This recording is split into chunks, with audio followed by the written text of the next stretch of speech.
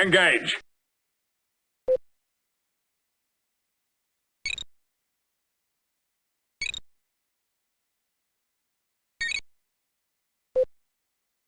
On screen.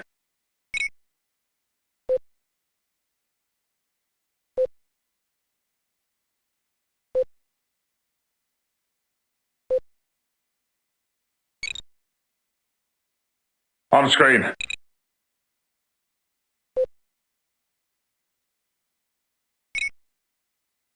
What the hell is going on?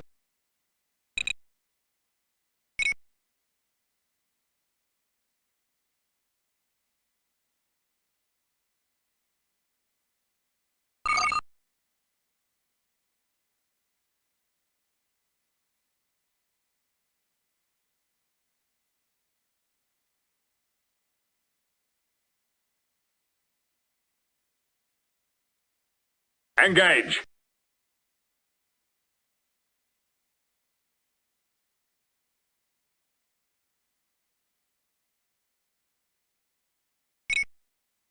I want all the power you can give me.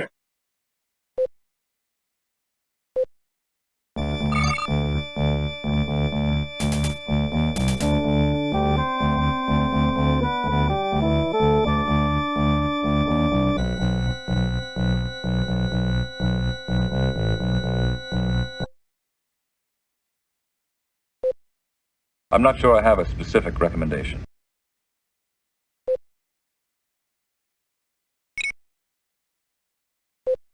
Not good enough, damn it! Not good enough!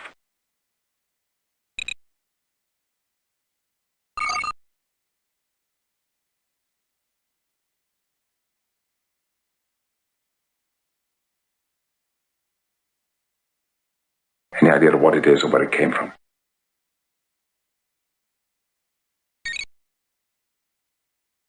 I'm not sure I have a specific recommendation.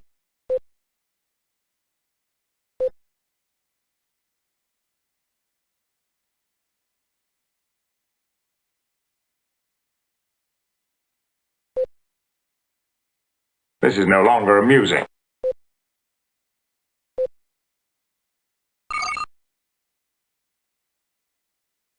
They seem normal enough.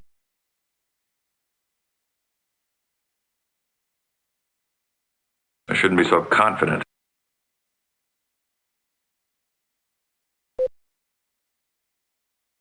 Make it so.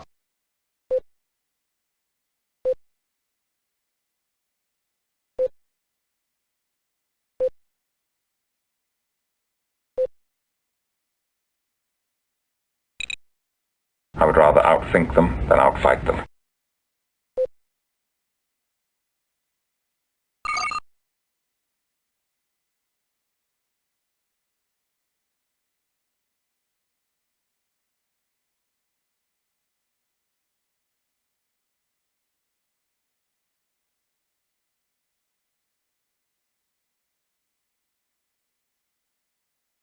Engage!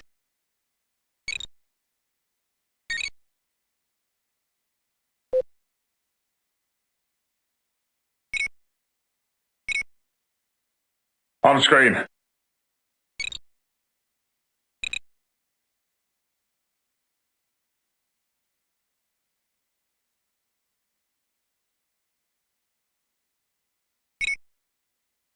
Let's investigate.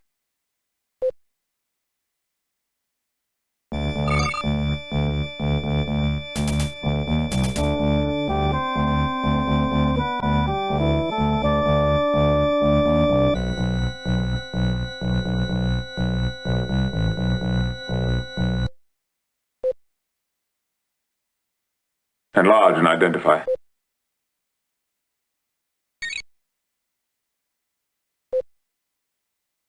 I shouldn't be so confident.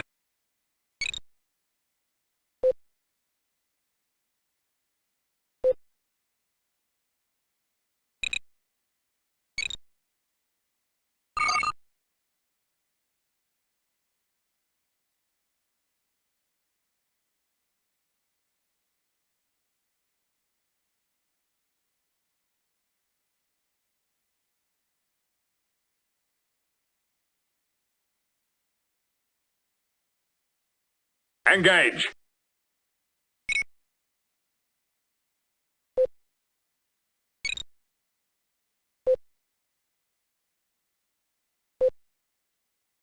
I'm not sure I have a specific recommendation.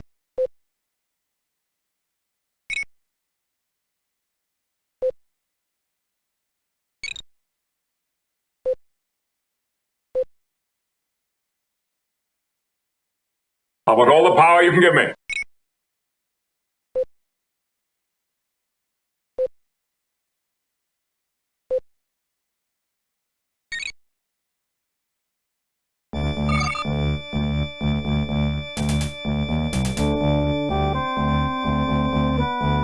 Strange.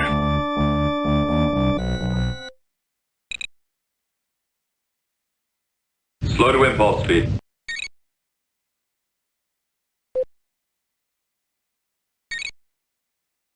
Stay calm, everyone.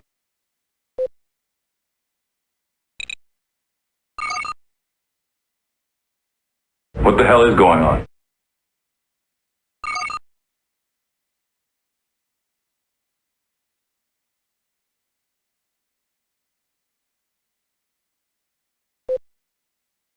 I'm not sure I have a specific recommendation.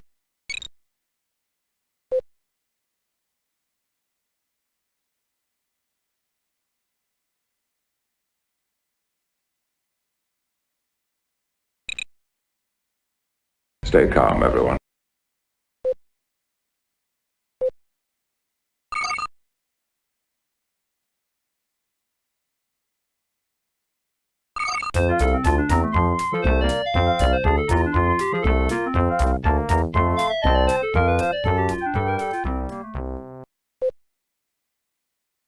Let's investigate.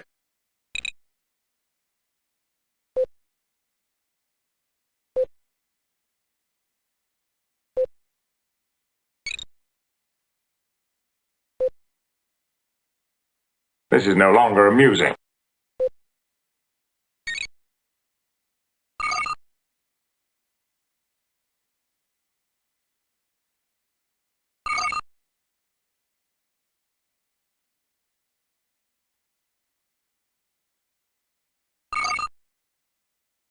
Macro head.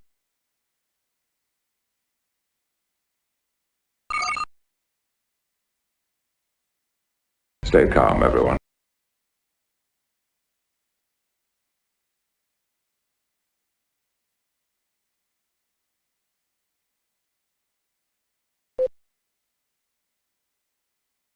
Slow to impulse speed.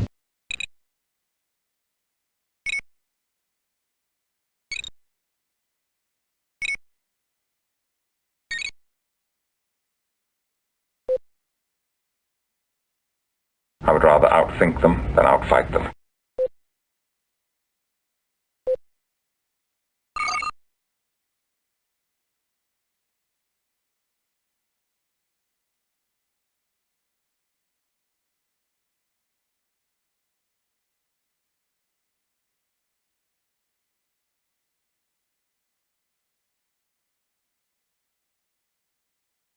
Engage!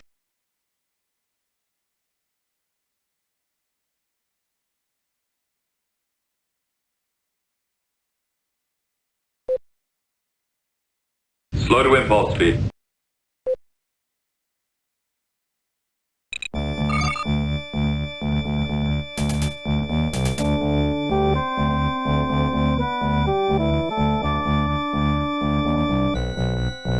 Strange.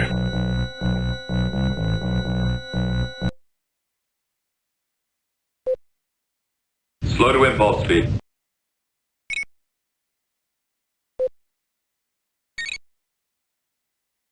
Not good enough, damn it! Not good enough!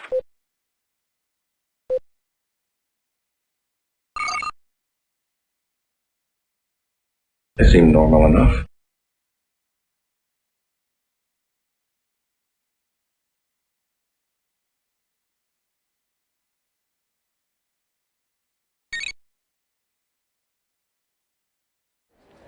In the past, people thought if you had a mental health problem, you would never feel better.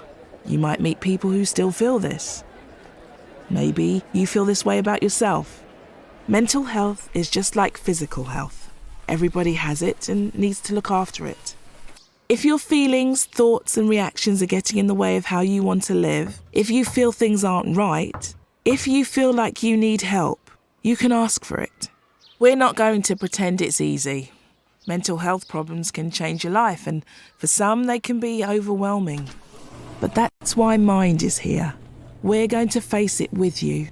We'll listen, give support and fight your corner. To find out more, visit mind.org.uk.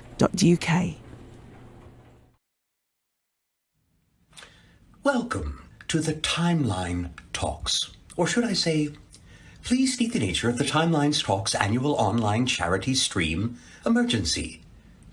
Well, I wouldn't call it an emergency. I would call it a very, very good deed that you're doing.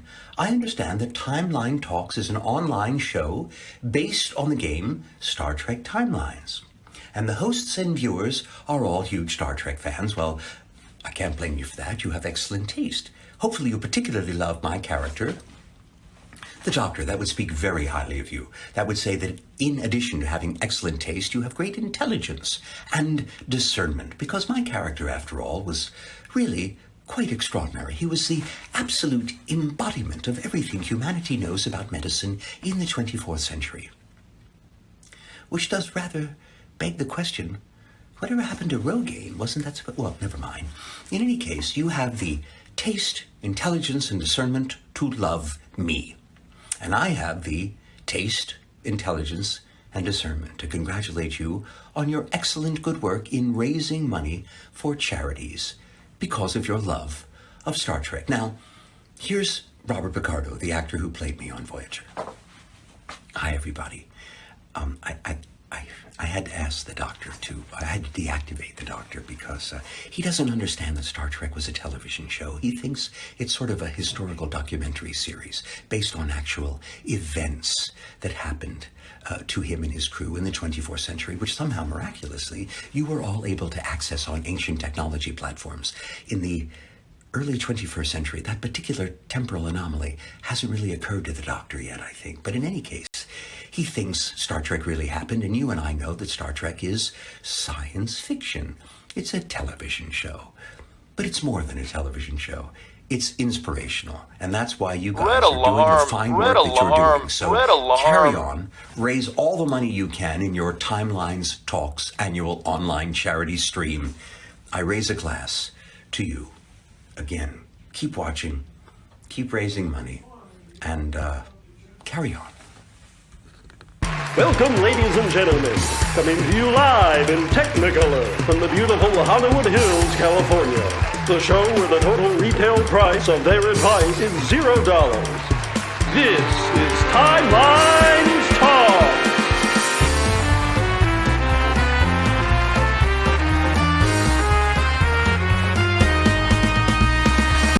Featuring guest stars, Warp action figure collector, Kapla, It Stars and Garter. Also featuring, Joey, have you ever been in a Turkish prison? Look out, it's Automaton 2000.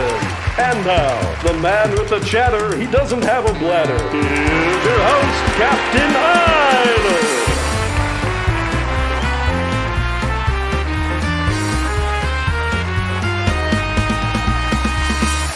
Yes, welcome, ladies and gentlemen, to the second Timelines Talks charity event of the year. I am very, very excited for us to be doing that muted again. No, it's not. Shut up. Damn it!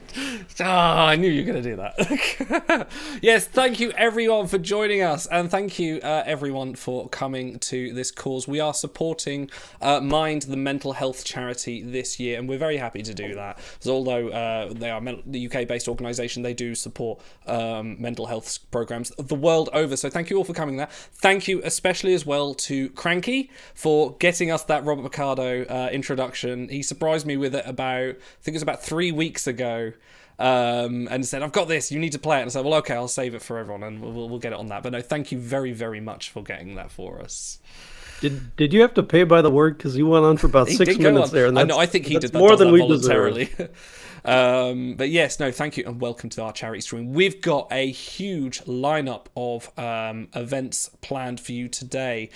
Starting with, we're going to talk for a little bit here for the first sort of for next 25 minutes or so, talk about our own mental health issues, what's coming up on the show, certain giveaways, which actually, thank you to various people donating, we have achieved our first donation goal, which is to start a Star Trek Online giveaway. How you can do that, I'm going to start it now. So we're going to start the giveaway.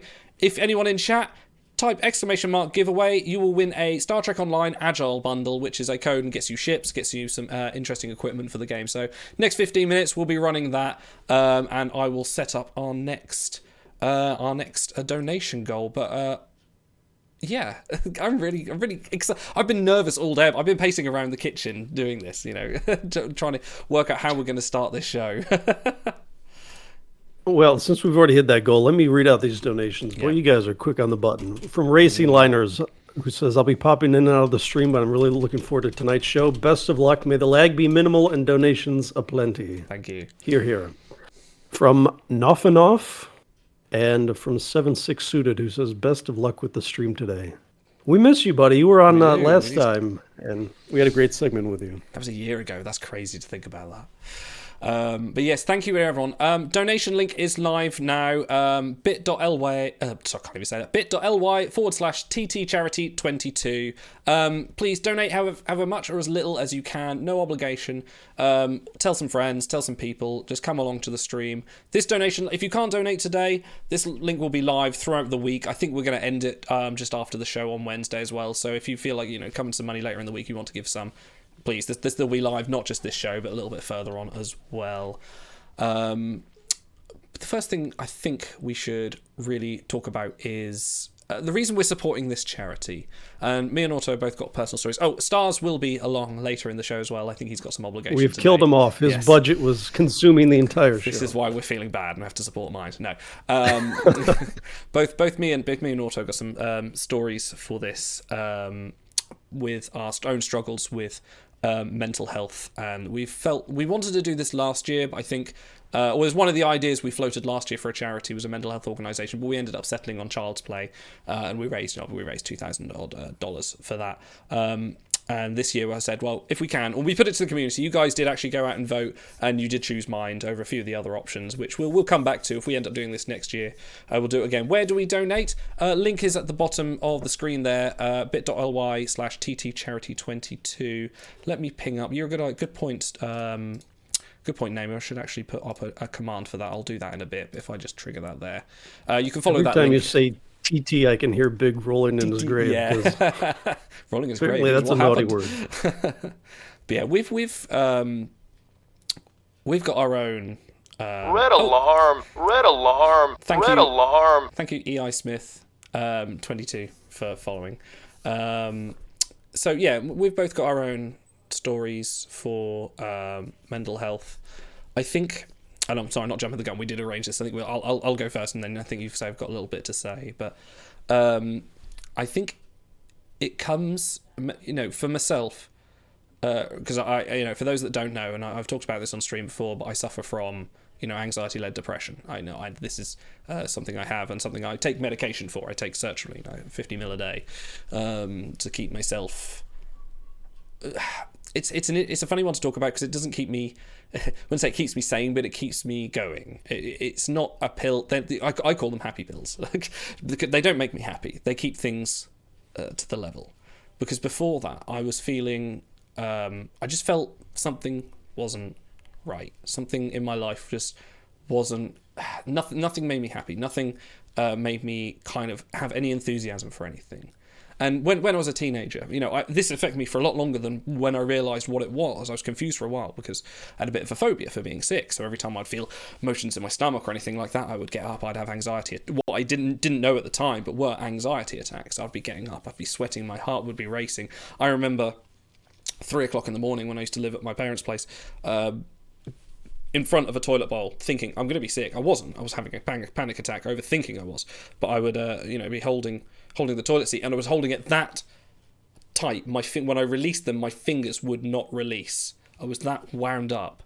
And I had insomnia for years. I had insomnia for some years as well because I didn't want to sleep. I didn't want to feel certain parts of my body. I just wanted to stay up. And, I've told the story before, but my go-to thing to go to sleep was a VHS tape with the first 6 episodes of Star Trek Enterprise on it. And I used to watch those. I used to get to about episode 3. But, Broken Bow is burned in my memory for something just to watch. That opening scene where he's flying over with the little toy spaceship and his dad, that is absolutely rocker there.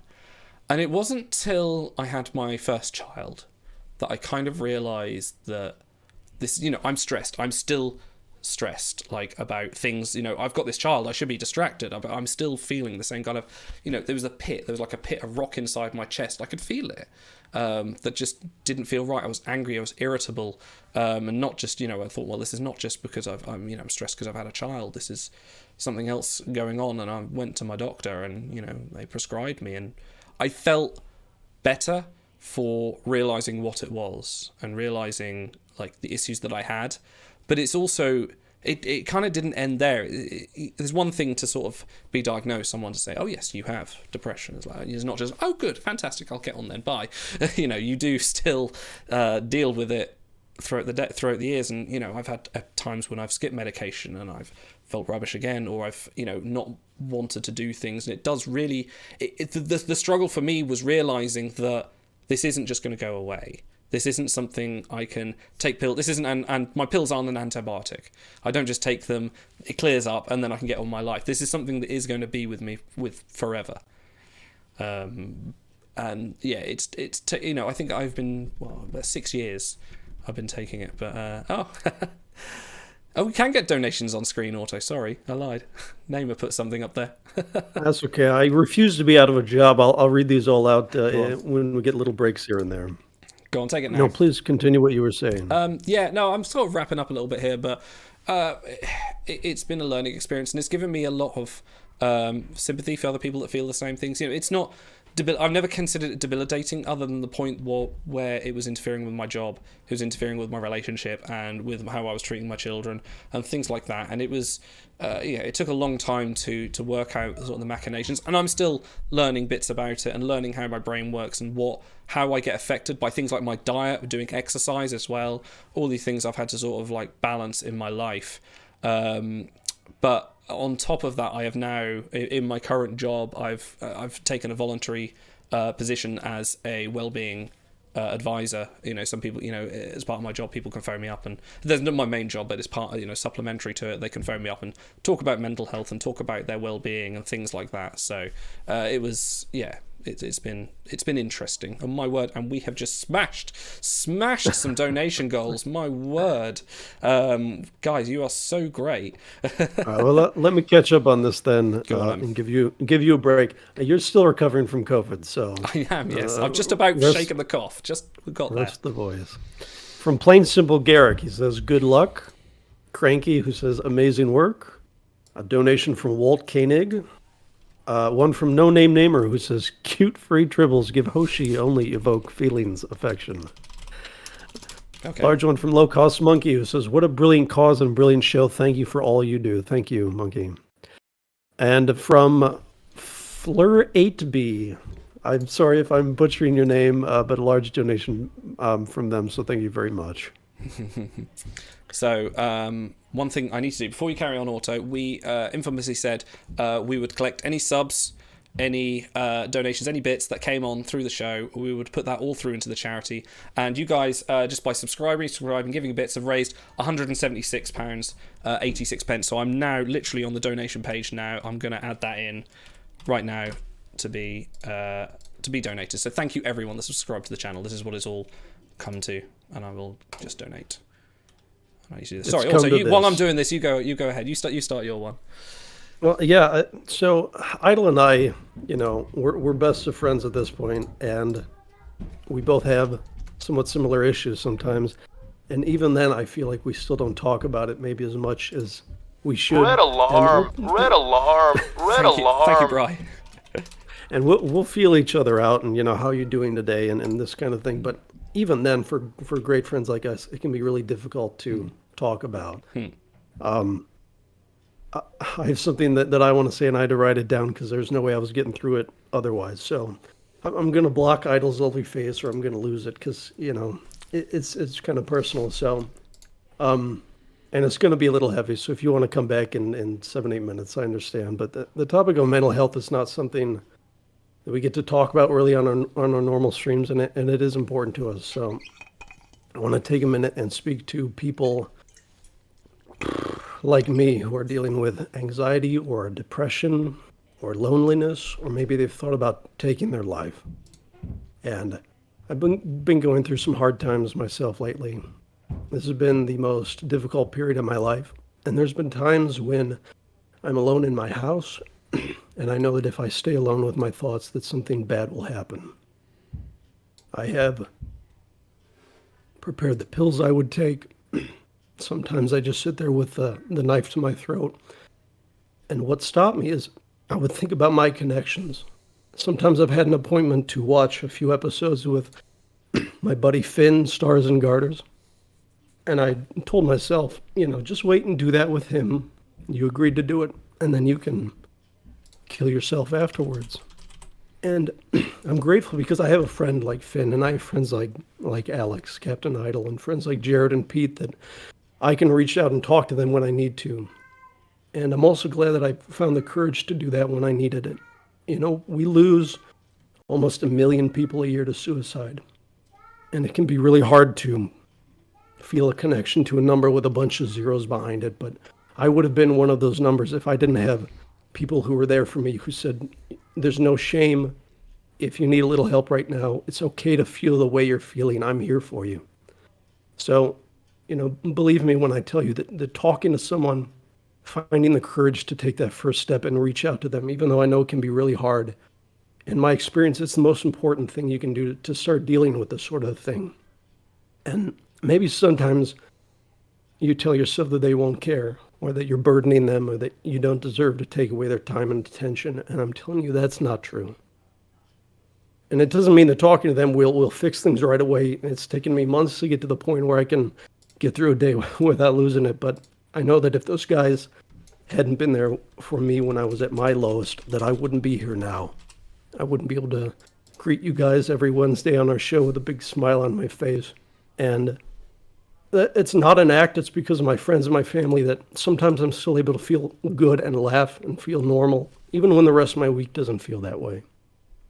So what I want to say to you, if you're feeling similar, find someone or a couple someones that you can talk to. If it's your family, great. And if it's your friends, great. And if you don't have friends or family, well, that's why we're fundraising for a charity like mine, who can help you find someone to talk to, either professional, who knows how to get you the right help for you. They also have communities where you can talk to a group of people who understand what you're feeling because they felt the same way. I know it can feel like the biggest mountain in the world to take that first step.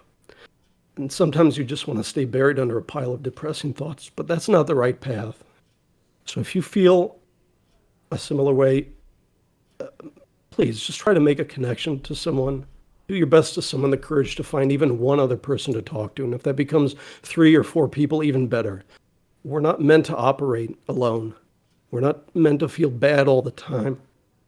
And this sort of thing starts to take its toll on you, and you don't have to live that way. If you're a person who doesn't have these struggles, please understand that it's as important to treat these issues as it is to set a broken bone or to treat a physical sickness. Today we're going to try and help provide support and care for people that probably have a little voice in their head that say they're not worth caring about. Let me bring this back around to Star Trek and see if I can hold it together. Let me talk to now all my fellow Trekkies. And it's going to be a little trite, but it means something to me. I hope it means something to you. When Worf was kicked out of the Klingon Club, his discommodation, he tried to shut everyone out. He told his parents, "I must bear my dishonor alone." And they told him that's not true. I'm sorry if this is too human of us, but when you're suffering, you must remember we're with you. We're proud of you and we love you. After we read your letter about what happened, we didn't understand it all, but we didn't have to. We know what kind of man you are. When Tuvok was suffering from a neurochemical imbalance driving him to mate, the good old shameful Ponfar, you know who helped him? Tom Paris. The same guy who irritated Tuvok weekly for trying to turn the Delta Flyer into a hot rod. The same guy who couldn't agree on how to write a story that conformed to the Vulcan dictates of poetics. They butted heads all the time, but Paris was still the guy who was there for Tuvok and helped him get over something that Tuvok thought he had to deal with alone. When B'Elanna learned that her Maquis friends had died, she went to a pretty dark place. She kept putting herself in dangerous situations, and she kept hurting herself. And when Chakotay confronted her, she said, "You don't understand. It's not just the pain. I don't feel anything, not about my friends or Tom or you or my job." And that's probably a sentiment that a lot of us have shared at one point or another. But she didn't pull out of her tailspin on her own. Chakotay was there for her. He told her, "I can promise you the people on the ship aren't going to let you stop living your life or break your neck on the holodeck. You're going to have to find another way to deal with this, and we'll figure it out together." When our heroes on TV are struggling, they don't fix it by themselves. They don't fix it by ignoring the pain. And they overcome it by reaching out to a friend, or because a friend reaches out to them. Your issues and your feelings are important. And there are people who you can talk to. You know, maybe you're just feeling anxious about an exam or job interview. Maybe something just didn't go the way that you were hoping to, and it's bumming you out. There's no problem so small that it's allowed to bring you down and make you feel bad or make you feel like you're on your own. So I just want to encourage people who are feeling that way, just take the first step of reaching out to someone. You know, you can even message me on Discord if you just want to talk. Making a connection with someone is what gets you started on the road back to being happy and feeling good, and everybody deserves that. So thank you to our chosen charity, Mind, for being one of those places to provide ways to help people feel better. I hope that today we can help other people feel better too. And I hope I don't lose another game of Pictionary to Nifty Mittens, because he's been rubbing my face in it the entire last week. So when he's on in about 8 minutes, it's game on, Nifty, and you're going down in Pictionary, buddy. He's already going to be very smug because he just won the SDO codes as well and the giveaway. So he's going to come on very smug. Congratulations to you. We'll have another giveaway. That was really emotional. Sorry, that was really stunning. Like, thanks for talking to us about it, and thanks for putting it in perspective. Like, there's some things there I didn't know. You know, although we're close, we talk, and like always, I knew things were going on, and we always try and talk to each other about things. And like, I think with a lot of people, it's you be as open as you want, but I think sometimes you need to take the step, trust someone, and maybe have that conversation, even if you don't feel like one of my best friends in the sort of the local world. You know, he was one of the first people I spoke to about, you know, what I was feeling, what I was going through, because like I knew he'd been through the same kind of thing because he'd opened up to me, and I thought, well, you know, it's not a weakness. It's don't ever anyone think of this as a weakness. It is part of you. Like, it is a part of your biology and how you are made. It's just how you have to deal with it and how you can approach it, and not let it stand in front of the struggles that you face. But yes, thank you everyone for the kind words. Being able to reach out. Yeah, sorry. Being able to reach out is one of the most heroic things you can do. And once or twice I've had someone reach out to me and tell me that they're struggling. And I can only say I gained respect for them, because it's not easy, but it's something that you have to do to start your road back. Yeah. Let me catch up with donations before I lose it completely. $176.86 from Timeline Stocks. That is all the subs from the last several months from you guys. So thank you, everyone who's subscribed. From Vulcan Cat, who says, if I can move my screen around. Thank you, Timeline Stocks, for being there when I need a distraction from my struggles and for being such lovely people. Thank you, Vulcan Cat. From Pau and Nero and Bimbus, a donation from them. Thank you very much. From Sims, a donation, no comment. From Cranky, who says, I love you, Auto. Hey, now, you've already donated, so give someone else a chance, you know. And we got the video from you, so thank you, Cranky. A big donation from Cold. This is a tremendous thing you're doing, and thank you for sharing. So thank you, guys.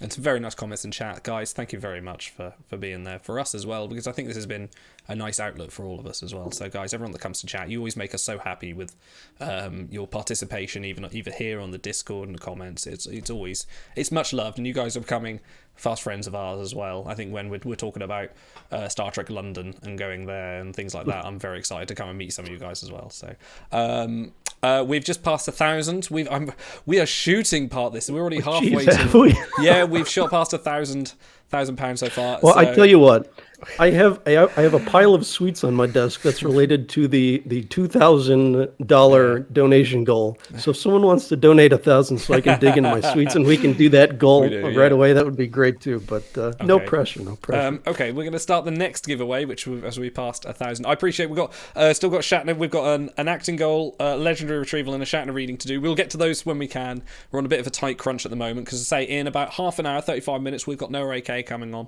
to come do a chat with us. But I'm going to start the next giveaway for AK. By the way, a gentle reminder, if you guys have a question for Noah AK, any amount, $1, $100, just when you donate, put your question for Noah, who played the Andorian Rin from Discovery. I rewatched all his episodes recently, and they were pretty good.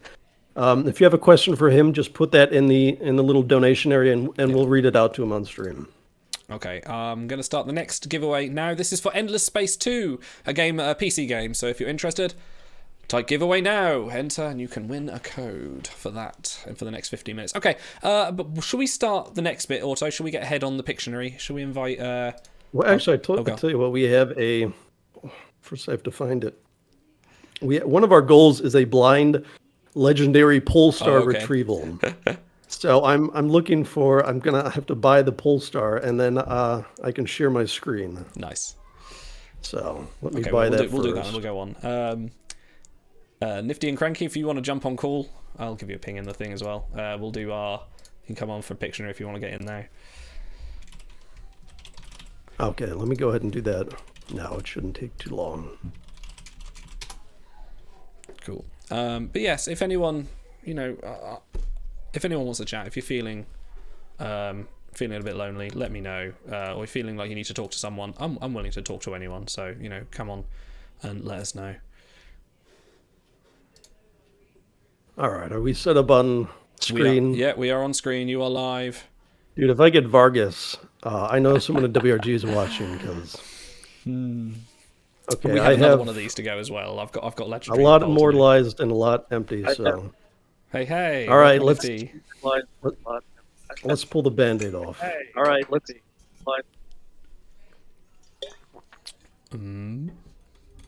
Who can it be? Come on. Meritafall. Oh, I already have her done. Oh, really? Well. Oh, no. Oh, bummer. Maybe I'll keep the dupe in memory of today's stream. Right, welcome, Nifty. Hello, you've come to play some Pictionary with us. I've come to play. Would you like to play a game? I would. Fantastic. We'll just get Cranky in here when he's about, and we'll start. Do you want to give us a link, Auto, and I'll get it up on screen ready? Oh, and he's getting the next giveaway going. Oh, too much to do. Oh, yes, acting. You guys are donating so fast, we're running through everything. Don't stop. We'll probably extend these a little bit. We'll see. Oh, it's not game giveaway now. It's okay. Link is in show chat, so you guys can join up. Let me do this. Well, quick half an hour of some Star Trek themed Pictionary. Oh God, too many windows. There it is. Actually, this is regular themed Pictionary. Oh, is it? Because I have a curated Star Trek list. I'm saving it for WRG later on. Very nice. If there's some left over, we'll do it at the end of the stream. Let me share that one. Right, here we go. Okay. Which screen am I on? There we go. That'll be me. Okay, I'm in. Cranky, where are you, buddy? He's too busy donating. He hasn't jumped in call yet. Cranky, get in there. This is your time. We might start it without Nifty because he rinsed us last time. He keeps winning things. He wins Star Trek Online codes. He doesn't even play. Oh, I don't play yet. Now I have to. I thought about that before joining the giveaway. I thought, okay, don't steal a spot from somebody. If you win, you gotta play this game. So I'm gonna give it a try now. Nice. Yeah, you can play Star Trek Online. It's great. It's got content. It's got gameplay. Oh, Cranky, where are you? Aha, there he is. Okay, before we start, let me catch back up again on donations from Tsukatse It is hard to say. It's Siete, and Asimov. I think they're both from Suncoast Fleet. Yeah. A donation from Shyaporn, a great cause. Plus, we can stop pretending to like children. Good point.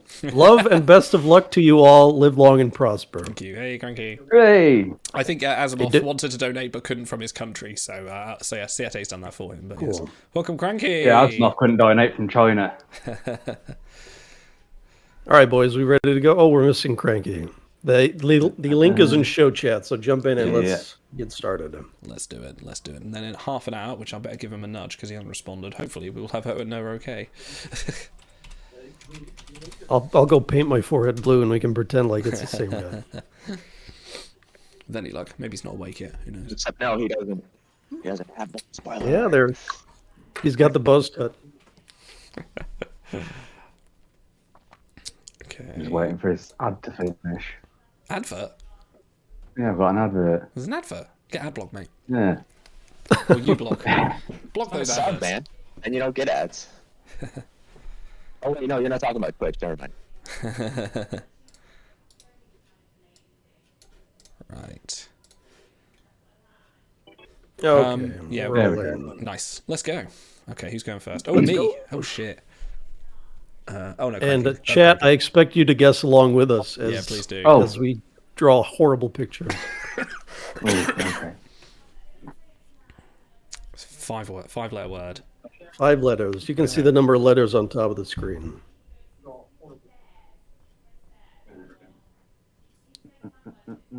Are you with us, Cranky? Yeah, I'm it.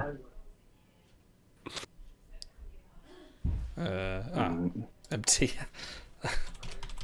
Oh. This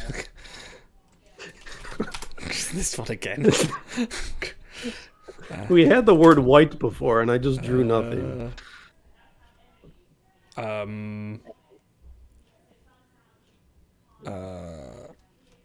The void. Hey, I got it.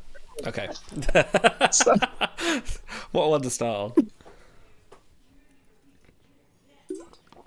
I'm terrible Like at your this. comment name. Wait, what? I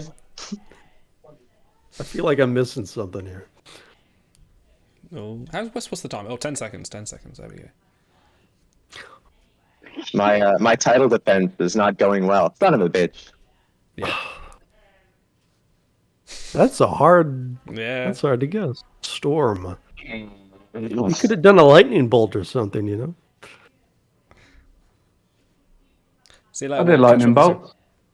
Oh, you did? It didn't Oh, we appear didn't on see screen anything. for me. Oh, It really? was just blank. No, we saw nothing. Oh, no, I drew a thunderstorm. Oh, right. Oh, there we go. Nifty's is working. Oh, no, I can't see anything. Oh boy, do we need to... We might need to set this back up again. Well, see, we're For going once, around. Yeah. for once, the technical issues are not our fault. It's on the website. There we go. Oh, that's right. I can see it on the. I got it on the stream, so I can see that. Yeah, don't look at the chat. He's a cheating. Oh. Okay. Alright, Oh, tell you gosh. What? Oh my god. Okay, I'm going to go with the easy one here. I say easy. I don't think I can draw this either. Fuck.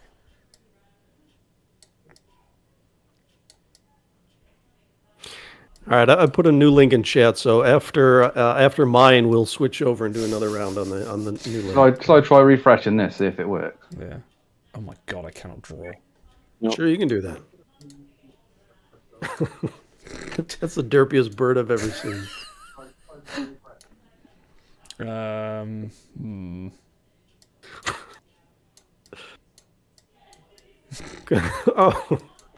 To quote you, no words. This is looking worse. Hang on, let me get that way. Coo? I think dove's Hang coo. on. Oh, Oh, I can see you now. Okay, we'll stick with this link then. oh, hang on. No, why is it not working? Oh, pencil, there we go. It's more like that. Pigeon. Oh. Oh my god, this is gonna be hard. Oh god. Oh, 2 words.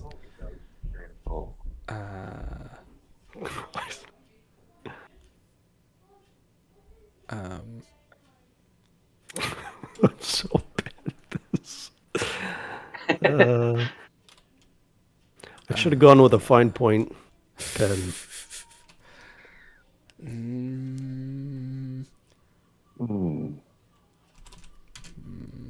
Oh god. I pretend that was... Oh. No. Oh, I think I know. No. No. No, I didn't. Oh, that's rude. Perfectly clear. Come on, guys. Okay. Thank you. Someone got it. The arrow helped. Yeah, how else can I... It's dignity. Thank you, Garrick. Thank you. 5 minutes left. It's on an the giveaway, ugly guys. bus. Oh, me again. Small game. Oh, this is going to be tough. Can we see your drawing? Let's see. Okay, let's go. That colour. I don't think we... Oh, no, there we go. It's working. Excellent. Yeah. He's trying to think of how to visualize it.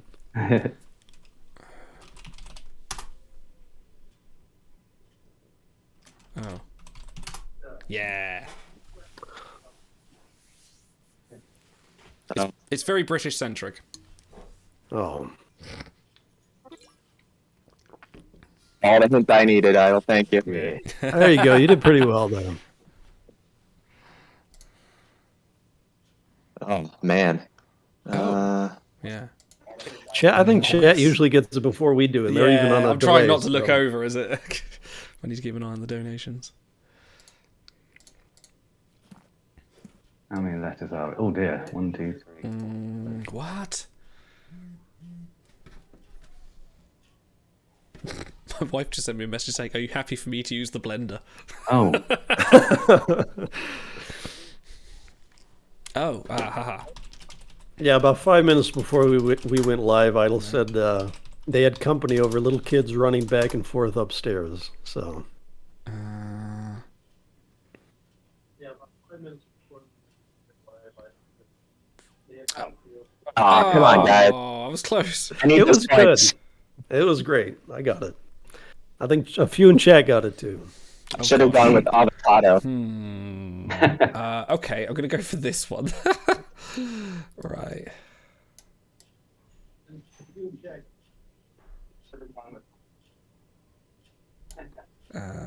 Let's just do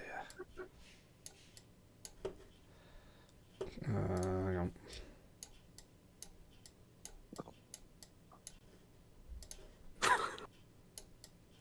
I don't know if I'm close.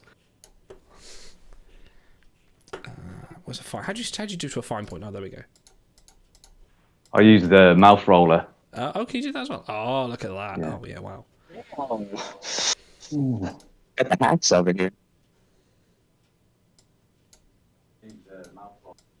Oh. Oh no. Nice. I'm too boomer for this one. I think. This is one for the kids.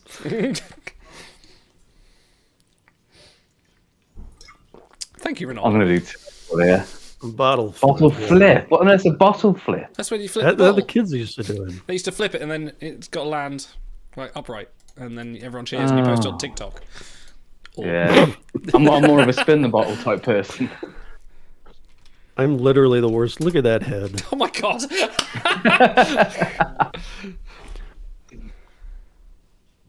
Pretty straightforward. I don't know. I think it's a great drawing. How are people guessing this already?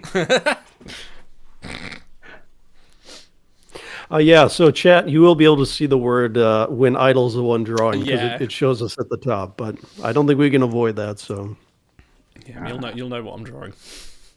Thanks, Iete. Is that idle? No, the head is Me much again. too small to be Idle, so. Oh God. Dude, you drawing Sorry, Suez guys, Canal and I'm us gonna need to figuring it out apologise was already. legendary. You guess person again. You never know. This is going to be terrible. Oh, you already said Too many letters. It's black. Oh, come on. I shifted into German. Schwartz. This is, may the Schwartz be with you. Oh, what? No, It begins with a U. I mean, I'm terrible at Wordle, so that doesn't help. I keep looking over chat just out of habit, and I've got to train myself. No, I've not already to. said that.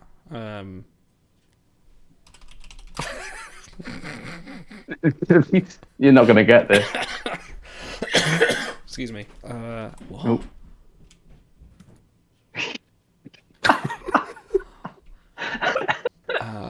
No. This is How hard, do you man. undo? Oh, How do you congratulations, undo? Vulcan Cat, for winning. I'll send you your code for Endless Space soon once we're done with this. Congratulations. Tuxedo. Oh, okay. You got to do the little buttons down the middle. Yeah. And a bow tie. I was just thinking I should have done a bow tie.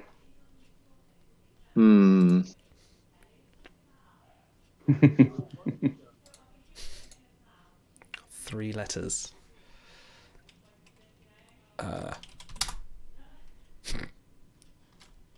Oh, you got it first. There you go. Yep. I'm gonna guess the same one again.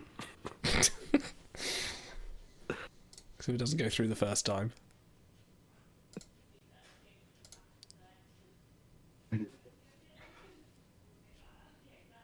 Thank God for Cranky, or I would be way behind on this one. Cranky, you're saving me.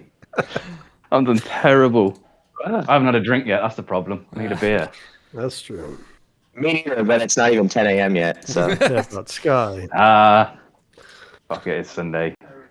Oh god. Oh my god. Okay. Right. I should be able to do this. Oh no, I'm on a fine point. Never mind. We're on a fine point now. Oh, how do we draw one of these? oh God. Yes. Back in the There you game, go. nearly. Okay. How many rounds we got? Oh, it's a 5-point game right now between Idle and Nifty. Oh, is it? Shit. Can't let Nifty win. Okay. She wins too much. I think it's the I last round. don't.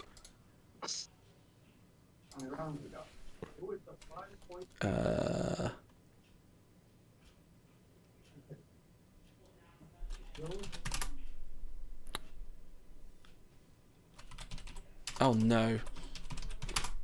Ah. I may have that in the wrong order. In fact, I think I do. Hold on, let me. You've got it in the wrong orientation too. I'm terrible with flags. Sorry, I'm trying to remember the line Picard said. You know, the colors in the proper order. Yeah. What country? I don't know. I've got no clue what country this is going to be. That's quite embarrassing. All right, someone tell me which order is it? Oh, Is it France. blue, I'll white, put red? French. Left to right. Hey! Nifty's rank. Hey, 10 is Idle over. wins. Congratulations. Oh, is it vertical? Oh, I don't know. That makes us look Sorry. even worse. All right, yeah. Let's I've do never it been to France. All right, hold on. Let me get caught up on donations. now. Do that. I will give. From Ran Aaron, no comment. Guys, leave a comment. We are legally obliged to read out anything you put in there. So, and remember, Noah AK coming up in 16 minutes. We'll Hopefully. read any questions the community has for him. I have pinged him. He hasn't responded, but we'll see. Okay, well, I tell you what, we have time for another game, so We let's do, yeah. get Let's do started. And where? let's hope Cranky isn't up for. Oh, he is. Oh no! Shit. Where's he gone? Get a beer. Maybe restart it. Can you restart it? No, Oh. that's what he gets for running away in the middle of the game. Oh, here we are. I thought you were going to do donations. It's been chosen for you. I hope it's on your screen. Oh, Oh, I almost had it too. Oh, what? Wait, am I using the same link? no. I Oh. think you left. Oh. Shall we restart it because Cranky's not in it? Yeah, Yes. hold Yeah, on. restart. Okay. All right, give me a What do I link. need to do? Get another link out of the chat. Oh, hang on. Because I'm going to install the game. Okay, it's the. There we It go. should be now the only link in show chat. So Yeah, join Let me up. get that. We're there. Yes, Chad. I know it's I'm in. vertical, and I did the Belgian flag. I apologize to our international viewers. I am but an ignorant American. Okay, let's get rolling. Right, let's have a look. Oh, God. Okay. Oh, how many letters? That's a long word. Hmm.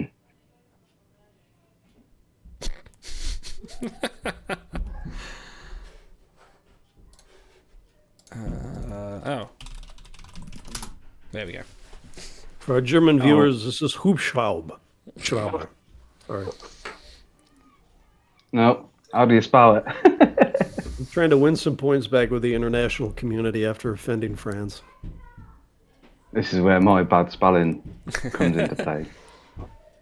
There you Yes. go. It's a helicopter. That was me. Auto straight in the lead there. Look at that. Ooh. Not for long, that don't one. worry.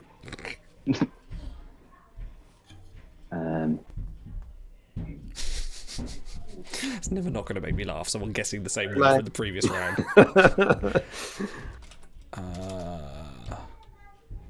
No, offending France doesn't win points. That's too easy. It has to be a little more of a challenge than something like that.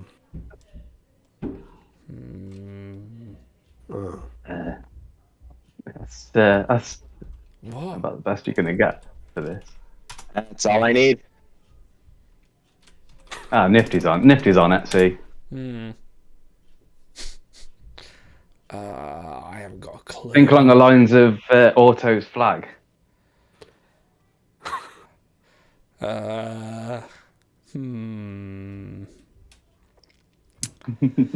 I'm just seeing a joint. Yeah. That's all I see. Oh, croissant. Oh, right, okay. croissant. Boy, we've offended the French twice now. Oh my gosh. I have to do this. Maybe. This might be somewhat offensive. Reminder, All we're on a better. charity stream. Suez so- Canal. And Oh, that's not enough letters.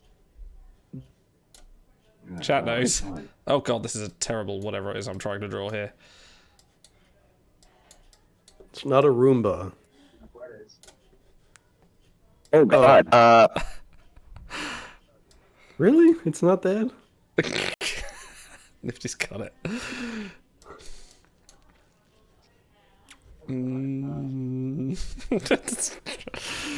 Thank you, Racing. Idle, no. Bringing the tone down already. Keep those donations coming in. Is it a burger no being idea on flipped this. or a I'll bug stick being squashed? I'm gonna say. Nutcracker. Nutcracker. Oh. You Sorry. use your fly swatter to crack nuts? It's meant to be a hammer. That's a hammer. God, this is going to be so bad. My wife is blending things now. How do you draw these? Oh God. Just like that. What? Is the colour helpful? Oh, you were typing just what I was going to type. Literally going to do that. What the fuck is that? Nifty's like mind reading over here. I think we'll go dark. I think. It's a dog. The DAG, D-A-O-G. It's something N. I need to be banned from participating in this game. Not at all. This is beautiful. What? That's a second leg, by the way. Oh. I'm adding more legs. That's really hard, guys. Oh my word. They're a very happy lion. Where's that chat gone? There it is.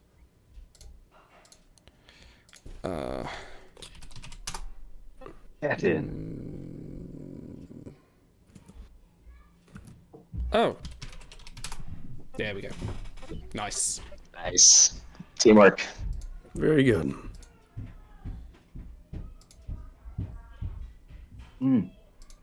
Me. Oh, look at Nifty's doubling the points of everyone else. Yeah, it's flexing now. First round was He a hustle. lulled us in.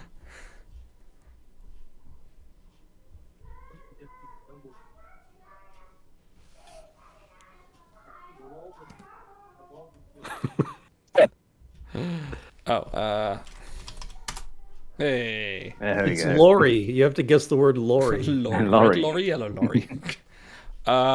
Okay. Yeah, okay. By the way, I don't think this part is going to make it into the podcast, so... hang on. Ooh, 2 words.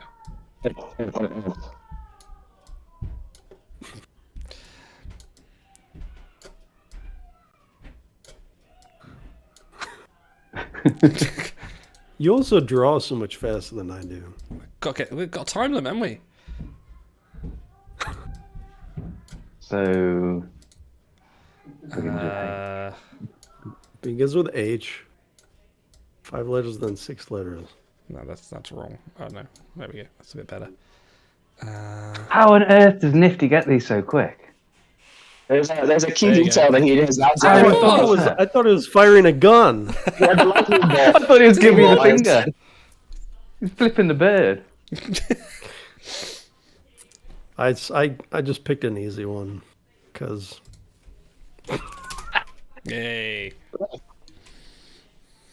Whoop, whoop. The other one was earwax, and I was not going to draw that, so... Oh, God. Okay, I'm not going to draw... Well, you know what? I'll go hard mode here. No, I won't. No one's going to get that. I'm not going to draw Bill Gates. Just draw like a money sign and then a man. It's not bad, but then Elon Musk. How do you even draw that?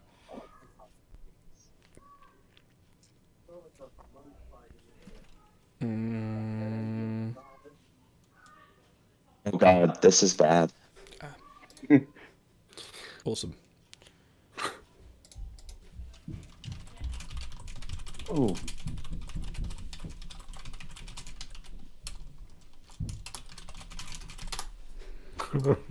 How many thought what? Get in. Oh, Cranky. what the hell are they Cranky's called? so heavy. Oh my god, mind blank. Ah. Yeah, there we go. I feel like this is a good time to say my father's a pastor, so if I don't get this, I might be excommunicated from the church. Okay, I've just got the heads up from Noah. He's ready Is where it we are. So Is it Friar Tuck? Oh. All right, I'm tapping out. Monk. hey. You should have written Wololo next to it. To try to draw Age of Empires conversion monks. Okay. Wololo. This one should be relatively easy.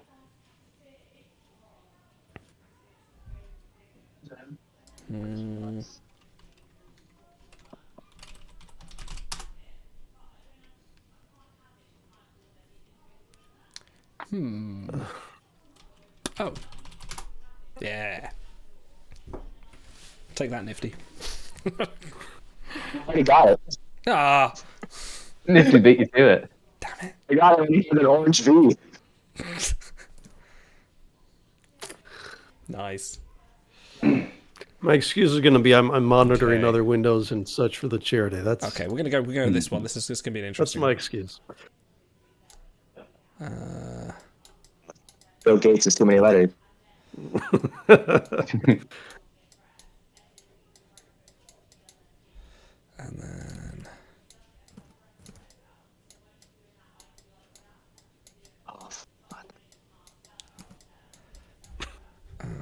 word Skribbl. That's meant to look like a normal stag. Let's put in, how about some...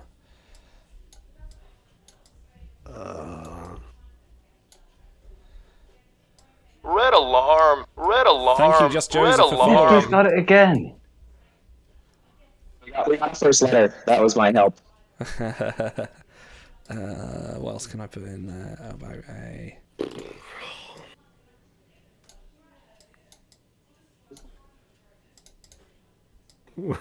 Yeah, look at that. Look at that W. 6 letters.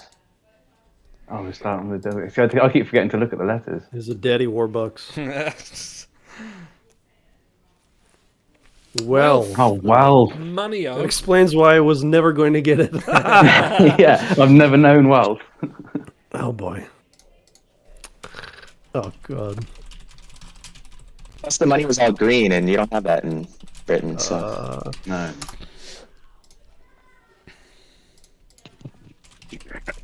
Oh, God. This is so bad.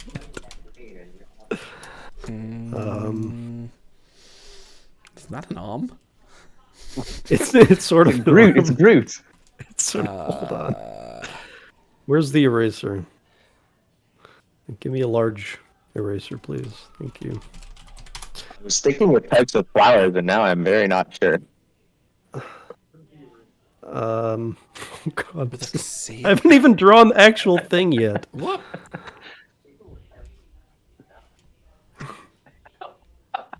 What? Oh. Yeah. I'm so sorry. Like, that's a person? There's our arms on the left side, just so you know. If you have to explain the drawing. Yeah, I know. It's not my best work.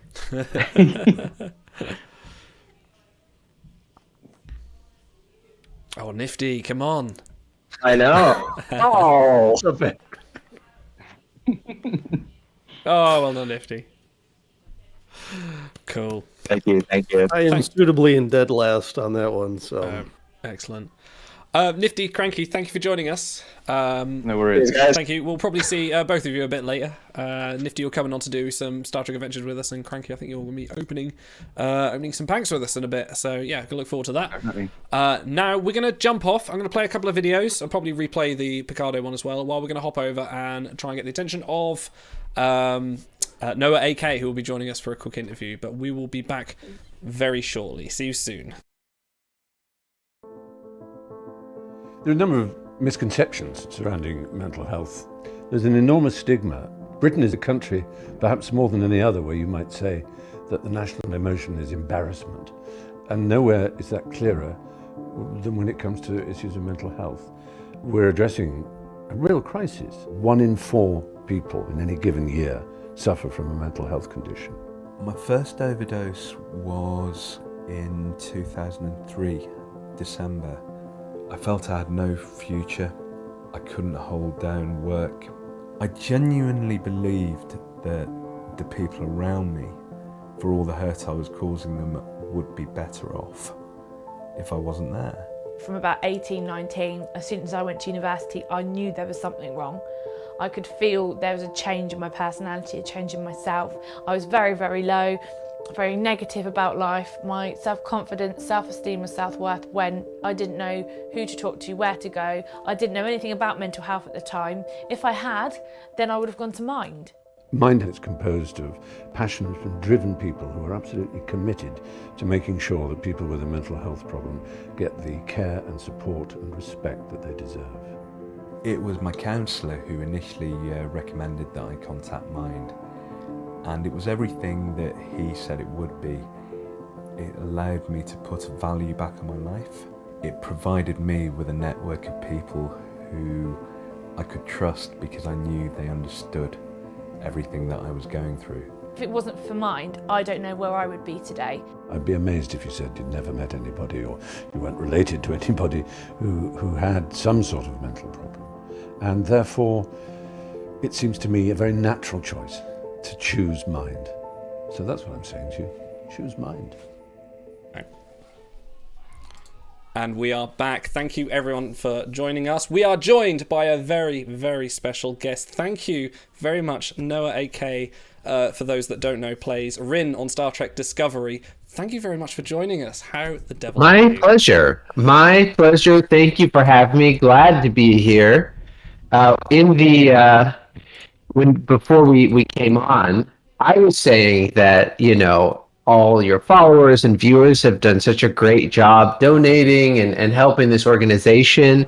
But you guys were saying that you didn't think that they were going to hit the goal and they aren't capable of doing it. So I believe that they can do it. You guys don't think that they can, so I don't know. I just thought that was interesting. I bow to your infinite wisdom on that. I'm kidding, of course.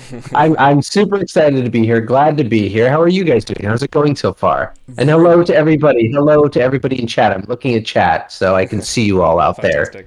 Not getting away with anything. So keep in mind, Noah is a seasoned Twitch streamer. I think Idle and I duck in every so often.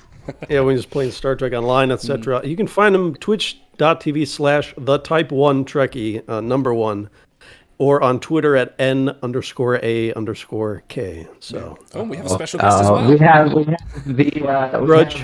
my classic streaming companion, my cat, who gets extremely angry when I pay attention to anybody except for him. Hold on, maybe if I give him a sticky note, he'll leave me alone. Yes, I stream all the time. I got a new camera. Ow, see, look at this. I'm not making it up. He's biting me. Okay. There we go. This is what it takes. So pay no attention. Is that to the cheese? cat. No, it's a sticky note. He just has to eat some paper. Brilliant. This is the show. I wonder if that would work with Stars and Me when we get a little too uppity on the show. Exactly. All right, folks. Another reminder, a link in chat right now. If you donate while Noah's on and include a question for him in the description of your donation, we are legally obliged and morally obliged to ask him on stream. Wow. We'll keep it hot. I had no say in that, so now I'm really excited. I'm sorry, it was in the contract you signed before you came on. Yeah. It's in the documentation. It's very tiny writing right at the bottom. You probably would have missed it. But yeah, no, thank you for coming and help support us. Just got a few questions. We polled our subscribers a few weeks ago. We told them the news before everyone else, and we got a few questions from them. But the first question, everyone wants to know, because you're a lifelong Trek fan. Before you even played the part of Rin on Discovery, you've been, you've shown off photos and everything of you and your mother, especially going to Star Trek conventions and things like that. What got you specifically into Trek? It was my mom. It was less of like a thing like, are you interested in this, and more like, this is your life. This is your birthright, and you will accept this. You will go to the conventions. I'm not really interested in whether or not you're having fun or not. You have to do this. It was like getting bar mitzvahed. I was like, my dad was like, you're just doing this. You're getting bar mitzvahed. I don't give a shit. And my mom was the same way, where she's like, you're going to Star Trek conventions and you're going to like it. And what she would do, she would just ask like a friend of mine, like, we were in we were in middle school or elementary school. And she would just like get a friend and say, hey, we're going for a day. And the friend would get in the car and be like, where are we going? Thinking that they're going to,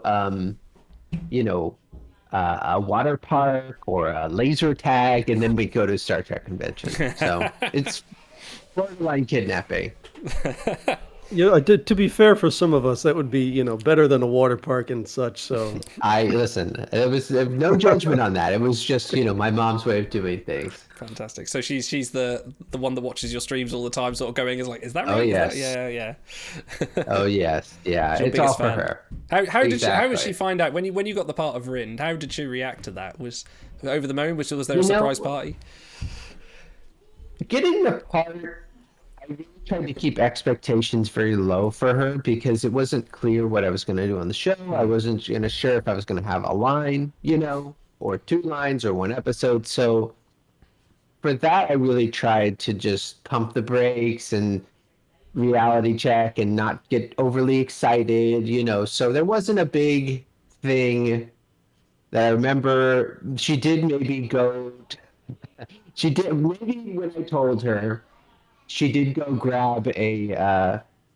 There's like an Enterprise model that's like in gold. I think it's like the 50th anniversary or something like that she had, and she did grab it and just start flying it around the house over Zoom. So that was what she did to be excited. But I tried to keep it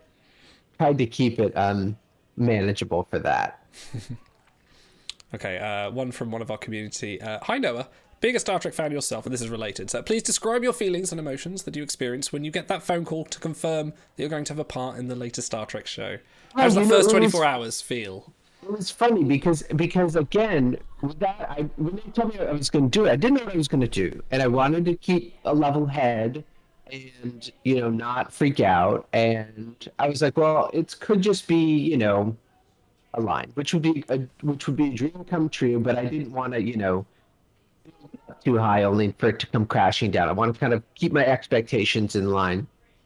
So going into it, I was just trying to go with the flow, not get wrapped up in anything. But really, it was my first day on set, which was, we shot a scene. It was like at the end of the first episode, I was lying in this hospital bed, unconscious after I'd gotten shot. And Sonequa and David were sort of having a conversation over me. And I was in the mask, and I was lying there, and I had my med bay space blanket, and I couldn't believe it. I couldn't believe I was in sick bay. I couldn't believe I had a HUD display. And I was lying there looking up at David and Sonequa, just grinning, just sort of smiling while they're doing rehearsal. And, they're kind of, doing that. He's going to be okay, blah, blah. And Sonequa, very, very sweet.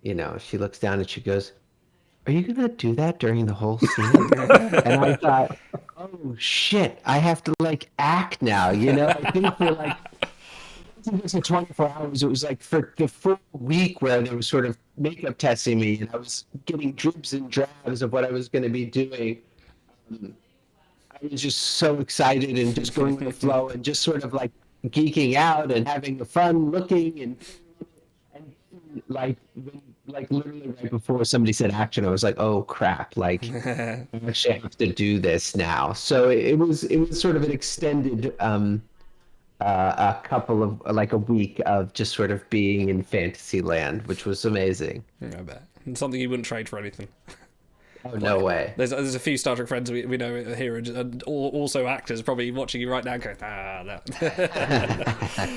But, yes. People often ask me, how do you get on Star Trek as an actor? And the answer is to just marry well. Yeah. Marry well. Yes, for those that don't know, that your wife is Mary Wiseman. Or marry wisely. Yeah, Mm-hmm. Marry wisely, love it. You just a sidetrack as well. You're a huge advocate for supporting diabetes courses, with yourself being type 1. That's the type 1 Trekkie. That is your your identity you've taken forward in your Twitch streams. When you were sort of first diagnosed, how did you find that? Because we're dealing with mental health. That's our cause this year. How did you find sort of the struggle with coping being diabetic with your own mental health? In general, type 1 diabetics are 30% more likely to deal with mental health issues. They're 40% more likely to have eating disorders. So mental health is a really, really big factor in the ability to care for yourself when you're talking about type 1 diabetes. So, as on a whole for the community, it's a real... hey, Fleur, I'm looking at Fleur 8B, another type 1 diabetic out there. Hello, friend. It's a real thing for the community. Mental health is just a big part of it. There's a lot of sort of, you have to make about 240 extra decisions a day, and it's very taxing, and the stakes are very high. For me, I think that I took 6 months off of life, and I played Madden, and I watched the Outcast Hey Ya video and Britney Spears' Toxic video about 400 times, because that was what was on MTV, as I took 6 months off of my life. And then, I kind of got back into it and was, felt pretty good and in control of my life for a while. And then as I've sort of gotten older, and it's just become, something that I've tried to focus more on, the way that, different blood sugars can give you mood swings, and just recognizing that, and, trying to give yourself, cut yourself some slack when things aren't going the way you planned. And that can be, a struggle mentally and emotionally. Um, and, yeah. I just think that, as I've gotten older, just trying to incorporate that. When you're younger, you're just kind of go, go, go, go, go. You don't really slow down to think about it as much. But as I've gotten older, it's definitely become much more a part of the way that I'm in maintenance, to take care of myself. You've had your moment of sort of self-discovery, and you've learned about yourself as you've progressed with the, progressed with the diagnosis. And getting older. Ooh, annoying. You get to that certain age, and you get an ache, and it never goes away. That's there for you the rest of your life. Exactly. It's annoying.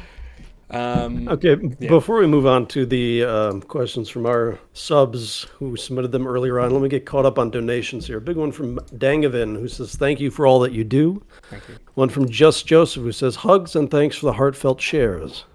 One from Rev Damar, who we see every week in chat. One from Best Efforts, or Katie, big one from her. Thanks for all the laughs and entertainment. I wish you guys all the best and hope the stream is a big success, as I know it will be. Be sure to give Stars a good ribbing. Yes, he'll be here in a few hours. One from Anonymous, who's a question for Noah. If Scott Bakula and Ethan Peck had a love child, would they be named Scothan Pecula or Ethot Bacupec? That's a tough question.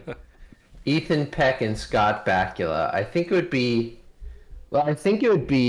just like Chin Man, just a giant, just a really strong chin. Okay, brilliant. And also, it's funny because Ethan's back. I don't know if you guys have seen it, but Ethan's back is fucking huge. The dude is like a total rock climber freakazoid, and his back is just like massive.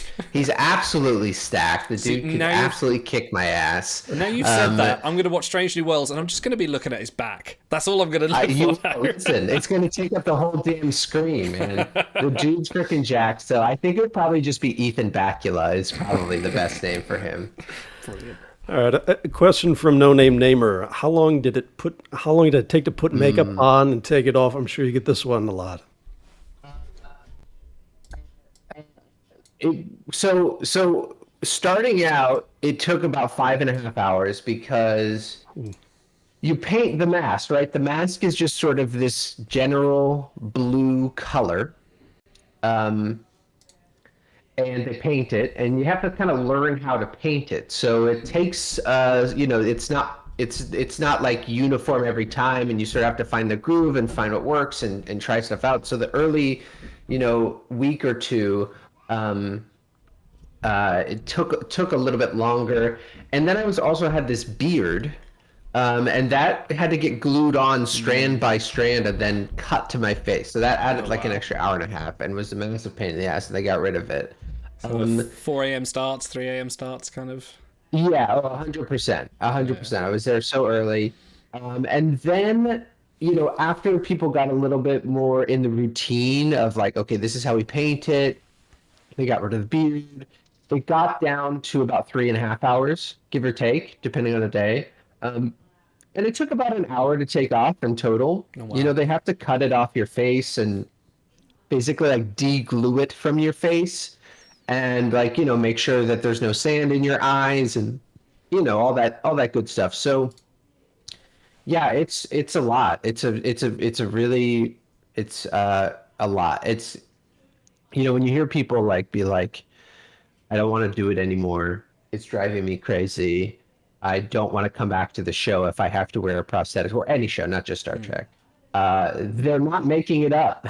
I totally understand.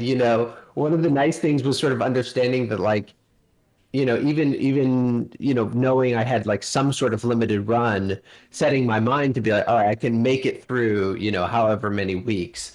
But I don't know how somebody I don't know how Doug does anything he does, for starters. But just the mindset of having it be, okay, every day for the next 9 months, I'm gonna go through this. And Doug, and then times it five for what Doug does. I don't know. I consider myself fairly adept at dealing with the mask, and not somebody who it really drove crazy. But I think any person would be driven insane. Is that something you'd which look is into doing again? Would you go back on, regardless of Star Trek or any other show, and do sort of makeup work again? it's fun. You know, it's a really exciting acting challenge because it's like it's mask work, you know. It's like it feels something very elemental about it because like it's almost, you know, you're having to work with this other thing, right? It's not like your face is painted and it's just like something on top of it. It's something that's very separate from your control, and you really have to work with it. And it's a fun acting thing, and it takes some of the acting pressure off you because you have to like work in tandem with this other thing. You have to make this other thing come to life, as opposed to just not just, but as opposed to doing what you would normally do in acting, which is, you know, you just have yourself. It's almost like having a scene partner in every second in a very fun and sometimes frustrating way, but it's different and it's fun.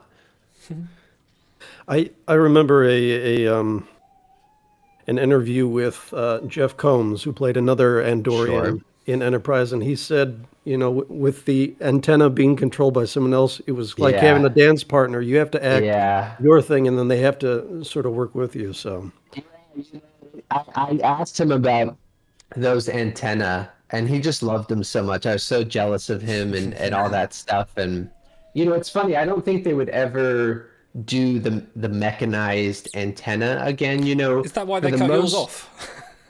I mean, that's probably, I thought about it, yeah. I think if they would ever, you know, I'm sure at some point they'll kind of have them move around, but it will all be CGI, you know, which is fine. It just is what it is. But it just is.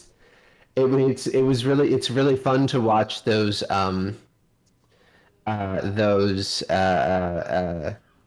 actual things get to move in space. And then, you know, it's funny because you look at that and then you look at his face in HD on your nice TV and you're like, they didn't even freaking finish painting his face. You know what I mean?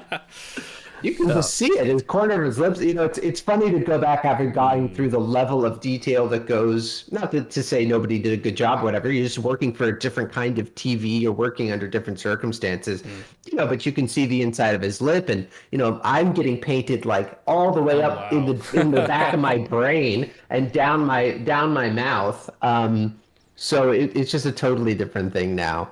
But it's awesome. And I love obviously I love Shran, and I love Jeff, and I love that character and that look.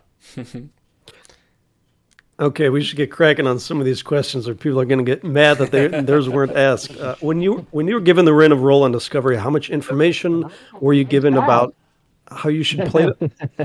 Did you ask that one? Role. I know, I like that. No, it's good. You said the ring of role. I like it. It's a fun okay. switcher. I'm giving you a hard time because I'm a jerk. No, I thought he had already read that off. They just want to know, were there strict guidelines on how you're meant to play it, or did they kind of let you put your own ideas in? So the thing is that, you know, I went in and I didn't know what I was going to be doing. They were the makeup guys, you know, Ian, who played the Orion, forget the character's name. They were like, "Are you playing the Orion? Are you playing the Andorian?" They didn't know. And part of the thing is, you know, so there was no like, oh, well, this is how you have to do it. Part of the thing is that when you hire an actor, you know, I had to audition, so I had the general vibe of what I could bring to it. Although the sides weren't the same, they were in the same world, you know, they were similar. You kind of have to just let them do their thing, you know. You kind of have to trust that the actor can pull off this character. So there wasn't strict guidelines about what I should or shouldn't do. It was yeah, you know, it was just kind of make it work, you know. Just don't smile on the bio bed. Or don't smile on the bio bed. Exactly. Okay. Do you want to do the next one, or shall I? No, that's all you, man. In the dead of night, your wife jostles you awake in a panic. She exclaims that the world is quickly coming to an end. You only have the ability to, but only you have the ability to save it. But first, you're hungry. What do you go downstairs and grab to eat while you contemplate being a global icon and an international treasure? So the question is, what is my midnight snack as I contemplate? All right, what is my midnight snack? Usually, all right, I might have some Applejack cereal, maybe some Cinnamon Toast Crunch, maybe some grapes and orange. Something quick. Something quick. Yeah, I'm not going to make a full meal. I might have some ice cream. I might accidentally eat some ice cream. I can't be held responsible. Okay, was acting with prosthetics anything like you expected? How much did you have to lean on people like Doug Jones to learn how to emote with all that rubber on your face? Yeah, I definitely did not expect what this was going to be like. I had no idea. Nothing could really prepare you for it, honestly. I solicited advice from Doug and from Mary Chifo and from Ken Mitchell, who I think are sort of the masters of this kind of stuff, at least in Star Trek and in sort of modern Star Trek, who I had access to anyway. And a lot of the advice was just, good luck. It looks like you can do it. And, part of the issue with this character that I faced was that they were very contained, and I don't want to say small, but very internal. There wasn't big physical gestures. It was very natural, like with Doug, he sort of has been able, he's such an amazing physical actor. He's been able to create all these amazing Kelpian movements and stuff. And with Klingons, exactly. And with Klingons, there's just so much, to do there. But for Andorians, the precedent is that they're not doing extra gobbledygook. They're trying to, they're tough. They're direct. They're generally on their feelings. How they feel is how they're acting. So if they're feeling beaten down, they're going to act beaten down for the most part. Generalization. So I was like, a lot of the advice is, you have to be big and stretch the mass, but that's not really going to work in this case. And so I got on set the second day, and I was like, oh, I'm screwed. I don't know what the hell I'm going to do. This is a disaster. And I had a couple of scenes with David Ajala, and when they'll shoot something and you can walk over to the monitor and you can watch it play back right away. It's just immediate. And so David did some stuff, and I went over to the monitor and I watched it. And I said, "That's really good. He's doing good. What if I just copy what David's doing? He does not seem to be doing much, and it's totally working. So if I just try and do what David does, maybe it'll work out for me." And that was sort of my game plan, is just, David has these incredibly emotive, large, expressive eyes. He does very, very little, but just sort of radiates an energy and tells this incredible story. And I thought, okay, well, if David can do it, I could probably do it half as good, and that'll be good enough. And maybe, this crazy, detailed mask will kind of make up the other half. And the only thing that I really have access to that is really my physical body is my tongue, which I don't really think is a good acting tool for this character, other than talking. He doesn't have like a little snake tongue. But I also have the whites of my eyes.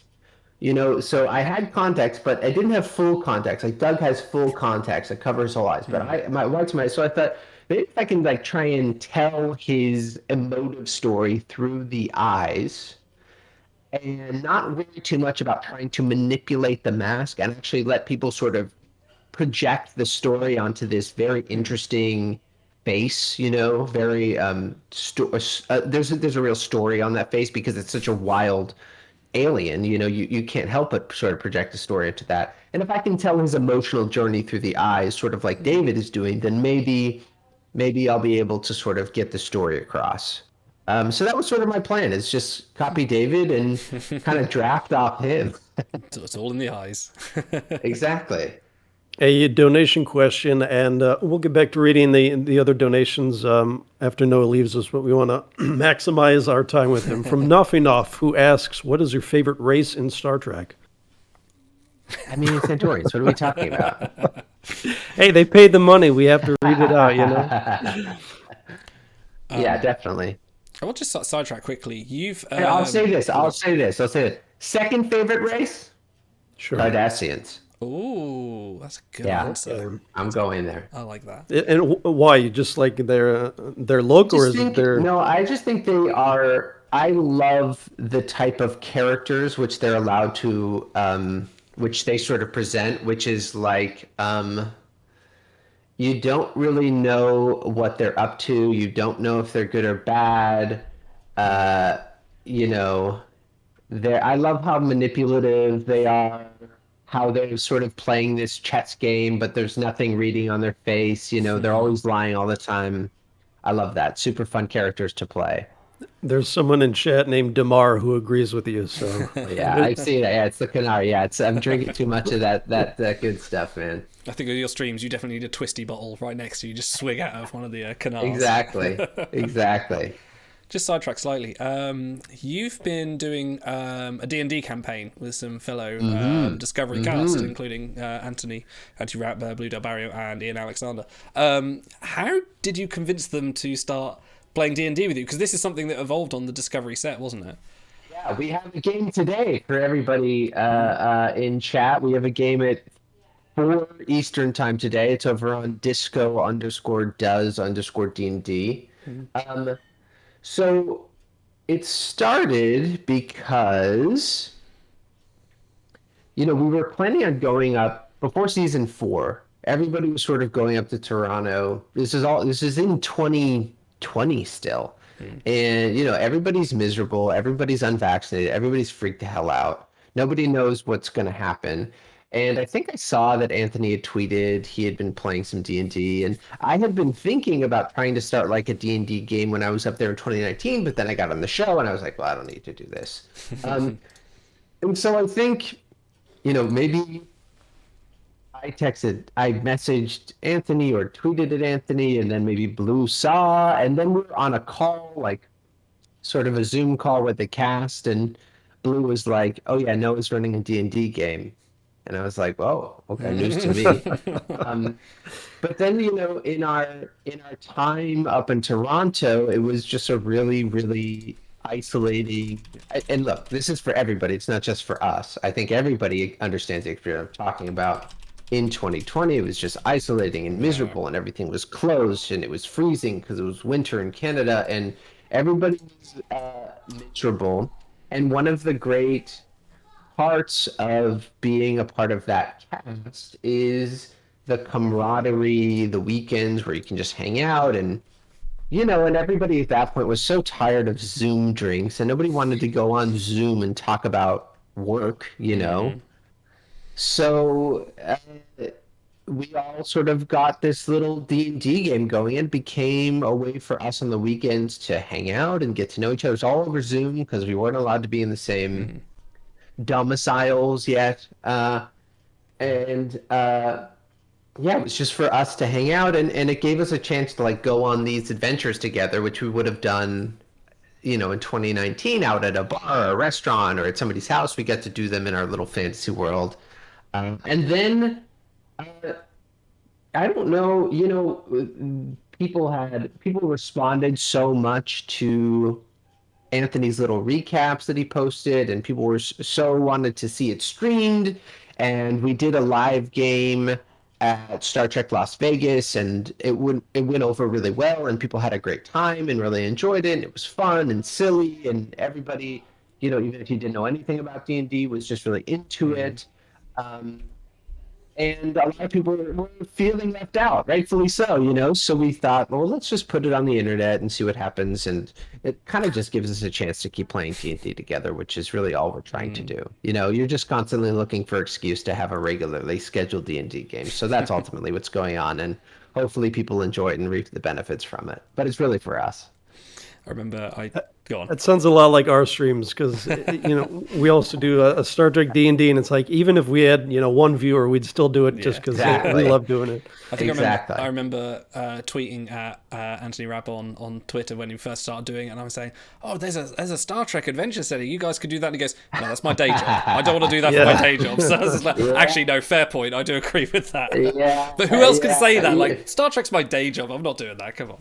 Yeah, people were asking Anthony to do that for a while, and Anthony was like, "Nah, I'm good." It was very funny, very funny.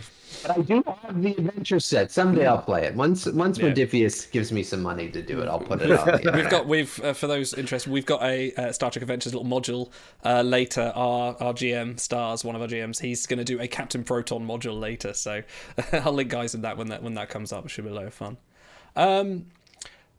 From our sorry, I'm just going through a list from our subscribers. What character from any Star Trek shows would have made you the happiest person in the world to perform? So anyone existing, what kind of, if you were to take a new interpretation of that? So this is always a tough question because it's not saying that I would do it better because the person has already done it perfectly and they are perfect. So that's not what I'm saying. The character I think I love the most, and I'm not alone in this, is Garrick. It's such a fun, interesting character. The reason it's interesting and amazing is, of course, because of Andrew Robinson, so I would never want to take that away. But to bring a character like that back would be really fun. I just think it's just a fun, interesting character. You don't really see a lot of characters like that on television. Definitely. Just awesome. Especially during the 90s. Like, that was a bold move to make. So we're going to say, hey, Andrew, Noah says he can play Garrick better. Would you like to come on our show and respond to him? Maybe we can get that working. Fair enough. Okay, how did you feel when you found out you're going to be playing an Andorian since they haven't been represented much outside of Enterprise? I was really excited, because playing something like a Klingon or a Vulcan it's awesome, but it's a lot of pressure for a Star Trek fan, and it's a lot of research, you really want to do right and understand what you're getting yourself into. And even having a fairly decent understanding of Star Trek and Star Trek canon,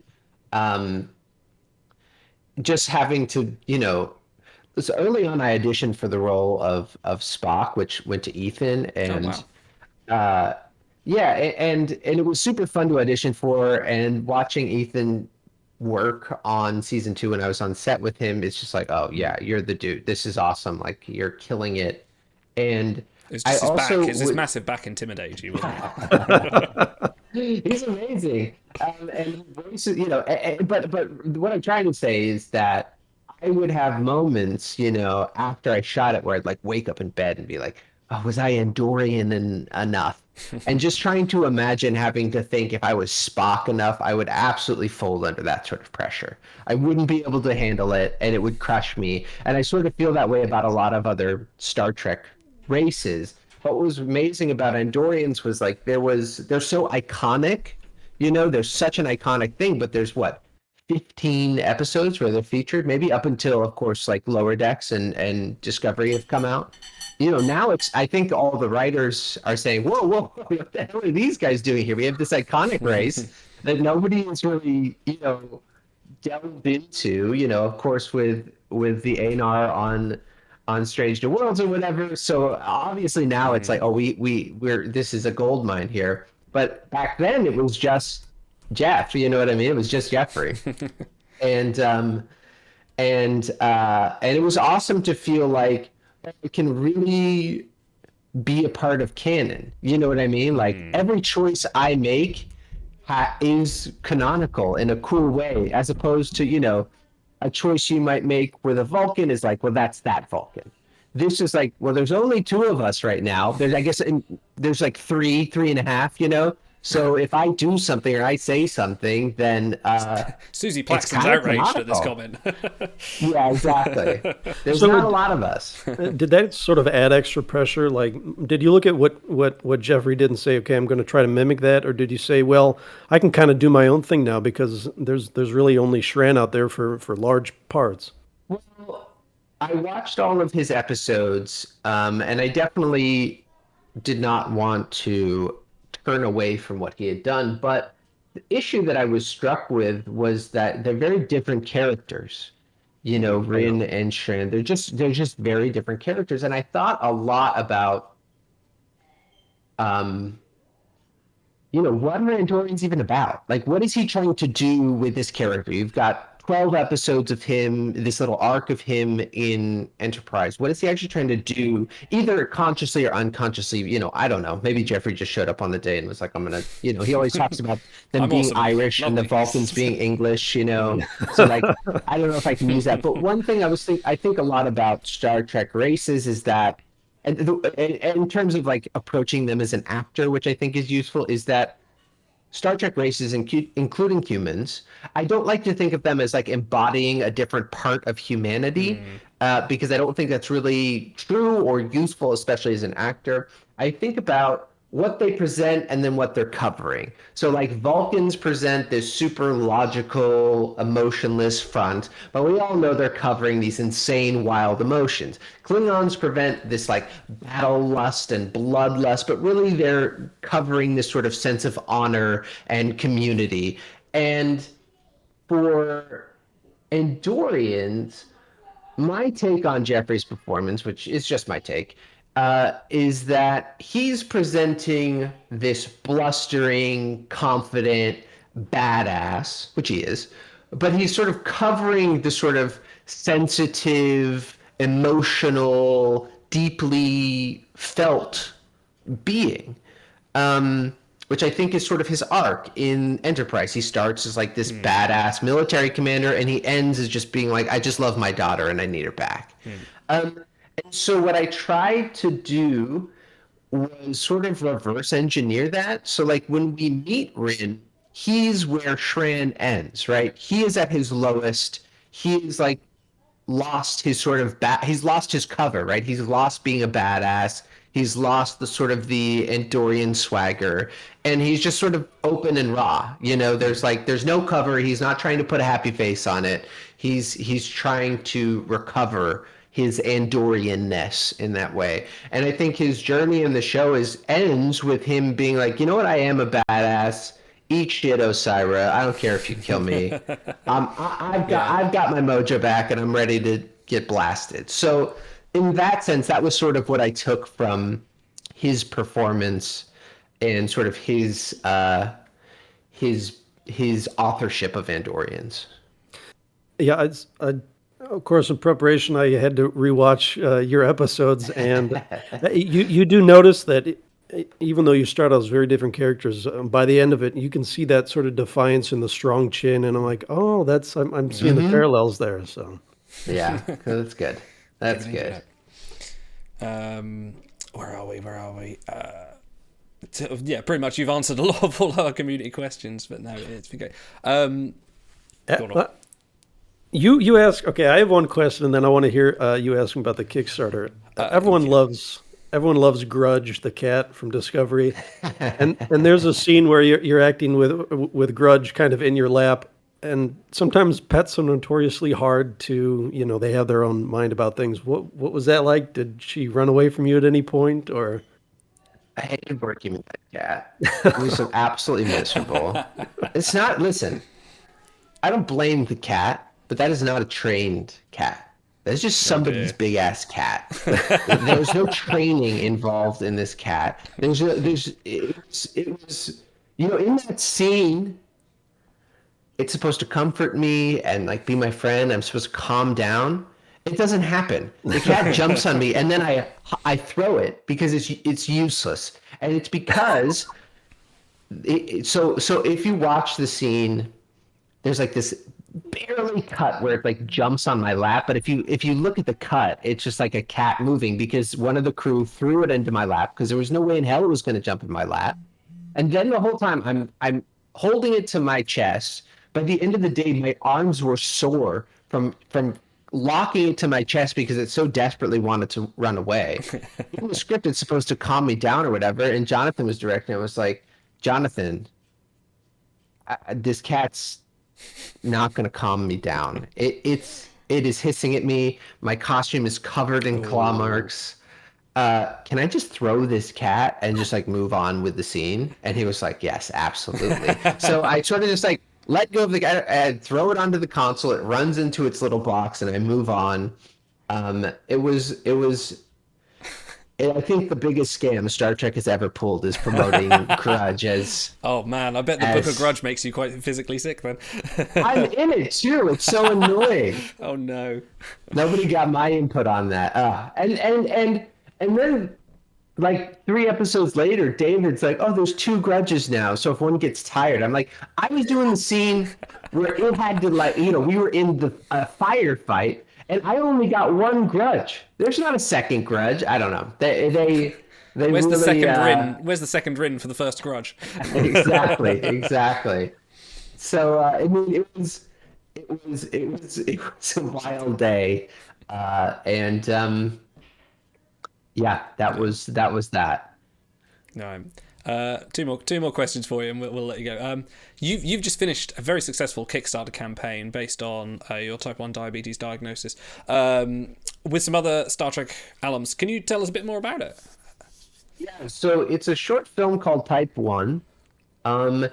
It's a movie about a Type 1 diabetic and his wife who, after some societal disaster, go in search of insulin before it's too late. I'll be in the leading role. Mary Wiseman, my darling wife, will be in the leading role, and Anthony Rapp is directing it. Yeah, it's we're really excited about it. It's going to be hopefully good and not bad. Fingers crossed.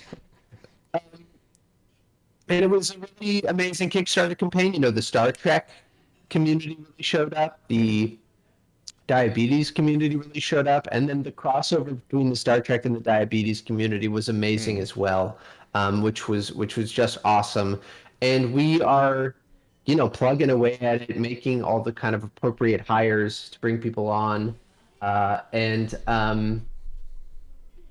we're hoping to shoot it in May, so we're really excited, and I'm in completely over my head. Go on, Auto. You've got something you're desperately wanting to ask. I do? Oh, I guess I did put that one there. Were you allowed to keep the wig, the flowing white hair?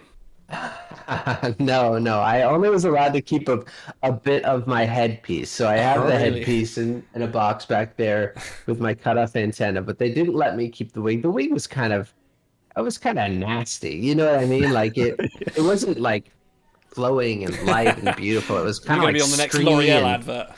Yeah, and like I got shot like 4 times, and so there's all this goop in there, and it would get in my mouth, and it gets, it would stick to the paint on the mask. It was kind of. I was happy to be gone, done with the wig. I loved it, but I was happy to be done with it. Brilliant. Noah, thank you so much for joining us and helping us support Mind this week. It's been an absolute pleasure to have you on, and I'm always very grateful for your journey. Tell me, where can people find you if they want to watch your stream? They can find me at Type 1 Trekkie on Twitch, or come watch us on Disco Does D&D today. It would be fun. We'll all hang out. Excellent. Yeah, thank you very much for joining us. Eternally grateful you've given up your time for this, and hopefully we'll chat soon. Absolutely, yes. Absolute pleasure. Everyone watching, we're just going to cut away, and we will be back very shortly. In the past, people thought if you had a mental health problem, you would never feel better. You might meet people who still feel this. Maybe you feel this way about yourself. Mental health is just like physical health. Everybody has it and needs to look after it. If your feelings, thoughts and reactions are getting in the way of how you want to live, if you feel things aren't right, if you feel like you need help, you can ask for it. We're not going to pretend it's easy. Mental health problems can change your life, and for some they can be overwhelming. But that's why Mind is here. We're going to face it with you. We'll listen, give support and fight your corner. To find out more, visit mind.org.uk.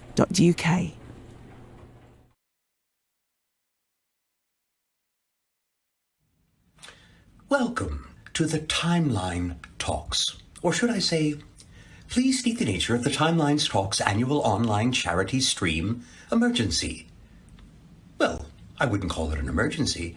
I would call it a very, very good deed that you're doing. I understand that Timeline Talks is an online show based on the game Star Trek Timelines. And the hosts and viewers are all huge Star Trek fans. Well, I can't blame you for that. You have excellent taste. Hopefully you particularly love my character, the Doctor. That would speak very highly of you. That would say that in addition to having excellent taste, you have great intelligence and discernment. Because my character, after all, was really quite extraordinary. He was the absolute embodiment of everything humanity knows about medicine in the 24th century. Which does rather beg the question, whatever happened to Rogaine? Wasn't that... Well, never mind.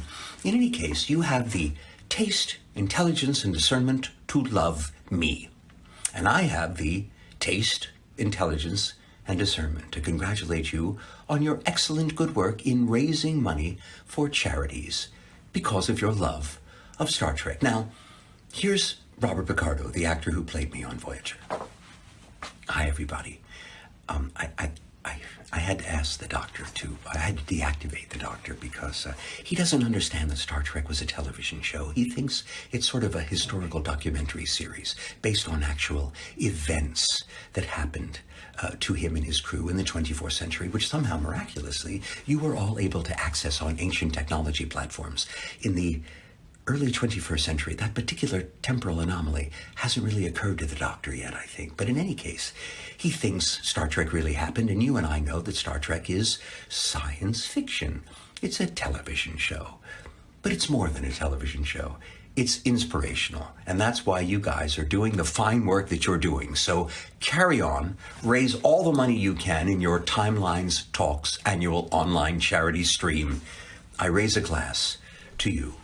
Again, keep watching, keep raising money, and carry on. Okay, we're back. A big thanks to Noah OK for joining us for that little interview. And thanks to Cranky again for getting us to that Picardo video. That is never not going to make me laugh. Okay, we got some donation goals and things to catch up on, and actually some donations as well, Auto, if you want to kick us off with those. Yeah, from Evans and Simon of Wales. Evans, I'm sorry, buddy. He lost his kitty cat this last week, so sorry about that. This is a coping stream for a few of us, I think.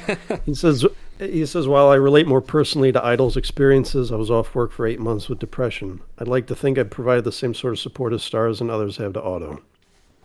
Cairo, who donated 47, I got to shout that out from Nice. Cairo 47, says, your and Noah's streams have helped me feel less lonely in recent times, where going out to meet people wasn't in the cards as much. Thanks for all the fun you bring into my and our lives.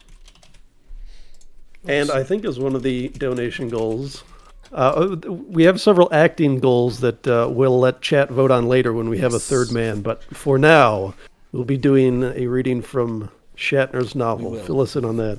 We will. This is coming from William Shatner's The Return. Actually, since I first said I was going to do this, I've actually been reading the book, and I remember why I enjoy reading it. It is shameless fun. But I'll be reading from chapter 9, and this is the Return, where you find that Kirk has come back to life. Spock has been by his burial site, and Kirk has been beamed up.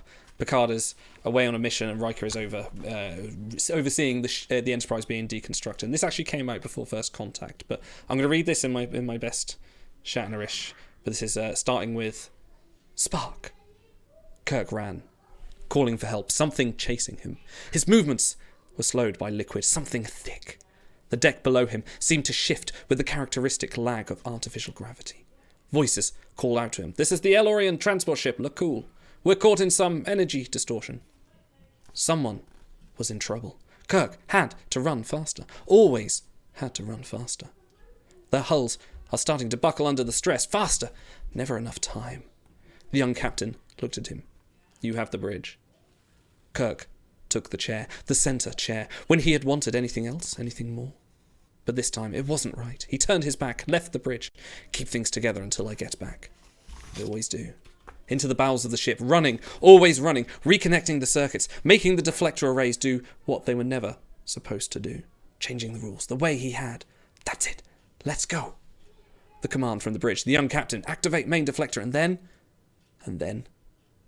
what?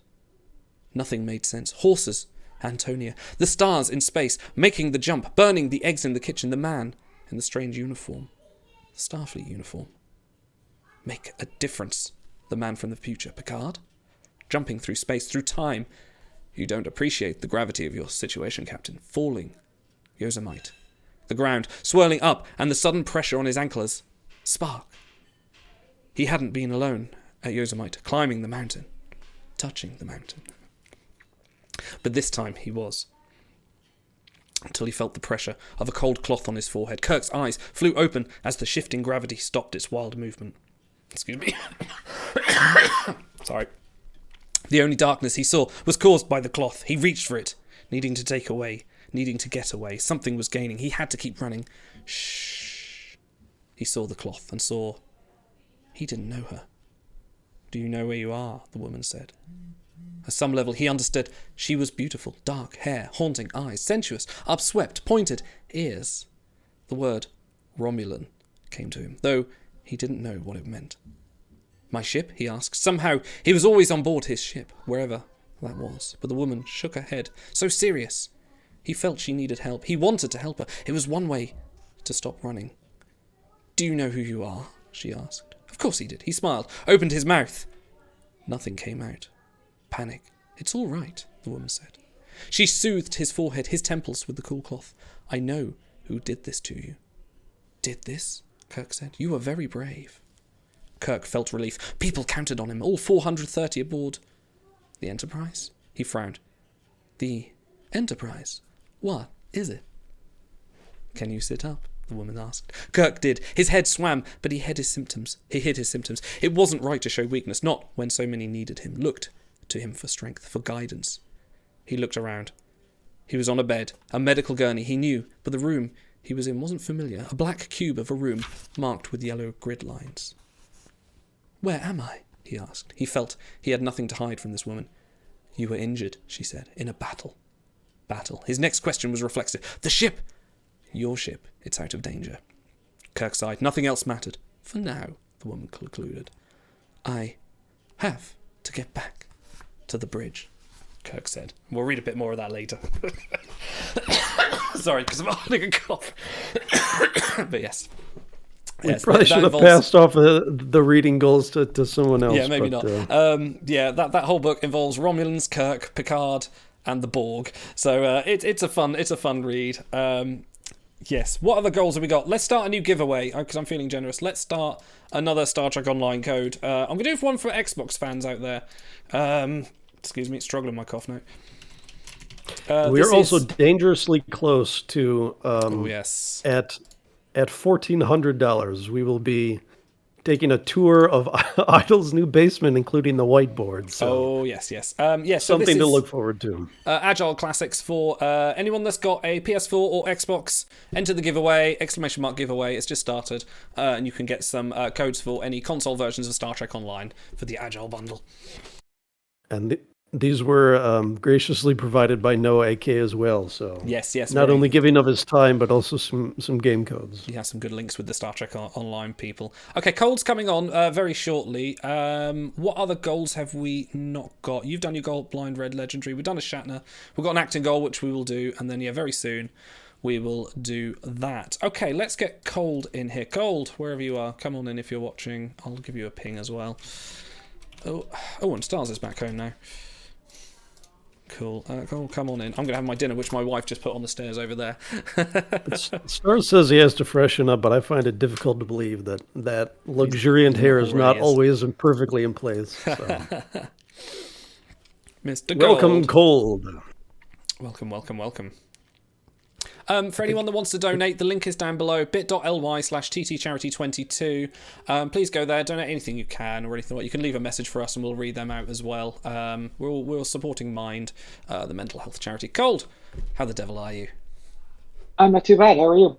Pretty well, getting there. Excellent. You've got some packs to open for us. When don't I have packs? Go on, how many are you actually up to now? I have 135 saved for this, but that doesn't mean I have been opening some that lasted a while.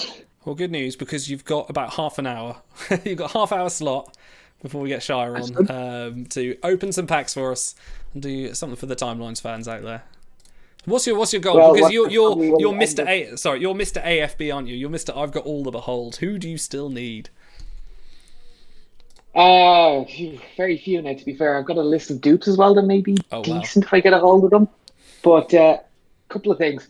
For every all frozen, I will donate $2, £2, whatever currency it's in.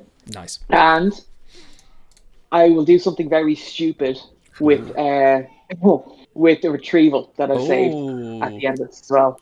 If we hit the donation goal of 1,400, if that helps people. Oh, there we go. We're only £26 away from that, but yes.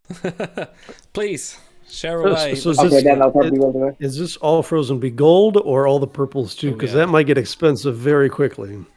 It would be very expensive because I have all the portal. Okay. We'll let you off the hook then. Okay, give me 1 sec. Make sure I've got the right thing to share. Nice. Yes, we close that browser. I tell you what, I've had to rename my bookmark links just in case I share screen on the stream because that can get ugly quickly. A bit risky. All right, Right, let's do this. 135. Speed round. So are there any golds that you're particularly looking forward to? Like I said, I haven't got that much left that I need from the portal. I wouldn't mind trying to finish a dupe of Braxton. Oh, actually, there we go. I'm trying to do a dupe of Reed and Spock and Kirk as well, so that helped. That was convenient. See, I've gone for most of the Voyager, so I think it's not going to be this fruitful.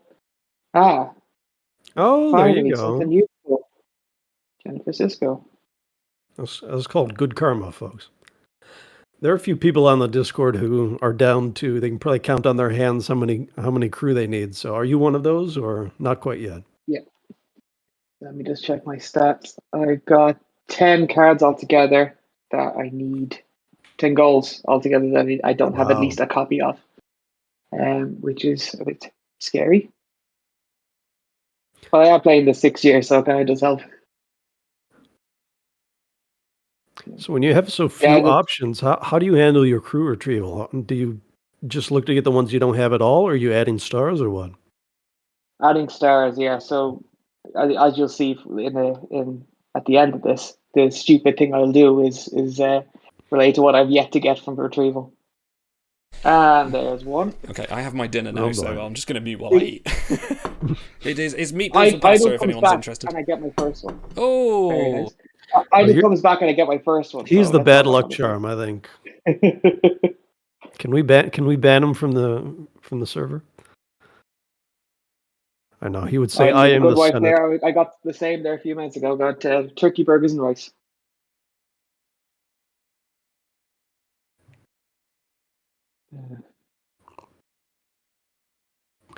Yes, as I said earlier, we have a donation goal at 2,000 that I'm chopping at the bit for because it involves a food-related prop, and I haven't eaten in a while. So, give generously, folks. Help Auto survive one more stream. Yeah, and if we get a, I would like to see a good deal. Oh. Sorry, go on. No, if we get, I'll put 1,500 and I'll put the basement tour in there. All right, chat. So let's hear your best guess at what apparently foolish thing Cold is going to do with his retrieval later on. We did see a straight legendary pull earlier, and it got me another Frozen Behold. So, in fact, I should probably donate $2 for that as well, in keeping with Cold's generosity. You could also take some guesses on the number of all Frozens I'm going to get. Which is, if anyone has seen me pull packs before, is usually a lot. We're not playing the blue game. We should be playing the blue game. Oh, we should be, actually, yes. I'll slow down and do that. So, anyone want to take a list or?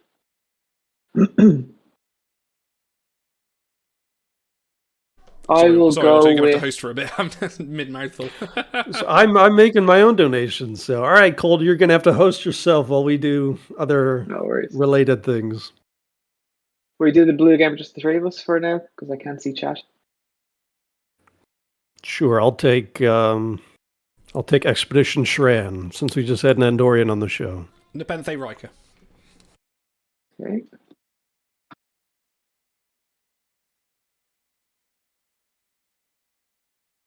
I'll take Lursa. Chat thinks they're going to try to retrieve J.G. Palmer. Is that in the cards? We'll see. Oh boy, if we guessed it right away, that's not good. Straight caregiver retrieval, someone says. I don't think you can retrieve her. I think she's unretrievable. No, she is. She's just only got like 4 not 100. It's not 100%. Okay. So, hence the foolish notion. Lursa are the gates, I think. 7-6 suited, who gets us kick started well on our charity streams, is guessing a straight caregiver retrieval. I would guess Shinzon. Well, so Rev Damar thinks you can retrieve Shinzon. Hold on, was it you or someone else who said they have multiple copies of Shinzon Frozen? Was that you? I have 1 copy of Shinzon Frozen. Okay. That's understandable. The 2 might be a little bit excessive. One of my early... oh, there we go. Oh, that's a good one. You don't want to take Osira. I think Noah might be upset if we take Osira. I'm surprised you don't have O'Brien finished. Yeah, that's the other thing. Take the Irishman. Something I need to pay attention here. Oh. Okay. Oh, big show. Big show. Yeah, we have WrestleMania starting right after our stream goes off, folks. So if you want wall-to-wall entertainment, we're it's a step down to WrestleMania from what we're doing, but they're one right after another. So, there's Nepenthe Riker. Did you watch any of last night's one?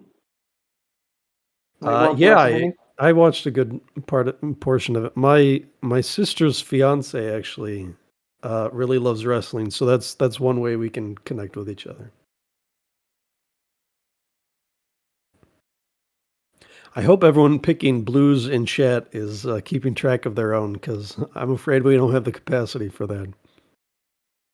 I'm flying through this, so if anyone is watching out for their characters, apologies for going so Your quickly. scorecard and referee is eating dinner. A lot of purple Chakotay's, and you've avoided all of them. What does that say about our relationship, Cold? We've had these conversations before. You know what I'm doing about Chakotay. Have we? He's your favorite character? I think I've ribbed you a few times over it. Certainly not. I would like to see a good Chakotay in the game now, to be fair. I think he's been neglected in Voyager, and he's being neglected in the game as well. Hey, Shran. Shran. Nifty in chat says he can't be bothered to keep track, so he'll just guess that he's at 20 in the blue game. I don't think it works that way, Nifty.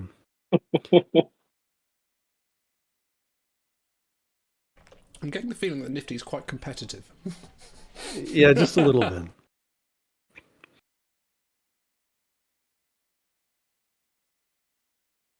So do you have every purple done, or just the ones in the portal? With one except, every purple in the portal, and just Guinan left from Voyages. But I probably will end up citing her. Namer in chat is asking you, Cole, did you get Cal Hyoworf from the Honor Hall? Yes, I did.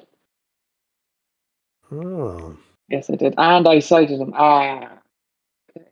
It's 2. Yeah, I cited him there recently as well.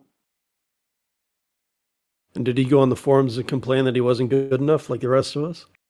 I got him before they boosted his stats. Oh. No, I've some people are happy with what they get. Come on. All right, mute yourself and shove those meatballs in your face. Honor Hall crew.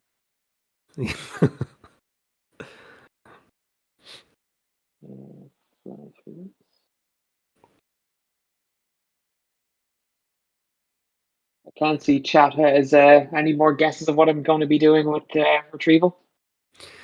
I'd probably have to scroll back up. Let's see. Palmer, we already guessed that one. Retrieve Vargas from Racing Liners. For those following at home, I now have rhubarb crumble. Just got the knock at the door and wife just turned and went, here you go, crumble. Oh, thanks. Rub it in, buddy. Rub it in. Meanwhile, Cold is starving for a good be gold. Yes, I am. Been for a very long time. Actually, all right, I'll put my guess. Slow down eating this because I'm eating it quite fast. I'll make my guess. Are you going to retrieve someone with a Kelpian Polestar? No, that's your party trick. No. Okay.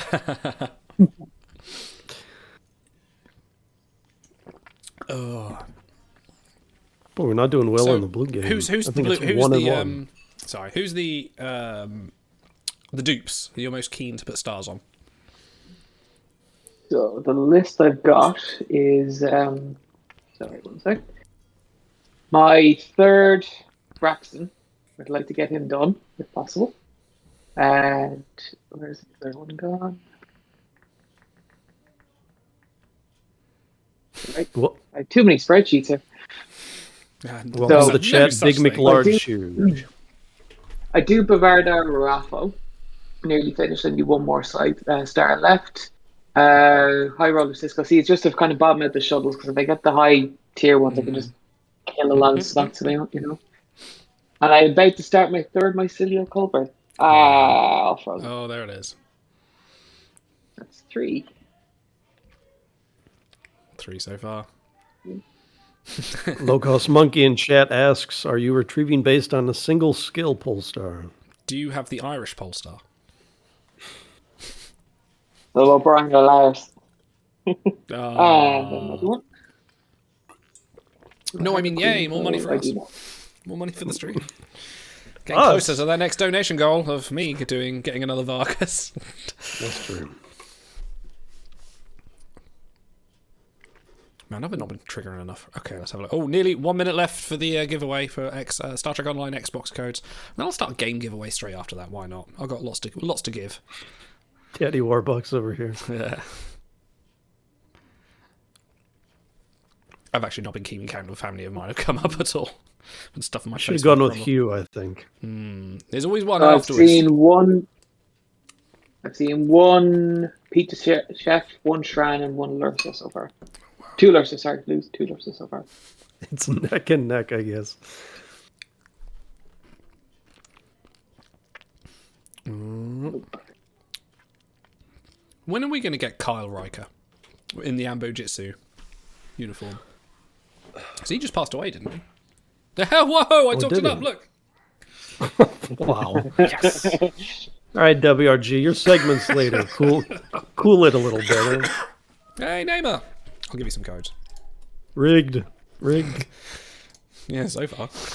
It's all of our show regulars winning these. Neymar, Xbox. Oh, you want Xbox? Yeah, I said Xbox, didn't I? I've got PS4 codes as well, but I'll give you the Xbox ones. I should really write down which ones I'm giving away.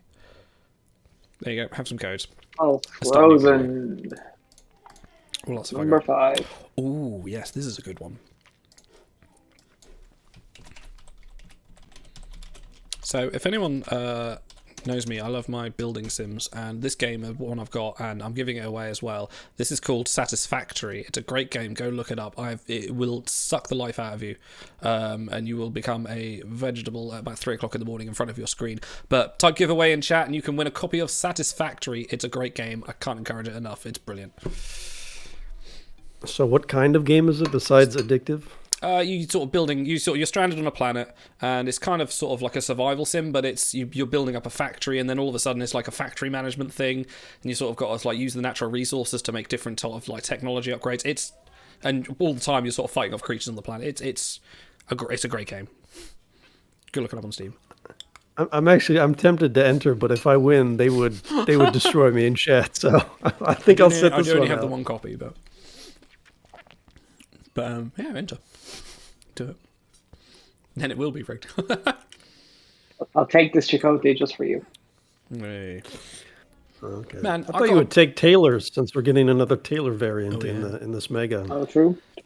I did a premium the other day, and I got all 5 bottom rows were all purple. Oh, there it is.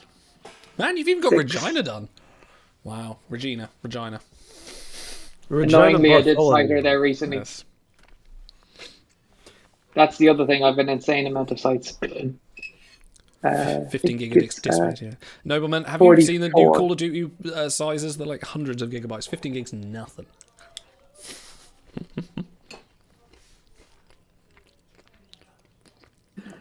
All right, Chad. Who is winning at the blue game? Someone must be in double digits already. Oh, yeah. I think we're all stuck at 1. Here's Shred! Hey. Deborah. Who would you say is a worst villain taken over a hero? Would you say it's Vantika Bashir or Tyrion possessed Kess? Oh, Kess was good. I think most people like Kess. Kess was good, Yeah. I just wanted to mention Bashir. Early DS9. Rayo Vantika. So bad. By the way, for those of you who enjoyed our interview with Noah AK, we have petitioned WRG Ben to add Rin in the game. So it's out there. Time will tell. Ooh. Watch that one. Nomad hates mental health and is robbing us of $2. But congratulations on this 4th star. The Voikak. I think most people in chat already lost count because they're going by so quick. Yeah, everyone playing Galaxy. Slow down? No, it's fine. Yeah, how many people? Yeah, how many people are Galaxy tapping right now? Mm-hmm. Actually, I went through rewatched all the first 5 episodes of season 2 of Picard last night doing Galaxy Soap, and there's a pizza chef. And it flew by. Absolutely flew by. Yeah, I bet. So the most comforting thing is sitting down for a skirmish. Obviously, I can't talk about it because it'd be spoilers, but still. The comforting thing is sitting down with a skirmish and Trek. Like, probably films is usually what I go for when I'm skirmishing, but like something moment about it. I wouldn't usually watch them any other time apart from, when I want to watch a film, but like, yeah, specifically playing Trek and watching Trek is an enlightening experience. It's like a science fiction high. Funny story, last time I tried to convince my wife to watch Star Trek, it was First Contact, Pizza Chef, by the way. And considering the week that's in it, I suggested, shall we watch it again? And I was very shocked to hear her say yes. Wow. I nearly fell off my chair. So I have a successful part of this marriage already. That's true love, man. That's good. I went upstairs wearing this, and my wife just looked at me and went, "Oh, please go back downstairs." So it tells you all you need to know about that. She's really embarrassed by me wearing it, so I'm trying to wear it as much as possible. As you eat her delicious crumble. Okay. So you told us when you first bought that it was swelteringly hot when you wore it all stream. Is it still the case? It's not bad. It's cooler at the moment because it's sort of like we're coming into spring. But I think when I first got it was like the middle of summer. So yeah, it was absolutely boiling. I'm thinking about getting another one. Actually, Cole, didn't you have a uniform on order?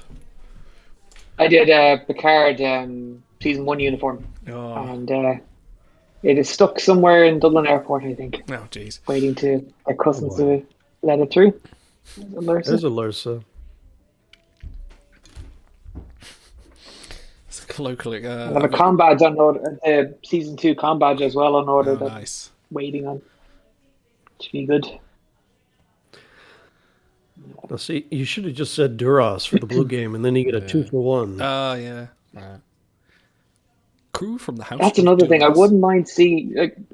It's odd that Duras himself isn't in the game yet. I wonder if there's a rice issue with that. Who played Duras? Yeah. Someone just was asking about that on the forums the other day. So, am I done eating yet? Yes, I am done eating now. That was very delicious.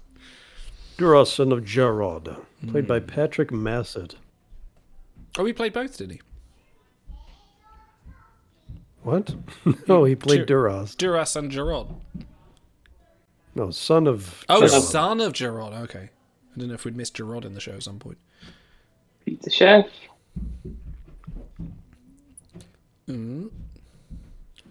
Paris. I can turn the sound back on. Sorry. Did you not enjoy my masticating? Remember, folks, donate big and I'll stop making crude jokes. We're behaving ourselves.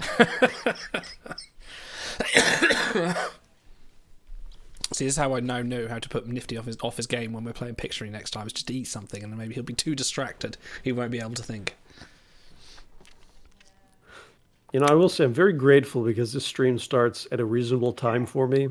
So it starts at 6 o'clock. Unfortunately, it's going to go to like 3 in the morning, so it's even worse than normal. But it's for the children. It is. Well, it's for the crazy people like us. Not crazy. No, we're not, everyone's normal. Reminder, everyone, you can donate below bit.ly /ttcharity/ttcharity22. Give generously or give it all. If you have any friends or know anyone, please send them the link, send them the donation. Let's get up to that 1,400 and get my legendary retrieval. Let's get it going. We've still got coming up. We got Shy's going to join us after this. We're going to do a table read. I think Stars will be joining us by that point. And then Cranky's coming on after. And then after that, we've got Trek Challenge, which I think Cold, you're coming back on with Shy and Walt. Going to test your Star Trek knowledge for a prize of a £20 voucher of whoever the winner's choice is that I can buy regionally. We'll see. It's so difficult buying gift cards and things for people out of I know. I noticed this is suspiciously British today. It is. Sorry, UK. British. Yes.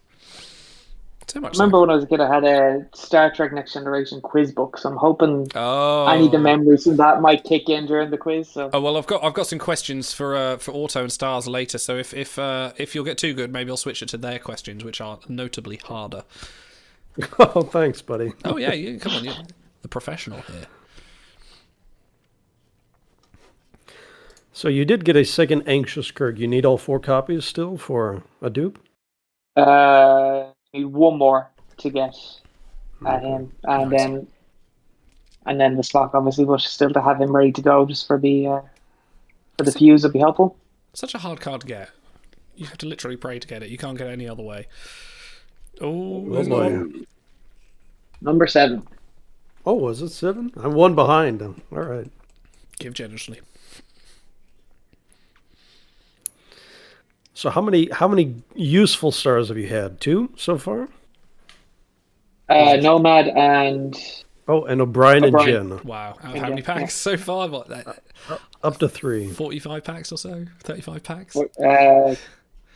35, 70 packs. Oh, wow. I think we need to shake down... I think it's time for that auto meme from a couple of years ago. 40 packs without a goal. Oh, hang on, I haven't triggered anything this stream. I've been too busy on other things. Language. English. That's my favourite bottom joke, that is. Actually, no, I won't trigger it. I'll leave it. Hey! Wow. Oh, wow, that's hope. This is actually, believe it or not, it's actually a decision point. Do I want to continue my dupe of Carlos Data, or will I take the star on Silva? I know what I'd say. Dude, I hate dupes, but Silva's never doing anything for you until we get this Look at that Explorer uniform. She rocks collection. She's doing a lot for me right now. All right, chat, help us out here. We have 1 vote for Silva. Oh yeah, 1 vote for Silva. And anyone wants to give away to win a copy of Satisfactory for the PC, you have 5 minutes left to type !giveaway in the chat, and you have a chance to win a copy of Satisfactory. Oh, which my chat just told me about. Fantastic. All right. Chat is timing in Silva, Data, Silva. Hands up. Too much power for the chat. We shouldn't poll them next time. They're having you take stars on... That's okay. They make all our bad decisions. Offloading the responsibility, huh? Yeah, that's what the stream is.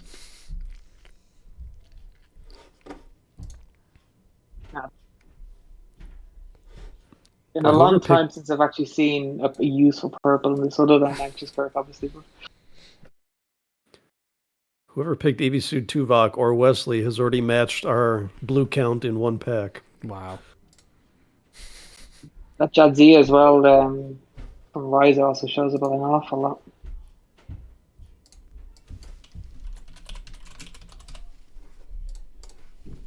Packs to go.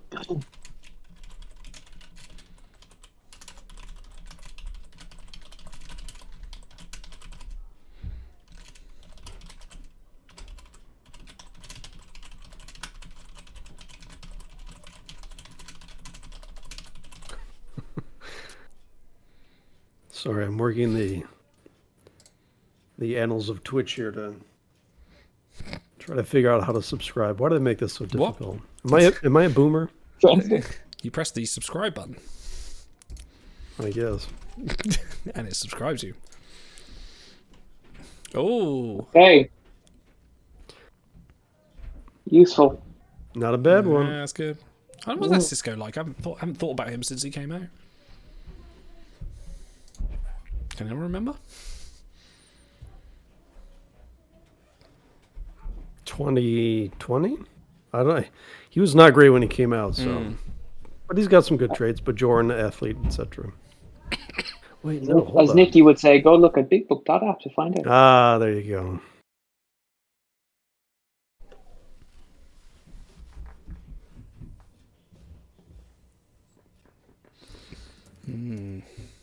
Whoops. Nearly went very Oh, wrong. we've just passed 1,400. I'm going to be doing... why are my lights working? Oh, right, that's not working now. Okay. No, shut up. Ooh, another one. There we go. Oh, Rafi. Now we're picking up. Yeah. Not a great card, but I love that uniform. That's the one I ordered, but it's the red version. Oh, really? Oh, wow.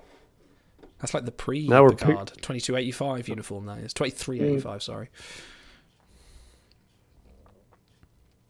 All frozen. Oh, there it is. Number 8. Number 8. You could have another Garen. I was going to say, keep a Garen. You could go go mad. Oh, wow. Thank you, Auto, for gifting a lot of subs. So everyone that is now a new subscriber, please go and link your Discord and you'll get access to our sub channel. Yes, we've passed 1,400, so we'll do my legendary retrieval soon, and I will work out what I'll do the basement tour next at 1,500. Fuck it, we'll get time to do that. Language, young man. Oh, apologies. A few donations have come in. Captain Idle, who says, my dinner was delicious, meatballs and pasta with a lovely rhubarb crumble at the end. Stunning. Now I have a bellyache. Wow. And Best Efforts, who says, I just needed to see the number go up. You are so right, Best Efforts. Yeah. Thank you. Let's get this to 1,500, shall we? I will show you round the luxury apartment that is my basement. Looking forward to seeing all your Eagle Moss stuff, because I know you've Oh, got yeah, quite a I'll do collection. the tour of that. I've rearranged it all lately, actually. I had a bit of a spring clean yesterday. Oh, number 9? Number 9, but I You must started have- my third colder. I was just going to say, you must have Mikey duped. Mikey C. I do. So, who here has been following Timelines Talks long enough to remember that time when Idle was streaming from his kitchen and his mother-in-law walked through with her nightie on? We're just talking about that. By the way, bonus cat cam. There we go. She's come to Grudge. visit. Hello, cat. Hello, Athena. Where do you come from? My basement door's shut. Have you been sleeping under my sofa again? Oh, there boy. It is. Oh, right, off you go. I do have a dupe of Triple Herder in progress, That's so not I'll bad take one. him. Oh, do you want a charity nudge? I need to add that. What do I need to do? What do I do? For the blue game, Pizza Chef at 3, Lursa at 3. nice. Sorry, Pizza Chef at 5, Lursa at 3, Tran at 3. So Pizza Chef is winning. Oh, Shia.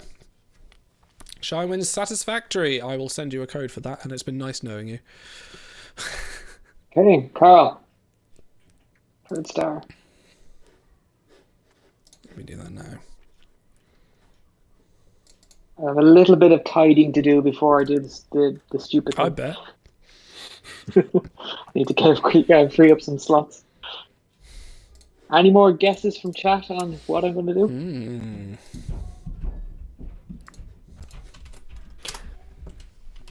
Well, I tell you what, we have about 5 minutes left. So, if the spring cleaning is going to take a little while, we might need to. I might just pop this now in a second, and just go for it. See how it's looking. So the gold stars have been about 2-1 in favor of Frozen at this point, yeah? Wow. No, I shouldn't have said anything. No, hang on, I've just got to let my... Right, so I've Sinister Picard dupe started and activated Dash 4-5 dupe. I would think Picard would still get plenty of love with his show going on. I know Daj's show is, but we may not see another Daj. I think I'd go Picard here. That'd make him 3 or 5. So I'll take that. Oops. Oh my word. 11. Sorry, it's 12. It's 12. In the final moments. Hey, it's a double big old bag. Congratulations. Thank you. And you could double your Jennifer Sisko. Look at that. Oh yeah, you do A need little to do bit some of planning. tidings there, me 2 minutes. Okay, while you're doing that, do we have any more Feel free to donations vent. also? I don't know. Did you send another cheeky one? I our didn't way? know. No, not at the moment. Not at the moment. Okay, keep those donations coming in, guys. Any little or as much, anything comes with a little message you can leave for us as well. We are supporting Mind, the mental health Oh, charity. I think I missed Enough Enough again. So they've donated like 4 or 5 times already. So thank you very much. Thank you very much. Yes, we're supporting Mind for mental health. If anyone wants to hear about our experiences, they'll be at the start of the show. I'll cut all these up again, like I did last year, into individual sections, so you can catch up afterwards. But this donation link, if you can't donate today, you know some friends that can't donate today, please. This link will be running well into next week, so we'll keep it live. We'll do a final tally around about the next Timelines talks, and we'll keep it going. So if you can't donate now, you can always donate later. Fun. Are we clear? Oh, we're nearly clear in house. This is like the fastest airlocking I've ever seen. The fastest airlock in the West. Yeah, he's had practice, I think. All right, chat. Last guess. What kind of retrieval is Cold going to be doing? He said it was not the wisest choice to make.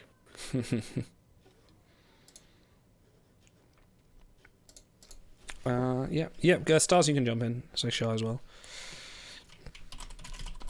Where we will start. We'll do coming up next. We've got Shy and Stars coming in to do some table reads. I'm going to read out some episodes. Should we on? Hey, Stars. It's me. Good evening. Good evening. How many All Frozen Beholds have I missed?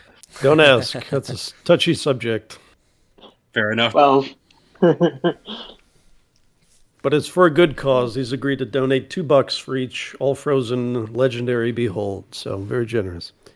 okay. I'll just view some of these as well, just to clear some space.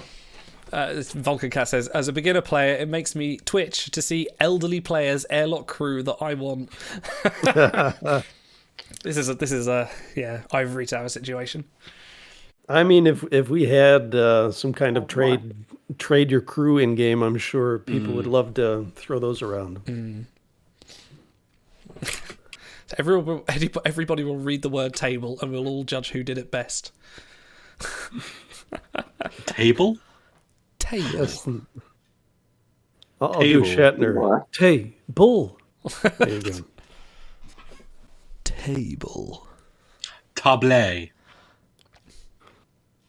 No. Table. Nearly there. Right. Apologies.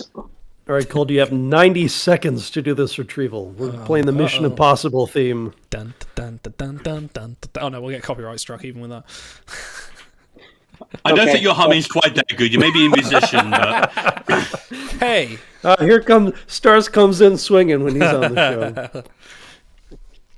Hey, so... Just keeping it real. Just to prove, there's only one card left in the portal that I don't have. Oh, boy.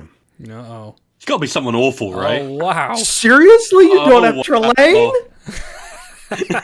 Dude, he's got like a billion. He's in a billion collections. Come on, man. Activated auto. Oh. I had this screen. There it is. Oh, okay. there it is. Oh, there you go.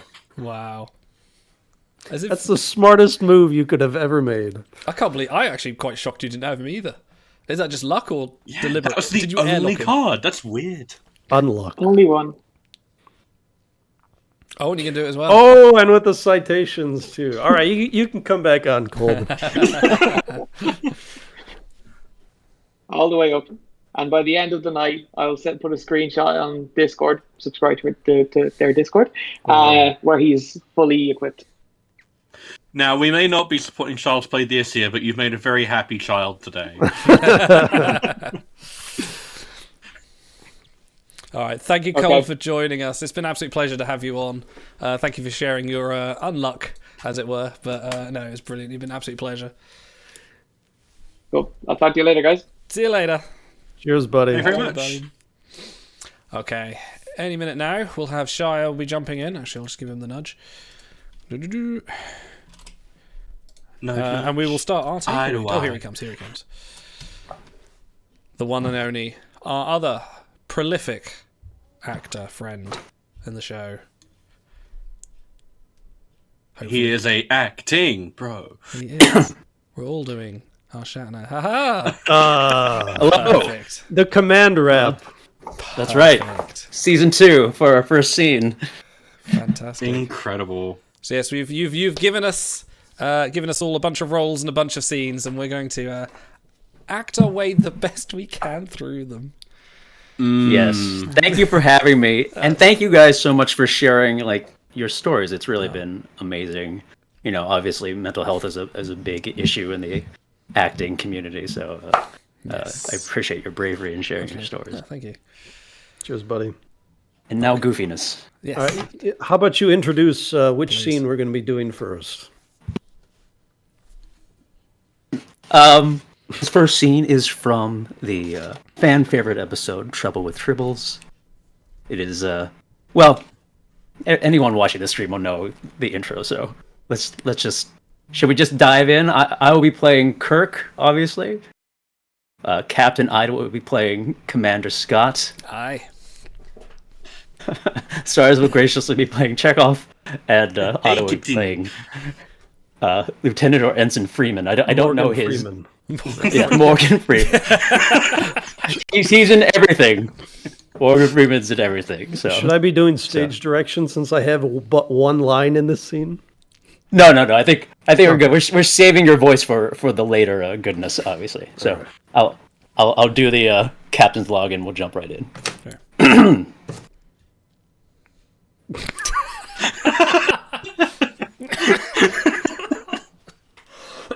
Captain's log. Stardate 4525.6. A small disturbance between the Klingon crew and members of the Enterprise crew has broken out aboard Space Station K7. I am forced to cancel shore leave for both ships. I want to know who started it. I'm waiting. Freeman, who started the fight? I don't know, sir. All right. Chekhov, I know you. You started it, didn't you? No, sir, I didn't. Who did? I don't know, sir. I don't know, sir. I want to know who threw the first punch. All right, you're all confined to quarters until I find out who started it. Dismissed. Scotty, not you. You were supposed to prevent trouble, Mr. Scott. Aye, Captain. Who threw the first punch, Scotty? Mr. Scott? I did, Captain. You did, Mr. Scott? What caused it, Scotty? They insulted us, sir. Must have been some insult. Aye, it was. You threw the first punch. Aye. Chekhov wanted to, but I held him back. You held... Why did Chekhov want to start a fight? Well, the Klingon, sir. Is this off the record? No, this is not off the record. Well, Captain, the Klingons called you a tin-plated, overbearing, swaggering dictator with delusions of godhood. Is that all? Well, no, sir. They also compared you with a Danubian slime devil. I see. And then they said you I get the picture, Scotty. Yes, sir. And after they said all this, that's when you hit the Klingon. No, sir. No? No, I didn't. It told us to avoid trouble. Oh, yeah. And I didn't see that it was worth fighting about. After all, we're big enough to take a few insults, aren't we? What was it they said that started the fight? Well, they called the Enterprise a garbage scow, sir. I see. And that's when you hit the Klingons. Yes, sir. You hit the Klingons because they insulted the Enterprise, not because they... Well, sir, this is a matter of pride. All right, Scotty. Dismissed.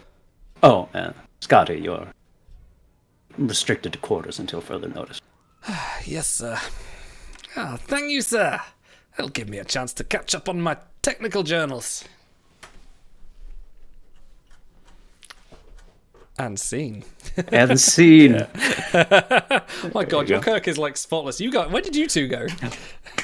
Dude, how many times did you watch that scene before coming on here? Because that was like... I love that scene.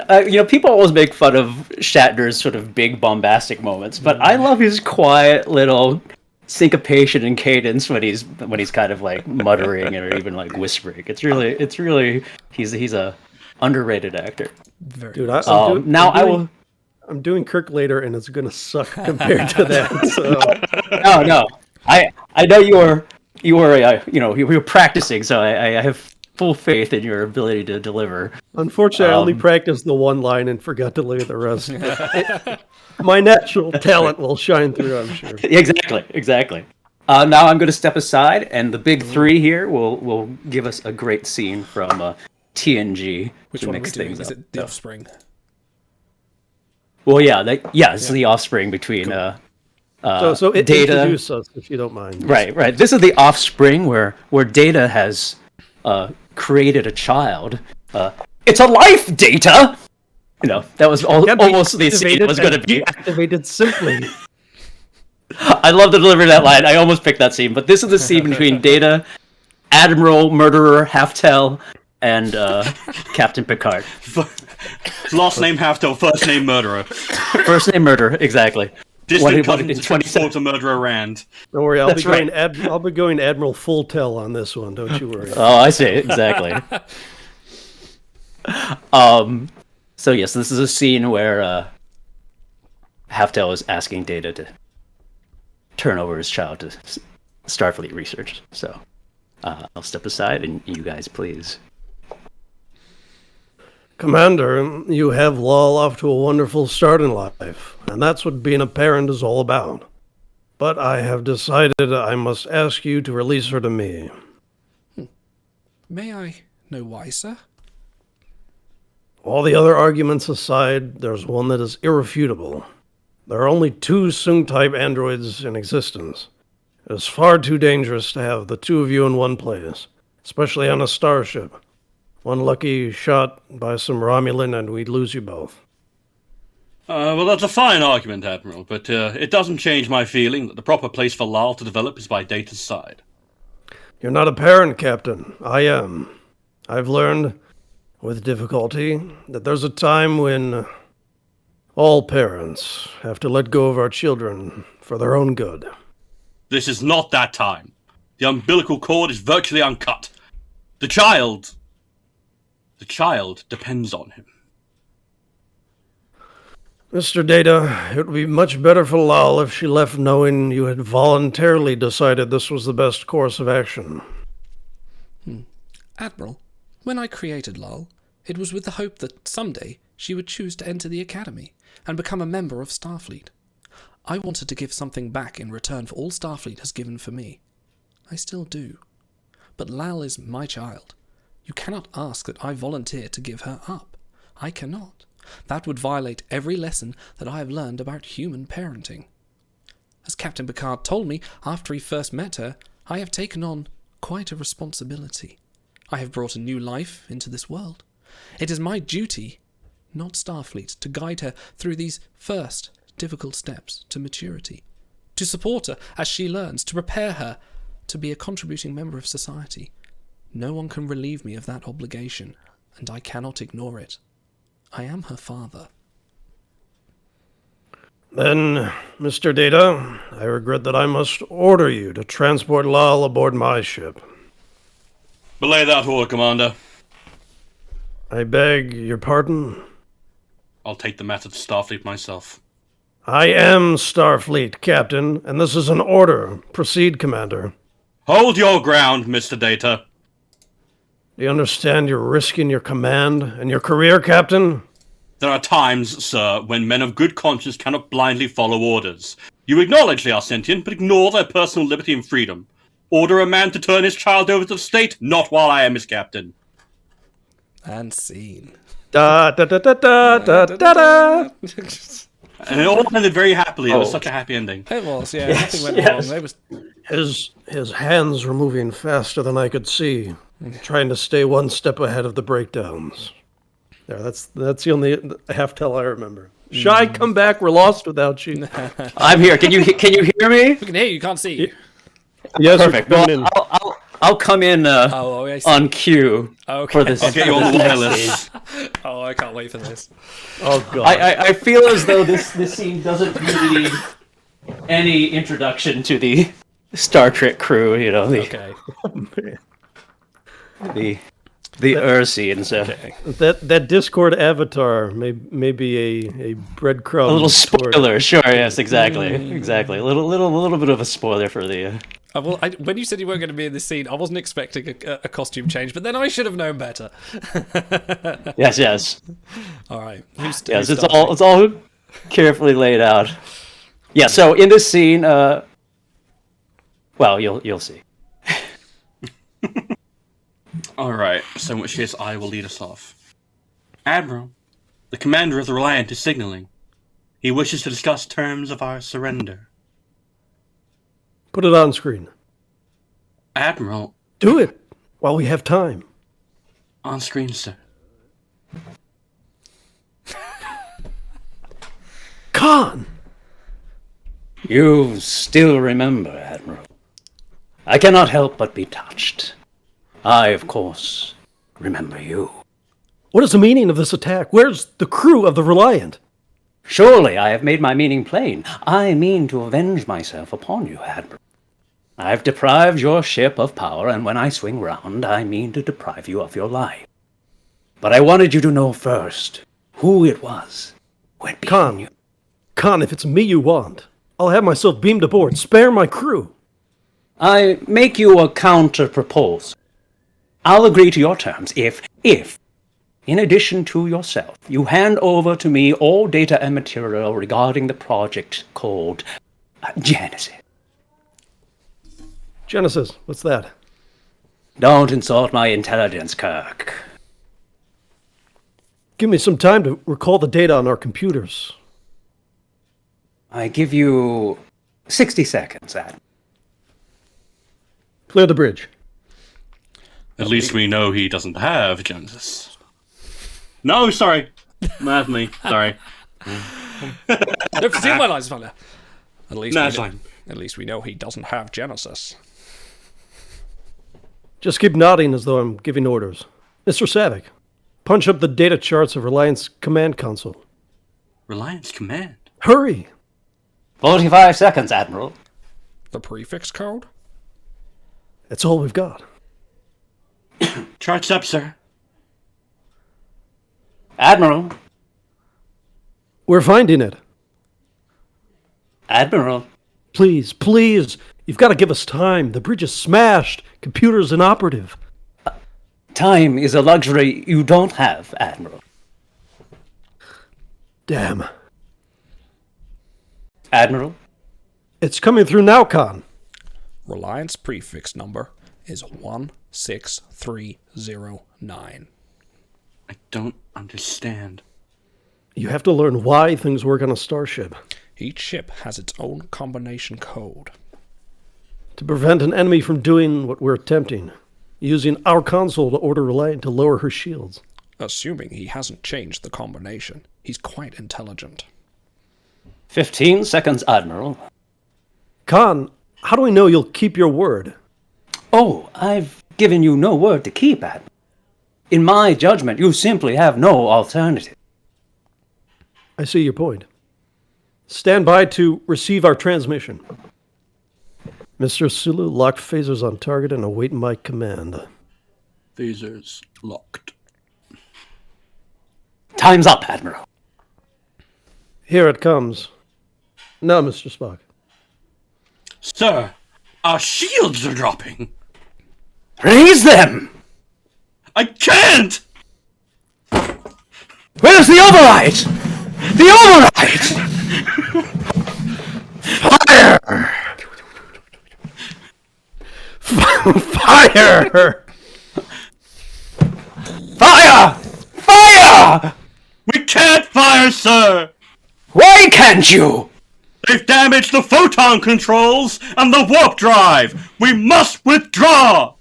No! Sir, we must! No! Enterprise will wait! She's not going anywhere!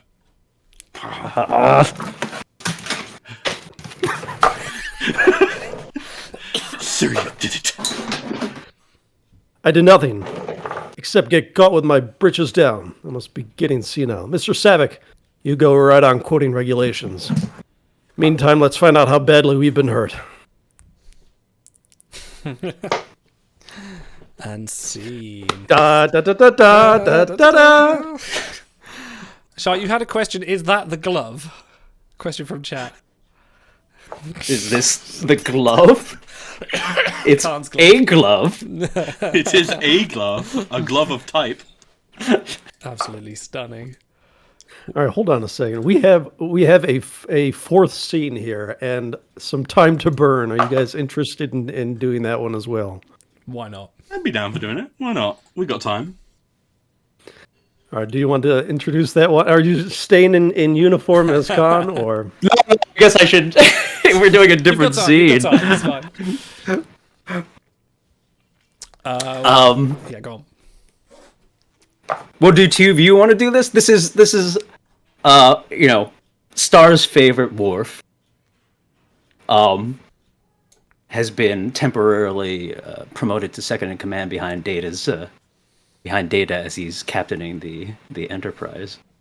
And they have a little discussion about the proper protocol for a second officer or first officer. Does someone want to play Data here, or do you want me to play Data? You're the star of the show. You go for Data. I've already done a Data tonight, so. All right. Well, it'll have to be in con costume. Disguised Data. It's fine. Yeah. Here, I'll hold up a TNG thing. Amazing. Okay, so it's Stars as Worf. Stars as Worf, of course. Yes. Shy as Data, and I'll be playing Geordie LaForge. Sorry, it's the best I have. Wait, what are you doing? I'm Geordie, Yes. Excellent. Okay. All right, and here we go. I have completed the analysis of the signal from the mercenary ship. I believe these groupings represent bearings and coordinates taken from the navigational system. So you think this is their flight plan? Yes. If I am correct, the mercenary vessel is heading towards these coordinates in the Horizon sector. Their maximum speed is warp 8.7. It will take them at least 14 hours to reach that position. We could be there in 5. Make it so. Finally. Set course for the Herolan system and engage at warp 9. Lieutenant, may I see you in the ready room? Of course.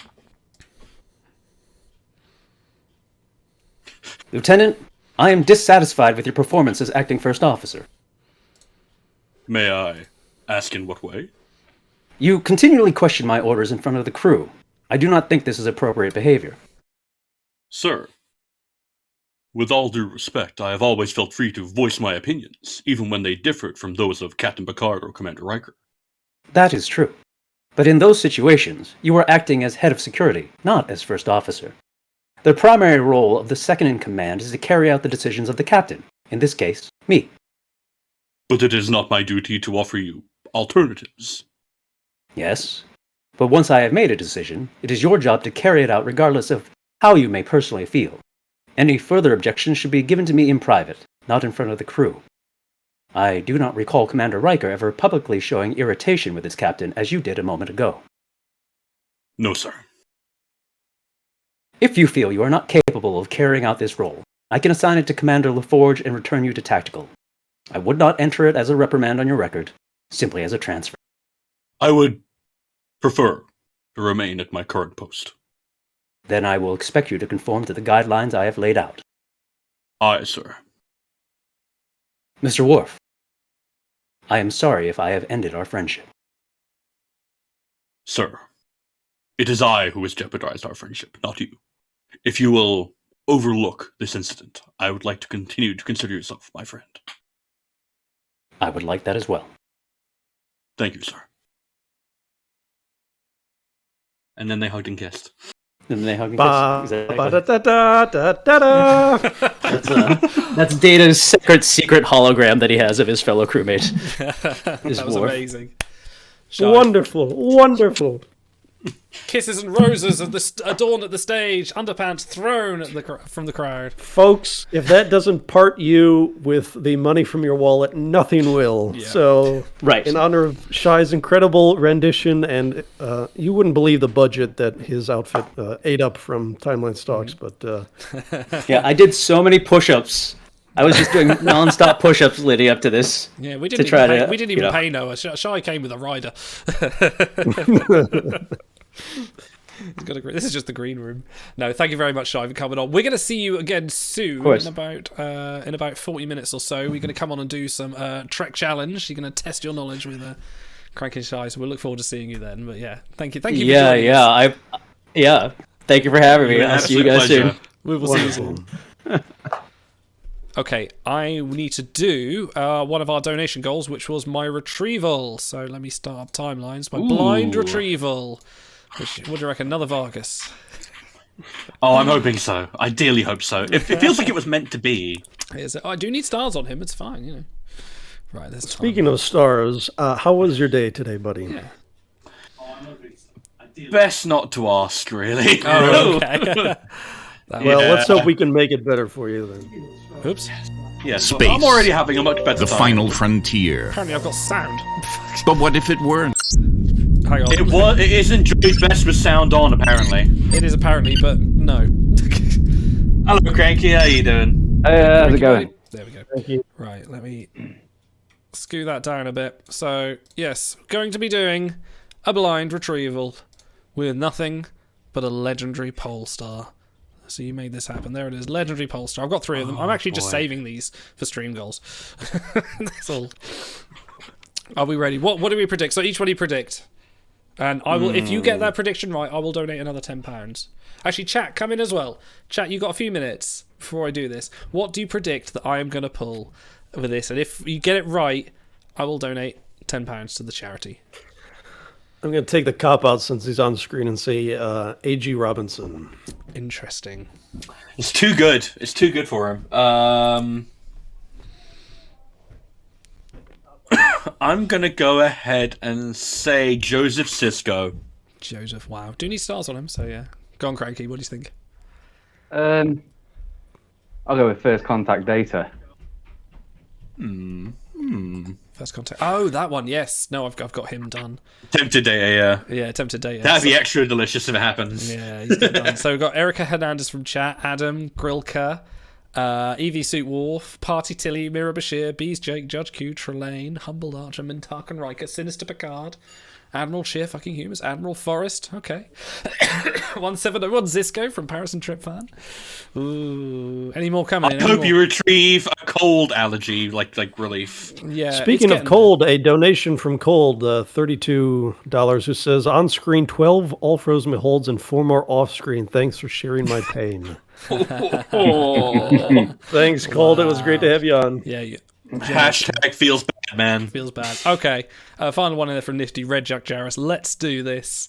Let's retrieve blind. Oh boy. Nobody knows. A pool of 478 crew. Oh, Dinesh from Best Efforts there last in. I hope it's mirrored to Paul again. That would be. Oh my god. Could you so imagine? good. Here we go. Okay. Oh, okay. Wait, did someone guess? We had Evie Suit Worf guess. Nearly, so close. Well, I'm happy with that. I need stars on him, and he's okay.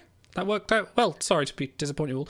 I'm going to donate £10 anyway because you always knew I was. But there we go. It triggers. I could buy 2 of him. I'm not going to because I'm not a madman. And yeah. And the money could go to charity instead, so that'd be fine. There we go. That's another star for him. Fantastic. Cranky, welcome back. Oh. How the devil are you? Just loading my game up as we speak. Fantastic. You're going to come do a cold with us. How is your roster? Are you full of golds as Cole? Are you as gold as cold? Or I'm not as gold as cold. Or are you as thrifty as nifty? I'm somewhere in the middle. I think I'm somewhere near the top of the 10% bracket when it comes to the golds. Let me just share my screen here. I want every Timelines Talks player to be in the top 1%. I think that's a given. I mean, if they're watching the show, their IQ must be astronomical. Absolutely. Galaxy brain in order to play a galaxy. Speaking of mental health problems, we are supporting Mind. You can donate below bit.ly/ttcherry22. I'll tell you what, this show has had everything so far. I mean, I was crying with sadness at the start, and I've been crying with laughter in the last half an hour. Oh, we're a roller It was absolutely brilliant. Dude, I can't get over how good Shy as Kirk was, because So we all know the scene, and every intonation It was spot on. Dude, he should think about becoming an actor, because that was really good. Oh my word. All right, who are you gunning for? Oh wow, a triple at the start. And triple. Like Cold, I will donate £2 for every all frozen gold behold I get. Oh, thank you very much. We'll try not to root against you because of that. No. Yeah, you don't do it for purples, otherwise you will go bankrupt. So, which golds are you hoping to see pop up today?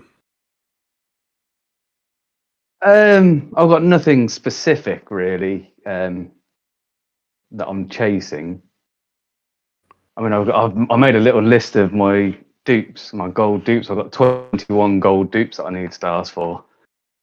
And I've got a couple of purples that I still need stars for as well.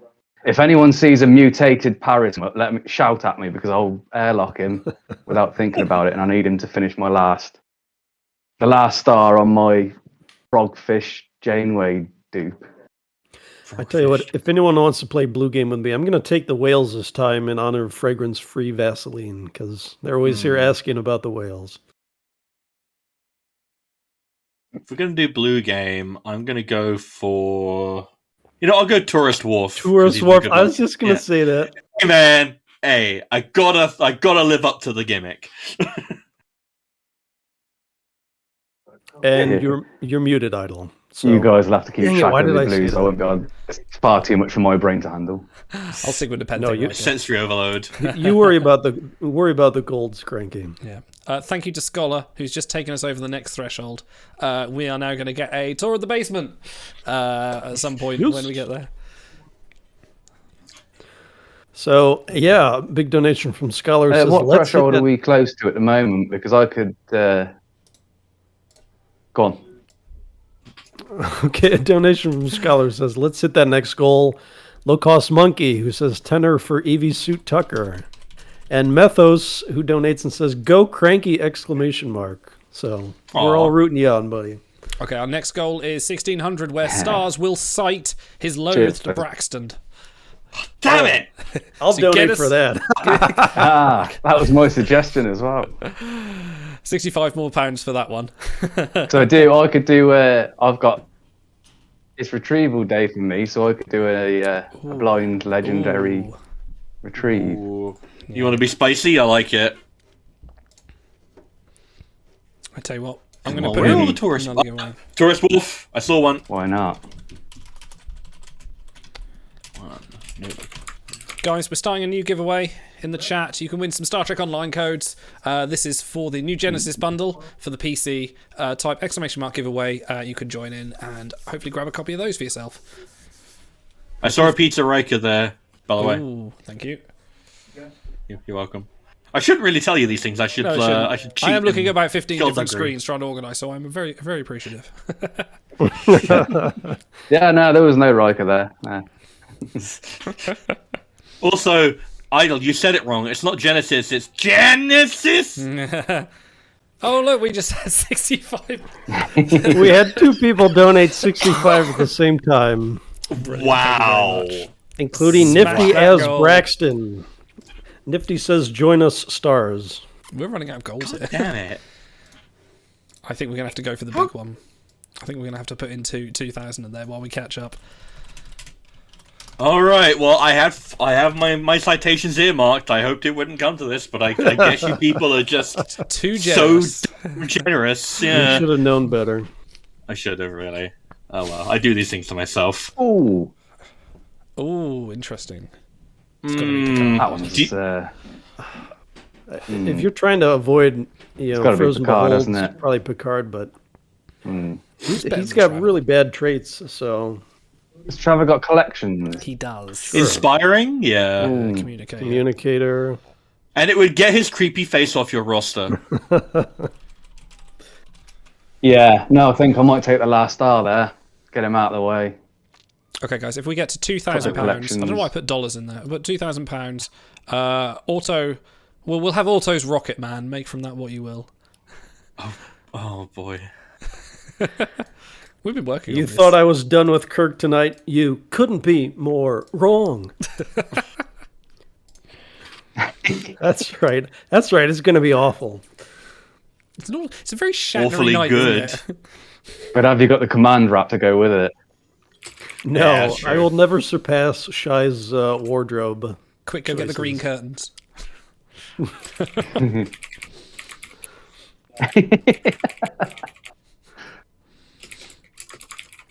Okay, just a reminder, anyone that wants to donate, bit.ly /TT Charity 22. You can go and donate for Mind Mental Health Charity. We've had some very personal experience with those. That's why we chose them. It's great to support people with mental health issues. That's a tourist wolf. I slew one. Oh, very nice. Never mind the charities, no, Wolf. Stars notedly competitive, yeah. I mean, I can't say anything about that. I don't even... couldn't Who did I... possibly Oh, comment. I picked the whales, that's right. We've got coming up. After Cranky's done his packs, we've got Cold, Shy and Walt coming on to stay on for some Trek trivia. The Trek challenge, which should be fun. And then after that, Stars, what are you going to be doing after that? Tell us.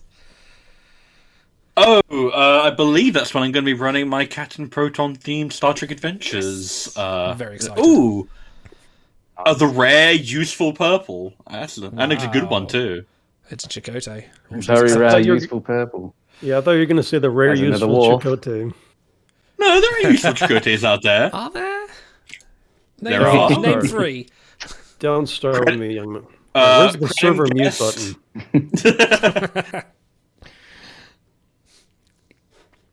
I will rise to that bait any day. Up the thingy. I can't believe both Nifty and Auto donated $65 to make sure that I have to. Great minds think alike. Oh, yeah. Can't believe you two. Inflicting good voyage on me without my consent. It's time you learned. I'll never learn. Well, you're already a 12-hour Voyager now. Yeah, guess that's what? true. Now I didn't need him before, and I won't need him after. I won't put him on voyages just to spite everyone, mostly myself. Right. Well, we've nearly hit. Not had a great amount of gold so far. No. We nearly hit our goal of £1,701, so I'm going to up that to 2,500. So update, just refresh this a second. I would like to point out that because mine is a charity based in Great Britain, they accept donations in British pounds, which when converted, we are already over 2,000 American dollars. So excellently done. We're in hour 3 of 8, possibly 9, and you guys are blowing the roof off this. So absolutely amazing. Thank you so much. Guys. I see another tourist wharf. Ooh. Yes, originals. human Neelix. Yes. Yeah. We didn't actually bring that up, did we? I like J. Joseph's the cut of his jib. They say freeze Braxton as an anti-power move. Oh, as a flex to make a point. Yeah. You'll do it as well. There we go. There we go. All right, Chad, help us out on this one, because even I don't know where we're going. I like Tane. He's a cool character. Yeah, where are we going with this? Tane's cool. Like collectible cards? And he's got collections. He's only really a gauntlet card, though, isn't he? Why are people saying Elnor? No. Has he got collections? No, stop with this Elnor thing. I think Elnor's you do need another 5 Cardassians finished. Like, Elnor's got his traits, so I think duelist, spiritual, Romulan. What else? Brutal. How does he not have brutal? Didn't he like chop a guy in half? Yeah, but he did it. He did it with compassion.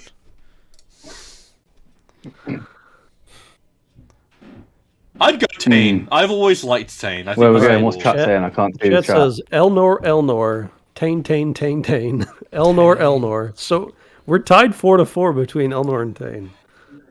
No one can show up mushroom. Elnor. Just go Wyatt and make everyone upset. That's Adam Mostly Scott. Come on. Including myself. Yeah, all right, I tell you what. Noff votes Tane. Yeah, I think I'll go Tane to break the tie because they've donated so many times. You must obtain. Yeah. You must follow chat's instructions. You must obtain the Tane. Nifty Mittens highlights a message saying, "I welcome you, the Immortal Braxton Club, with open arms and high-waisted uniform pants." I don't want to be welcome to this club. God damn it. It's the best club to be in. Oh, finally. How many hours in the show are we? It's the first one. Because I've got some fun new glasses here as well. I've raided the children's repository. Alright, Doctor. I could make a complete immortal Tuvok, but I just got the one pack. See through them. Redeem the hair flips. From Genos. Yeah, that was from Genos. Okay. I wonder if we'll get a dying Elnor card, hopefully. What? I'll cite that day one. And then freeze. That's so compassionate. I don't like Elnor. He's not good. Someone should have chose Tuvok, the amount of those I've had. Yeah, there's been like 70 billion. A lot more, literally. Roughly. Exactly. 99 packs of crew on the wall, 99 packs of crew. You take one down, you pass it around, you end up with another EV2 Tuvok. Ooh! Oh! He's in Portal? I didn't know. Yeah, yes, he is. He came in the last batch. Picard. It's a good Picard. He's got Diplomat, I think. No, he doesn't. I just finished Tuvok the other day. We sort of repeated it on stream, sorry, but we are trying to abstain from spoilers of ongoing shows. So yes, this will be a spoiler-free zone for Picard Season 2 and Discovery Season 4, although that will come. I need to wait for the stars to catch up so we can have our big spoiler discussion on that. It's happening. It's happening. How far through Season 3 are you? Who had the whales? There's the whales. Oh. Having a whale of a time. The episodes are coming fast and furious, and we already had a crew in game from Picard who I haven't seen the episode yet, so I had to catch up. Strangely well starting soon as well. Did you guys see the new videos about Una and Pike? I did. It looks like a lot of fun. That was so good. I can't I haven't wait. seen the latest 2 posted yet. Oh. Pike's hair Thank is you, just it's huge. It's like up here. Thank you, enough, who's keeping count of the blue whales. I read a comment from also about him riding horseback. Oh yeah. Hey. Ooh. Ladies Sorella. Continue the saga. I recently watched RC and You and Me Stars did of that. Because I just did it for the best Isn't of. she magnificent? You've got fat. I had a good fun with that. You've gotten Well, hold on, Cranky. Cranky, if you're going to do that line, you have to give us your best Martok growl. Isn't she magnificent? No, there you go. That's pretty good. Now that's a Klingon. Why didn't we get you in for the table read? Way better than me. Crew number 1000. Where are we going here, gentlemen? Chat. Picard. Chad has one vote for each at the moment. What are I think- Jennifer's traits? Man. Yeah, I was wondering. I forgot if she was the Bajoran version or not. He's The got Prophet, but no. loads. Yeah. I think it's Not good. I'd go Picard here.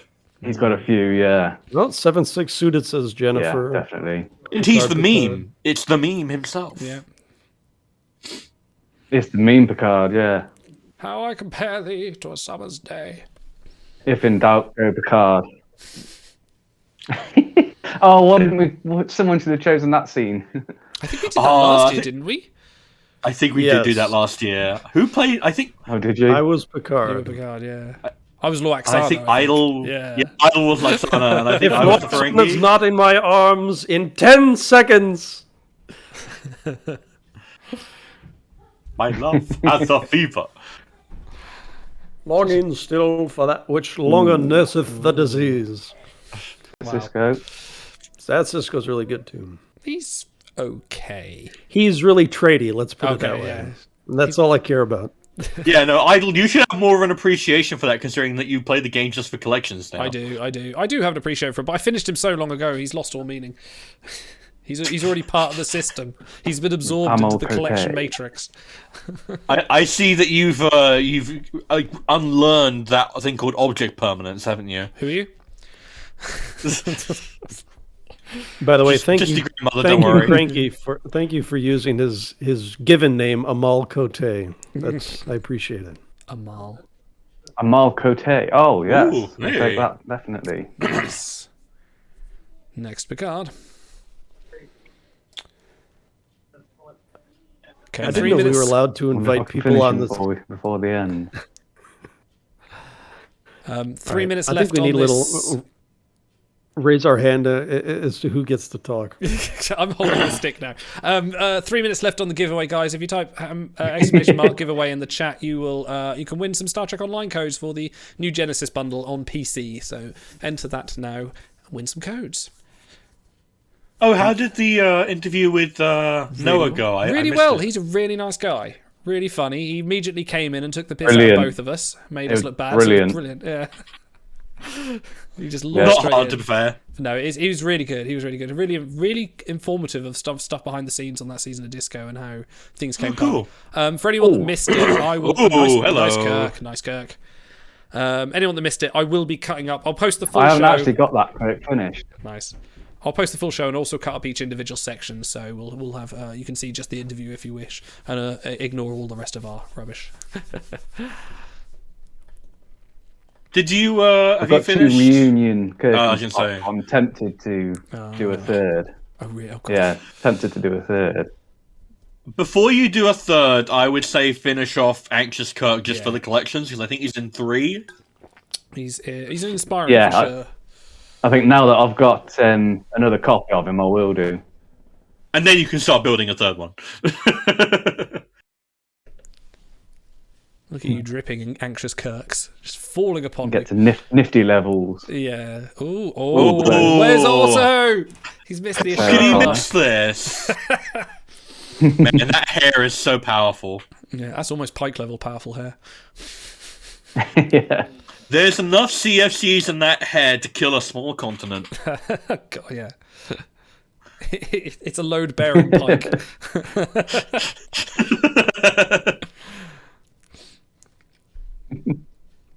Come on, something good. Oh, that's a good Kirk. You could dupe him quite happily if you wanted to. If you're so inclined. If one is inclined. Oh. Oh, right, we missed that. That Yeah, Kim I'm has turned up like 15 times. Yeah, should we play the purple game? He's been a few times, yeah. Yeah. He's like, I'm here too, guys, and we're like, yes, we know, Harry. It's fine. He's not getting promoted. Yes. We've got quantity over quality with Harry Kim. Ooh. Ah. Hmm. This one is trickier. Alicia Travers. She's okay. She's Although she's got a couple of collections on it. Travis is. She is Susie Paxton. Yeah. Somewhere out there, no name namer screaming at the screen. Yeah. Members of the Plaxton's pals. Noted. Yeah, I think I'm going to go for Susie. Yeah. Travis is good old Susie but, Q. Yeah. Very nice. It's Susie Plaxton. We need more Susie Plaxton. What's she up to lately? I'm going to IMDb her. Yeah, I'm curious actually. I haven't seen her since. What's the last thing she was on? Was it Voyager? It was Voyager. The War. It was a Voyager. 2 more yeah. Wars for stars. Nice, thank you. The last thing she was in was How I Met Your Mother. She played Judy. Oh. If anyone has watched that, but that's the last thing she did. And she's. Was she in that? I don't even remember her. Apparently so.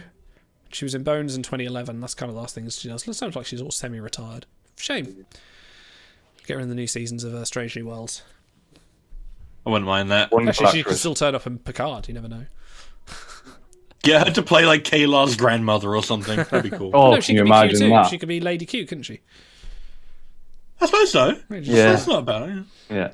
Oh, we've got Recite Some Trek. Q's wife turns up again. From Evans of Wales, Recite Some Trek, singing arguments from Chrysalis DS9, no rush, whenever you can arrange it. Oh my god, that whole Do Re Mi section. Do Re Mi Fa Sol La Ti Do, that bit. Oh, I can't sing. That's going to be awful. That could be fun. Yeah, that could end really badly. I'll play the part of Bashir looking adoringly from the corner. No, you won't. You're the only musician here. You got to do it. Not Neelix. Maybe I will do. Ooh, hang on. Well, you got Annika, Kira, or Neelix. I could say Annika. Annika's not decent. Neelix, surely. He's very traity. Oh, Neelix has got some tricks, mine. Yeah, but Annika's okay. Sometimes Voyagers for me. I don't know. She's like one of the worst sevens because she doesn't even have Borg. No, she's pretty bad, but like. Maybe it's. I think. Oh my god, I think it's Neelix. I feel so dirty saying. I think it might actually be Neelix. Oh my god. I think it's Neelix just for the traits. Yeah. For his traits. Feels bad, man. Yeah, Neelix. He wants to ride his bicycle. He wants to ride his bike. Down to. Okay. Does the giveaway finish? The giveaway finished. Agent Danielle, congratulations. I will send you some Star Trek Online codes very shortly. So I still have more to give away. Plenty of giveaways going to be happening. Right, let's give you this code. Okay, so you know what, Cranky? I've got a question for you. What's your favourite card in Timelines? My favourite card. Ooh. That's tough. Like, doesn't even have to be like a great power card or anything like that. Maybe someone who was there for you in your first week playing the game, someone who you saw in an event you know has had to win, that kind of thing.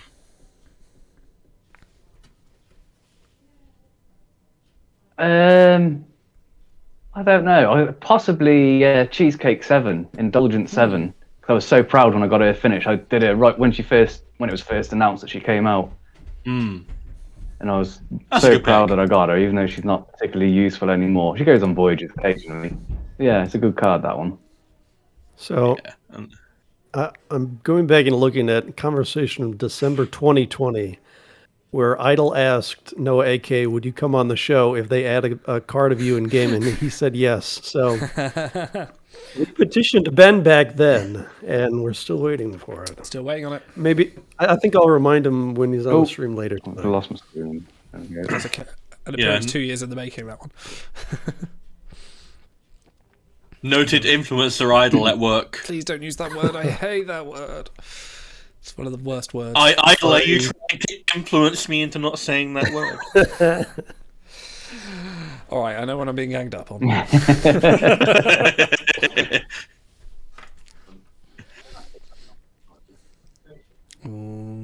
Okay, I'm going to say 5 more minutes, Cranky, 5 more minutes, and then we will move it along. And you'll be coming. Cool. You'll be probably coming back on later, I imagine. You just tell me when. Yeah, we will. No. Shy calls you a I'm noted about one, moist like, Give me influencer. a shout whenever. Moist influencer. Interesting. Like Borg Queen kind of moist, or... You do live in a That's another basement. wall. That's very true. I am connected to a hive mind of resources. Yeah, spreadsheets, that's what it Yeah. is. I also descend every morning on a crane into my legs. Is that why your knees are so bad? Yes. That's why they click. I've got the servo joints.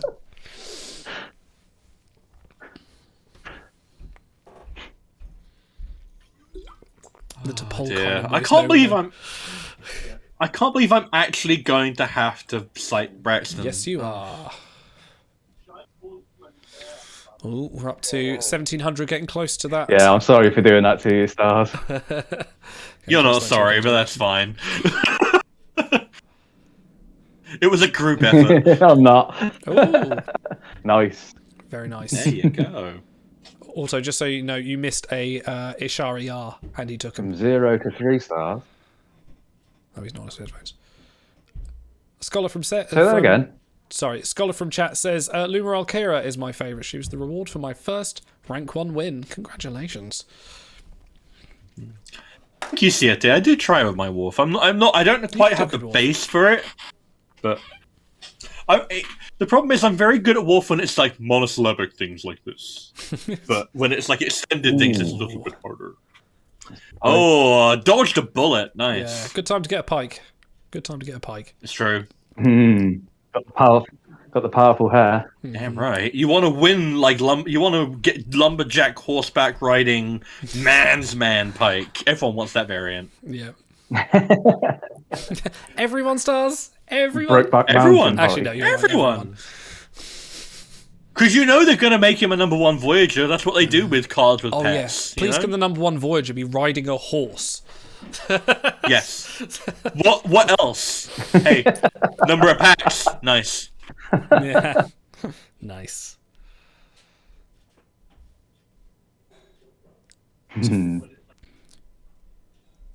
Keep those donations coming. We're just over 1,700. Gone our way to our next goal of 2,000 for Auto's Rocket Man.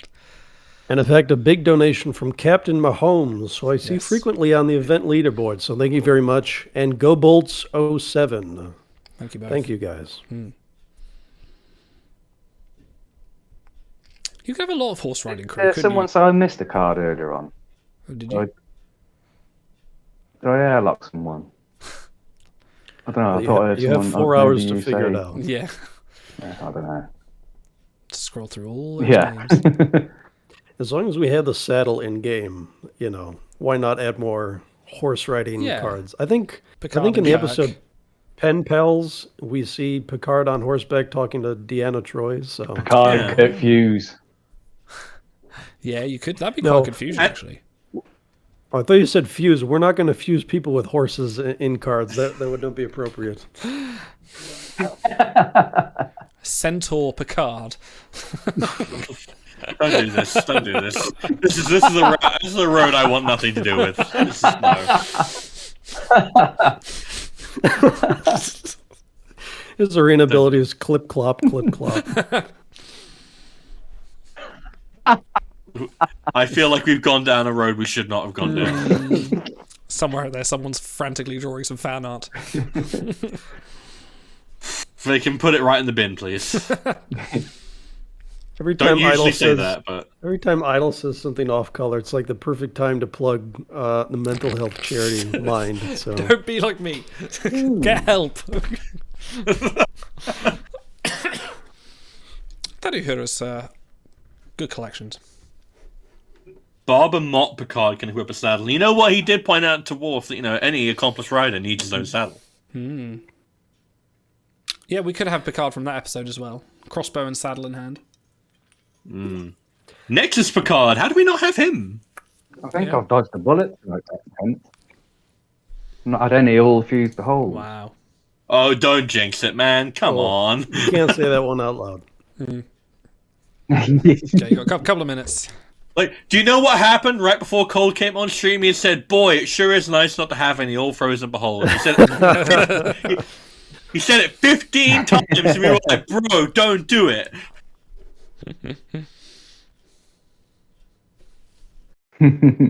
Okay, another donation from Stars and Garters, who says, "Rock it, man." We are a mere 195 pounds away from the Rocket Man, where I will be accompanied by Captain Idle on the keyboard. It's gonna be so good.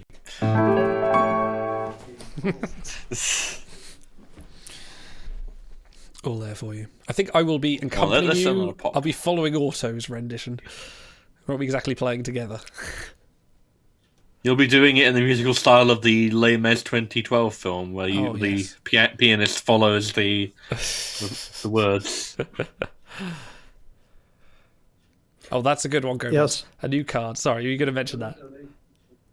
No, go ahead. I was going to say, a new card for Stars to make Sheepish Picard when he doesn't want to come out of the turbo lift, trying to avoid Luoxana in Half a Life. Okay. I thought by sheepish you meant like another Animal Fusion crew. I'm No, like, don't do this. That's a bad idea. That's not Woolly Picard. Woolly Picard. Jesus. Excuse me. I'm losing the will to live right now. Oh, there we go. You're not even a Death Stars. That's excellent. I'm going to have to shepherd this conversation somewhere else. All right. Please don't. We're going until the next donation. If you guys want us to stop. Oh, that was close. Hubris. Wow. The sheer hubris. Sheer hubris. Wow. Irish setter crusher. All right. Should we call it there? Good place to end. Thank you, Cranky, for joining us. Sorry, cut you off there. Yeah. We're actually running on time and I'm shocked. Packs. Saved by the Picard. Saved He is by- a hero. That's true. That's right. All right. At final count, I had 9 tourist wharfs. Wow. I forgot to count, so let's say I had 10. Oh, good. That means I win. Yeah. Well, There's definitely a lot of wharfs there. To you, All right, Cranky. Cranky. Thank you for very much for joining us and helping us raise money today. It's been an absolute pleasure. Thank to you have for having me. Thank you for doing this awesome show. Cheers. Thank you. We will see. We'll see you again soon. We'll get you on the show again at some point. Definitely. Yeah, cool. Cheers, guys. Cool. Thank you. In which case, I am Take care, inviting buddy. Cold, Shy, and Walt back on. Let me just give them a nudge in the show chat. Come back on to start the next segment in our show. Let me just... Auto, do you want to do some donations while I ping these guys? We're all While caught you up on sheep donations. We're all caught up. Oh, so there okay. you go. Oh, they're all here anyway. They're quick as a hiccup. Quick as a hiccup. Gold. Right, let me bring my document up. Welcome back. Welcome back. Shy. Shy, if you're still dressed as Ricardo Montalban, Oh, yes. No. Hey, Walt too. Operations Officer Walt Koenig. Incredible. Owning the badge and all. Wow. Got Stars Auto, you're letting the side down. Where's your uniforms? Come on. Oh, and even got the Romulan ale. That's right. Sorry, it's in my other nerd closet. All right, I'll tell you what. I think I'm going to drop off for this one and watch you guys from the chat. So good luck. Good luck. Okay. Gentlemen, are you ready for Star Trek Trivia, the one and only game show where our contestants can win a prize of their choice up to the value of £20. I will be challenging one other than Cold, Walt, and Shy at their Star Trek knowledge. And accompanying me is my lovely assistant, Stars and Garters, who will be keeping score on the latest technology available to us here with our budget on Timelines Talks. It is, in fact, the whiteboard of writing. I doodled something very inappropriate on here, so I just had to very quickly erase it. Just life. Apparently if I cut off the Was theme it again, Picard I'm or the fired. Centaur? Okay, There is a picture of Centaur Picard. Okay, how this is going to work, I will address each of you in order.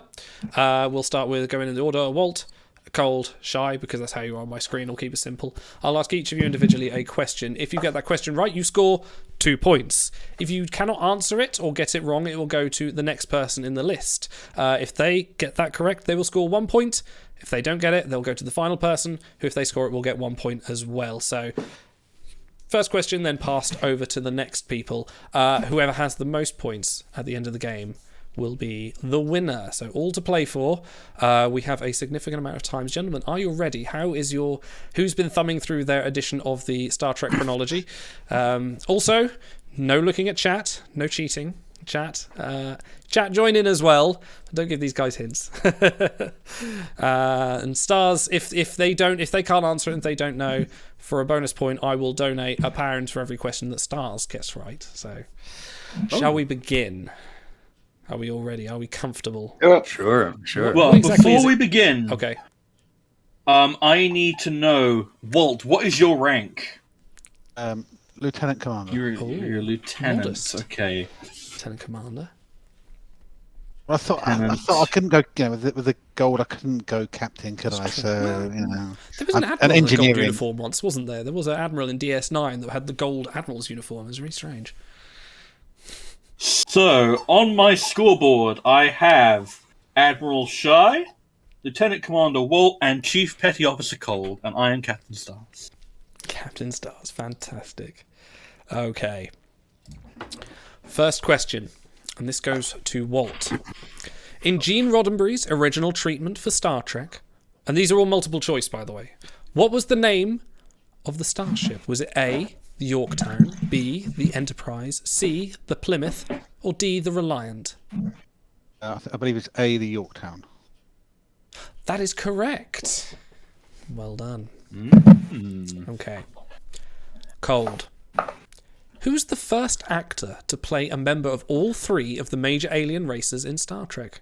Was it A, Christopher Lloyd, B, Jeffrey Hunter, C, Leonard Nimoy, or D, Mark Leonard? Mark Leonard, D. That is correct. Points going out quite good. Okay. Shy. Admiral. This is going to be embarrassing.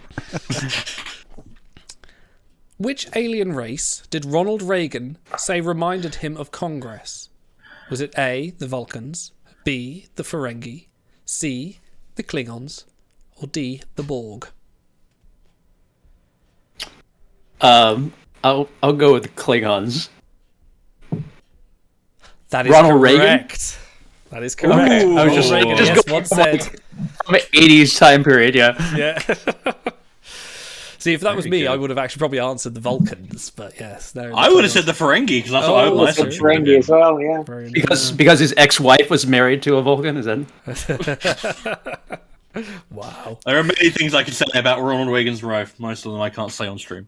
No, his ex-wife. I believe his first wife was. Am I wrong? Is this trivia wrong? Played Amanda on Jane. Jane Wyatt? Really? Really? That? Reagan's first wife. Ooh. You don't get points for this if you're right. I'm just trying to compensate for later misses. You are very much wrong. Oh. Am I wrong? I would say. Good thing that wasn't the question. Yes. Okay. Walt. Who serves as the communications officer in the final episode of Star Trek, the original series?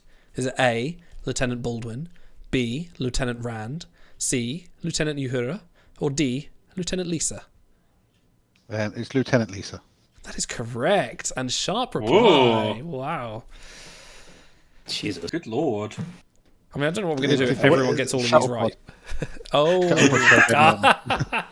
They stole That's not going to be a problem. Yeah, so I think that Lieutenant Lisa appeared in a few episodes of the original series as well. She was a recurring sort of Uhura replacement when Nichelle Nichols couldn't make the set. Okay, Cold. What actress turned down the role of Seven of Nine 4 times? Was it A, Jerry Ryan, B, Jolene Blalock, C, Hudson Leak, or D, Claudia Christian? Jerry Ryan. I don't think she took it straight away. You are correct. It was Jerry Ryan. Oh, that pause! I was on the edge of my seat. I spent my youth watching really bad game shows on television. I know, just to get that suspense in there. I need a little heartbeat in the background. Dum, dum, dum, dum. Terrible. Yes, there's no lifelines here. Okay, Shy. Which of the following is a species of intelligent turtles? A, Betazoids, B, Catarians, C, Ardanus, or D, Rigelians? Oh, it's I believe it's Rigelians. That is correct. Ooh. Which I only know because I wrote a spec script featuring Rigelian. Yeah. Man, you guys are the best of the Pure best. luck. I'm going to have to go over to Stars and Autos questions because you guys are smashing these. Okay. Walt. And by the way, I have 50-odd questions, so we're good for time. We're going to be scoring points. Some of you get these wrong at some point. So in Star Trek Nemesis, Walt, what did Shinzon use to assassinate the entire Romulan Senate? Was it trilithium resin? Was it B, Thalaron radiation? C, cobalt diselenide? Or D, acetone assimilators? B, the Thalaron radiation. Correct, that is correct. My lovely assistant, where is the leaderboard currently standing? So, Admiral Shy has 4 points, Lieutenant Commander Walt has 6 points, Chief Petty Officer Cold has 4, and Captain Stars has 0, because he hasn't been called wrong yet. No, we haven't got any wrong yet. Okay, Gold. What Star Trek The Next Generation prop was designed using an automotive air filter and a hairband? Was it A, Geordie's visor, B, Data's positronic brain, C, a warp coil, or D, the Resican flute? The visor? That is correct. The only one that made sense. Okay. Plot twist, it was Wolf's bidet. Yes, it was Wolf's jog. Shy. You might be okay to you. What were the last words of the last episode of Star Trek, the original series? A, Scotty, beam us up. B, anything is possible. C, if only. Or D, engage.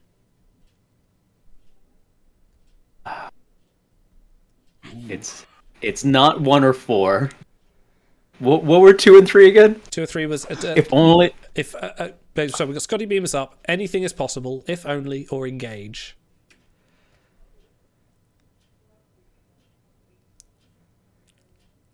I'm not even trying to remember what the last episode of TOS was. It was Turnabout Intruder.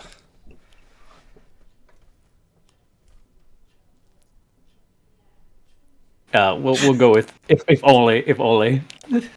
See. That is correct. Because I was just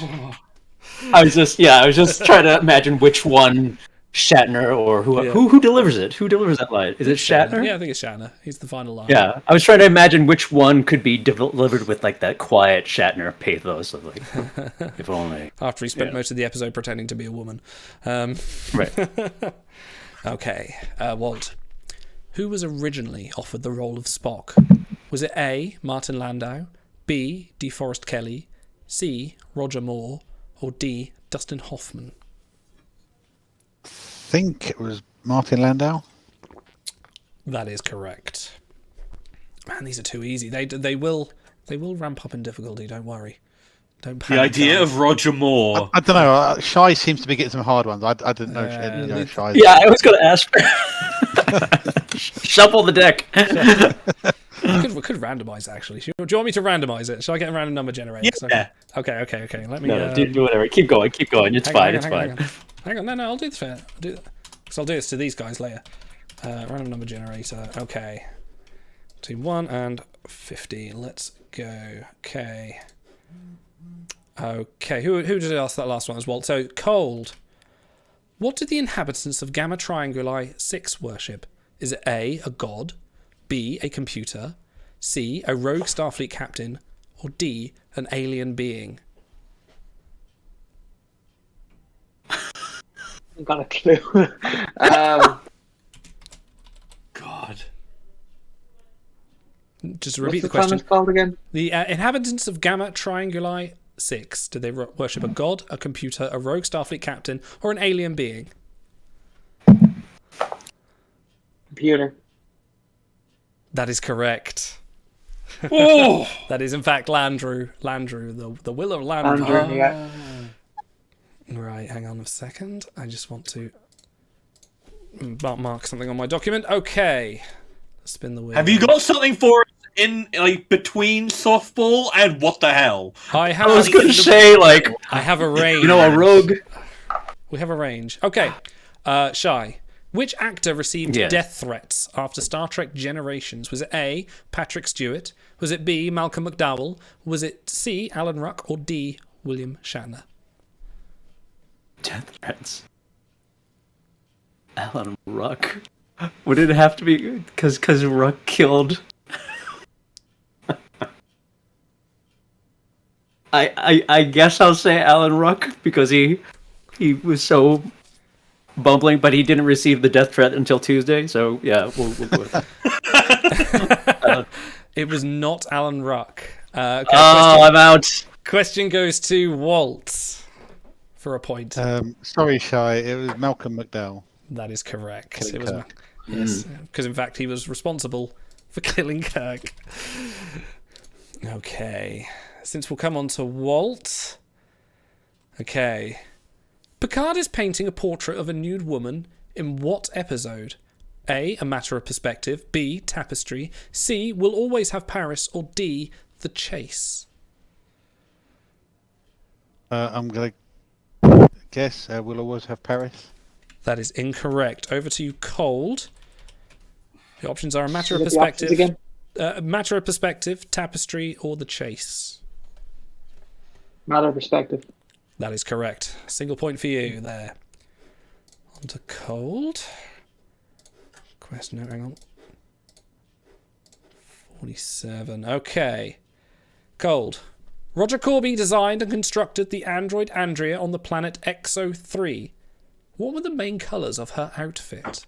Was it A, red and blue, B, green and turquoise, C, black and blue, or D, blue and green?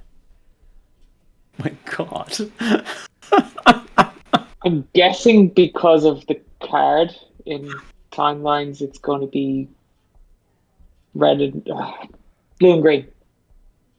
That is correct. Good choice. See, Andrea fans would know that one.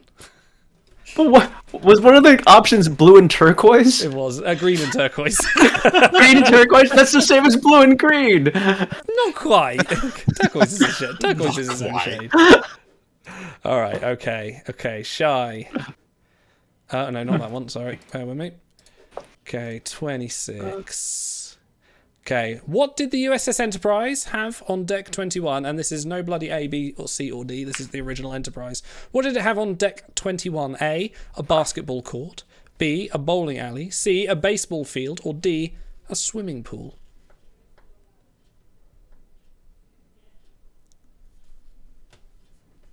God. Not baseball field. What was the first one again? It was basketball court, bowling alley, baseball field, or swimming pool. Bowling alley or swimming pool? We'll go bowling alley. That is correct. Oh. Okay. This is my SAT training coming in here. This is like all process of elimination, educated guessing. Okay. Stars, can you give us the scores? Yes, I believe Cole is in the front with 11 points, Walt is in second with 9, and Shy has 8. I have 0. Still anyone's game. Anyone's game to play for. Okay, Walt. Who did George Takei call for Star Wars and Star Trek fans to unite against? Was it A, Twilight fans, B, Battlestar Galactica fans, C, Harry Potter fans, or D, William Shatner fans?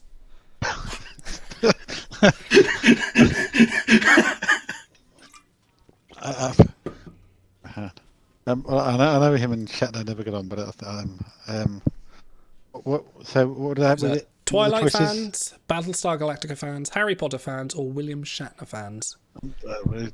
Battlestar Galactica fans? That is incorrect. Over to Cold. Repeat the question, sorry. So, who did George Takei call for Star Wars and Star Trek fans to unite against? Twilight fans, Battlestar Galactica fans, Harry Potter fans, or William Shatner fans? Twilight. That is correct. Call for everyone to unite against Twilight fans after the fandom rocketed in popularity. Okay. Cold. In what episode of Star Trek the Animated Series does Uhura take control of the Enterprise? Is it A, the Jihad? Is it B, the Lorelei Signal? Is it C, the Survivor? Or D, the Terratin Incident? Never watched Taz. D. Which one? Sorry, what did you say? D. D is incorrect. It was not the Terratin Incident. So over to you, Shy. Was it the Jihad, the Lorelei Signal, or the Survivor? Is it the Lorelei Signal? It is indeed the Lorelei Signal. The Right. famous episode where all the men got captured on the planet and all the women of the starship. Uhura took command and had to beam down, and is in fact in the game rescue team Uhura. Okay. I'd like to imagine that, like, you know how there's Spock screaming, "The women!" It's like, I like to imagine that Uhura just screams out, "The men!" I've never seen the episode, but I imagine how it goes. Okay. Shy. How many lens flares are there in J.J. Abrams' Star Trek Into Darkness? Were there A, 826, B, 198, C, 62, or D, none at all? I can't. I guess the suggestion of none at all would be that he overcompensated after his criticism in the first one. It could be none at all. I'm trying to think through it. I think the darkness of the plot holes in Into Darkness may have absorbed all the light from those possible lens flares. So it might be none at all. That is incorrect. Yeah, he can't resist. He can't resist. Over to Walt. Would you like those options again? Was it 62? Was that There was 826, 198, or 62. 62, please. Is also incorrect. So Cold, is it 826 or 198? 198. Is also incorrect. Also incorrect. In fact, It was going to be one of those dreams. 26 lens flares in Star Trek Into Darkness, which means Stars gets a point. How can there be 826? Hey, I think I know what the answer is. I think it's 826. Most of it say outside. How the hell? Do you not remember going into a white rage while watching that film? It's like one every 4 seconds or something stupid. Okay.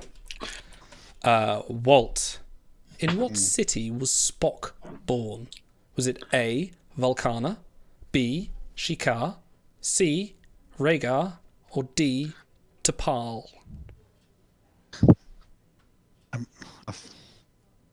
I can't remember what it was, but I guess for C, whatever that was. For Rhaegar, it is not C. Over to Cold. Is it Vulcana, Shikar, or T'Pol? T'Pol.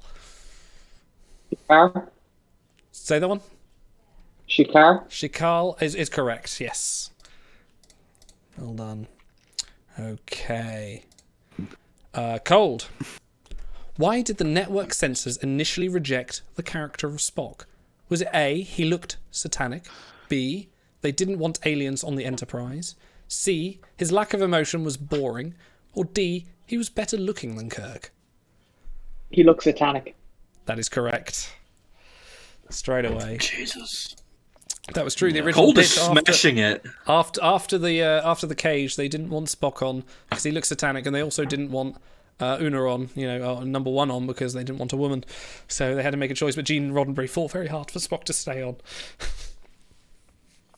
Okay. He fought harder for Leonard Nimoy than he did for his own wife. He did, yes. Okay, Shy. What was the only Star Trek TV series to not feature any human female as a main character? Was it A, Enterprise, B, Deep Space Nine, C, the original series, or D, The Next Generation? Oh, it's Deep Space Nine, right? Human female. Are we counting? Does Keiko count? You are correct, because she wasn't the main character. Yeah. You are correct. It is Right. I'm trying to snatch defeat out of the jaws of victory right there, Shy. Yeah. Okay, we'll do one more round and then we'll get a score update. Okay. Walt, in the original pictures, the Borg was supposed to be what species? A, a living virus, B, insects, C, virtual beings, or D, lizards? Insects?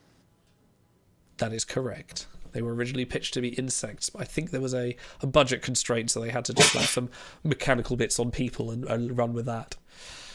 Originally, it was supposed to be the Ferengi that were meant to be the original bad guys of the TNG, but they were too campy and no one bid for it. Okay, Cold. How did director J.J. Abrams teach Zachary Quinto to do the Vulcan salute? Did he A, have a two-fingered glove, B, tied fingers with a fishing line, C, glued his fingers together, or D, finger exercises? I think he did something drastic, so it's B or C. Tied his fingers together? With the fishing line? He did not do that, no. Yeah. So over to you, Shy. Did he have a two-finger glove? Did he glue his fingers together, or did he use finger exercises? I would guess if it was for on-screen, maybe they spirit glued his fingers together. They did indeed. Correct. Yeah. Oh. Okay, over to you, Shy. Which Star Trek character had the Starfleet serial number 6565827D? Was it A, Kirk, B, Chekhov, C, Sulu, or D, Uhura? I mean, the only one I can think of reciting his serial number repeatedly would be Chekhov on the aircraft carrier Enterprise, so that would be my guess. Chekhov. That is correct. Yeah. Nicely done. Nuclear vessel. We're finished. We are. Can I go now? Such a good film. I was very wrong about that film when I was younger. I used to think, I don't like that one. Just go back to the 80s. But then I rewatched it recently. I was like, oh yeah, that's so good. So good. Okay, Walt. What was wrong with the inhabitants of Gamma Vertis 4? Was it A, they were blind, B, they couldn't smell, C, they were mute, or D, they were deaf?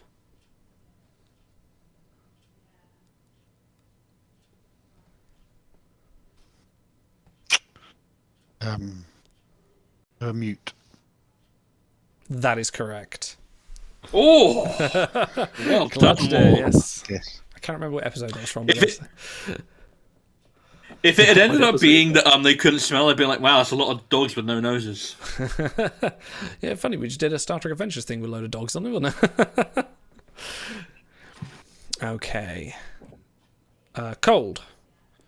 Who does Captain Kirk marry in the Paradise Syndrome, Season 3, Episode 3? Is it A, Shana, B, Nairobi, C, Dealer, or D, Miramani?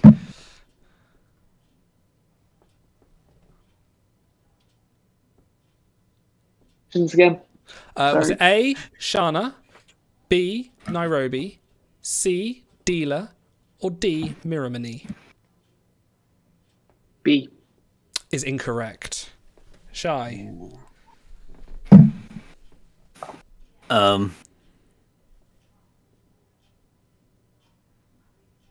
A was Shauna, and then Shana, Lila was C. Dealer, or Miramani? Oh, Deela is C? Yes. Let's go Shauna. Is also incorrect. Over to Walt. Oh, well.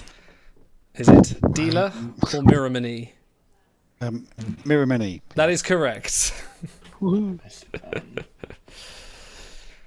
Okay, Shy. Which episode depicts a mutiny aboard the Starship Voyager? Was it A, Unity, B, the Voyager Conspiracy, C, Basics, or D, Worst Case Scenario? I think is it Worst Case Scenario? Is that your final answer? Is that... Yeah. Stop it!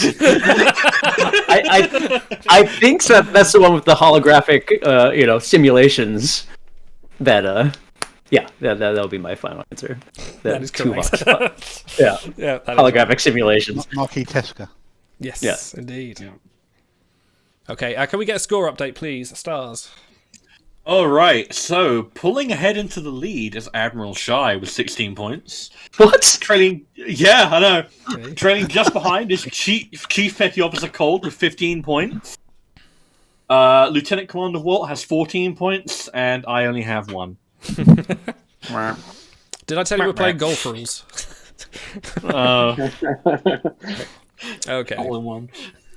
Walt, what rank does Chakotay hold? Is it A, Chief, B, Lieutenant Commander, C, Commander, or D, Sergeant? See, I think I've seen some stuff on the internet. I'm sure it's Lieutenant Commander. He's always referred to as Commander, but it's Lieutenant Commander. That is correct. He was never given the full rank of Commander, but he was always assumed as Lieutenant Commander provisionally with his little marquee. Yeah, apparently there's like a pip, there's a black stripe on his. Isn't there? He's like, I work for the Marquis, I'm going to rebel against anything. But anyway, I joined Starfleet. Sorry, Auto. You shouldn't diss about Chakotay when you're not here. Okay. Cold. Where was the emergency medical hologram originally designed? Was it A, Memory Alpha, B, Jupiter Station, C, Deep Space Nine, or D, the Daystrom Institute? Jupiter Station. That is correct. Confident answer there. Very confident. Watched Lifeline recently. Okay, Shy. Yeah. What was the name of the original pilot of the USS Voyager? Was it A, Cavett, B, Fitzgerald, C, Staddy, or D, Perrim? This is the one that died in the... Yes. Yep, that one. Are you saying Perrim or Perrin? Perrim. Not Spock's stepmother. No, not Spock's wicked stepmother. I'll guess Perrim. Incorrect. Walt. Yeah. Is it Cavett, Fitzgerald, or Staddy? It's Staddy, Betazoid officer. Very correct, yes. The one that Tom Paris tries to hit. God. Gotta know something. Yeah. I'd like to cede my points to Walt. I believe she tells him, do you always fly at people at warp speed? Oh, it's so Right. bad. If you ever listen to the Only Delta when invisible Flyers, range. if you've ever listened to the Delta Flyers, you'll know that Robert Duncan McNeil notoriously hates that part of it. Okay, we're nearing the end of your set of questions. We will have a final thing soon. Who did I just ask then? That was Shy, wasn't it? So, Walt, which Voyager crew member conspired against the captain to secure the Sicarian transporter? Was it A, Seska, B, Tuvok, C, Carey, or D, Taurus? It was Tuvok. Oh, fantastic. Well done. That is correct. Okay, Cold. This might depend on how up to date you are. Ensign Manhaver served on the USS Cerritos in 2381 alongside Ensigns Mariner, Boimler, Tendy, and Rutherford. What was his first name? Was it A, Jet, B, Fletcher, C, Andy, or D, Craig?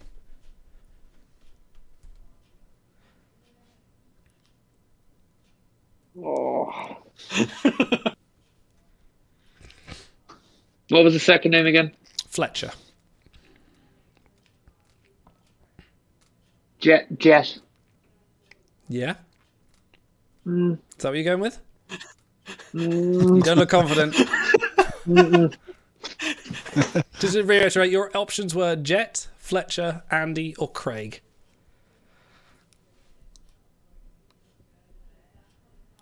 I need to watch Lower Decks again.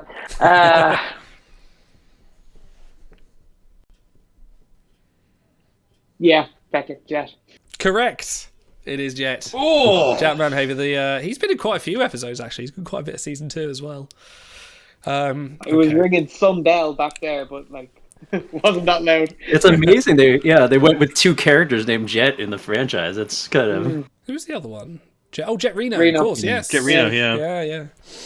Okay, Shy. Quizzed by a fake fan. It's amazing how far Memory Alpha will take you. Okay. Shy. Yeah, what you can't see is that just underneath here I've got like idle score and it's low. Yes, okay, Shy. Seth MacFarlane starred as Ensign Rivers in the latter seasons of Star Trek Enterprise. How many episodes did he feature in? 1, 2, 3, or 4? I think 2 is correct. He did star in 2 episodes. I think 1 in season 3, 1 in season 4, but don't quote me on that. Okay, we have 3 questions left, and I'm going to roll a dice to see which one of you gets these questions. All right. Just as a reminder, the scores are such. Lieutenant Commander Walt and Chief Petty Officer Cold are in tie with plus 19. Admiral Shy has 18 and I have 1. Okay. You can do it, Stars. Come on, Stars. I can pull it back in. These last 3 are tougher. These are the toughest ones. So, Walt, what is T'Pol's mother's name?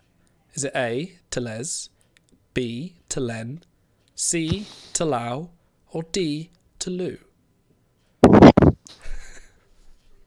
I'll repeat that for you because they're all quite the same. A, T'Les, B, T'Len, C, T'Lau, or D, T'Lu? I'm going to guess at B. Is incorrect. It is not T'Len. So, Cold. Is it T'Les, T'Lau, or T'Lu? T'Les. That is correct. It is T'Les' T'Pol's mother's name. T'Les, T'Lorly. T'Lu, T'Lie. Okay, Cold. On what planet was Scotty accused of killing several women? Was it A, Alastria, B, Arianus, C, Argalius, or D, Argonia? I don't know, Toss. Well, I'll just repeat those options. Was it A, Alastria, B, Arianus, C, Argalius, or D, Argonia?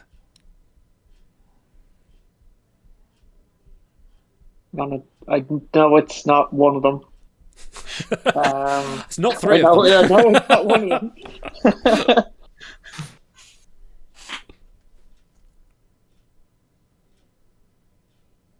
D.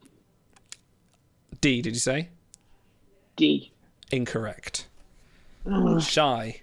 Is it Alastria, Arianus, or Argalius?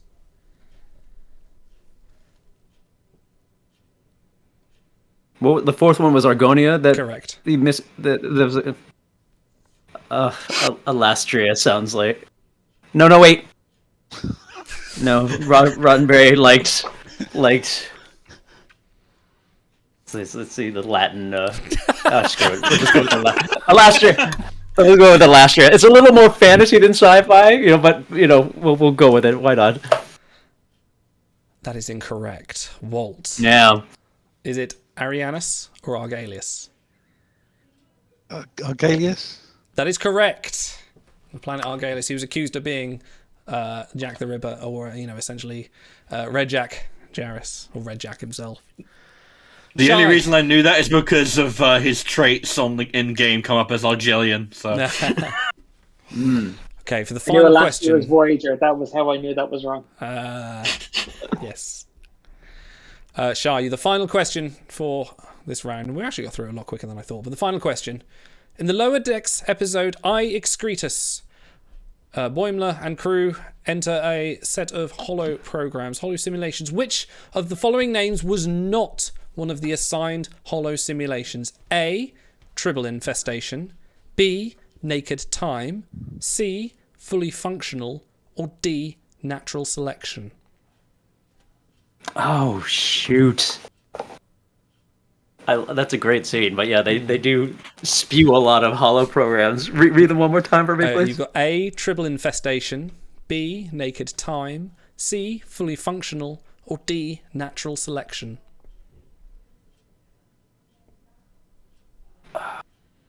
And it's which one it's not, right? Correct, yes. Yeah, it's which one it's not. I feel like...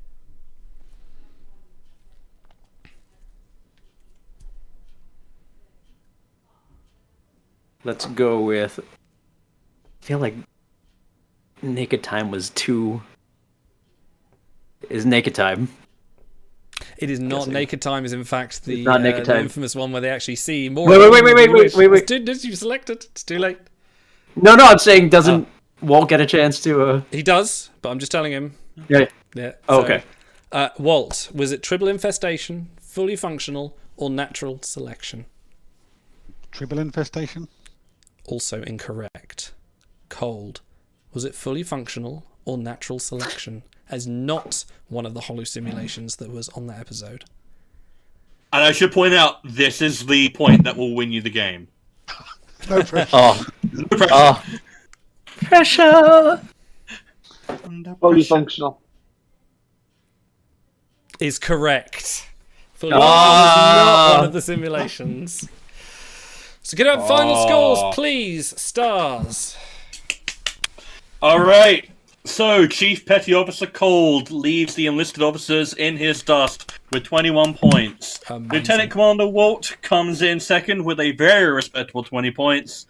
Admiral Shy got caught with his breeches down with 18 points. And Captain Stars sits lonely in the corner with his scoreboard with 1. Thank you, gentlemen, for joining. And that concludes this edition of Trek Trivia! There you go. I caught you all dancing. I didn't even see you doing that. That's amazing. Gentlemen, thank you for joining us for that one. Absolutely brilliant. Do you guys have any... Shai, you're joining us for Star Trek Adventures, which I think we're going to give us a bit more time and go into it a little bit early. So stay on. But Walt and Cold, please, any words or any messages you'd like to pass on before you depart? Go for it, Walt. I just want to thank you guys for a great show, and everyone just keep donating. It's really good for I've caught the start of the show. Thank you. You and you and Auto opening up to us was great, Idol. So yeah, carry on. You're doing great work. Appreciate it all. Excellent. I echo that entirely. It's like to hear that at the start, bawling was putting it mildly, but like. You're doing a great job with this. Just to see the donations come through, it's for such a good cause. So well done. Thank you very much, gentlemen. It's been absolutely fantastic to have you. Wonderful. And if you guys want a rematch in the future, you want to secure your win or claim the title, then yeah, we'll do that again.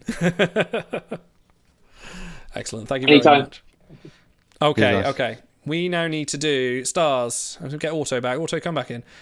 We now need to do your Braxton sighting. It's time, and then I will do. The basement tour. All right. Okay, so I'm going to have to drop out of here and start streaming from my phone. So Okay. give me a second. Okay. Just give me a little bit of a jury rigging. Mm-hmm. Okay, just me on the stream. Guys, if you are not aware, we are supporting Mind, a mental health charity, which you can donate to on the link below, bit.ly/ttcharity22. Please donate willingly. Anything you can give, no matter how big or how small. Right, here's stars. Oh, change glasses. How much must we donate for that? Oh, hang on, we got you. Can't hear you though, stars. Oh, there we go. Oh, hang on. Okay, is it coming through? We got it, yeah, loud and clear. I can't believe I'm doing this. Swore to myself. All these other cards I could cite. So many of them. There he is. Wow, he's still at the 1 star. Well, at least you've leveled him. At least he's... I leveled him. I did that at least, because he was useful in calling. Yeah. Alright. Right. Let's do this. There he goes. Oh, it feels dirty to do. It feels bad. Oh, and you're using your last cites as well. I didn't even know that. Yeah. Oh, my word. Oh, the pain. I mean, it's someone else. Nope. No, anyone would say this is worth it. This is worth it, but just not you. Oh. Here it goes. Here he is. Da, da, da, da, da, da, da. You'll never regret that. I'm regretting it right now. I immediately regret it. Oh. That's amazing. You play a great heel, Stars. Best space I've got. Garbage. Freeze. Yeah. No, hang on. I have to do one thing. Hang on. Yeah. There we go.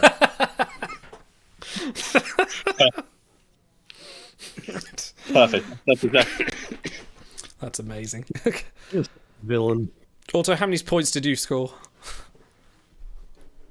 Well, I was taking the opportunity to restart my router, and because the internet wasn't working, and feed the cats, and do all sorts of things. So. Okay, I'm going to do my basement tour in just a sec. I'm going to nip off and go to the toilet. Guys, entertain the masses for a minute. Maybe any donations come in also while we're out, because I didn't read any. Yeah, that's fine. Let me check. Donation from Cranky, who says, "Since I dodged the bullet not getting any frozen beholds, I'll donate again." Thank you, buddy. That guy is a real stand-up fella. He's a cool dude. I like him. I think everyone in our community are stand-up fellas and lasses. I would agree. Yeah, so we have a series of acting goals. We've hit 2 of them already, and we haven't gotten to them because we've actually been on time with everything else. So I'm going to throw one of those polls in chat. And when we have time, then we can do the next one. So you vamp because I can't talk while polling this. Okay, so I have many things to say, all of them about how much Braxton sucks. No, but for real, I am so glad we're doing this again. Like, legitimately, this is probably one of the better things I've ever been a part of. Like, obviously, the show is a big thing to be part of, but actually being able to contribute something and actually do something for charity, like, that's actually a big thing. And I'm immensely thankful to Idle for putting the initiative out there, and for Auto for all the amount of time he's put into it. I'm the lazy guy. I just come in and I show up and I vamp. That's my job. That's all you need to do. It's these guys who deserve they deserve the credit. Thank you, buddy. Appreciate it. Okay, I'm going to do a basement tour. I'm just going to mute my mic because I'm going to use my phone. I've got another account I'm going to connect with, so I'll just mute myself for a second and I will rejoin. Bear with. Alright. This is going to be interesting. I wonder what he's got hidden away from us. All right, polls up in chat, folks. So for our next donation goal table read, it will be Spock's death scene in Wrath of Khan, Bashir and O'Brien's drunk singing, Spock and Kirk debate about saving Klingons in Undiscovered Country, and the conspiracy bugs from TNG. Are you getting my face in all points here? Here we go. Right. Can you hear me? We can hear you. It's coming through with less quality. That's fine. Oh. No, we can't. Oh, it's freaking out. It's freaking out. Wouldn't be These coming through worse. It's not my microphone, so it's this. Oh my word, the lag is terrible. Hang on. Right. Welcome, one and all, where the magic happens. This is the tour of my basement. This is the Death Supreme. Actually, can I go landscape? Will that work? Maybe that might make it. No, it won't. No, it won't. Okay. It's going to be the best we'll get for now. All its pixelated glory. Look at this. Right. So this is where the magic happens. I'd like to pay particular tribute to some wonderful painted pictures I have on the wall that were given to me by my Secret Santa 7 of 1. Absolutely fantastic. I love this.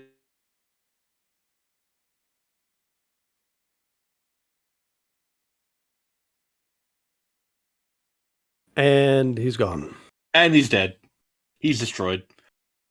He's been absorbed by the rock creatures. I'm still with. Oh. That's not working too well. Are you still with me? How much did you get? We're kind of with you, to the router. Okay. We'll keep going. Okay, so this is my keyboard. This is where the music happens. The window out to the world. This is where I look up and see myself. What? Window up to the world. Is the routers, and up here we've got the Eagle Moss collection. So we've got a fantastic. We've got like Romulan ship there. We've got Tholian web spinner, the Deridex, the Valdor. Got the Bird of Prey, the big one, the big chunky one from Picard. 22nd century Romulan Klingon Bird of Prey even, and a Jem'Hadar attack ship. Romulan Bird of Prey, the new one, the 22nd century one. And over in the corner, little Cardassian ship moving down. We have the I forget the name, the Lacerda. Got the Dauntless, which if you've caught up on Prodigy, you'll like that one. We've got. How's the connection, runners? Are we still going there? Yeah, we've got the sheep. It's fine. We're just looking at ship porn. Oh yeah, we love the ship porn. Runabout. We got the Honshu. I forget whose ship the Honshu was. I think it was a Vulcan captain had that one. We've got the Akira class, the Thunderchild. We've got the Excelsior, the Enterprise B, and the Enterprise J, because I couldn't help having that weird-looking ship. Okay.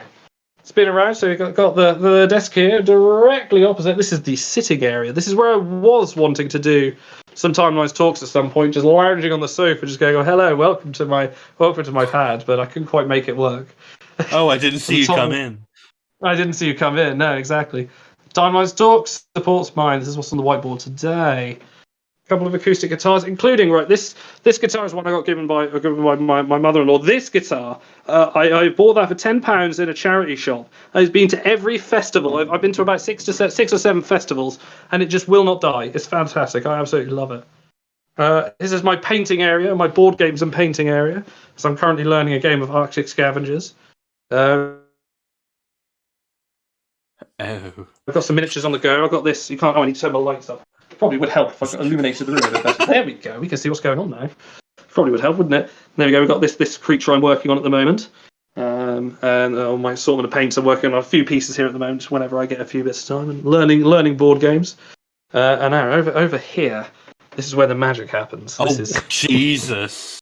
This is the collection. So we've got Brewdog Street up here with a few wonderful little collections. I'm going to sample some later. Got some stuff like Arcade Made and some Star Quality. Some very strong ones. At the back, you may notice one called Roaster Coaster. That's about 10%. I've actually got one here called the Death Star Ep 2, which is 12% chocolate, peanut, and caramel imperial stout. Got some various brew dogs here and IPAs. IPAs over here, stouts over here, and other things. We've got some barrels at the back there as well. We've got some Woodford's Breweries and an Adnams Broadside, I think, at the back there as well. There's a lovely sort of collection. The wife keeps coming down and threatening to drink some, but I don't let her. I've got the distraction beers. I keep this right at the front. I'm like, "You want a beer? There you go. Have a beer. Have this one. It's the cheap one." Underneath, we have the bass guitars, which is I'm a bassist, which I do when I was playing in bands. These two fine pieces were. This is a Marcus Miller Sire. Absolutely love that. Fender Jazz pickups, absolutely fantastic. And just over here, you might see the shark guitar. Because I bought it because it looks like a shark, no other reason. I've got the accordion, which hasn't made an appearance here. I haven't learned much this year, so I haven't got anything. This is the stairs to the real world and my dinner, which I finished. That was the meatballs. There you go, enjoy that. You just leave it on the stairs, you fucking cretin. What? I've been busy. Anyway, this is a boron. This is an Irish folk instrument that I got when I was about 10 years old and learned to play. Can't play it very well anymore, but it's quite a nice decorative piece. I keep it on the wall. Come around here, I actually do have the Speed of Light Club from the Starfleet cruiser, the US Leader Grants. I have the plaque that certified that Captain Jean-Luc Picard flew 300,000 kilometers per second in level flight in a Starfleet cruiser on that date, which I can't read through my phone, but that is actually canonized recently that the US Leon de Grants was captained by Captain Uhura. Would you know? And that's the time in the UK. If you didn't know. Oh, we haven't got to it yet because I'm going to show you my board games collection. Oh God! Which is also expensive. This is not as big as some of my friends, believe it or not. We have a sort of local game goes. Some of my favourites here. I've got a lot of Zombicide. I love Zombicide. Oh, my bongos. These are actual African bongos. I didn't think you were getting that on a charity stream. A few cool Star Wars Armada, I know. I don't actually have any Star Trek games because I'm the only one of my friends that's a Star Trek fan, so there is that. One of my favourite games here, this is Scythe. I absolutely adore Scythe. It's one of my favourites. That's a brilliant game if you ever have a chance to play it. A few Kickstarter ones. Dice Hospital's fun as well. The Cottage Garden. Agricola. Agricola is the game I absolutely hate, but I can't stop playing it. Terraforming Mars, got quite a collection of that as well. Classics, Carcassonne, Lancaster and Talisman, Dice Throne, all the classics every board game enthusiast. And up here we have a collection of William Shatner novels. which I do own more than one, and if we get any lucky, we'll read the lot. We'll just go through every week. What we got here? It's got some beer magazines, because why not? Got a rather large collection of Nine Inch Nails CDs, even though I don't have a CD player anymore, but they're collectibles, because why not? Magazines, Terry Pratchett, Star Trek The Chronology, which I've had ever since I was about 10.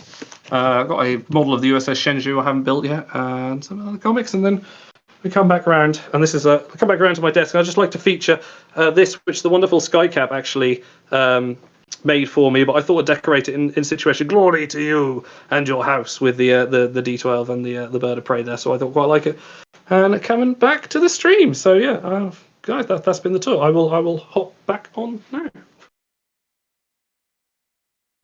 He's been planning this for weeks ahead of time. He keeps taking video of the different angles and sending it in. Hey guys, I got it working. So, was this sorry? Oh, what the? You've been excited for the multi-vector record mode. Yes, there we go. My man cave. There it is. That was the donation goal. What did I miss? How was that? I'm in awe of how long he can talk in one long, incredibly unbroken sentence, moving from topic to topic. Really, it was quite hypnotic. Should we do a giveaway? Let's do a giveaway. I'm going to start a giveaway. Let's do that. I'm going to start a giveaway. And I tell you what, go on. We have the chat did vote on the donation goal for acting. Ooh. So I think we have 10 minutes until the next segment. If you guys want to bang it out, is O'Brien and Bashir getting drunk and whatever they're doing. Drunk singing. Amazing. Oh, gosh. So while you do that giveaway, I have pinged you guys in the channel that the script is in. It's going to be YouTube reading it because I'm an American. So okay, but surely that would be much better to have you doing it. You're eating up. Here you have to without me. I've just started the giveaway. If you've never played it, great game. Quantum Break is sort of a hit. This is a PC code. I should have mentioned that actually. It's a code for the PC. Enter the giveaway. ! Giveaway to win a copy of that. Gosh, who's who? Who's playing who? All right. One is O'Brien, one is Bashir. Okay, but who do you want to be? What's your Irish accent like? It's passable. Oh, God. I'll be Bashir. Oh, God. You have to bring shame upon me. Who have we offended today? France, Ireland, Belgium. Oh, I missed those. Oh, yeah. You'll have to watch it back later. Absolutely. Okay. I don't know this song. I can't remember this episode.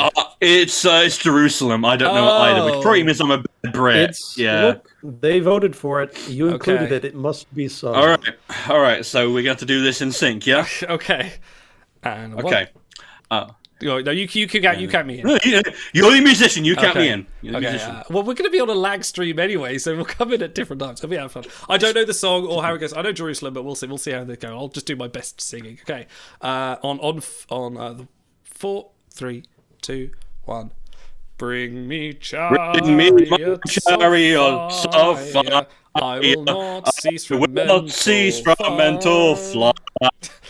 Nor shall my sword sleep in hand till we have built Jerusalem in England's green and pleasant land. That was really beautiful, Chief. You know what we should do? What? We should go to Quark's and sing it for everybody. I think we should synth to Strinthale.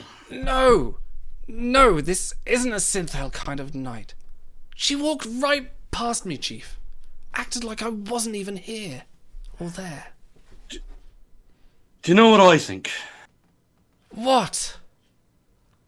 I think she's in love with you. I don't think so. It's the only explanation. Unless she really ignored you because she can't stand you. Isn't there some explanation in between? Well, you're not an in-between kind of guy. What do you mean? Well, people either love you or they hate you. Really? I hated you when you first met. I remember. But now, But now? Well, now I don't. That means a lot to me, Chief. It really does. Really? Now that is from the heart. I really do not hate you anymore. Hey, do you know what I think? If you want to know why she ignored you, you have got to confront her. You're right. I'm going to go right up to her and ask her flat where she gets off walking past me like that. That's why we're waiting until tomorrow. Why? Why not right now? Because you can barely stand up right now. Oh, good point, good point, good point. And did those feet. In ancient time, walk upon England's mountains. Okay, brilliant. Okay, I'm just gonna go get a quick drink before we go to Proton. I think the awful lag made it better. Yes, I'm back in a second. I enjoyed watching Stars pretend that he knows what it's like to be drunk. That was really that was really close. That was good. Well, it does run in the family. So, do we need to... How many more acting goals have we got left up to next? We have one other goal that was reached at $1,200, which I think we'll get to later. But coming up, we have... Are we starting this now? Let's get Adventures. Let's get Shy back in here, and I think Nifty's going to join us as well. So yes, Nifty and Shy, please come in for some Star Trek Adventures, and we'll start the intro in a minute. Okay, I am getting a bit of audio artifacting from both you guys. Are you hearing that as well? No, you were glitching when you came back a little bit. Okay, chat. If you don't hear any artifacting, then that's on my end, and I'll restart. Okay. Nifty is here. Yeah, let's hear from... Yeah. Oh, incidentally, in relation to the giveaway, Quantum Break is an excellent game. It's made by Remedy, who made Max Payne. They made Control. They made Alan Wake. They're a really good game maker, so throw in for that giveaway. It's a really good game. Have you played it? No, because I don't own an Xbox, but my Brody has played it. I've played every one of their other games, and they're all very good. Oh, okay. Hey, Nifty. How you doing? Hey, buddy. Hello. There we go. Oh, my fancy new headphones. I gotta remember how they work. Talking it is not. Yes, when Auto comes back, and Shy, if you're about... Let me give him a nudge. Get him back in here. You got your space microphone in position. Oh, Shy says you need a minute. That's fine. I guess it's going to be a costume change. Oh, my word. Stars. Want to see my costume? Oh, yeah, go on. The best I could do for a chaotic goatee. You should have coloured it in with Sharpie, but I appreciate the effort. I have the Sharpie. I debated it and then imagined how much it would take to scrub off, and I have to go to work tomorrow, and I decided not to draw it in. Yeah, that's probably a good idea. Okay, Shy's with us. I'm guessing you're saving yourself for an epic reveal. Oh, no. No. Just, I'm right here. Brilliant. Oh, yes. Wow. Incredible. That's amazing. Okay, wait for Auto to come back, and I'll cue the intro, and we shall start some Star Trek Adventures. We have a very specific theme that I'm very excited to start. I'm very excited. And we got an hour for this. What was that just beep? Something keeps beeping in my office. Okay. Do you all have your character sheets? I do. I do. No, I do not. Did you send them to us? I will send your one into the show chat right now for you. I need to find out what my talents actually mean. I've got a list. You know what? I'm going to just throw all of it in here. Oh, let me know. You know, I don't know if you saw my demand that I have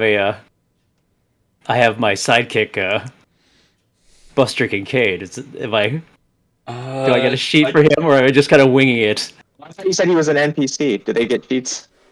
They don't get sheets. I didn't find someone small and plastic enough to represent his personality. I have it taken care of. All right. I'm actually going to very quickly break for a second, so you familiarize with yourself with your sheets. Nice. I will be right back. Okay. Oh, and I have my space microphone. Oh, nice. Yeah. I tell you what, this is a good opportunity for me to run the charity video, so I'm just going to mute us and just run a promotional video. If you guys don't know what Mind is, please watch the following clip. There are a number of misconceptions surrounding mental health. There's an enormous stigma. Britain is a country, perhaps more than any other, where you might say that the national emotion is embarrassment. And nowhere is that clearer than when it comes to issues of mental health. We're addressing a real crisis. 1 in 4 people in any given year suffer from a mental health condition. My first overdose was in 2003, December. I felt I had no future. I couldn't hold down work. I genuinely believed that the people around me, for all the hurt I was causing them, would be better off if I wasn't there. From about 18, 19, as soon as I went to university, I knew there was something wrong. I could feel there was a change in my personality, a change in myself. I was very, very low, very negative about life. My self-confidence, self-esteem and self-worth went. I didn't know who to talk to, where to go. I didn't know anything about mental health at the time. If I had, then I would have gone to Mind. Mind is composed of passionate and driven people who are absolutely committed to making sure that people with a mental health problem get the care and support and respect that they deserve. It was my counsellor who initially recommended that I contact Mind, and it was everything that he said it would be. It allowed me to put value back on my life. It provided me with a network of people who I could trust because I knew they understood everything that I was going through. If it wasn't for Mind, I don't know where I would be today. I'd be amazed if you said you'd never met anybody or you weren't related to anybody who had some sort of mental problem. And therefore, it seems to me a very natural choice to choose Mind. So that's what I'm saying to you. Choose Mind. Yes, that is the charity we are supporting this year's Mind for Better Mental Health. If you missed it at the start of the show, me and Stars went through our own sort of personal tales about, our struggles with mental illness. While we're waiting for Auto, guys, do you have any tales to tell about, friends or colleagues, or any stories from yourselves, if you're willing to share, that is, about, any sort of struggles on mental health? Or Sean, you mentioned something about actors often have mental health issues. Yeah, there's a lot of situation because it's a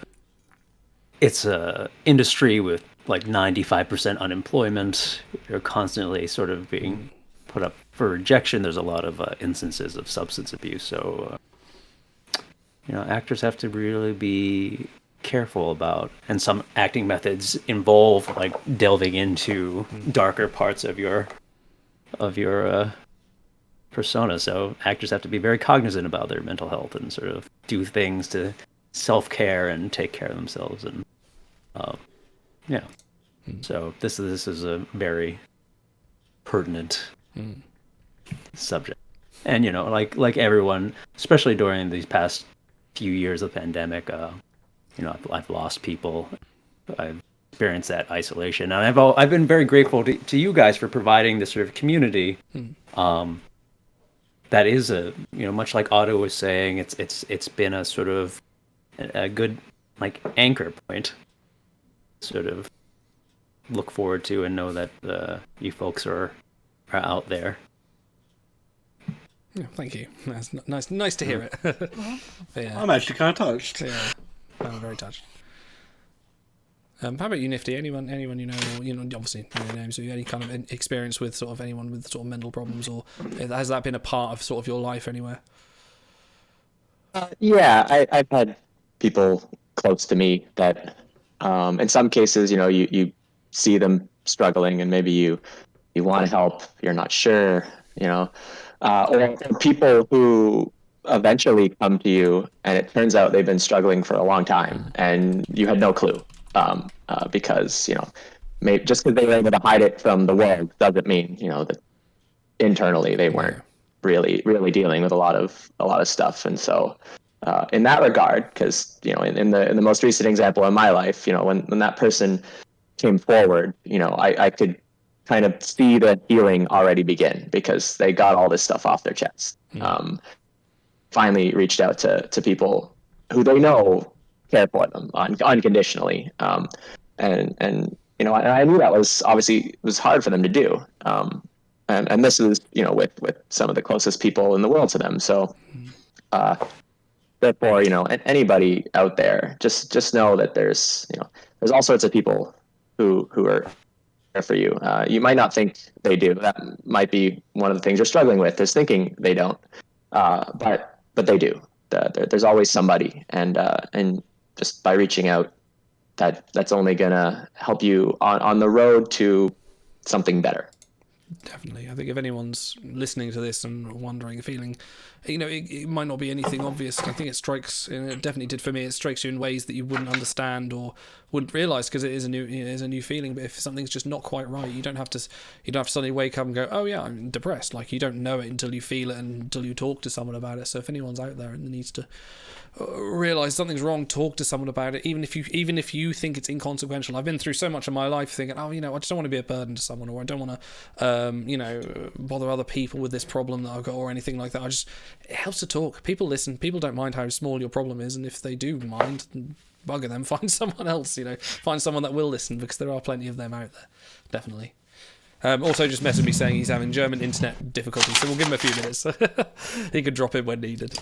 How about you, Stars, in sort of your life and your expertise?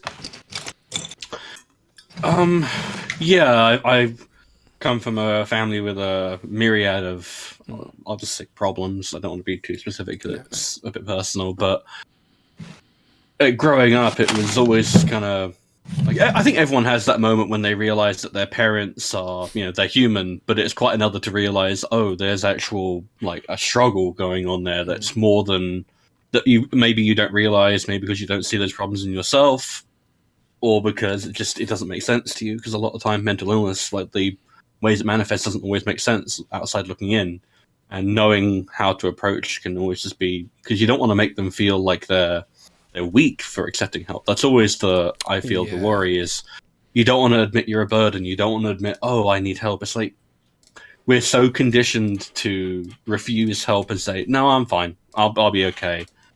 And it takes a lot of courage to admit, no, I'm not fine. Even if I just need to talk to you, even if I just need to unload, maybe I need to talk to you for an hour a week or something, I just check in. That can make a world of difference for the right people. And I'm really glad that we're supporting Mind, because it's such a worthy cause, and I think everyone struggles with it at some point. Obviously, different degrees, different points, different ways, but it is a very worthy cause, and I'm glad to help.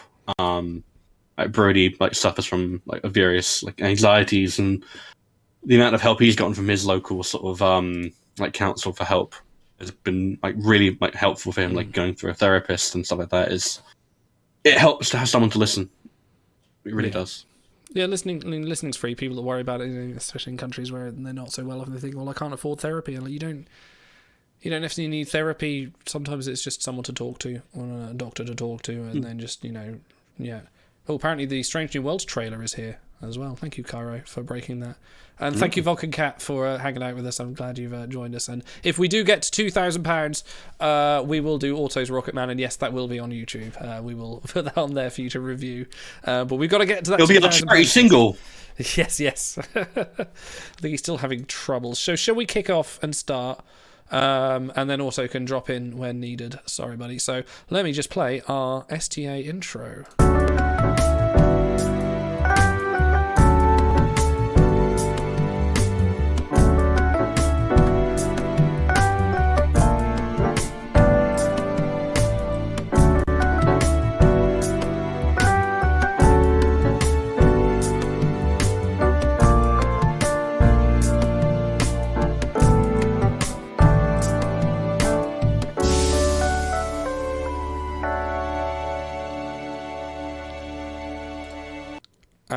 And welcome to the year of the world of tomorrow. This is our Captain Proton themed Star Trek Adventure session, which stars yourself. You are hosting, you are starting and GMing for us.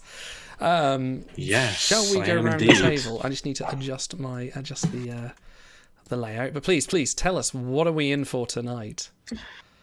All right. Well, first off, I'm going to give you your Captain Proton episode recap, because that is the tradition. Hang on, let me get the appropriate music for you. Hang on. Right, go. All right. The Adventures of Captain Proton, Chapter 8, Countdown to Catastrophe. When last we left our heroes, Captain Proton traveled millions of miles to the mysterious Planet X in search of a way of stopping the machinations of Dr. Diabolus, evil protege to the conqueror of the cosmos himself, Dr. Chaotica.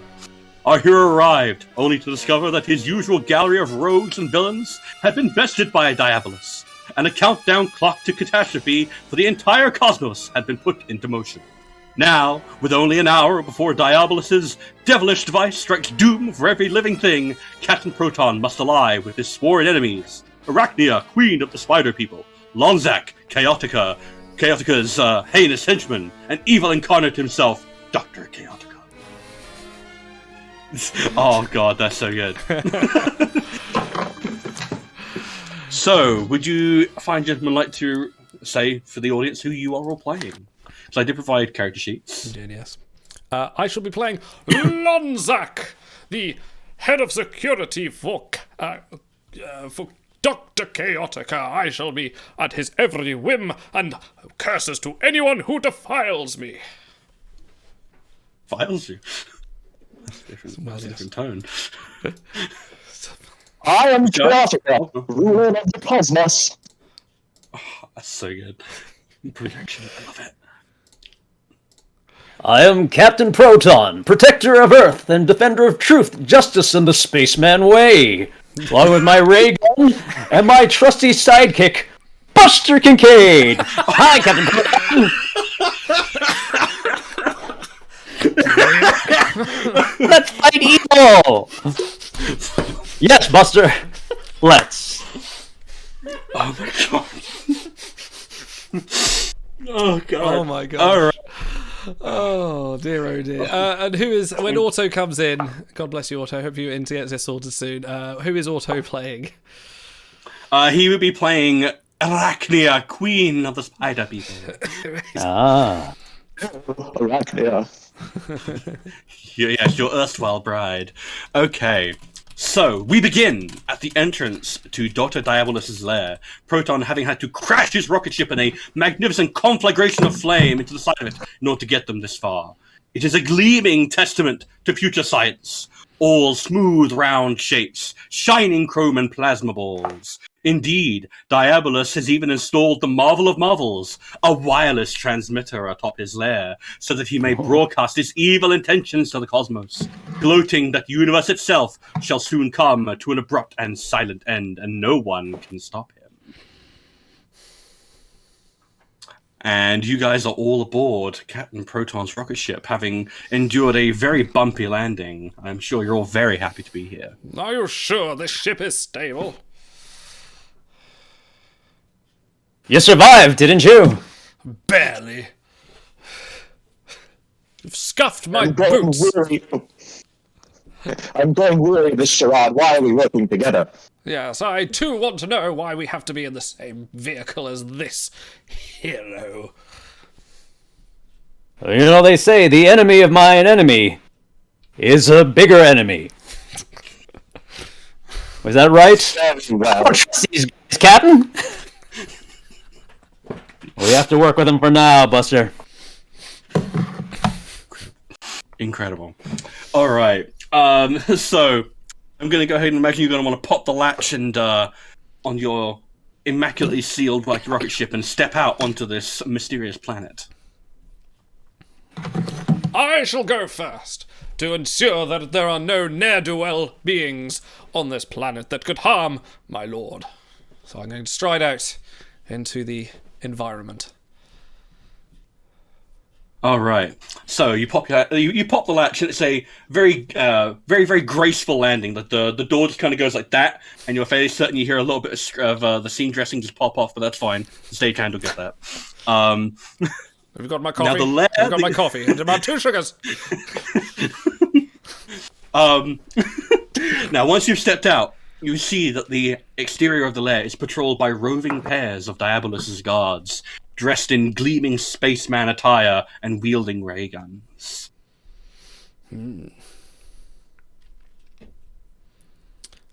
My lord!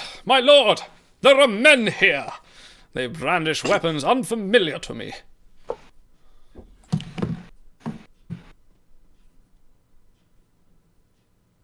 I am a being of many talents. Perhaps I can discern what threat they pose to us. All right. Let's see. What would this be? Because you know what, I feel it's only appropriate. Give me a science and command difficulty 2 roll to discern the difficulty of these dangerous denizens. Discern the deadliness. Roll of 8, which is not the amount of dimensions there are. All right. So you determine that these are, despite their very shiny accoutrements. Sorry. My science command is a total of 8. I have not rolled. Oh, total of 8. I'm sorry. What? I thought you'd have a. All right. Wait. I'm rolling how many? So you're rolling 2 d20s. Okay, 2. That's right. And so you are rolling your. Oh yeah, sorry. Science and control actually. Sorry, because it's attribute. Yeah. I got you mixed up with your timelines card. So your target number is 16. So you need to hit 16 or below in order to succeed. 11 and 4. 15. Ah, there you go. So in which case you get 2 successes, and so you determine that these deadly denizens are in fact not so deadly as they appear. They will very happily go down with one shot of a ray gun. If you're feeling so Sire, guilty. I demand the privilege to shoot them in your name. So be it. I shall brandish my gun and wave it in front of them and say, watch. I'll look at Proton and say, watch as I vanquish these foes, much in the way I wish I could vanquish you. Arachnia, queen of the spider people, has arrived. Amazing. Fantastic. Arachnia, your taste in late arrivals is exceeded only by your beauty. Naturally. Oh, brother. This is perfect. All right, Lonzak, if you wouldn't mind, give me a security and control roll. Security and control. Difficulty 2. I shall roll. Watch. I'm gonna so we're gonna be side-eyeing Proton, just be like, hey, watch this. And I'll say that you can use either your focus in henchman union disputes or conquest. It's not gonna matter because I got 2 failures. Oh, poor thing. Let me see if there's anything in your talents to help you. Only if I succeed, I think. You can re-roll 1 d20. Okay, I shall re-roll 1 to make it not a complete failure. Oh no, I got 1 success. 1 success. There you go. Well done. I can fire my gun. So I'm gonna. You fired your gun and missed in the Time Old tradition. Consider this a warning shot.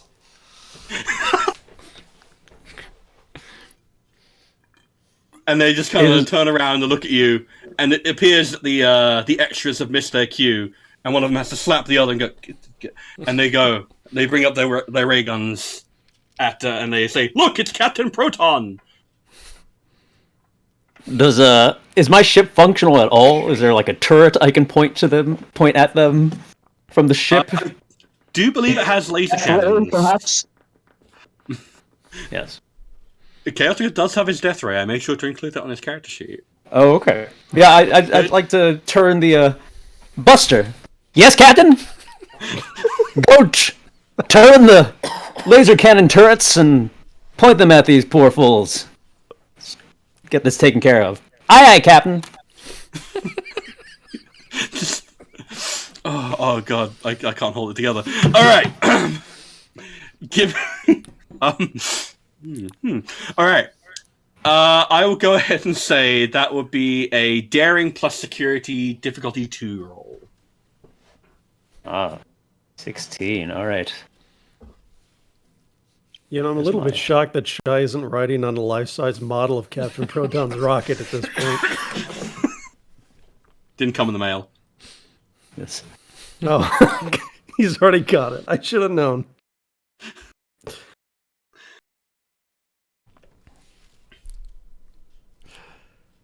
All right. I got a 12 and an 11, so success. Awesome. So in which case, your stalwart companion, Buster Kincaid, turns the laser cannons on these henchmen. And is he going to fire, or do you wish to make these men barter for their lives? Yeah, I'll announce through the space microphone. Surrender, henchmen! We mean you no harm, but we will defend ourselves if necessary. Clear the way. Incredible. Alright, so at such a awe-inspiring show of heroics, they quickly throw up their hands, drop their ray guns, and they walk off set. Out of your way. See how they run now... from Chaotica!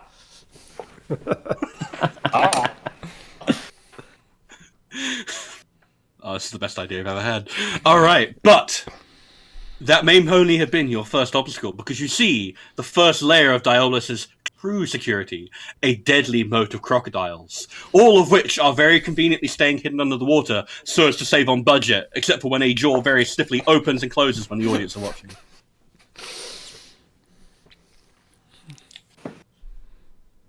How would you like to get past this deadly moat of crocodiles?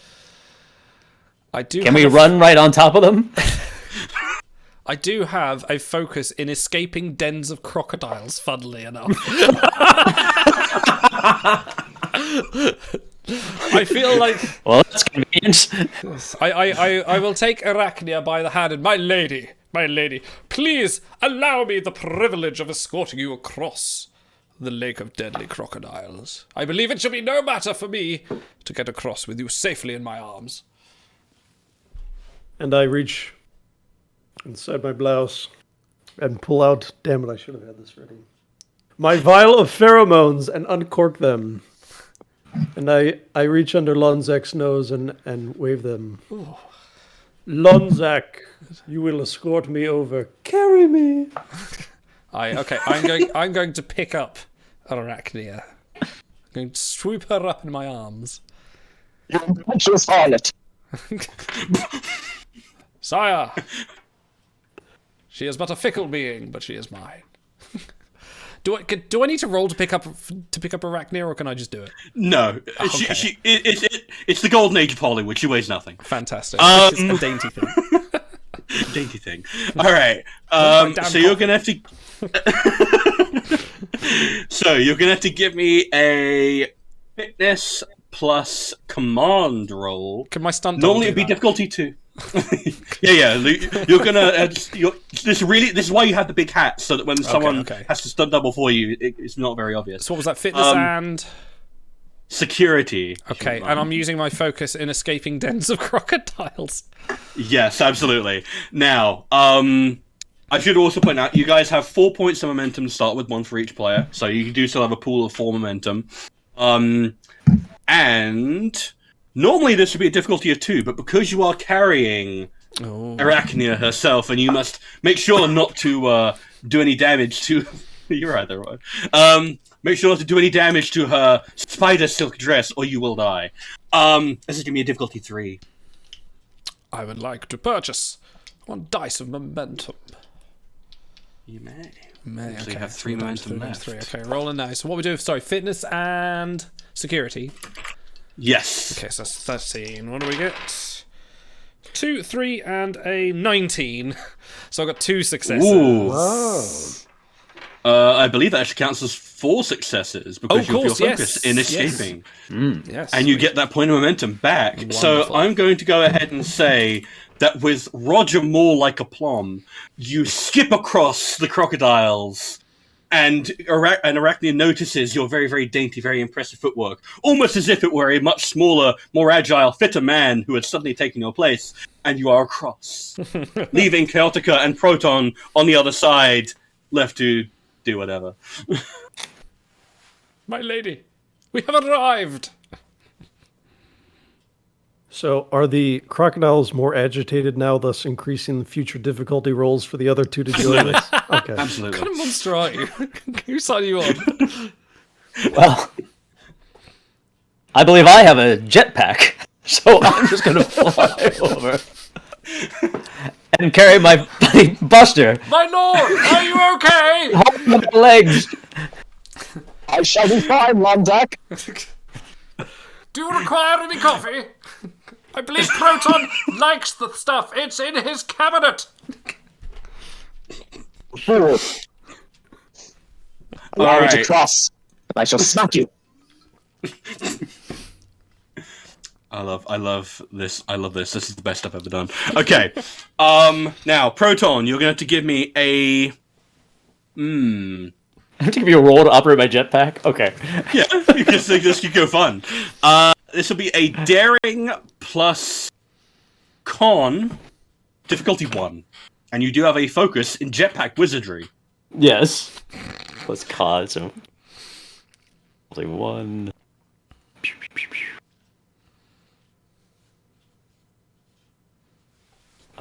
Yes, I've got my success.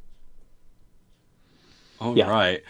And you also gain an additional point of momentum because you have the talent Into the Breach, because this There was you a go. task that required an extreme act of bravery to overcome, surely. Am I able to carry Buster with me, or does he have to hop across the... Oh, absolutely. Yes, he's paper thin. Okay, fantastic. You should probably eat more.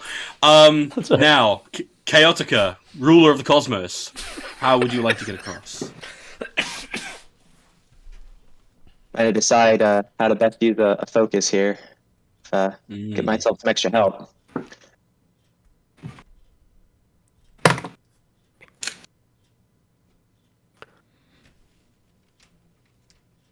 Well, as I am a doctor from an evil medical school, I believe that I will try to whip up something in my laboratory to lure the crocodiles away from the moat, whereupon I shall glide across. Okay, I like it. So, They teach you many things at Evil Medical School. You'll have to give me... Science plus reason, difficulty 2. This is a 17 for you. This should be a pretty good one. So that's 2d20, please. And you have a focus due to Evil Medical School. 2 and 2. 2 and 2? Like actual 2? I could show you my screenshot. I rolled a 2 and a 2. So Nice. 2 2s. Okay, so we should have made this much harder, Stars. We're just smashing these rolls. How You're only poetic. escaping dens of crocodiles. I've got much more planned for you. So I'm going to go ahead and say that, as if like a scientific wizard, you create some kind of magical sled, some kind of anti-gravity, and it wisps you across this den of crocodiles, and they obligingly open and snap very robotically, as if snapping at your heels. But alas, they cannot, because you are Chaotica, ruler of the cosmos. And everyone else is very, very impressed at your command of the situation. Sire, I'm very impressed by the command you have of this situation. You, Lonzac. Arachnia, did I impress you? No. I shall win you over yet. For you shall one day be my bride. Sire, I'm going to wander up to the Chaotica and I'm going to whisper, Sire, if I may give you a small tip in wooing Arachnia, she very much likes being skimmed over lakes of crocodiles. That seems to do the trick.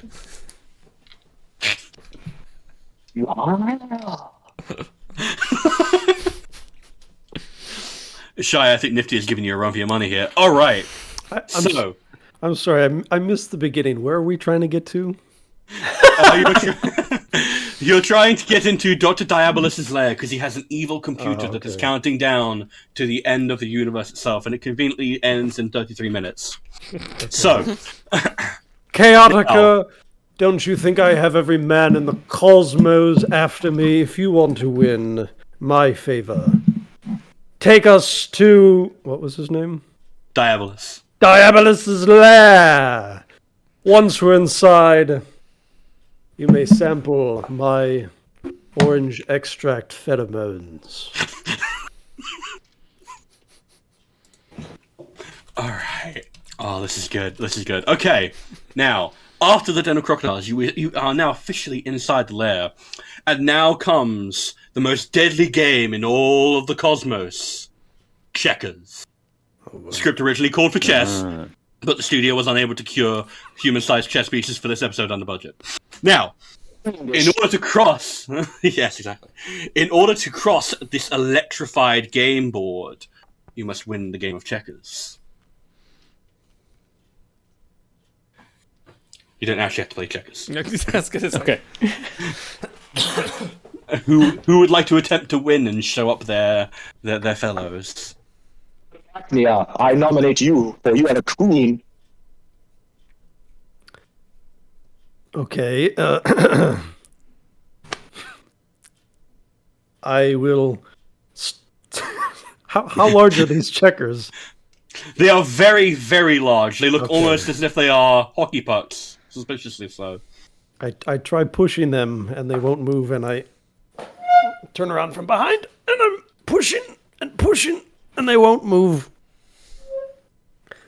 So I walk over to Lunzak and tap him on the shoulder and say, Lunzak, my lady, your queen requires your service. I shall fetch the boy.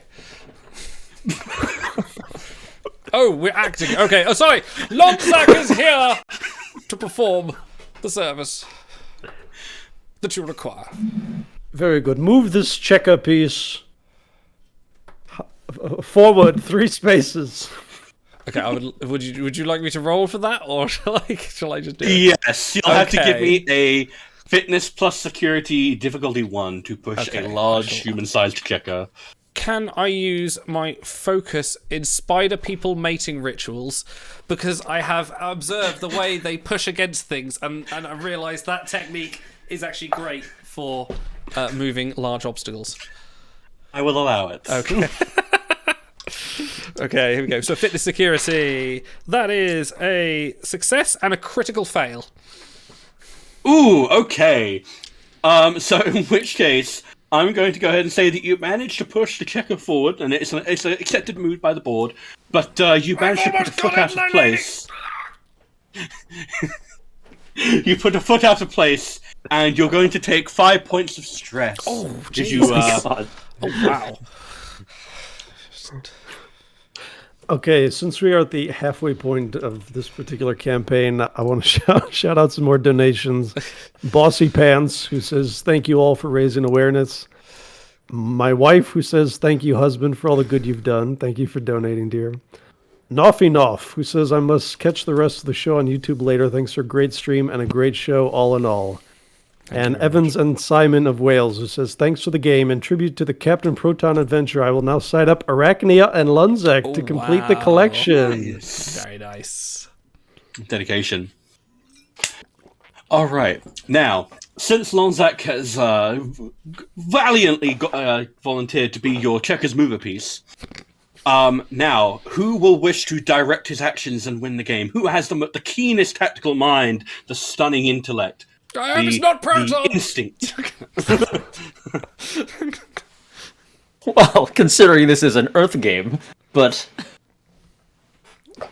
perhaps who among us does have the keenest tactical mind?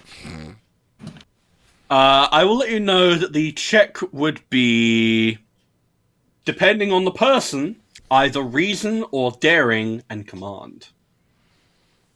So who feels?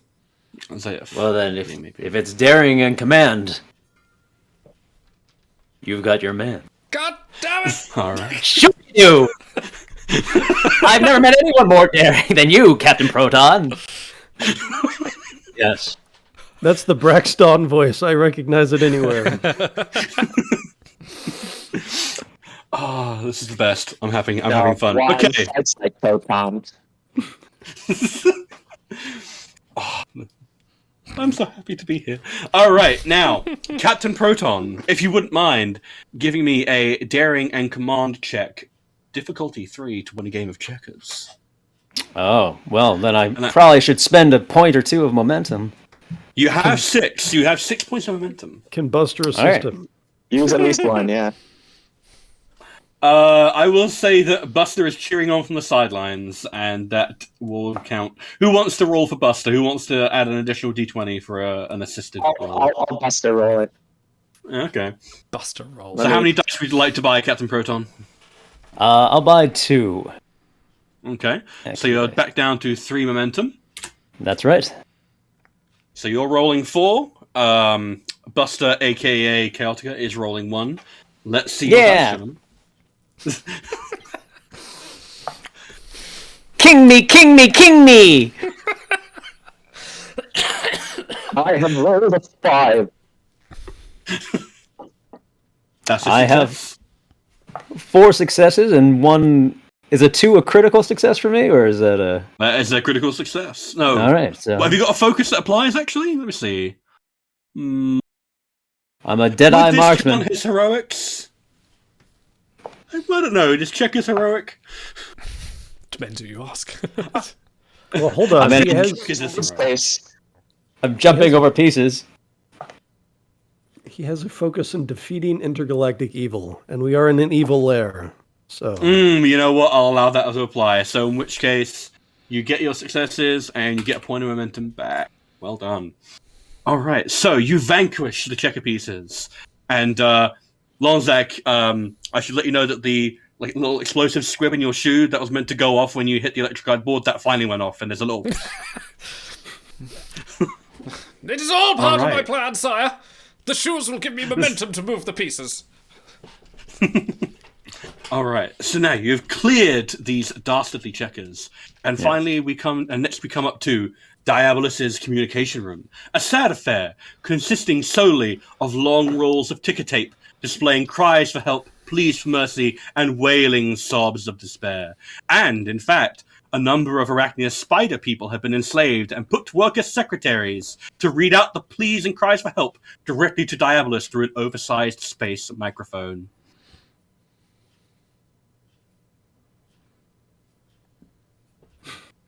I'd like to stand behind Proton and gently push him forward into the room.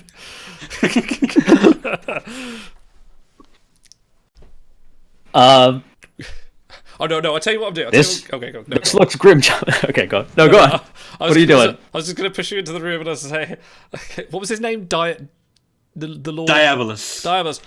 Oh Lord Diabolus! I have brought the nefarious Captain Proton as a victim, as my prisoner, in tribute to you. Chaotica, curse your sudden but inevitable betrayal. Right, so you said there's a microphone in the room? An oversized space microphone through which they are talking directly to Diabolus and reading off all these wailing cries for help. And how are these spider people kept prisoner? With spider chains. Well, perhaps I can use. I happen to have a space microphone on me. And if I can use my microphone against his microphone and create a lot of feedback, it will shatter the chains of the spider people, getting them to join our side in our assault on the fortress. He is a genius. I like the way you think. He is a genius. One might even say he went to evil medical school. All right, so you will need to give me a science plus reason, difficulty 3. I'm not sure if you have any focuses that might help here. Perhaps exclamation points. Exclamation points totally applies because I'm speaking into the microphone. Yeah, absolutely. And I will exclaim loudly to reverberate my voice throughout the cosmos. Absolutely. All right. So, would you like to buy any dice to assist your roll? What do you think, gentlemen? We have a billion momentum, Yeah, so yes, please do so. I'll buy one. Buy one, yeah. Cool, you're down to 3 momentum, so you've got 3 dice to roll, Dr. Chaotica. Okay.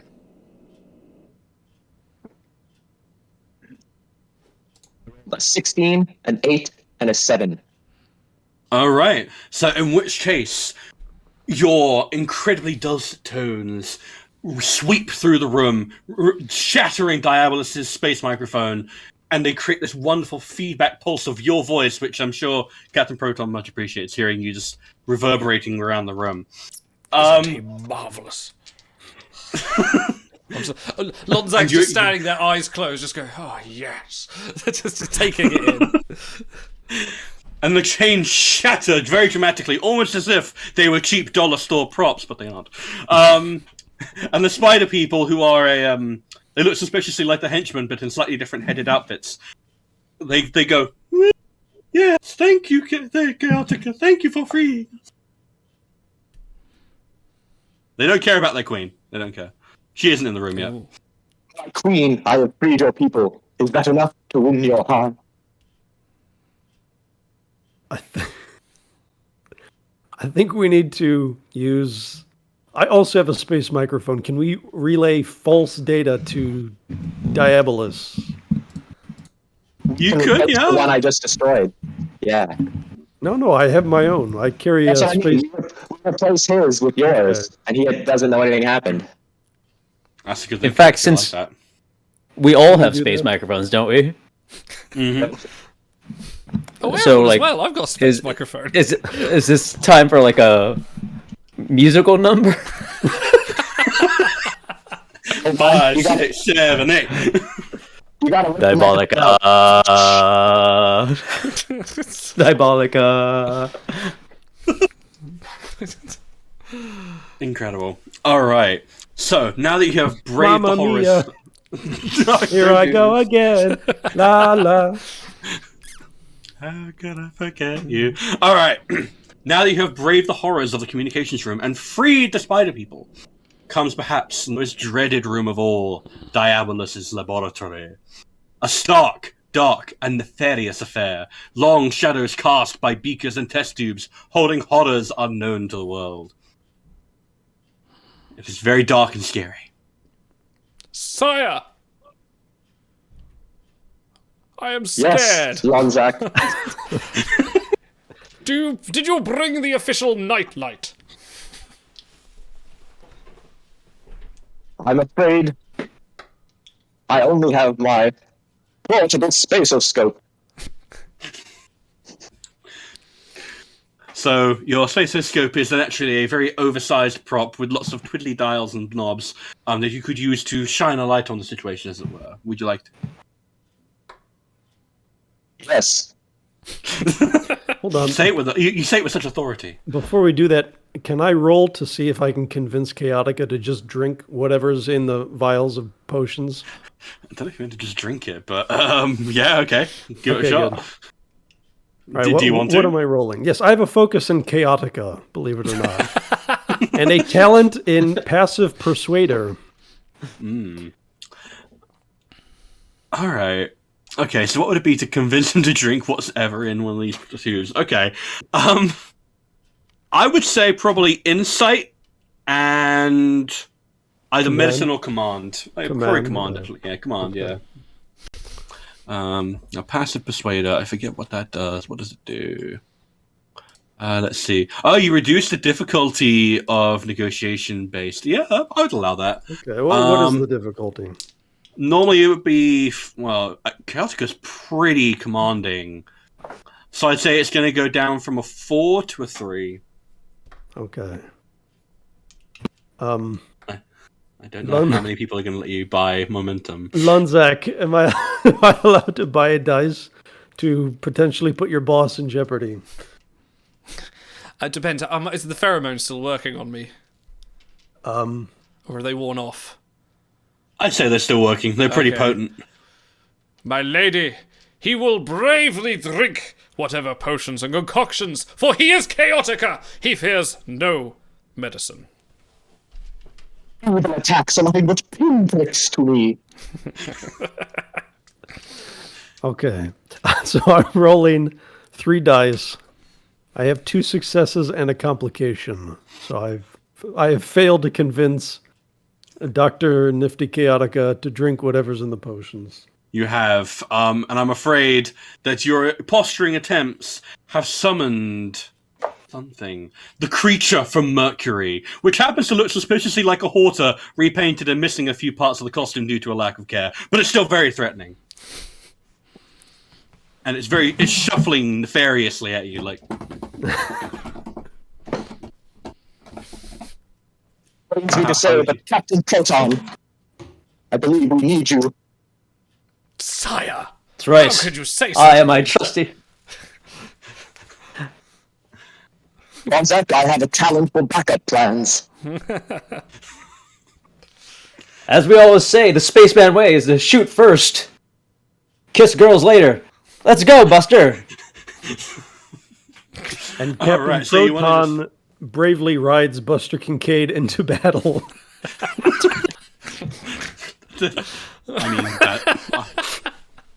You might not want to do that in front of a live camera shot. Jesus Christ. Oh, Jesus. Okay. So you're just gonna just like give it both barrels? You gonna go for it? Yep, sounds like it. All right. Ray guns. Control plus security, difficulty 2, please, Captain Proton. And Hold you on do now. have. Yeah, he has a talent in Deadeye Marksman. He does, which I believe. So you take a minor action and you reduce your difficulty your next action by 1. So it's actually a difficulty 1, and you also have a focus in ray guns, naturally. Yeah. Control plus security, you said? Control plus security. All right. So difficulty 1, roll 2 dice. Pew pew. 2 successes. All right. An 11 and an 8. So I'm going to go ahead and say that. Let me see. What's the damage on your ray gun? It's 7. So let me just roll. But let's see how merciless you are to this poor thing. 3. Damage roll. We haven't done one of those in a while. Gee, Captain Proton. Do you think maybe that was a misunderstood alien creature that we could have communicated with?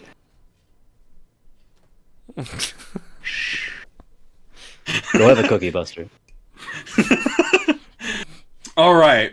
So you have dealt 6 damage to the creature, and it brays wounded as if the Foley artist has played some kind of stock sound effect.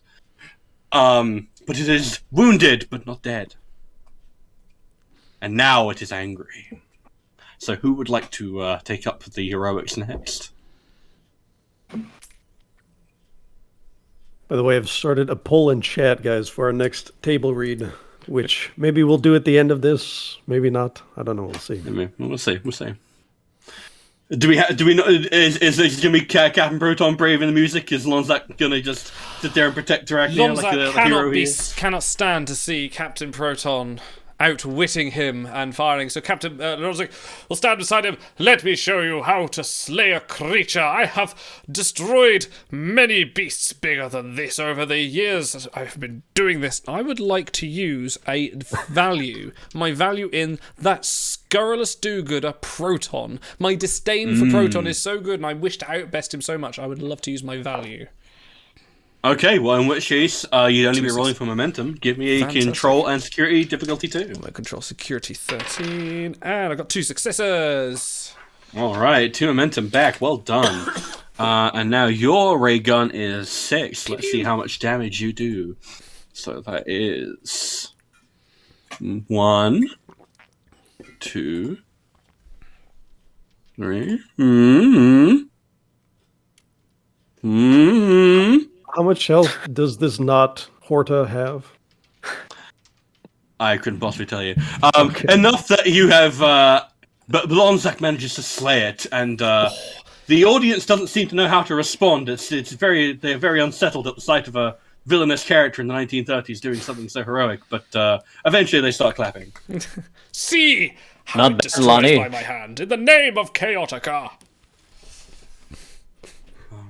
Oh, Lonzak. My lady. My lady Arachnia, it is not I that can be with you, for you are betrothed to my lord Chaotica. Our love is forbidden. It cannot be true, so I shall have to abstain, no matter how much it breaks my heart. Are you sure about that? Proton and Monster. shall be merciful. We pull out some popcorn just to watch the drama. My lady, This is why I got all the villains together. Your spacecraft or mine? We are proceeding far too quickly. I demand that Lunzak and Chaotica fight over me to the death. Okay, I'm going to shoot Chaotica.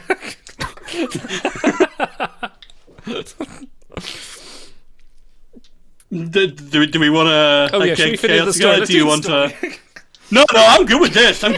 I want to, like you said, like fuck the universe. No. Let's carry on the story. That was it. I was gonna say, if you want to fight me, I can use my talents of backup plans, and my focus in I will always return to get out of it. No, Lonzak is torn. He aims the gun at Chaotica, but his hand is shaking. He can't quite do it. Like two minds in one fighting over control. His love for the Lady Arachnia or his devotion to Chaotica. Zach, do not make me place you in the cradle of persuasion. Not the cradle! His hand shoots down. He very surreptitiously just huddles at the back. Sire! Bros before hoes. It's true in that century as it was in this one. All right, finally we come to the end game. Diabolus's diabolical computer bank and the location of the deadly computer counting down to the death of the universe. And it is naturally a very large computer bank with rolling magnetic tape and a big ticking clock. And naturally, Diabolus 2 is here, protected by his plasma armor, a newly discovered state of... What happened to Diabolus 1? It's a system upgrade, don't worry about it. Yeah, but he's wearing his plasma armor, a newly discovered state of matter that no power, not even Chaotica's death ray can penetrate. Fiendish. He's standing there looking very, very smug. You can see how he came to create a computer that can destroy the universe through unspecified but diabolical means. Well, maybe a ray gun can't penetrate it, but perhaps a good old American judo chop. All right. Let's do this. Okay. Give me a fitness plus security difficulty 1. Which is one of my weapons, by the way, is judo chop. Yeah, it's specified to be a judo chop. All right. Difficulty 1. What was this? Fitness plus security? Fitness plus security difficulty 1, please, Captain Braxton. Yes.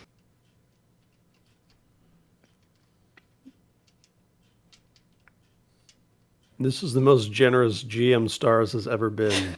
Exactly. Yeah, I have one success. All right. So in which case, you strike him, but then it bounces off him, and he laughs diabolically. Captain Proton, surely you must have not expected that a mere judo chop could not foul the incredible Dr. Diabolus. No, but you're paying attention to me, while my companions are clearly doing something else. I hope. Okay, can I roll? Yeah, you should strike now, using something involving science, which I will collaborate with you on. Can we have either Lunzak or Chaotica sing the song "She Blinded Me with Science"? Yes. Blinded me with science. I'd allow it. Do you want to go for it? I'll need at least a chorus. I have a talent in Nerve Pinch I would like to apply here. Since Captain Proton is bravely distracting him, I can sneak up from behind. Yeah, that's meant to be a substitute for your spider powers, as it were. The kiss of the Spider Woman. I think I meant to relabel that by getting around to it. Okay. Now I believe I was wondering why she can do the nerve. Spider Woman. Spider Woman. Okay. Now let's see. A melee weapon, intense and lethal. So you will need to give me a fitness plus science or medicine. Difficulty 1. I have my collaboration with science. So that means I can help out, right?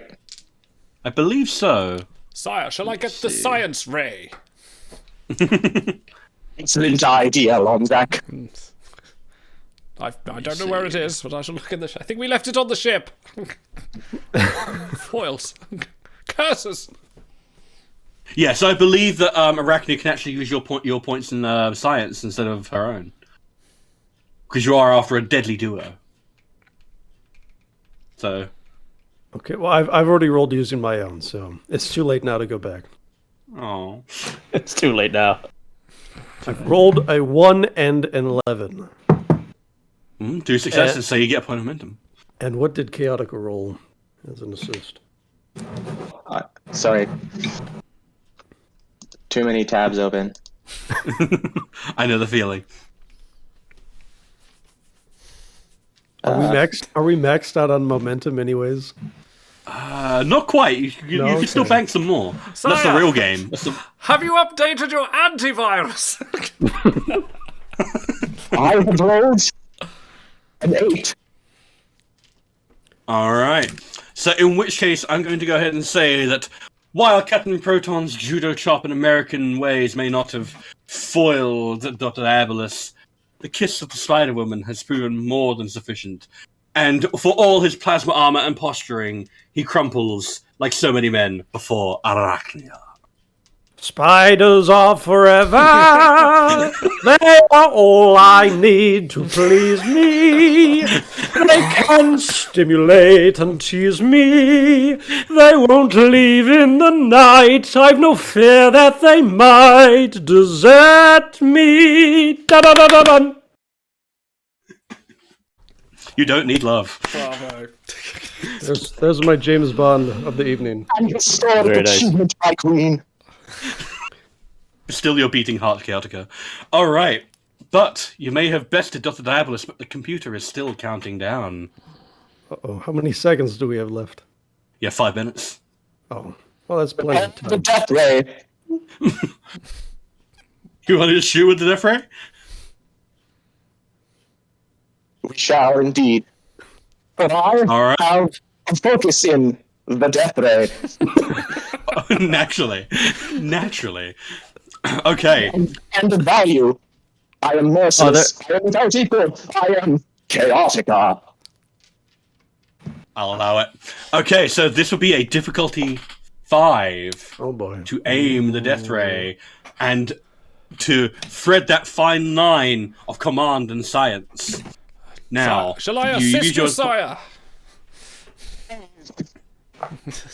Okay. I require help. I shall assist. Okay. So, Chaotica, you've already rolled 1 dice and rolled a 1, so you've got 2 successes under your belt already. You'll still be rolling 2 dice. The roll for you will be Insight plus Science. And Lonzac, you may roll... Let's go with Control plus Security to aim the death ray. Okay.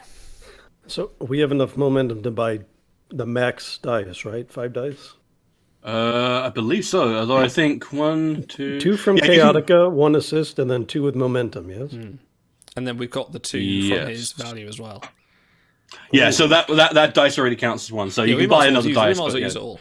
The ultimate roll, gentlemen. Yes, the ultimate. All 5 dice. You roll 5, yes. Shall roll the dice. That'll be you, and I'll assist with my 1. Extras. Oh, okay. Yeah, you get all 4, Dr. Chaotica, naturally. I'm going to roll mine now. Oh, I got a 5. Okay, we've got 3 successes. I have rolled 11. 13. 6. And 5th dimension. Alright, so in which case, I will say that with all the blinding power of science, the death ray and the catastrophic computer collide. Hang on. Oh. Safety first. Alright. And the universe holds its breath. The cosmos convulses. And for the first time in his life, Captain Proton feels as though defeat may well be nigh. But where there is a will, there is a way. For our intrepid hero and his fair weather allies. Tune in next time for the dazzling denouement to Countdown to Catastrophe, Episode 9, Diabolus Defeated. Ba-da-da-da-da-da-da-da. Thank you, Stars, for sharing that. You saved the universe. Well done. Incredible. Fun. That was brilliant. Brilliant. Bravo. Accolades all around. Oh, Very nice. Very nicely done, Stars. A lot of fun. It was fun. How long did that take you to write, Stars? Longer than I want to admit, but because I was stuck for so long, I was like, how do I do this in an hour? What can I do in an hour? They get sidetracked so easily. It's like, yes, they literally have a ticking clock. Shy, I'm requesting a close-up picture of your control panel there. Can you share that? Oh, the jetpack jetpack controller. Oh wow! Okay, let me bring it up. There it is. Look at that. Oh, that's so good. That's so good. Oh, it can go slow or fast. Yeah. It's from a 3D print model. So you can print this out if you want, if you're doing like a Captain Proton cosplay. That's brilliant. Oh, that's amazing. Very good. I have to admit, that Thank was you so much. That was one of the most fun ones we've run in a while. Everyone here, I love you all. You are amazing. I am so lucky to have been able to play with you. You guys are amazing. Thank you. Yeah. You're amazing, Stars. Thank you. Aww. Thank you, Buster. I think we do have to do a part 2 of that, just so I can see, just so your prop work doesn't go to waste. Definitely. What do you mean? This is for a charity. This is the best possible use of my printer prop work. That's an excellent point. If you guys want to help save the universe and cheer on Proton, Chaotica, Lunzek, and Arachnia, there's the link in the chat. So you know what to do. Absolutely. Yeah. Finance. And we are only £100 away from Auto's Rocket Man. So keep it coming. Yes. Little did you know that Chaotica has a focus in evil charitable donations. Mind control? Okay. I've never heard Stars giggle quite this much. I'm having a good time. I'm happy. Having fun. Nifty, Shy, thank you guys for joining us tonight. It's been absolutely fantastic to have you on. From the bottom of my heart, I love you both. Yeah, I love all of it. Our pleasure. You've been here to help us pleasure. with this. It's been brilliant.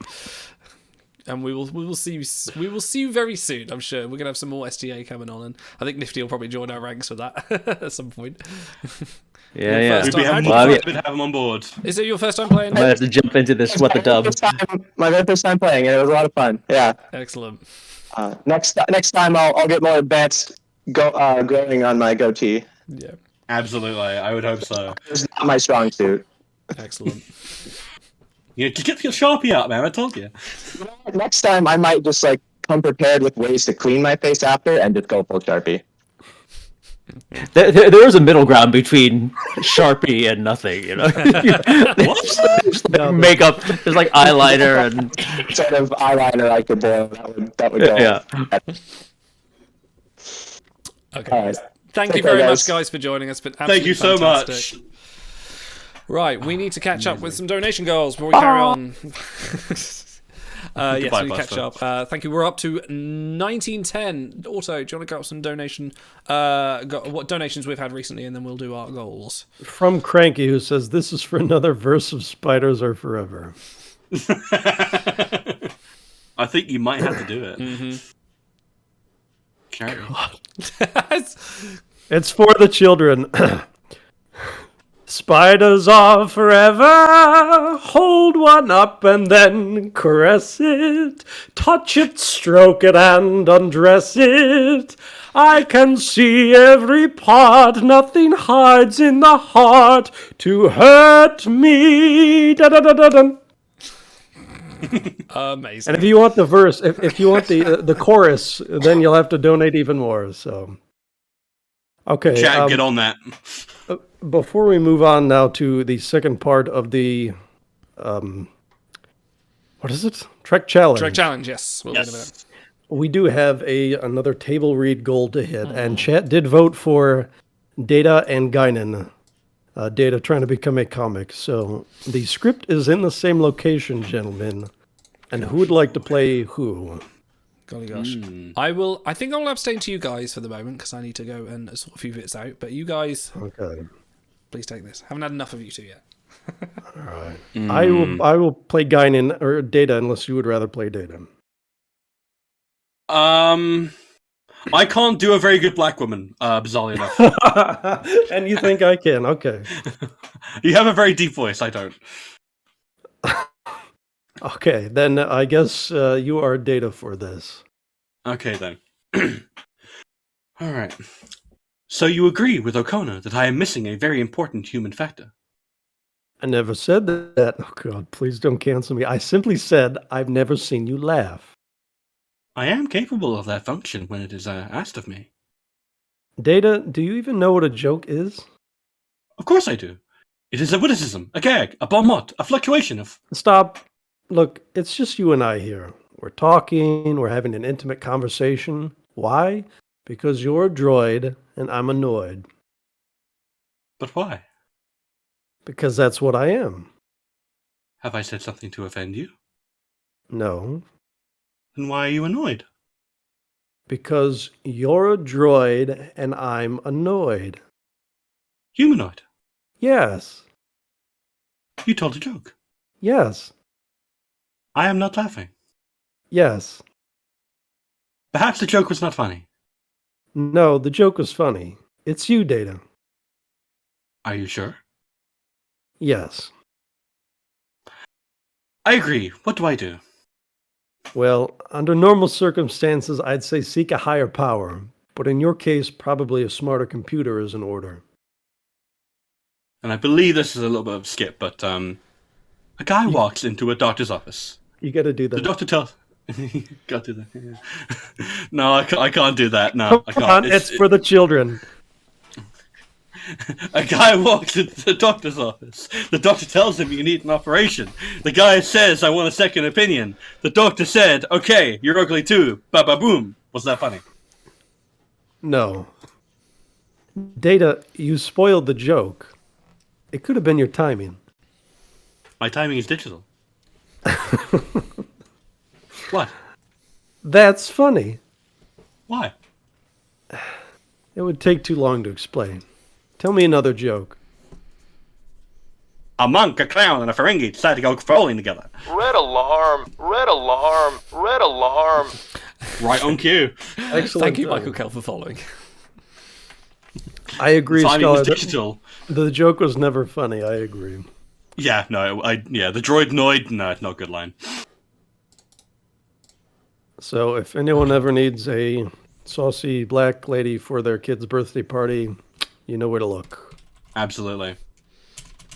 Okay, I think that's enough of us pretending to be other people. Let's be the nerds that we are and absolutely do Trek Challenge. Did you say Trek Challenge? Yes, the one and only Star Trek trivia game on the internet that bests two people against each other in their inherent knowledge of all things Star Trek. Yes. Anyway, you got to let the whole. I don't want to get a copyright strike. I didn't write that. Oh, okay. Good point. That is, Thank you, Mr. Mr. A Ferguson. wonderful rendition of the Star Trek: The Motion Picture theme song. Okay, let me get to my quiz. So as I said before, these are tougher questions. Same rules apply. 2 points for the initial winner. If you cannot answer it, it will pass over to your opponent, who, if they get it correct, will score 1 point if neither of you get it correct. Before we get into this, we have cracked 2,000 Great British Pounds, or however you call it. Well done. Wow, a big donation from Captain Mackenzie Calhoun, who says, as someone who not only struggles from depression, but also someone who lost their mom to suicide, the support from mine is very much appreciated.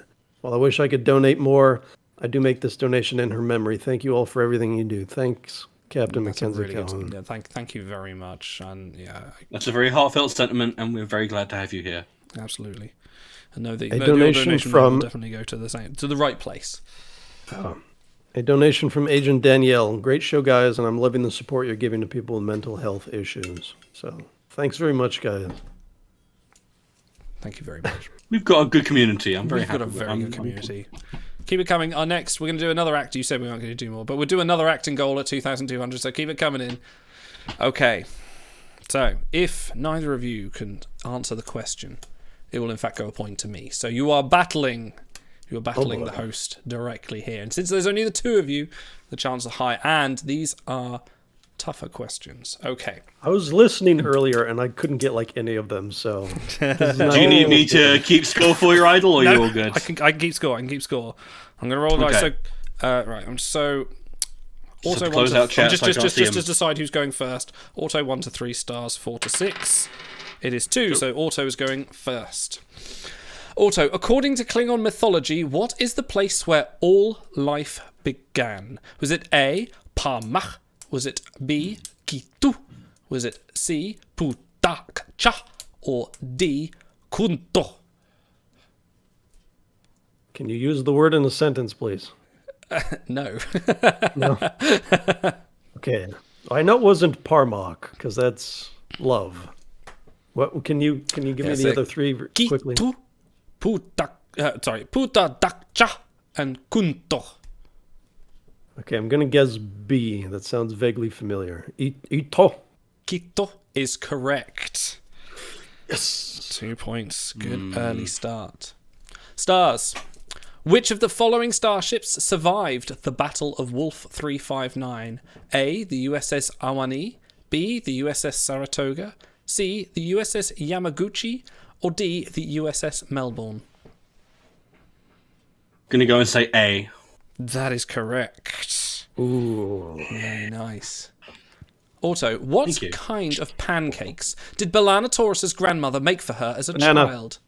Banana. Is correct. Your other options were chocolate chip, banana, blueberry, buttermilk. Wow. That's a good episode. That's a good Neelix episode. Wow. Said no one ever. Okay, stars. I actually agree with that. That was a really sweet moment for B'Elanna and Neelix. Okay, stars. Which of the following is a Klingon insult? Qui naga pa mach de ta de bloch. I'll repeat those again. Ki naga pa mach dachta de bloch. D. Correct. Oh my word. Wow. De bloch is a Klingon insult, which is untranslatable apparently. We need to touch grass. Stars. I've got tissue. I can touch tissue. Right.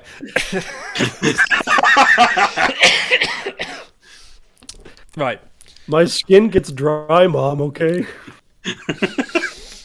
Auto. I'm allergic to grass. Speaking of things that shouldn't be, why did Worf's prosthetic forehead change in Season 2 of Star Trek The Next Generation? A, he evolved. B, the original was stolen. C, producers decided to soften the character. Or D, the original took too long to apply. Okay, I have no clue, but B and D sound most likely. Stolen. I feel like I would remember if it was stolen. What was C? C was producers decided to soften the character. I don't think that's it either. I'm going to go against my gut and say it was stolen. B. That is correct. It was, in fact, stolen. Oh, wow. Very well done. Very nice. Stars. Which of the following characters was an Orion slave girl on Elba 2? A, Shana. B, Dealer. C, Miramani. Or D, Marta? Can I get those again, please? That was A, Shana. B, Dealer. C, Miramani. Or D, Marta? Can he phone a friend? I don't have any friends. I love you both. B. That is incorrect. Auto, the correct answer is? D. Correct. She was Captain Garth's consort in TOS. I see. Okay, Auto. Who narrated the Wait, teaser? hold on. Oh, go on. You get the point for that, right? No, you get the point because you got it right. Oh, so I only we get the both point if miss it, neither then of you we- get it okay. right. So far, you're smashing it more than I thought you would. Okay, who narrated... This is for Auto. Who narrated the teaser trailers for Star Trek The Motion Picture? Was it A, Boris Karloff, B, James Earl Jones, C, Walter Cronkite, or D, Orson Welles? I can hear it in my head. Who was C? C was Walter Cronkite. And who was D? Orson Welles. I'll say A, Boris Karloff. That is incorrect. Over to stars. Was it James Earl Jones, Walter Cronkite, or Orson Welles? I'll say Walter Cronkite. Is also incorrect. Orson Ooh. Welles was the narrator. That is a point. That was my Really? second guess. Orson Yeah. Welles was the narrator for the teaser trailers. Okay. Well, you want to know Chad- what? Because TMP is not a very good movie. Chad is calling you out for not pronouncing it Miramani. Miramani. Oh dear, I do apologise for reading from the screen. So you fake fan. For terribly. Stars. What movie did Eddie Murphy choose to shoot instead of Star Trek The Voyage Home? A, 47 Hours, B, Beverly Hills Cop, C, Beverly Hills Cop 2, or D, The Golden Child? I don't know anything about Eddie Murphy, really. 1986 is when Voyage Home came out, so I have to kind of gauge when Beverly Hills Cop would have come out. Bizarrely enough, I probably know more about Eddie Murphy's singing career than I know about his movie career.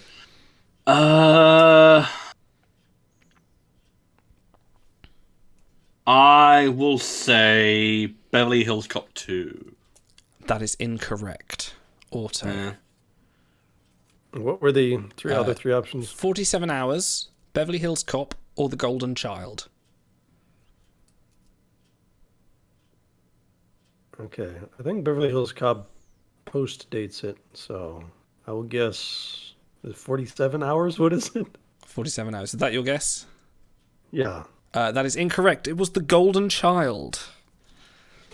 Never seen it. All right, what's the score at? The score currently is Auto at 7, Stars at 4, Idle at 2.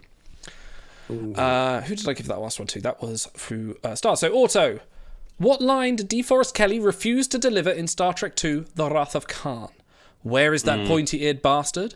Damn it, I'm a doctor, not a... He's dead, Jim, or are you out of your Vulcan mind? I'm going to go ahead and say I believe it's he's dead, Jim, because he didn't want to belie the seriousness of Spock's death. So that's why Scotty says it instead. That is 100% correct. Was that question directed toward me? Who did I ask? I forget. Was this Star? That's okay. That one goes to Stars. Okay. Oh, this sorry. one's for you, Auto. Sorry. That's not the first time I've overstepped someone's line. Sorry about that. Okay, Auto. During the You original can take two in a row. During the original 5-year mission, what deck of the Enterprise contained Dr. McCoy's quarters? Deck 13, Deck 23, Deck 5, or Deck 9? Okay, I tell you what. This was asked on the Shuttle Pod show, and I completely forget. So good. What were the options again? Excuse me. Deck 13, Deck 23, Deck 5, or Deck 9? Deck 9. That is correct. Okay. I'm tempted to dock you a point because of the shuttle pod, but never mind. Well, we won't. Yes, that's fine. Give me half point. I'll take it's half fine. point on that one. It's fine. Stars. What was the working title of Star Trek Discovery when it began filming in 2017? Was it A, Star Beast, B, Rory's First Kiss, C, Blue Harvest, or D, Tennessee Honey? Well, I know it's not Blue Harvest. Because that's the production name for Star Wars. What were the other options? Star Beast, Tennessee Honey, Rory's First Kiss. Thinking of Brian Fuller here. I'm going to go ahead and guess Star Beast. That is incorrect. Rory's First Kiss. Also incorrect. It was Tennessee Honey. Really? Oh. Okay. Auto. What was the first sentient species with whom the Denobulans made contact? Was it A, the Herc, B, the Edo, C, the Basari, or D, the Antaran? Red alarm, red alarm, red alarm. And your time is up now. Thank you, Captain Canuck, for following. D. Incorrect. Stars. Was it the Herc, So the Edo, or the Basari? The Basari. I knew it wasn't A or B. That is so. correct. 1 point for stars. Okay, let me just... Cool. quick- Also, that one was for Auto, yeah? Yeah, so this is your turn. This is your Well, turn. no, it has to be Auto because I stepped over his question. So it's fine. only We're fine. We're Keep fine. We're fine. rotating. We're Let's okay. keep Sure. rotating. Yes. Okay, fair enough. That way I can hold it over your head for the rest of time that you only won because you got an extra question. Damned if I do, damned if I don't, huh? Who am I asking now? I'm asking Stars. Okay, Stars. What Star Trek planet is known for its moth swarms? Is it A, Gonal 4, B, Harken, C, Janus 6, or D, Icor 9? Can I get those options again, please? Yes, that was Gonal 4, Harken, Janus 6, or Icor 9. I'll say Icor 9. Incorrect. Auto. The swarming moths of Galnel, whatever. It's A. Yes, correct. That's from, what's his name? Jay Gordon? The guy that planted radishes in the dirt and they grew all weird. That's from Disaster, I think. The swarming moths of Galnel 4, he says. Okay, I'm going to... They only live for a few hours and then they die. Okay. Okay. I'm going to put a 5-minute timer on these last ones. We've got a few more questions, but we'll do this next one. 5 more minutes to earn some points. Okay, Auto. Where was Voyager Chief Engineer B'Elanna Torres born? Was it A, New Gaul, B, Kronos, C, Kessiv 4, or D, Earth?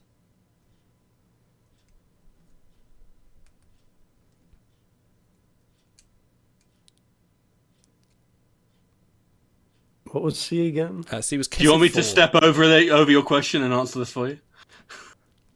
That's not fair. It's Klingon trivia. I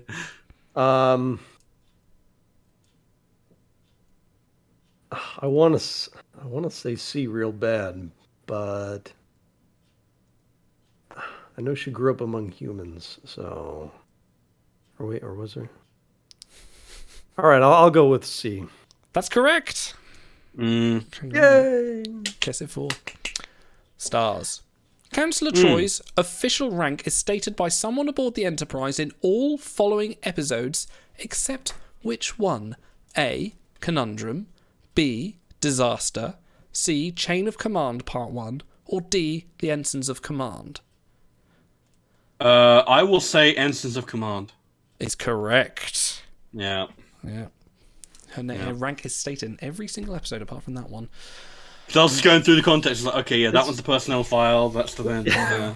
Okay, This is one. Prophet Kira versus Prophet Jake Sisko right now. We're tearing up the promenade with our questions. Yeah. This one is not multiple choice, Auto. This is, you've just got to frankly know it. What was the first Star Trek production directed by Jonathan Frakes? Oh, God. First Contact. Is incorrect. No. It's The Offspring. Is correct. Because he had to direct that that scene in 10 Forward. Okay. A few more. Oh yeah, I just listened to him do the First Contact thing the other day, and so it was stuck in my head. Stars. Oh boy. In which episode is an auto self-destruct command ordered, but nothing actually self-destructs as a result of this command? Is it A, Basics Part 1, B, Course Oblivion, C, Tinker Tenor Doctor Spy, or D, The Q and the Grey? What was the question again? So the question is, in which episode is an auto self-destruct command ordered, but nothing actually self-destructs as a result of this command? And it's Basics, Course Oblivion, Tinker Tenor Doctor Spy, or The Q and the Grey. Thank you, Captain Bear Paddington, for the donation. Much appreciated. But nothing happens. But nothing happens. As a result of that command. Q in the Grey? Incorrect. I want to say Course Oblivion because I think the The self-destruct system already turned to goop before it could blow up the ship. Also incorrect. It was Basics Part 1. They ordered the self-destruct, Really? but it had already been bypassed. So that is a point to me. Okay. Who did I ask that one to? Was that Stars? Yeah, so Auto. Yeah. And this one, Auto, is no Hold on, multiple I'm looking choice. at the Course Oblivion transcript, because if I can prove you wrong, I want my point back. No, because they have no reason to order a self-destruct in that episode. Anyway. Because they're already just destabilizing. Auto. Yes, What yes. did Chakotay's mother only trust him to do? Come on, give me a multiple choice on There's that no one. multiple choice. What did Chakotay's mother only trust him to do? Work out the knots in her shoulders. I'll give you that. Back rubs is the actual answer. But yes, I will give you that one. Okay. Come on. Of course I know that one. That's Homesteader Chakotay territory. That could have easily been Star's question, actually. That was if you hadn't swapped it. That would have been Star's question. Okay, Stars. Also, not multiple choice.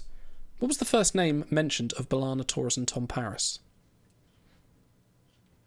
Oh, what? For their child? Correct. Hmm.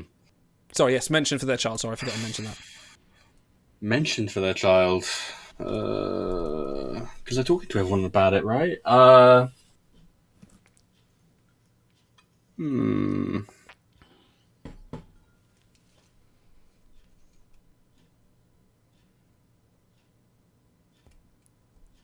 to put you on a timer.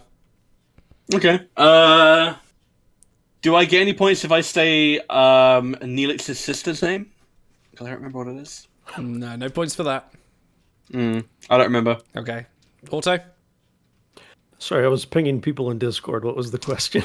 What was the first mentioned name of B'Elanna Torres and Tom Harris's child? Like, what was the first name? First name mentioned. I don't know, so I'll just go with her actual name, Morale. It's actually never mentioned. Never mentioned in the show, the name at all. It's only ever mentioned in post-production scripts. Morale Paris Torres is never actually mentioned in the show, apparently. I don't think that's true. Is that not right? I feel like that comes up in Endgame. Are you sure? Are you sure? Because she's a grown adult in that, I'm pretty But sure. is her name mentioned? Or is she Let's just find out. Lieutenant Paris? And we'll end it there. And I'll give you scores in a minute once you've debated me. Oh, I searched Morale, and it highlights all cases of Admiral. That doesn't help me. I'm getting the game for him, but... You're probably right. Yes, Ida loses all points if he's proven wrong. By the way, chat, how many of you got all of them right? Because if so, you should be hosting the show instead of us. Please do. Very imminently, we're going to have Frank on to do some pack speedrunning. And then after that, we've got Wicked Realm Games coming on to come and have a chat with us. Which is looking forward to that. Let's learn a little bit more, perhaps, first about Mind. You have a video that you can play. Yes, I think let me it's been play, a little while. Yeah, let me play one of these Mind videos while we're analysing my mistakes. In the past, people thought if you had a mental health problem, you would never feel better. You might meet people who still feel this. Maybe you feel this way about yourself. Mental health is just like physical health. Everybody has it and needs to look after it. If your feelings, thoughts and reactions are getting in the way of how you want to live, if you feel things aren't right, if you feel like you need help, you can ask for it. We're not going to pretend it's easy. Mental health problems can change your life, and for some they can be overwhelming. But that's why Mind is here. We're going to face it with you. We'll listen, give support, and fight your corner. To find out more, visit mind.org.uk. Okay, and we're back. And we're back with Frank himself. Pleasure to have you, sir. Hello. Thanks for having me. Greetings. Hi, everyone. First time. Long time listener, first time caller, I think. Yes, indeed. Fantastic job on the event, as usual. But especially this year. Fantastic charity, fantastic stories, fantastic message. Just all around. If I had another word to use, I would use it. Unfortunately, we're just going to stick with fantastic. Amazing. Not sponsored by Fantastic of Space Junkies, by the way. So WRG will be joining us in 30 minutes, and they requested that Frank be their lead-in. They said that if anyone is going to draw eyes on the product and set us up, it's going to be Frank. Well, have I got good news for everybody because, oh boy. Hang on. Got a couple packs to open, Frank? Let's have a look. Hang on, we're loading it. We're loading. A smidge. One or two. We're not gonna make it through all of them. So here's the deal. For every fully fused gold behold I get, it's $5 to charity. Oh, amazing! And thank you. if we get one skill Scotty, I have to stop everything, side him up, and immortalize him right then. If we get the Bionars, I have to side him up and then fuse them, immortalize them right then, or I pay $25 to charity to make them go away, airlock them, and continue going. Who knows? Spoiler alert. This is wild of pack pulling. Yeah, spoiler alert though, for folks tuning in. Unfortunately, every pull we do here is going to be. I'm just in that immortalization count. Wow. They're all going to be frozen. By the way, the WRG Ben is in chat, and he said, "We asked for you, Frank. Give us Frank." So I wasn't lying, folks. So if we get we don't donate if I can pull Disguised Janeway or Hippie Kira, maybe. Who knows? I'm not throwing shade at Ben. Weird stuff's happened in the game before. They could appear in the loot table. Who knows? But we're gonna do what we can with our 28 minutes now, and I'll just keep pulling after WRG comes on so we can keep a tally going, and I'll keep the Discord posted because we have 301, and I would like some honor. So I'm sure we can bump WRG. They wouldn't mind. Oh no, Free the promotion. masses will not allow that. And I actually have a list on this monitor right here of any kind of dupes that I'm working on or keeping, and I Who have you got will on that list? actually keep those. It's mostly, well, here, I'll just show you real fast. There's not many. And it's just out of boredom, or I just figure, I actually send these people on voyages. I need to get some stars on another Q as God, another Dr. Pollard, anybody that was a campaign, so Tilly or Uhura, one more Burnham, why not? Another Ruafo, why not? I'd like another Picard in number 1. He's kind of cool. And another Gary 7. I have not duped Gary 7 or Braxton. Shockingly. I have 4 completed mycelial Culbers. This will be number 5. So, but I've done 4 on voyages. So we'll see. There could actually be some usable cards out of this, but I'm not holding my breath for it. If you need help sighting up Braxton, I think Stars and Garters is pretty adept at that. So He's got it down. Well, I almost said that Braxton was not. Here's a Chakotay for you.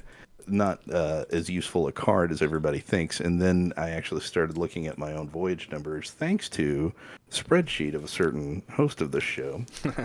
And it turns out that, in fact, yes, I do use Braxton quite a bit. Hey, it's misleading data. You can't pay attention to that. It does happen. Sometimes I have been accused of falsifying records. I'm under the thumb of Big Braxton. So far, we're just no golds yet. So I like to consider myself the gatekeeper of all things Trelane trivia, and I happen to know that he has escaped your clutches for a long, long time. How long did it take to get a copy of him? I got him, I believe it was the 3rd year of the game.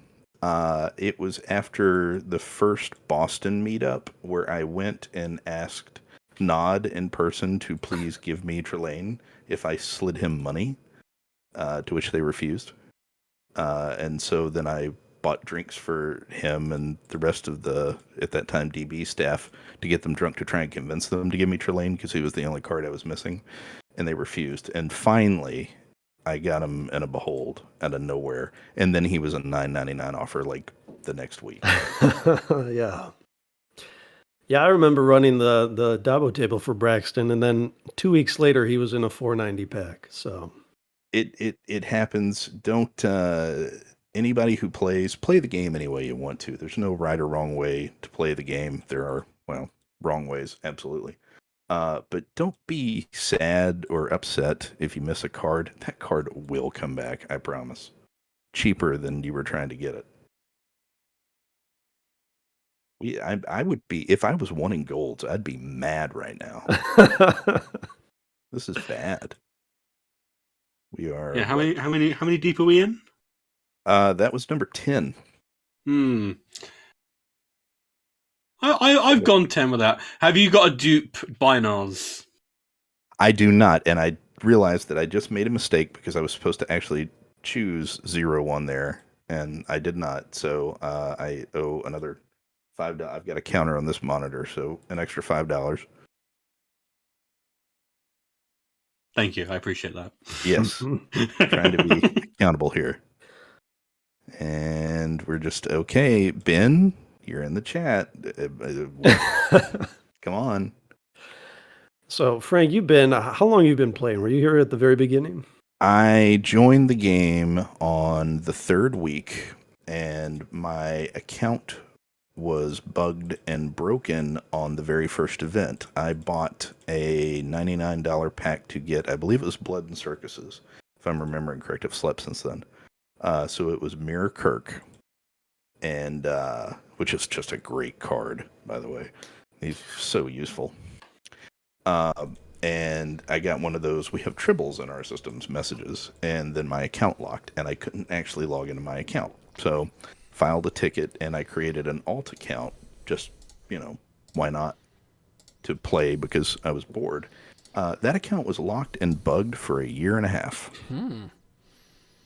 And so this account was born from that. So this account actually has a born date of April something of the first year. And then the original account finally got fixed, and I said, oh, I'll play this one day, and then I put it to the side and never touched it. It's still level 78 or 79, I think. Luckily, WRG's QR processes have increased greatly since then. And the ironic thing is, the only way that it got fixed is, and I can now tell these secrets, at the time, I was in a fleet called Blood Legion. And one of the members of said fleet was also one of the heads of the customer service team. There we go. We have a Braxton. We have another $5 right there for the counter. 'Tis the season. And I just mentioned in passing to this nameless person who may or may not have been the head of the customer service team that, I wish my account could get fixed. And, I will not be paying $25 for that. Sorry, spoiler. And he said, oh, what's your DBID? And I told him, and within about 5 minutes, my account was fixed. Never got an explanation as to what it was or why it was broken, but and there we go. And none of these. That's number 20, yes? I believe. So 1 gold and 20 packs. Not off to a great start. WRG, if you want to promote your appearance, it might be time to turn up the old RNG dial. Yeah, it's a little bit stuck right now. It's stuck on idle setting. I think you have fistfuls of first to max on different crews. Is that right? Do you know how many in total? I used to. There was a period of time where I was very, I'm going to say competitive, but obsessed in a bad way with the game and like the culture around it. So I was keeping spreadsheets of everything, and I was tracking that data. And I stopped counting, and I even put the game down for a couple of months because I realized it wasn't healthy. And it was in the 40s at that point. And then I just said, that's silly. So I've gotten a few since then. Most of them are actually accidental. I did not mean to do it. I just Paladin was off that day or Cisco was off that day. I don't know. And then the Worf, Evie Worf. I'm sorry, he was in the Dabo, and it was one spin. That was fun to anybody who may have spent like a small, fortune trying to get him and didn't get him. I'm sorry, no. Oh, don't worry, I was the last person in the game to get him. Yeah, I felt that pain with Trelane, so...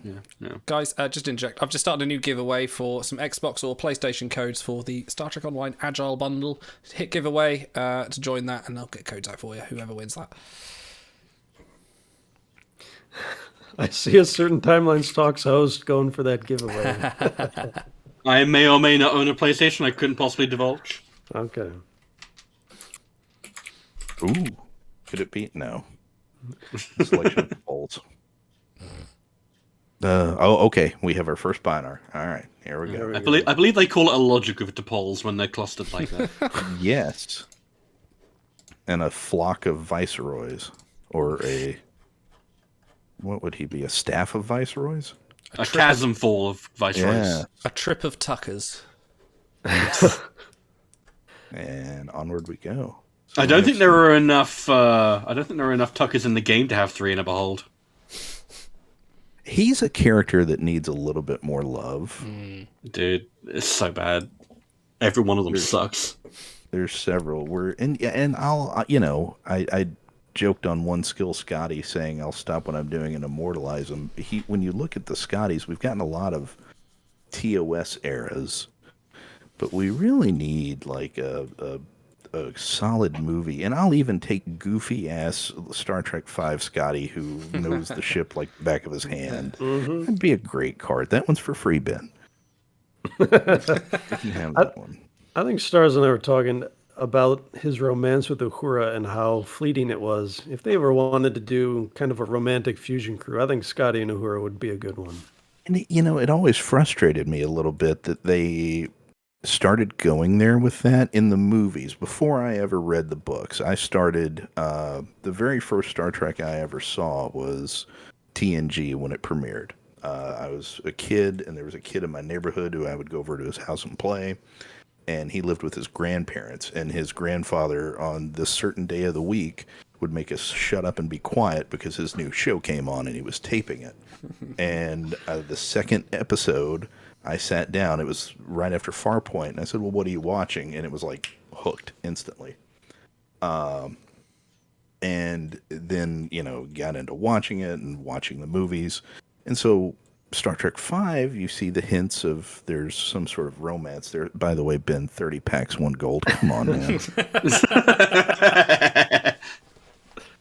And then Star Trek VI, there's a little bit there, and then it just like dropped. And if you don't read the novels, or even I think the comics may have touched on it, you'd never know. Abandoned plot points. So Star Trek and abandoned plot points, name a more iconic duo. Have you been equally obsessed then with Trek overall, or is it just something in the game that tickles your brain? Trek overall, and I'm one of those. I'm not one of the contrarians that says that the new Trek is like pure crap and please get it away. I'm happy to have any kind of Trek because any Trek to me is good Trek. Because it keeps the show, the IP, the mission, the thought, and the narrative alive. Even we may have strayed from some of the stuff and gone into like really war centric. But I look forward to Strange New Worlds because I think that's going to give kind of that good original message. You're making Chad very happy, who embrace all levels of Star Trek. But there's, I Enterprise. I think I was in college. Oh, here we go. Finally. I do not want a dupe of any of these. There was a time that Odo Dax was one of the best cards in the game.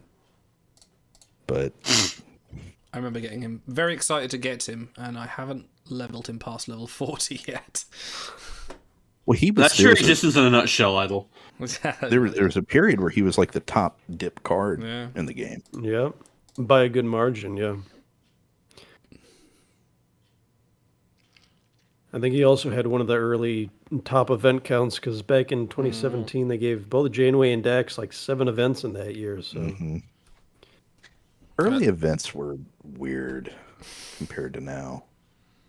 So give us a little flavor about old 2017, 2016 timelines. What was that like? Because I think a lot of people have joined since then. It was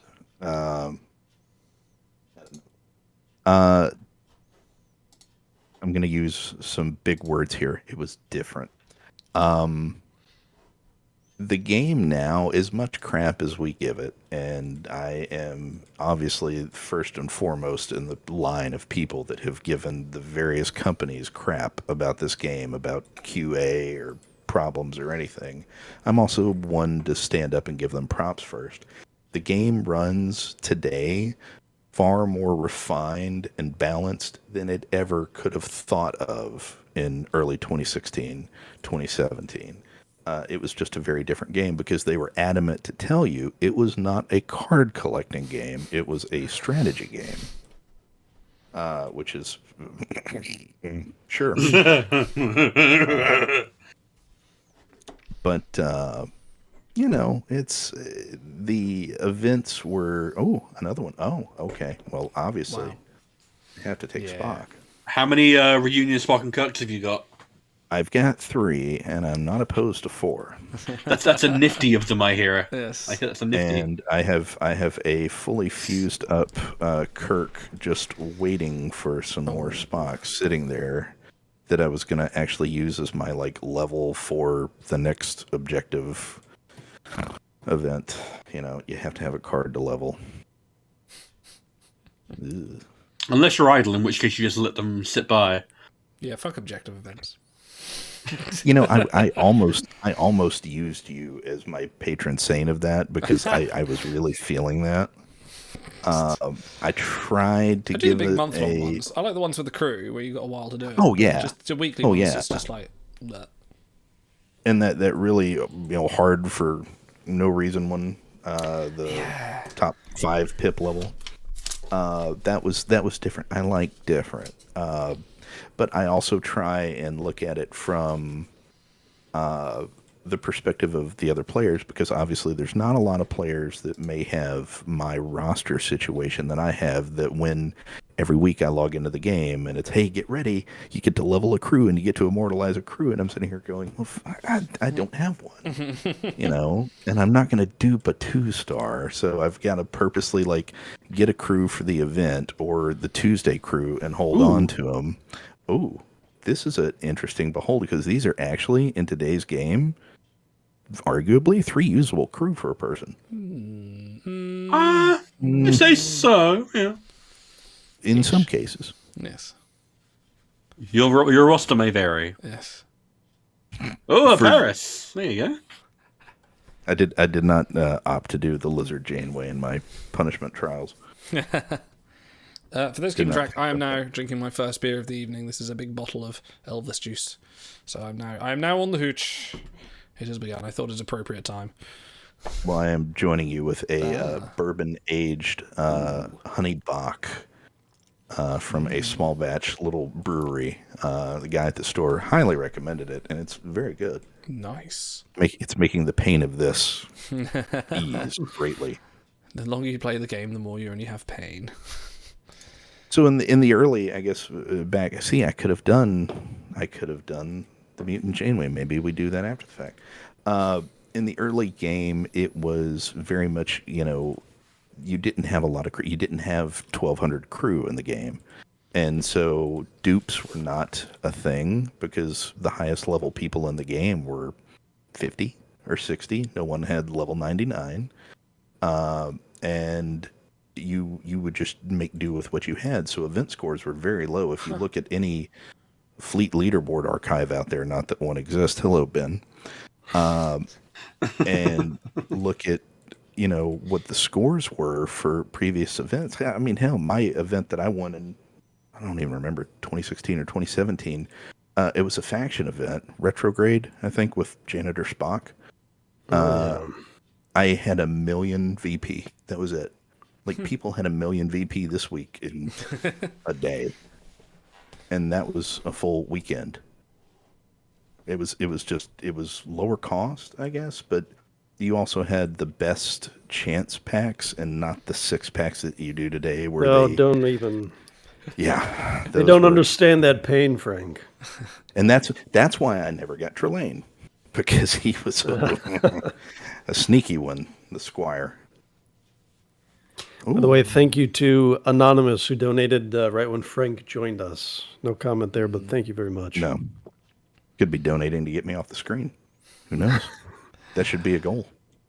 And we will be doing, at some point, probably maybe after WRG, we'll do Auto's Rocket Man. Oh, yeah. Have you had any of those cigarettes yet? Or have you, it's still sitting on your desk? I've eaten half of the cigarettes. Yes.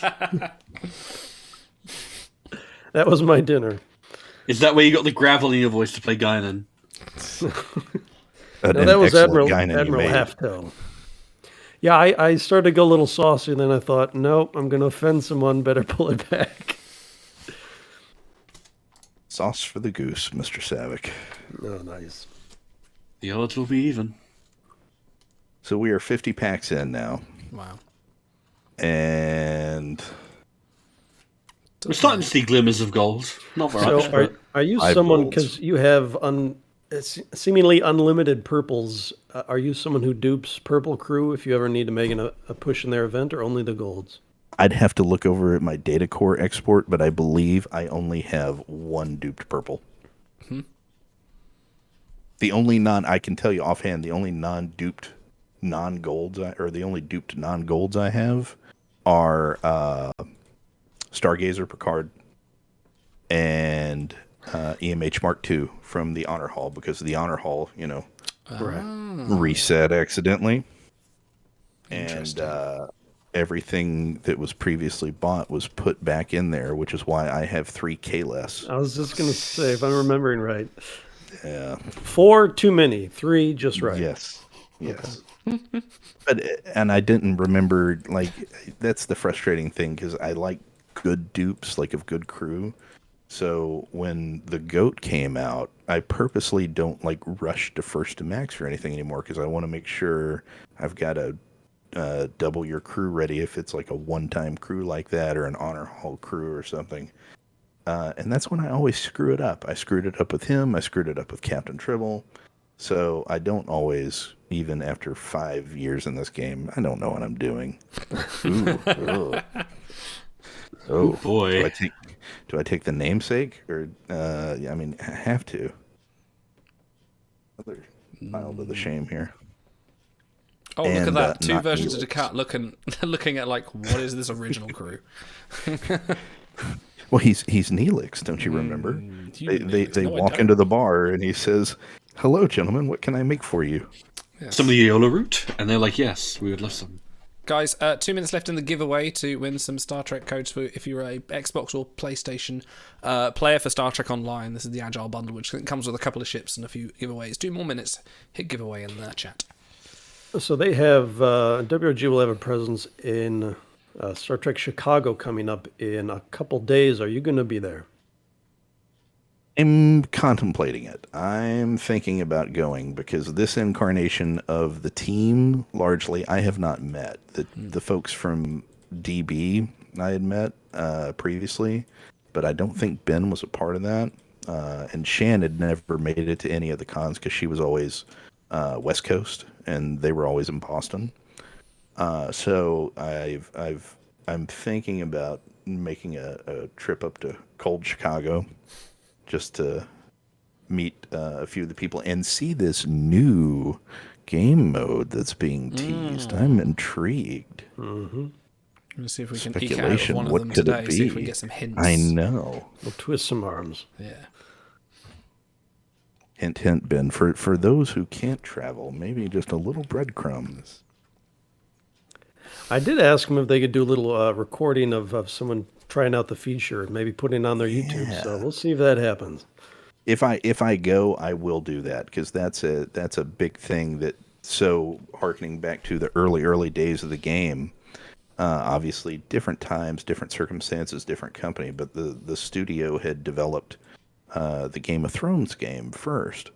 And so they had staff and they had equipment and they had stuff that they needed. So they would film a show not unlike yours and post it to YouTube every so often and show off aspects of the game, show off something new that's coming, show off a new crew, tease things. I think that's where we got our first view of Voyages, I think. But like when events would come out, because there was an event and there was like a 2 or 3 week pause, and then there was another event, and then there's a 2 or 3 week pause, and then there was another event. You would see like the event, and they debut the crew and show stuff off. So they've done that before. Stars, congratulations! You won the Star Trek Online code. Actually, oh my you god, actually did. That is I'm so gonna give you a fixed. code. So fixed. What are you on PS4? You on PlayStation? I am on. Yeah, I am. Yes. I'll send you a code. The fix is in. I can see their secret Discord channel. Everyone, it was absolutely a rigged scenario. Okay, Stars, you are obliged to at least stream a little bit for our Timelines Talks audience. all right. I think I can get a stream going. Well, yeah, I'll do that. You're definitely going to keep that dupe Chakotay, right? Oh, of course. To the man that has 4 Dreamwalkers. I mean, how could I not? 4 that we know about. 4 that we know. That's all that you can fit on your bridge. Four legitimate Dreamwalker Chakotays. The rest are secret love childs. So is anyone else in chat planning to attend Star Trek Chicago? I know, Cairo, you said that you're going. Just a quick donation update. We had one from Loki. He says, hope you've had a great stream, gents. I just got back from a 12-hour game of Twilight Imperial 4. Idle should know what that means, and I do. I would like to play that game for the length of time it takes. So not sure how long I'll be able to stick around. We'll catch up this week, though. Thanks for the entertainment. Thank you for your donation, Loki. Thank you very much. Cheers, buddy. There are some Chicago-based players. Ooh. Now we're getting golds. Ooh. Nearly an all mirror behold. That's a very well-dressed behold. Show there, maybe, but I actually have 2 of her, shamefully. Because she was useful in mirror events and that one event that she was in. Was that Mistress of the Mirror? I think. Oh, Pregnant Taurus. You have to. So, I mean, like, coming back to, like, 2016, 2017, like, we've got enough to kind of do in the game where you can check in every few hours and sort of, like, kind of go, oh, shuttle's here, Voyager's there, blah, blah, blah. Like, back then, didn't have Voyagers, didn't have as many events, didn't have half the stuff we have now. Like, what was the day-to-day play? Did you sort of pick up and go, oh, look, my ship's pretty? Basically, because when cadets were rolled out, that was fantastic, an arena, but then the cooldown for missions was it an hour between? I think it was an hour between tickets. Yeah. And then it was 10 minutes or something like that. I've slept, but it was ridiculous and it was painful, but it was meant to be a pain point. And, there were items that were just, ooh. Hey. Oh, well, kill us? Sure. His milkshake brings all the boys to the yard. Damn right. Actually, that's true. His WWE Championship belt in the middle of WrestleMania is very applicable here. Yes, he looks like Ric Flair, but with hair, maybe? Profiling. Okay, Frank, we've got about 4 minutes left. 4 minutes. Yes, so we're going to knock out just a few more here. We're hoping for one skill, Scotty. The early game was full of pain points that were purposely designed, but because again, it wasn't a card collecting game at the time, so it was just hard to level cards, and you didn't immortalize a card 5 minutes after it came out.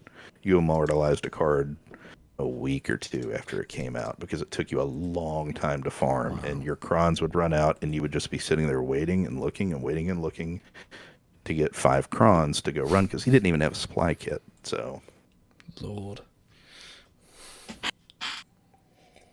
Before times, scary. I mean, I wonder how they could think they could keep people playing it, but obviously, people did. But it seems like very low engagement. It was a Star Trek game. It was like, hey, this is fantastic. Why are we still here? You had the rip-off of Tiny Death Star at the same time for Star Trek 2, and that was about it. Okay. EMA. I don't know. I'd be tempted to go with Spock there. Spock's always good. He, I mean, for events, mostly. Yeah, I don't know. Well, with Strange New Worlds, actually, a Spock investment would be smart. I was expecting Frank to say I already have 4 of them frozen. So. No, I don't do a lot of Spocks, believe it or not, with the exception of Reunion. That's all you need. Kirk and Spock in one easy to manage package. I did consolidate all your Spocks into a one low cost Spock. Perhaps we can get 3 more here. Let's see. Well, no. Do 3 more and then we'll call it. Frank was on the leaderboard recently, top 10, and I looked at your bridge crew and I saw 3 of one specific card. So you do dupe a few crew intentionally. Yeah, I'll show that when I purposely laid that out to make it look funny.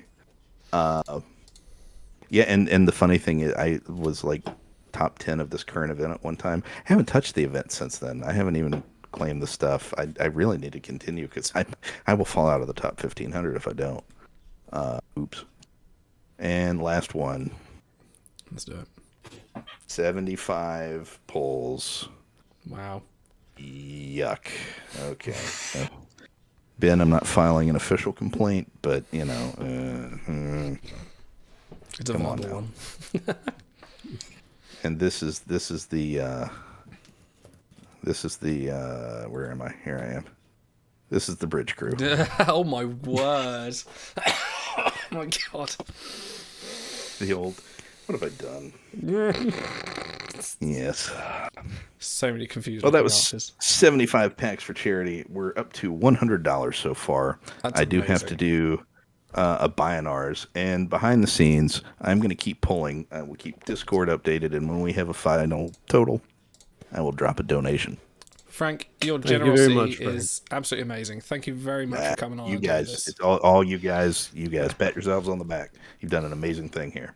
Thank you very much. Been a pleasure to Yeah, have you on this. Stars who just won the giveaway is like very good Stars.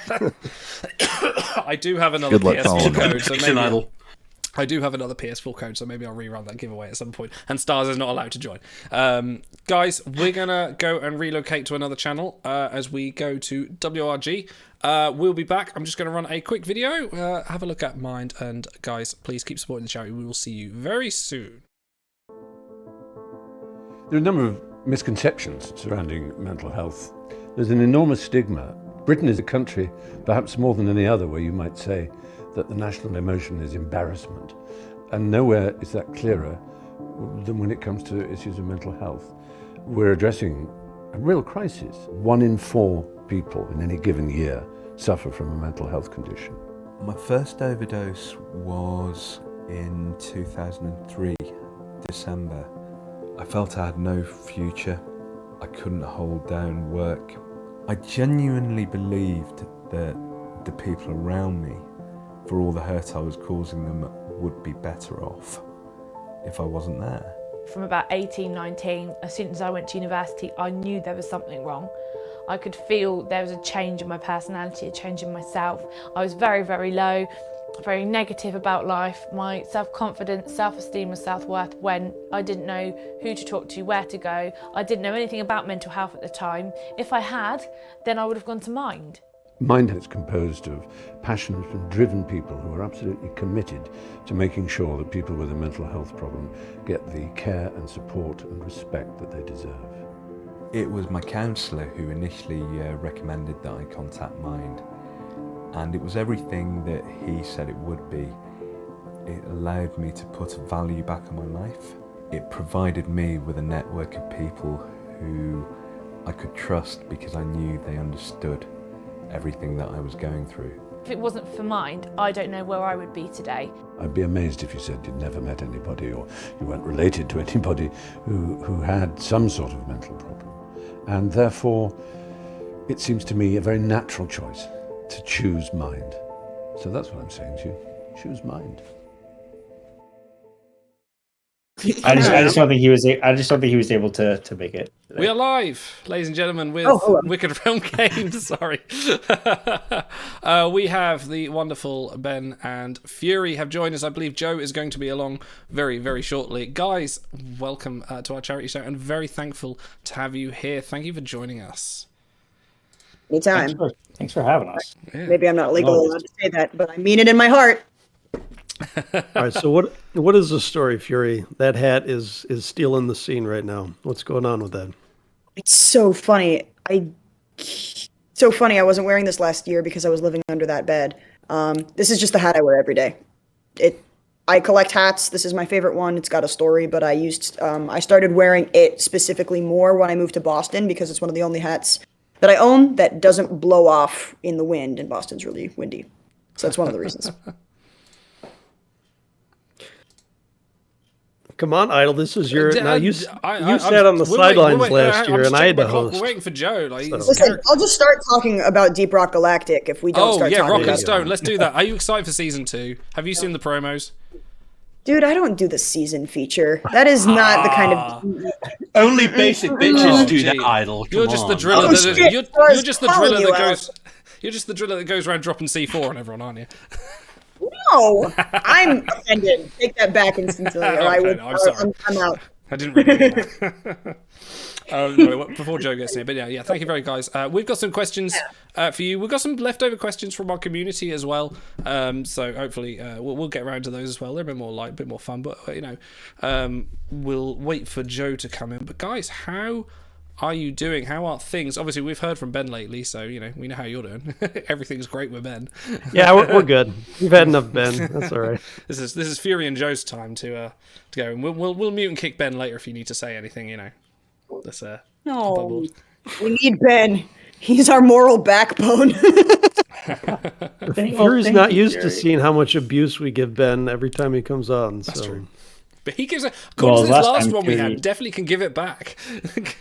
Yeah, we got called out. I feel like I have to. I have to defend myself and the team sometimes. So too right. Yeah. Joe, well, it's funny because last time I remember Fury reaching out to me. Oh, hi Joe. Fury reaching out to me and saying, "Oh my God, they're grilling you like a burger," and I was like, "I know. Those guys, my friends. I know what you do. It doesn't mean I'm ready for it, but I am here." Excellent. Okay. Guys, welcome, Joe. Yes, welcome, Joe. Joe, how the devil are you? I'm doing well. Good. Thank you for asking. Excellent. Guys, we're here this week supporting mental health charity Mind, something that's sort of very applicable to all the three of us. And we've kind of asked everyone that's sort of come on, have you yourselves had any experience with sort of mental health in your own roles and in your family? Obviously, you share as much as you want to share. Like, we're no force or anything, but is any part of your job, any part of sort of your history that's sort of like been influenced by mental health and mental health worries? Yeah, I can take a stab at it first. I think just being in the games industry is a high stress environment. There's a lot of, as with any job, there's deadlines, there's a lot of things going on. It's where we do a lot, especially I would say our team, working on Star Trek Timelines, we do a lot of content, every week. And we, pride ourselves on not missing a week. The content train don't stop. Choo choo. So, and the result of that, you can things can get stressful. And obviously that affects mental health. But working at a company, Wicked Realm, and working under Tilting Point, having very good flexibility in that. If you need to take a day, you can take a day, right? So there's been times where we released 2 clients back to back, very stressful. And, a couple of team members be like, I just need a day to, take a day for myself and take a mental health day. So, we're just really fortunate that we, work at a place like that kind of lets us do that. And, has perks like that. But yeah, I don't want to steal the show, but Fury or Joe. You always do, my friend. You always do. Fury or Joe. Sure, go. I'll jump in here. Yeah, so like first and foremost, I want to acknowledge how fortunate I am. Like I know the past few years have been extraordinarily difficult for everybody, but I'm lucky to be in a situation where I've been able to keep my job, my livelihood. I know lots of people lost their businesses, and then even deeper to that, family members or more. And so you know I'm definitely grateful for the situation I find myself in, but I've definitely struggled with a lot of things over the past couple of years that have sort of been discovered. Uh, Early on into 2020, um, uh, I was struggling with a lot of home stresses and just stresses of the unknown with the current state of the world at the time, and I was able to sort of seek professional treatment, and it's been extraordinarily valuable to me. I still speak with my talk therapist every other week, and it's incredibly invaluable for my mental health. And my son's trying to barge in on us, which is fine. It's fine. Um, just another fortunate thing as well. I know a lot of the past few years have been isolating for some folks, and I am so fortunate to have such a loving, supporting family as my son rips down the thing that I was trying to keep the sun out from behind me.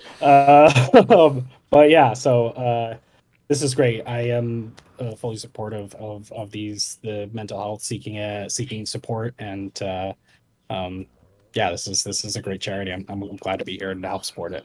No, fantastic. I'm glad to hear that you've reached out and have caught my word. That's blinding. The ray of God behind you. Yeah, I'm glad to hear that. Sorry. You've gone out and sort of talked to people about it. What we said before is kind of one of the most invaluable things is just being able to, no matter how trite you think it is, just being able to talk to someone about things that are bothering you. It's no matter how irrelevant you think it is, get out there. But no. Yeah, and I want to stress too, like people shouldn't feel embarrassed that they have to talk to someone either. Talking to someone does relieve a lot of stress. It kind of just gets things out, clears your mind. Meditation too, I found helps. So that's been another thing that I've been doing, and yoga actually. I've been doing yoga. I would have never thought I would have done yoga, but yeah, it all helps. Can we have Mokbara Ben as a card in the game then? And this is where Fury comes out and goes, "I'm just awesome." But no. Yeah, that's how that works. Yeah. No, I mean I don't think I've ever met anyone who doesn't struggle with the difficulty of being a cognizant citizen of this planet. Like, it's a very difficult thing to simply exist, let alone all of the extended horrors the internet has added to our lives, and for better or worse. We're not designed to handle such systems, such complexity, but we have to anyway because it is the place in which we found ourselves. And I mean, frankly, the pandemic is a massive human tragedy, and it has been beyond duress causing for a majority of the populace. But at the same time, it's fortunate then that everyone has started taking mental health more seriously, even in the last 2 years than they were 5 years ago. Just saying, oh, there are things you can focus on to make things that are unconquerable seem bearable, regardless of, people perhaps were able to ignore things they thought they needed, until the tower of cards kind of crumbles externally, and then you're left with the internal. And if the internal isn't stable, it's unsustainable. And I think a lot of people at a macro level are realizing that, and as such, mental health has started to become destigmatized a little bit more. Hopefully, if it's anything like D&D got destigmatized in the past decade, we are on the path to success in regards to mental health destigmatization. Big fan. Do you guys have an Office D&D game going? Wow, I just almost cursed. Bad. We did for a while. Oh wow. Who was the GM? We had multiple because it was a West Marches. Okay, cool. Good stuff, I must say, but not right now. But yes, also to conclude, good charity. Give money, help people good. Yes, nice. Embracing the doublespeak there. Be like charity, charity good. So, what do you do? Double plus hope not. Let me fold in a question then. This is one that was posed to Ben a couple weeks back when he was on for a Q&A, and he wanted to kick it to today so you guys can answer. And as the curtain goes up and down behind Joe, he might want to answer this one first. How do you guys cope with remote working? Do you have a preference between returning to the office or working from home? Yeah, I'll jump on this one. I think first and foremost, like, we're incredibly supportive, and like we try to laugh off when my 3-year-old comes gallivanting across the monitor, or wants to ask questions or interact for the 30 to 60 seconds that it holds his attention span. So that's really important. That just like it's a slightly different situation, and just recognizing that and being able to laugh about it is really important. Working previously in the office, I had extraordinarily long commute. It was about 45 minutes, no traffic, and would sometimes climb to an hour and a half, on bad days. And so what I didn't realize what that commute was doing for me, outside of spending time, was transitioning sort of mindset from work life to sort of life. And, I kind of quickly had to discover a new method to sort of mentally transition. My secret power is real pants. At first during the pandemic, I was like, oh man, sweatpants all the time. But like now I try to put on something I would wear in public, as I'm going to be on calls all day. But even, from the pants down, waist down, I think it's really important to sort of just like, okay, like I am working and I'm wearing things that I would be. I'm not saying you have to prove that, but we don't believe you. This is a button. Oh, no. Attaboy. Well done.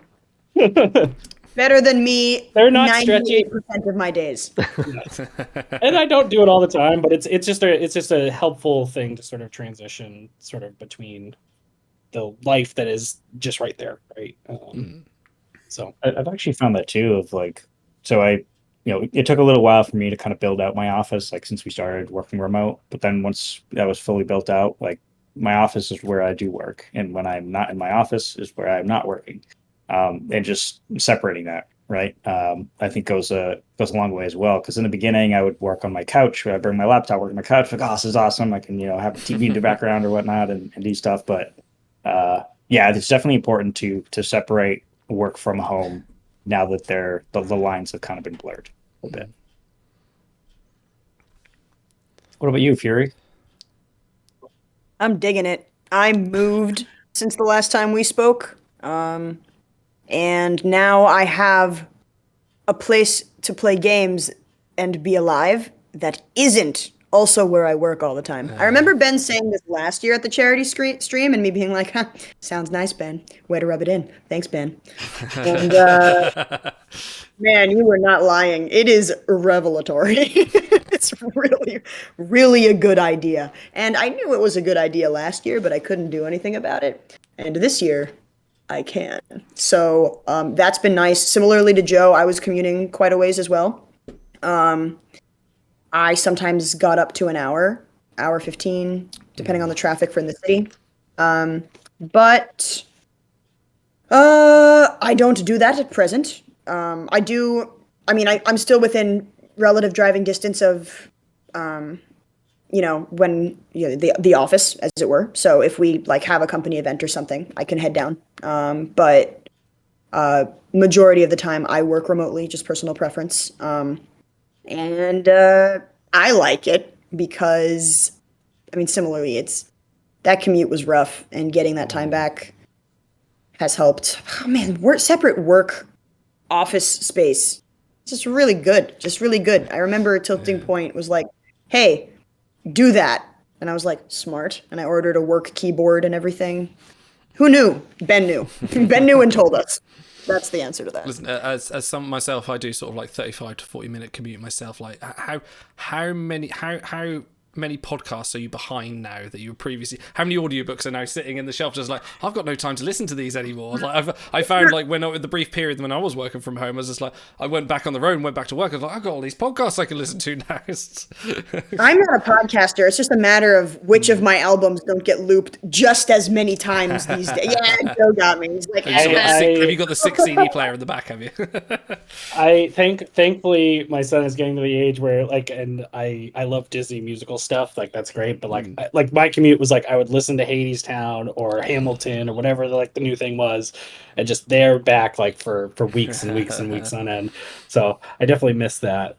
But it's weird. It's weird, like you said, like it's like this thing that was compartmentalized into this portion of your traveling life that just like disappeared like overnight. And then you got it back in some other way or find a different way to incorporate it. But you wake up at 6:30 in the morning and you're getting in the car and I'm like, oh wait, hang on. I don't need to be here. One of our developers did that once. Yeah, one of our developers would be like, I'm just taking the drive, like I'm taking my drive to work. You just go around the like neighborhood once, like get in his car, get out, just spend a couple minutes in the car just to sort of reinforce that previous transition. But gosh, yeah. Wow. Okay, it works. It works, right? We've started, or at least I've started. So we do still have an office space, I'm still very very much local to that. So more recently, the past few weeks, I've been at least doing 1 or 2 days going to the office, and I snuck my dog in the other day to my office space, and it was fantastic because I put her in the little like pull out drawers.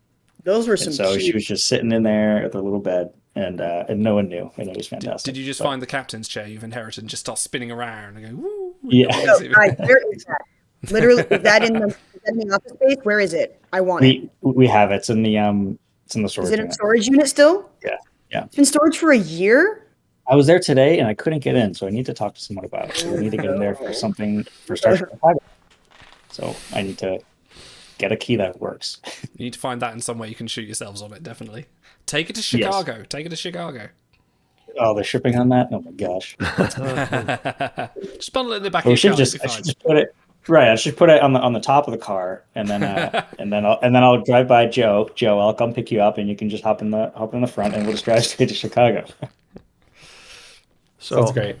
I've already missed my music segue, but Ben, last time you were on, you said that you'd taken up guitar. And I know Idle has played everything from keyboard to accordion on our stream before. So is that still a hobby you're working on? And, you three guys in order, what kind of hobbies do you stick to? Mental exercises, whatever, too, if you need to refresh your mindset or you need to just drop some stress. Yeah. Music has always been a very big thing in my life.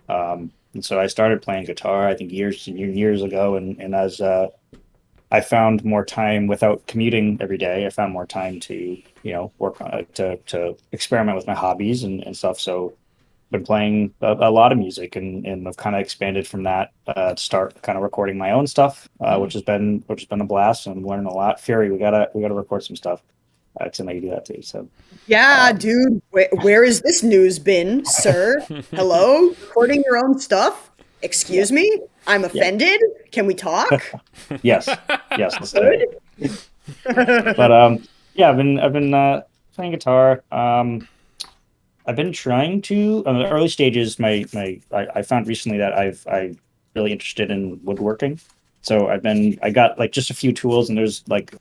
There's a lot to it, a lot to woodwork, and a lot of tools. So it's going to take some time to get all the things I need. But measure twice, cut once. Kind of mess around with that, and just and just picking up new hobbies and learning new things is always healthy. Listen, I've just had Big record a guitar solo for one of our upcoming segments, but a hat's notice, I can kick him off, and if you can shred a good metal solo over that, I'm happy to replace it. Yeah. Well, maybe we'll do Big and I will do a battling metal guitar solos. Yes. Okay, yes, that's on the cards. That's on your next Q&A. You and Big have got to come on. Whoever gets it right has to answer truth or dare about the game. Guys, we asked this last year, but say we got a few new viewers, and just want to refresh their memories. Guys, how did you get into Trek? What was your first experience as a Trek? Did you encounter it part of the working for as WRG or DB before, or was this something that you had previous to coming into the role? I'll jump in. Yeah, so I sort of grew up with it a little bit. My dad would watch the movies, and I think my brothers probably older brothers trolled me by inviting me in to see the opening scenes of Wrath of Khan, which was definitely a traumatizing moment in my life. But no, I definitely got back into it. I'd watch the syndicated episodes of TNG and Deep Space Nine as a teenager, and then got back into it in my adult life when it was available via streaming. So I never collected the DVDs or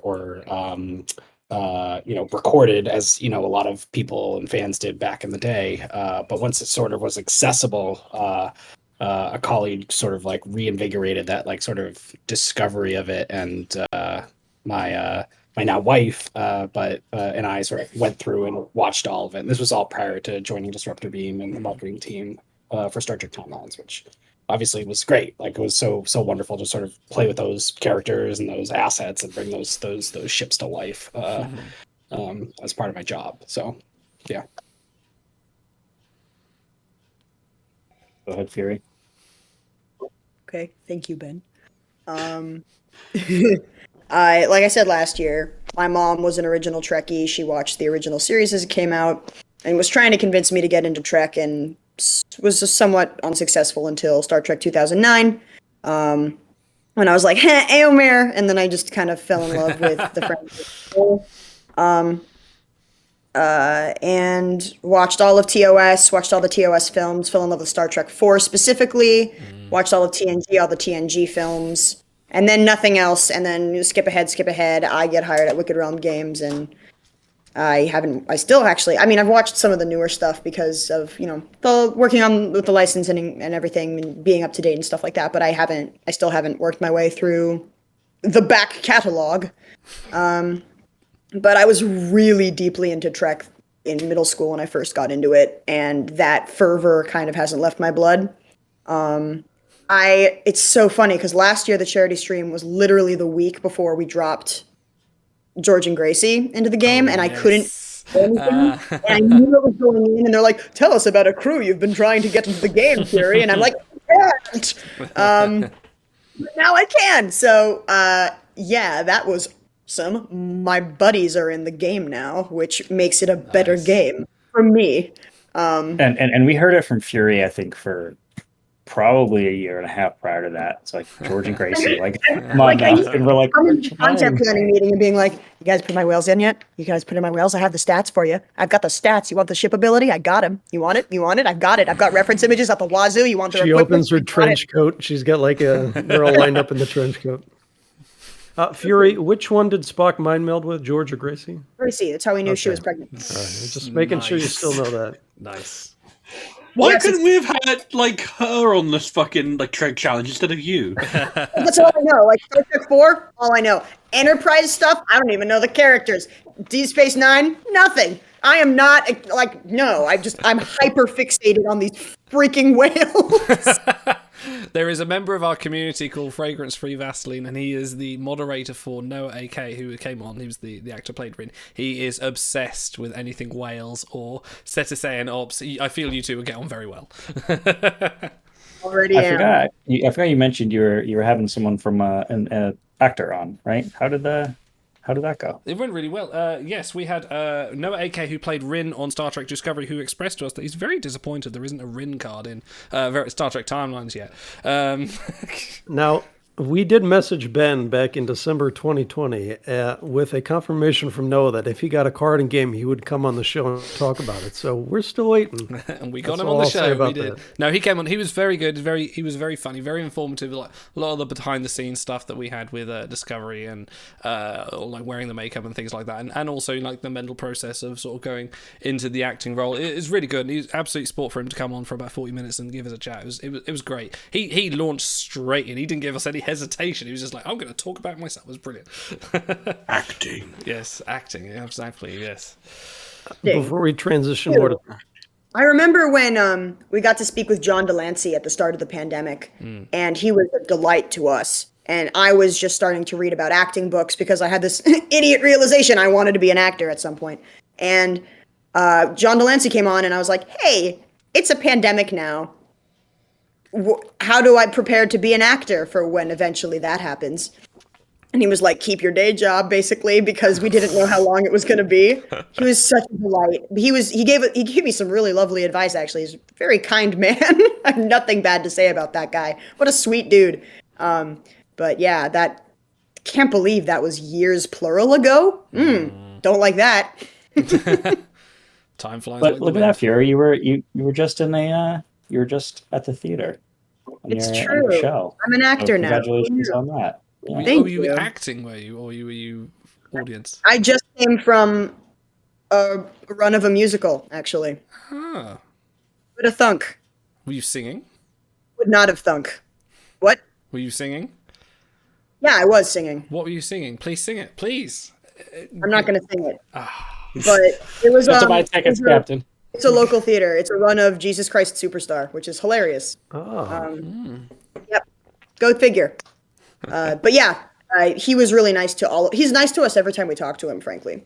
Okay, I'm hoping. Oh, go ahead. I got to put you on the spot. I have a John Delancey question, and maybe you can't even talk about it, but this was sort of a sensitive topic recently about exclusive crew being included in packs. And I remember back when Quinn was in a pack, and that happened to be the one that John Delancey recorded a video for talking about Star Trek timelines, and he said that these were from his favorite episodes. So when he said that, did you say, no, we can't include an exclusive crew, or did you say, whatever you say, Mr. Delancey, we're happy to include all the cards that you want in this pack? That's sort of like an interesting sort of breakdown, and the person who sort of helps us manage that relationship has shifted. So that was with the Jessica, I believe. I honestly think that was just like oversight on our part. We're just like, yep, like this makes sense. Just push it forward. We didn't check that checkbox of like, did this satisfy that thing? But yeah, no, that's definitely. It's really complex, and I know that's one of the questions that we might get into later, like the how statute of limitations has expired, so you're safe from prosecution. There was also that worry in the back of your mind that you might just go like that, and then you'd be whisked out of existence. And it's like, well, I can either do this or I can face the players. And Okay, before we transition any more into timelines, a couple donations from Captain Buster, who says, I haven't managed to log in until now, and when I do, it seems Stars is cheating on a charity stream. Congratulations on the show, and good luck for the rest of the night. A donation from Ronaldo, who says, I love the show and the sense of community you've brought to the game. Thanks for everything you do. Thank you, guys. We've also got one from the chat. How much do we need to donate to hear Fury sing? It's for the children. Listen. All of my singing in this show is screaming. I'm not. This is a chill stream. We are not. It's okay. It's all right. We're having a good time. It's a safe space.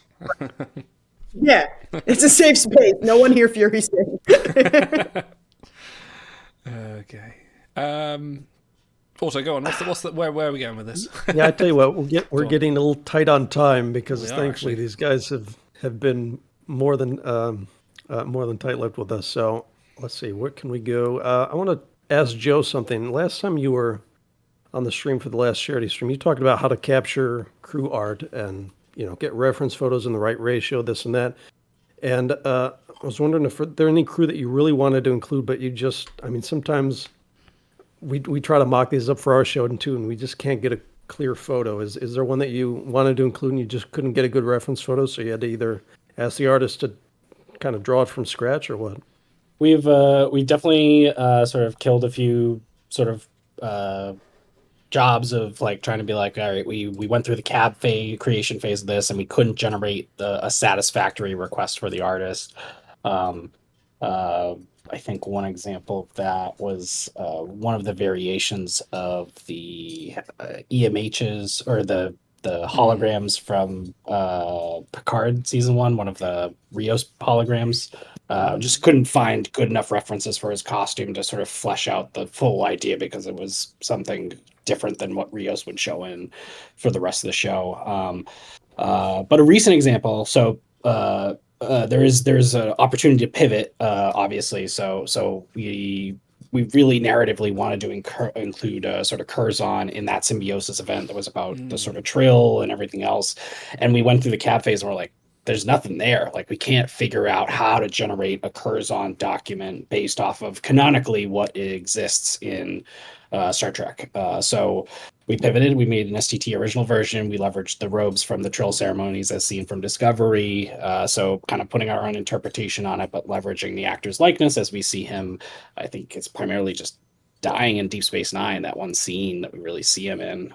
So it kind of like goes into a thing where it's like, depending on how important it might be to the sort of narrative or the purpose of whatever we're trying to do, we might sort of dead end it and say like, all right, like maybe we'll see season 2 Ian whatever Rios again and get a better view of his outfit, or maybe we won't, and we'll try to interpret him a different way a year or two down the line as we might need them. But yeah, there's no like binary good answer in a lot of these cases. A lot of it is interpretive and being like, all right, like, I'm talking to our narrative designer. It's like, how important is this person? Can we get away with replacing them with the different DAX or something else? And I know there are a few members of the community that are looking at those Rios holograms and just going, yeah, we want a set. Sure. Yeah. I mean, if they find, the other thing is like, sometimes there's like these things that get dug up. Like I know, I forget the name of the costume designer for Discovery, but she had some of her stuff on Instagram that like was just like all these beautiful prop shots, and like uncovering some of those things, like all of a sudden, a lot of the stuff we do rely on as the auctions for the older stuff. So the auction, there's an auction page where you can search all the previous sort of Star Trek bought and sold auctions that have all the imagery of these props. It's sometimes we discover something that then enables it, something there. Yeah. So please, if the internet comes up with something, send it to me. I'd love to include all cap submissions to Joe. So you mentioned an originals Timelines originals crew. One of the questions that Ben had us kick back to today ask about that, and they say Babylon 5 and Star Trek shared a lot of actors during the course of their run. Is it possible we'll see an originals based on Tomalak's character or Loaxana? And I think I added in Louise Fletcher and Nurse Ratchet instead. All three of you guys, is there any a Trek actor who's been in something else that you really love that you want to try to make an originals for? And how is that legally? Is it a little bit tricky trying to get rights for their likeness if it's not Star Trek related? I can answer this one again too. Yeah, it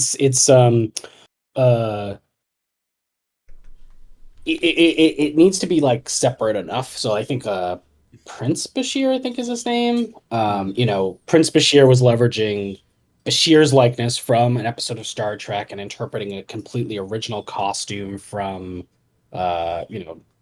royalty-free art of something that would be akin to sort of Alexander Siddig's appearance on Game of Thrones. So it's really tough.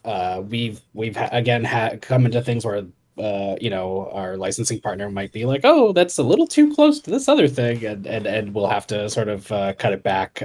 So it's something that I would say there's no guarantee of any of those ideas ever coming to fruition, based on sort of the risks involved in some of them. But there might be some cross marketing opportunities, especially if it's sort of under similar umbrellas, but it's really tough how some of these IPs have changed over time and where those actors went and are now. But I will say just we have none of those ideas planned as you've put them, but it's also an extra layer of difficulty for pursuing them. So kind of have to pick our spots carefully and not put too many eggs in one basket of trying to make something happen. There's definitely an example where we did that. As Rev it wasn't Demar good. Rev Demar points out, so no TJ Hooker Shatner then.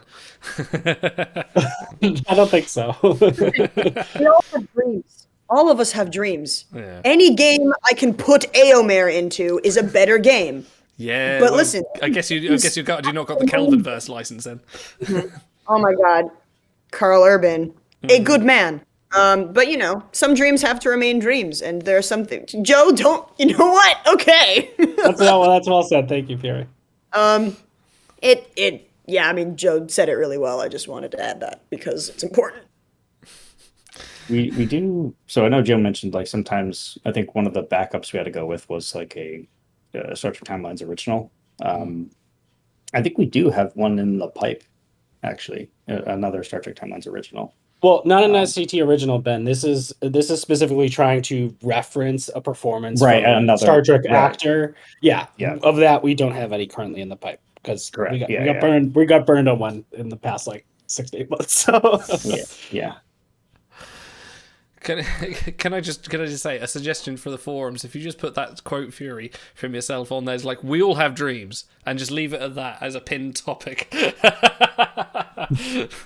I like that on a T-shirt. I think that will solve all your problems. We all have dreams, Bride of George and Gracie. So we do have one more question. These just happen to all be art questions. So sorry, Ben and Fury. Run me through it.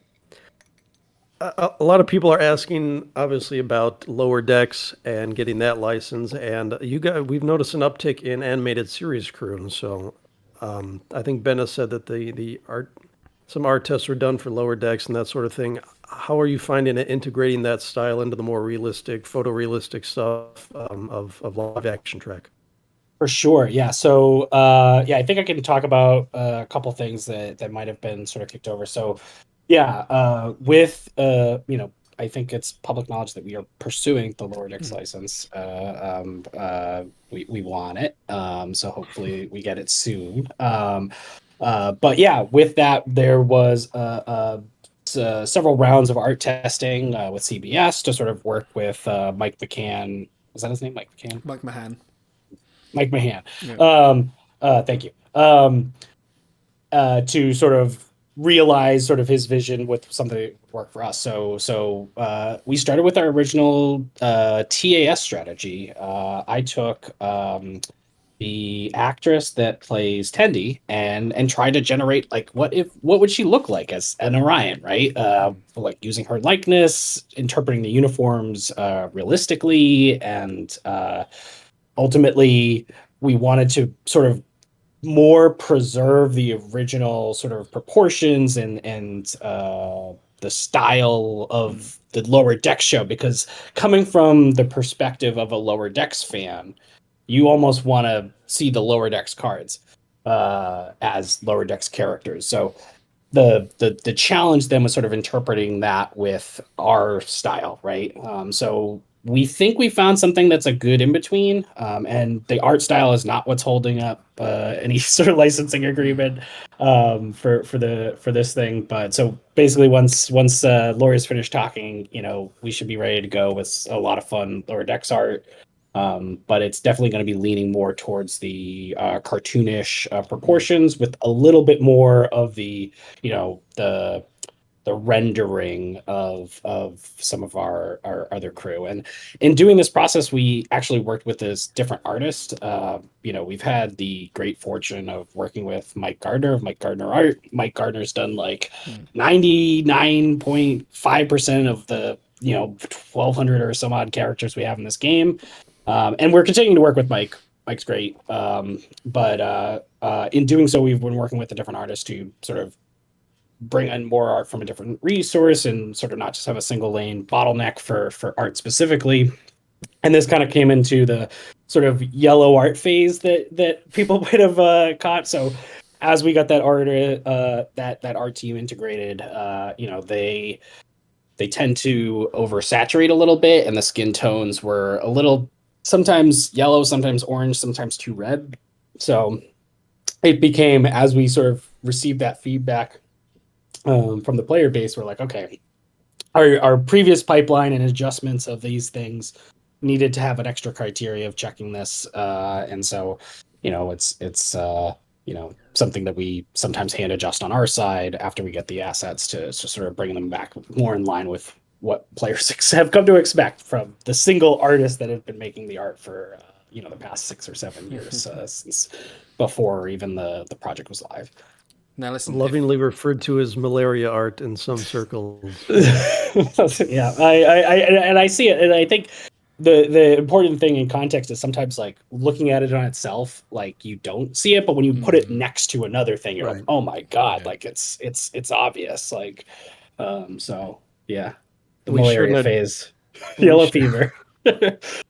We shared in our Discord a couple weeks back links to Mike's stuff, and then the lady who did the iconography, Maria, I want to say. Maria Picasso y Piquer is excellent. I love her constructivist art. Like people should just go check it out for that. Outside of like the icons, like a job she does for us. Like she does amazing stuff. It's very. I've checked out her Twitter, and like that is her. Once you see her style, it is okay. I get it. That works, and it's really like one of the things we first said when you first showed off the sort of the Polestar art was just like, holy Christ, these look amazing. Like for such a simple geometric design, this absolutely amazing. Like they were absolutely good. This new tray that you just added with the displaced and the swirly clock, I think a lot of people have already said that they like that one as well. So yeah, she does stellar work. Yes.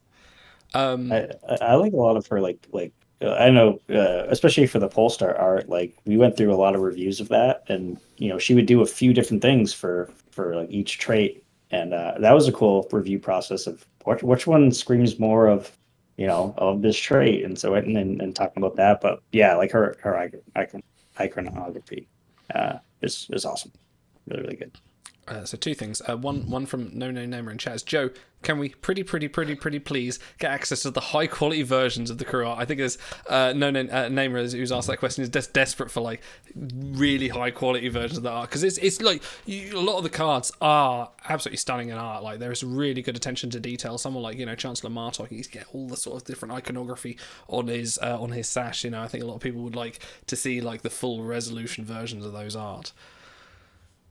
Yeah, it's I'm not sure of a delivery mechanism outside of like I don't know how if that's ever been shared in the past or how it's been shared in the past. But I think Shan has put a couple on the forums from time to time, and maybe your Twitter as well. But It's purely an aesthetic thing. Because you put all this good art, and sometimes people sort of viewing it on their phones, they're looking on such a small screen, like, I want to blow out. It's such a good piece of art. It's worthy of showing off, I think, in cases. Yeah, we got to make some cardboard cutouts and just give those away, right? Like that's what people actually want. Yeah, ship them here. I'll put them behind me. It'll be fine. On the other side of things, it's like you talk about cabs, like we've infamously on the show, Stars has very much spent a lot of time putting work into making what was it called, Timelines Talks Originals, not Fake Crew, totally, where we sort of not Fake Crew, not Fake Crew, no, Timelines Talks Originals, where you sort of workshop up. And I think a few times we've done cards that you've ended up going on to do coincidentally anyway. Our question was, have you ever seen some of those, and some of the sort of like almost we took inspiration from the last time you were on, the almost sort of cab-like structure you showed off, where you had the crew art and the traits and the defining moments of what kind of pose you should do. I don't know if you've ever seen any of those that Stars. You're going to make him cry if you say no. I do recall watching a stream at one point where Chancellor Kim Peck was shown as a Timelines Talks original, and I know Kim Peck was in the pipeline prior to seeing that, and I was just like, oh god, like I almost didn't want to look at it to like not accidentally reference but yeah, no, I do recall seeing Kim Peck. I've definitely seen a handful of Stars and Garters Timelines Talks originals, which is confusing because they're trying to be based off canonically driven stuff, not Timelines originals. There you go. There's your new collection. Work on the branding there. Okay, we're gonna have a little fun now. Ben has been asking for. He's so excited about this when we brought up the idea. We're gonna put the shoe on the other foot, and you guys are gonna ask us how long we think it takes to develop things, because players sometimes can be a little bit impatient. And why isn't this working this now? So we did have a few of them prepared, and if you guys think of some on the spot, you can ask us. But I'm gonna work in fury on this first one. How long, Stars, Idle, and I, do we think a video for WRG's YouTube channel takes to produce develop, and then release. So you produced your, was it the 8.2.1 video, and immediately as soon as I saw it I thought, fuck it, I've got to spoof that. And I think that took me a good afternoon to do that. So I'm gonna say 4 seconds is what it took you. I remember seeing the link to the parody of this whatever thing that we did, and yours was up in like 5 minutes, and I was like, wow, okay, thanks, guys. I saw it and I was just like, immediately funnier than anything I've ever said in my life. Whatever, thanks. I don't care how long you think it takes, because it's less apparently than it takes us.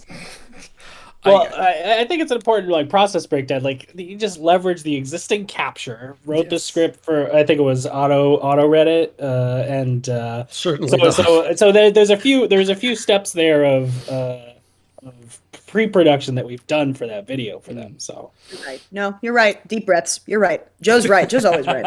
No, that's true. Like we borrowed inspiration from your video, and you borrow inspiration from our Timelines Talks original. So sort of a symbiotic relationship between your company and our company. I think so. Wait, we're a company? We're an LLC. Yeah, we're I a think. company. LLC. Okay, let's get some numbers. How long, Stars and Idle, do you think it takes for them to produce that video? I think they have a couple up on Wicked Realm Games YouTube. Well, you'll have had to the script will have had to gone through all your sort of red tape to be approved, to show what exactly you have to say. So I'm going to say it's going to take a week for that at the minimum. The actual video editing, I don't know if you have any video editors on the site. I would say you probably outsource that maybe. I don't know if any of you are proficient enough. You could be. It's not hard to learn. I pick, there it is. Don't discredit yourself, Captain. No, it's fine. I'm gonna say it's about a month. I'm gonna say about a month from we need to make a video to it's now up on the YouTube. Just you purely want for a lot of it. hot or cold or. Sorry. Well, let's all make our guess first. We want to embarrass ourselves to a maximum degree before you step in and tell us. I'll go with 3 weeks. Yeah, I think this is another thing that is very difficult to pin down any specific thing. I know there's a video that's in the pipeline coming up for Mission Chicago that is probably closer to the sort of 3 to 4 week range of, and it's going to include. It doesn't have VO in this case, but there was definitely multiple takes of capture where we had some stub capture and we had to recapture based on how the feature developed. There's actually some custom animation in that. So like in that case, like you're looking at like some extra steps that you'd have to consider. But I want to say the 821 might have been a little less than that. It was a little less than yeah. that. Yeah. But again, like there's the script, the VO, the capture. Yeah. Yeah, and luckily I think Fury, you did the VO recording and you had like the equipment and stuff, so that was We were all super very helpful excited for because doing that. obviously we'd done the charity show with you last year, and then as soon as the video came out, and was like, "That's Fury. That's Fury doing that, isn't it?" It's just like, "Oh, it is brilliant." We're all very happy. Yeah, it's a range, but that's ish. It's Carmen doing the next one. You're gonna go around the team. No, I don't think the next one actually has VO in this case. It's for. Although we did get a first run of it recently, and it looks amazing, and I can't wait to show it off next week. I haven't seen it. I want to see it. Show to Fury while we watch. Yeah. No, not now. But like, link me in our work-related Slack channel. Then yes, I would like to see it. What about your work-related Discord channel that we're having this call on right now? We won't look, honest, promise. Yeah, sure, Idol. I believe you with love and support and happiness. Okay, folks, boys, let's guess how long it takes for a new ship model in the game, something released in the skirmish, from the drawing board to the time it launches in the skirmish. How long do you fellas think it takes? And I'm going to go out on a limb and say 4 months is going to be my guess. I was going to say 3. I was going to say from like pre-plan, you plan it and then you've got to put it in somewhere in the current pipeline of what you've got planned. So it's not exactly like you're going to go, should we have this ship this week? Yeah, sure. There's the model. You've already got to, should we have the ship? And you've already got several months of stuff planned. So I'm going to say, I might even say longer. I might even say 6 months from the time you say we want this ship to when it's in the game? I'm trying to keep in mind the sort of the rotation of events, because it's a skirmish usually once a month, maybe less, depending on how things roll out, which implies to me, so depending on the ship, you've got to get good reference material, potentially a wireframe model that may or may not exist, because like a lot of them weren't made with wireframe models, they were Star's actual got models mathematical symbols constructed. above his head right now. This is, all the information is coming in. And then you've got to have a bit of time so you can like put the decals on and put them on backwards in some cases. Okay, 2 Stars, months. we need a number. 2 months? 2 months. I'll say 2 months. It's really difficult when you're talking about span time versus effort, but yeah, I could say you're all kind of right in a different sense. Like if we needed to say like we needed to add something, sort of like start the process now and get it in as soon as possible. I think Stars is probably the closest, but still pretty. Daddy, I think I wanted to hear their opinion. Daddy, I think you should add the TOS Warbird. Excellent point, son. Thank you. Okay, I'll do one more, and then I want to hear some from the horse's mouth. I'm sure you guys have some thoughts. Let's do a theme pack, because a lot of employees have done their own developers pack. So from the time you're approached to the time it makes it in game, I'm gonna guess 5 weeks. I think most of the crew are generally existing crews. So, what about you, Stars? What are you guessing there? Yeah, because it's 5 existing crew, 1 new. It kind of comes down to how long it takes to vet the other crew to make sure they aren't. No, I won one. Oh, okay. We moved on to theme packs, or developer packs. I'm gonna guess about 3 weeks. I'm gonna guess 3. I say. No, I'm not gonna say it. I'll say a month. Yeah, again, like sort of looking at span time, we're planning out like pretty far in advance. So the hardest part of theme packs and developer packs are the easiest packs to generate. Is that we say, hey Fury, what are your favorite Star Trek Timelines crew, and who would you like to add to our game? Which is like the easiest criteria to generate for someone. Whereas like when we're coming up with theme packs for like different like themes, like you kind of like, oh, we have this new crew, we think they fit in this theme, and then we talk about it and we're like, crap, we only have two 4-stars that fit in this category, so we either need to make them a 4-star or reevaluate their theme and that kind of thing. So that can go back and forth. Lots of people, you haven't committed to the pointing collection, but I think a lot of people will be very happy if we have a pointing theme. There's enough crew. We haven't had a pointing theme pack before, and I think that was Joe's idea. The pointy sticks. Or something. Oh, I think I remember that. We had 2 trait packs. We had 2 traits that were pointy objects and pointy. Lexi, right? Back in the day. I forget. That sounds like a Lexi joke. I don't know. Yeah, pointy ears and pointy objects. I think there were 2 Vulcan trait packs. I think that sounds like Dreamwalker. Bloody as fuck. Yeah, let's not pick at scrubs. Huh? But yeah, no, I think I forget whoever said the longest time, but they're probably the warmest. Okay. So 5 weeks, probably a little longer. Yeah, just speaking span time from like when it's incepted to delivering. Yeah. All right. So what kind of processes do you guys think the players are way off on and will never be able to guess? I know, Ben, you must have had a few in mind. I have some opinions about this. This is a safe space. This is a safe space. I have some opinions, he says. I have some. Well, I mean, it's, we always want to do, we always want to fix the bugs. We always want to, do the things that the players ask for. I mean, we are fans of Star Trek. This is a game made by fans for fans, and so, we agree with a lot of the things that that we want to. That you guys want to do too. So I think fixing bugs is one thing as well, especially if the feature is already live. It's a much more complicated fix if the feature is already live than it is if it was in development. And for example, I know like when Voyage is first released, that was towards the end of that development cycle. The team had to grind pretty hard to get that feature out at the time it did, and there were some bugs that went through, and we worked. We had a small, I think it was two of us, me and an engineer at the time when I was in QA, for 3 sprints, so month and a half, 2 months. We were fixing Voyage bugs. That was what our job was. Like that's the work that we had to do.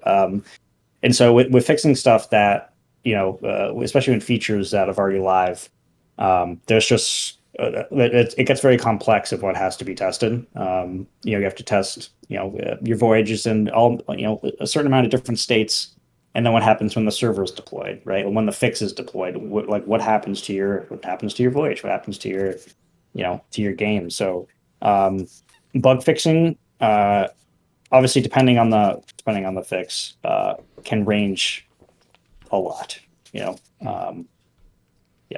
And I've gotten a lot of questions over the previous streams too. It's like, why can't you just add the community awards to all events? It's like, yeah, it's not just a button we press. There's a whole back end thing that we have to do, and involves an engineer, a designer designing it, and a whole lot of QA, and then release. So. Okay, I tell you what, here's a really relevant one because I think you guys have gone 20 months in a row now with a new collection. So obviously you're juggling multiple ones at a time, but how long would we reckon Stars and Idle it takes for them from the idea of, okay, let's do pilot crew in a collection to putting it together, deciding the rewards and everything? I'm going to go with 2 months, but on kind of a rolling schedule. Red alarm, red alarm, red alarm. Thank you, Matty Mac84, for following. Thank you very much. I would say, yes, when you get that Lower Decks license, I expect to see a lot of pack-leds. I kind of want to say, you like, based on your schedule and how much you plan things in advance, I want to say 6 months. 3 weeks. So auto like a day. You decided on a whim. You Photoshop it up, and then it's out. So I think it depending on the system too, like with collections from the start, when developing that, we knew, or we built it in a way where we could add more collections through the server side. So we didn't have to release a new client, like a new update to release new collections. So on the planning side, we're a few months out, I think, at this point, right, Joe? And the work involved with that is, figuring out, what trait we want it to be. All right, take a look at the crew that are in game with the trait, and taking a look at, how many crew that would be in that collection, how many other collections are they already in, right? Like if there's a lot of crew that are already in a bunch of other collections, it doesn't really add value to a lot of those other crew, right? So kind of balancing that out. That's why I think over time we've kind of our focus of collections, the size, have kind of trimmed down a little bit over time. So we're trying to get, we're trying to bring the value or find the value in those crew that maybe don't have a collection already. But for planning purposes, yeah, I think it's a few months out. I'm all out of ideas. Do you guys have any left that you want to quiz us on? I want to. What do you guys think about a crew retrieval size feature? So a feature the size of crew retrieval from start to release. I would like to. Gosh. Yeah. 2 days, right? Like it can't be more than 2 days. It's just a button, right? It's just a button. Yeah, just press it. That's bait. I want to say Skirmishes came out Q3 2018. And in terms of like a big feature, it's been at least a couple of years. All the back end work, all iconography, the art. We talked a little bit about the going into astrometrics when you retrieve a crew and all that, all the HUD work. 2 years, I'm gonna guess. Well, optimistically. I want to say, probably your real development. I don't know. Again, correct me if I'm wrong. Like, because you had the split, the big divorce, as it was, where you went over and became Wicked Realm Games. And I think I would like to predict that that's when you really start to think, right, we want a new feature. And then from then, and what was that? That was 2020, sort of June-ish, 2020, May, June, I can't remember, correct my dates. And then Retrieval came out pretty much this time last year. So I want to say a solid, oh, mind you, that doesn't sound long enough, doesn't it? I mean, it can't be 6 months, surely. No, it must be longer than that. I'll say Stars, a year. you have I'll a go for a guess? year.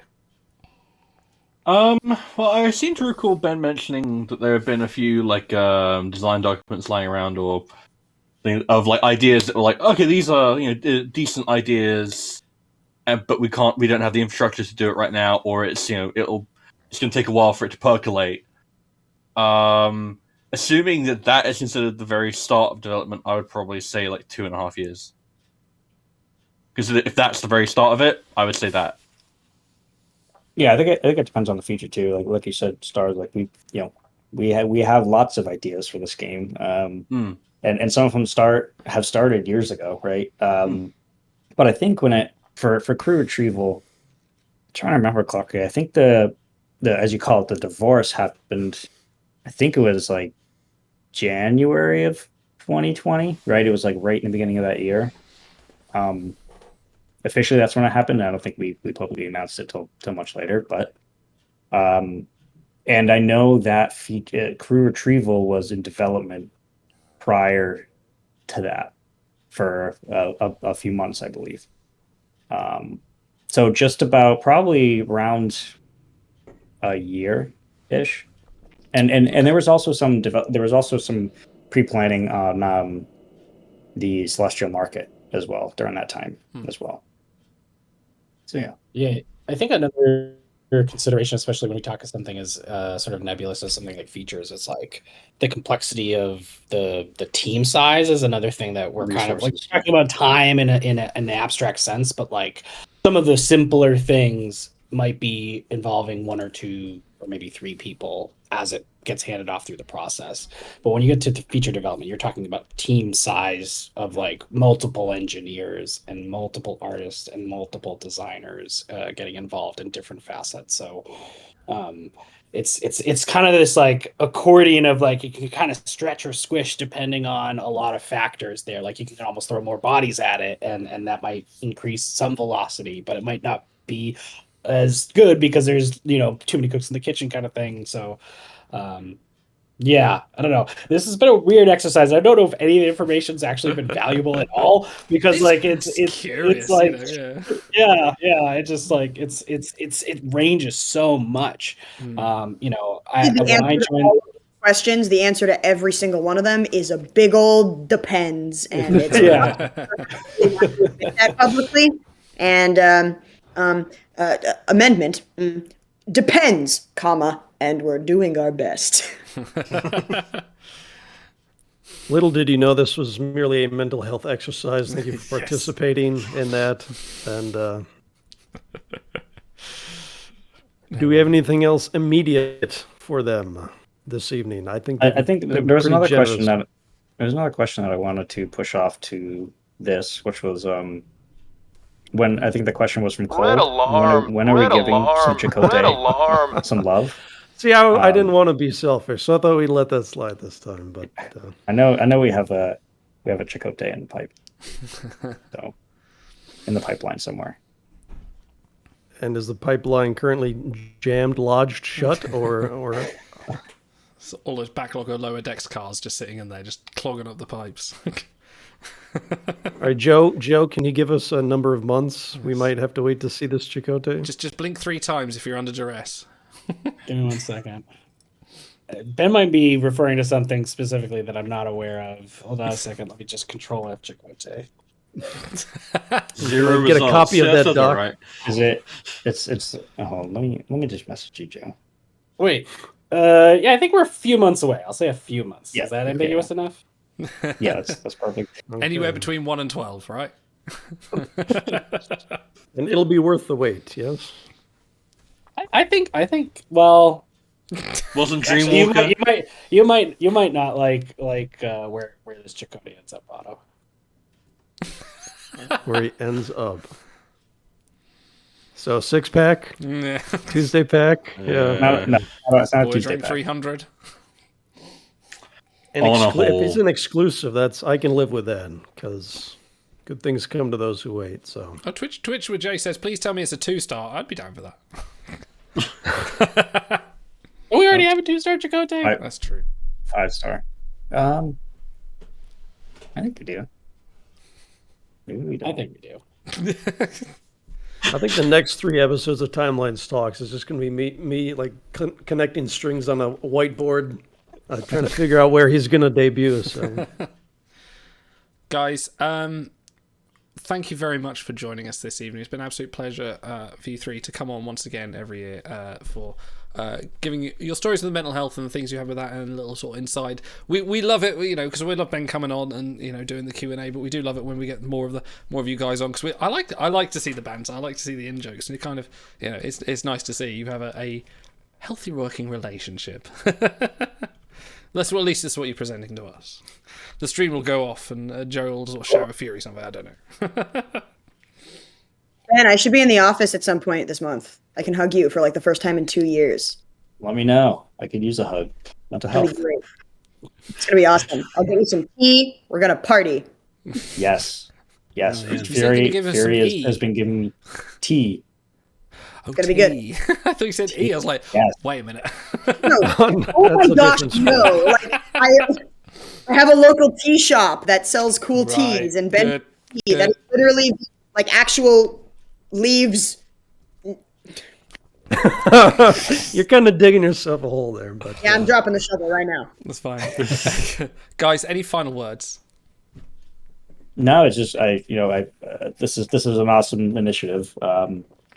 And this is a great charity you guys chose. So I will be donating as well.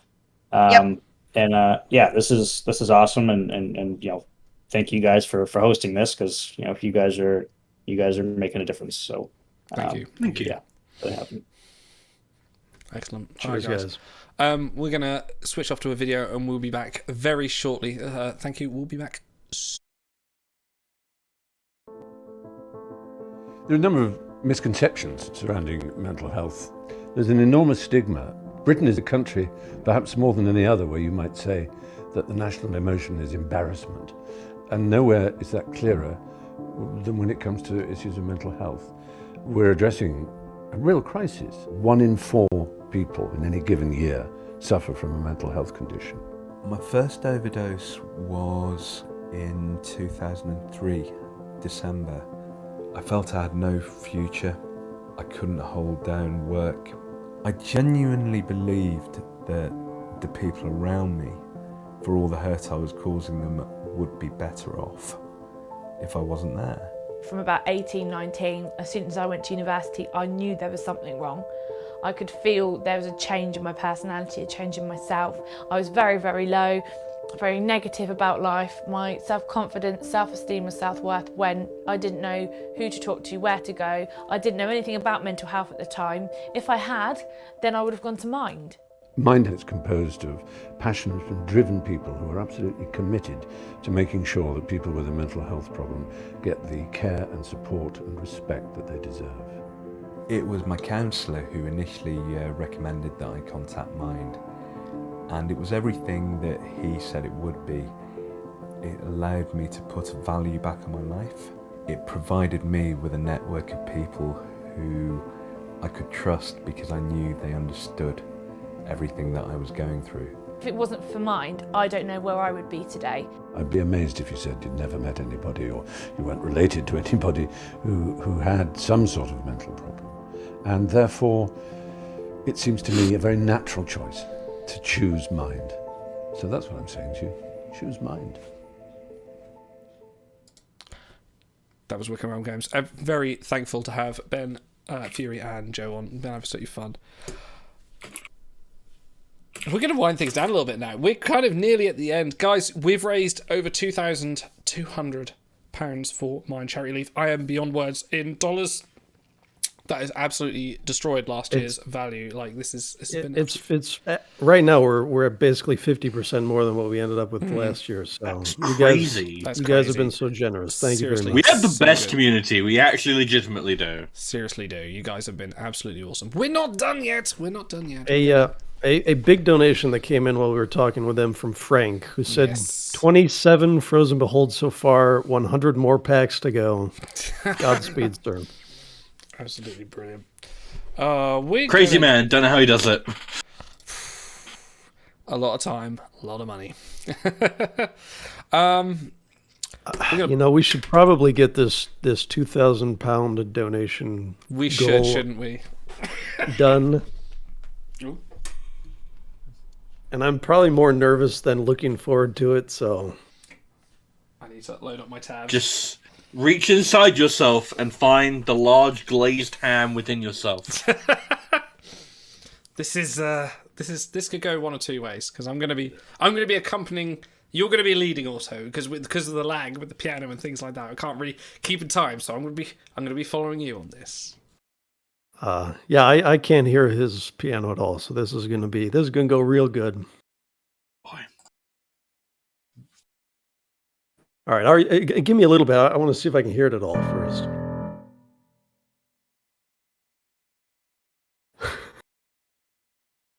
Professionalism. Yes, you've muted yourself, so I'll assume you're saying you're working on it. Let me start stifling my coughs. Let me just get a little bit less sensitivity, but tell me if you can hear this. Kind of, sort of. There you go. That's your key. Whatever. It was never going to be anything but a train wreck. So, ladies and gentlemen, Rocket Man from William Shatner, a la Automaton 2000. This is what your hard-earned money has bought. My chocolate cigarette. She packed my bags. Last night, pre-flight. 0 hour. 9 a.m. And I'm going to be high as a kite by then.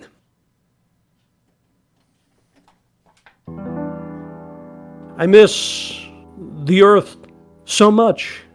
I miss my wife. It's lonely out in space. On such a timeless flight. And I think it's gonna be a long, long time till touchdown brings me round again to find I'm not the man they think I am at home. Oh. No. I'm a rocket man. Rocket man, burning out his fuse up here alone. And I think it's gonna be a long, long time till touchdown brings me round again to find I'm not the man they think I am at home. Oh no. I'm a rocket man. Rocket man, burning out his fuse up here alone.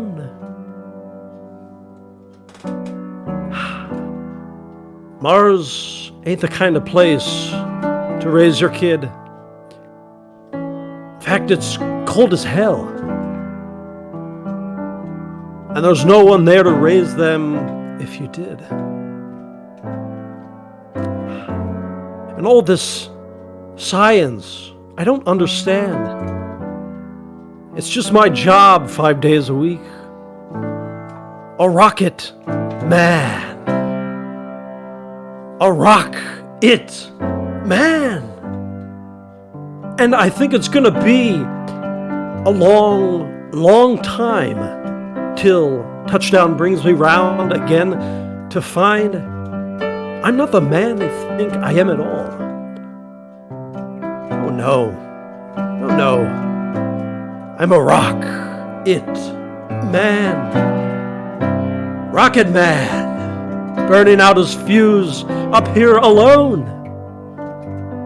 And I think it's gonna be a long, long time till touchdown brings me round again to find I'm not the man they think I am at home. Oh no, no, no. I'm a rock. It. Man. Rocket Man. Burning out his fuse up here alone.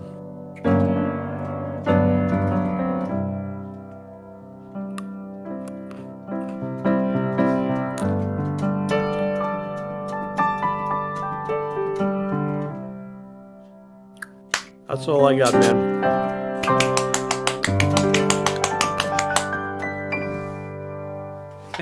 Encore! Hey, woo! Amazing. I'll Thank tell you, you Lucas what. Monkey, for the bits for that. I was this close to buying actual cigarettes just for this, and I'm glad that I didn't. Did you do the? I wasn't But looking, but did you do the dance? Did you do that? And No. I think it's gonna be a long, long time. If I was wearing a tux, I would have undone the Okay, the tie since we for that. smashed the £2,200 acting goal, shall we do a quick acting poll and go for one of those, and then we'll do some What the Dub Trek to finish off our night. A shout out to Ziz Merith in chat who says, I didn't know Star Trek Timelines had a Twitch channel until about 10 minutes ago, but I'm glad I made it here for this. Wow. Otherwise, I'd have been burning out my Your fuse introduction. out there alone. Yeah, this is what Timelines is all about, folks. Oh my word! Wow, you started with Rocket Man. Oh, Nothing but downhill from here, man. okay. Auto, do us a All right. poll with some acting goals, and we'll do some of that, and then we'll play some What the Dub, and then maybe. All right. I'm feeling Give good. me I'm a- feeling good. This has been a great night. This has been so fun.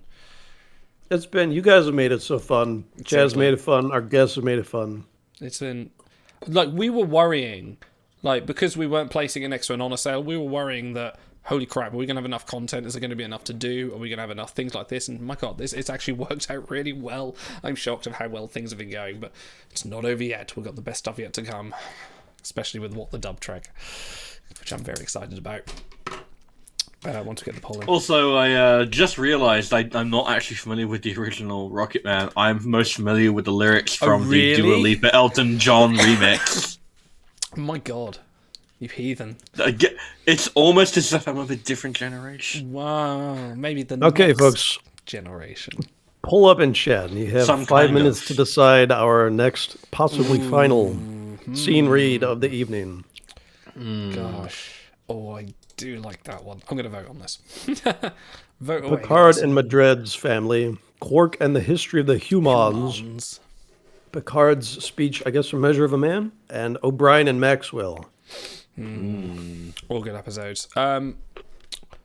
Where are we up to? We're up to £2,268. Guys, we are supporting Mind. You've seen the videos. You've seen. I'll play the Picardo thing before we go as well, because that was very good. Thank you very much to Cranky for getting us that video. He paid the money on. He gave me the link. He said a while back, he's just like, I've got this thing for your charity show, but I don't know if I want to show it to you because it's so awesome. I'm like, well, show it to me, and then I'll decide. Did you see it, Stars? I haven't seen it. No, You because I haven't wasn't seen able to it? start Oh, we the gotta stream. play it. No. I tell you what, let's play it again now. I'll play it again now while we're waiting for the vote to finish. So I'll mute our mics and you enjoy this, Star.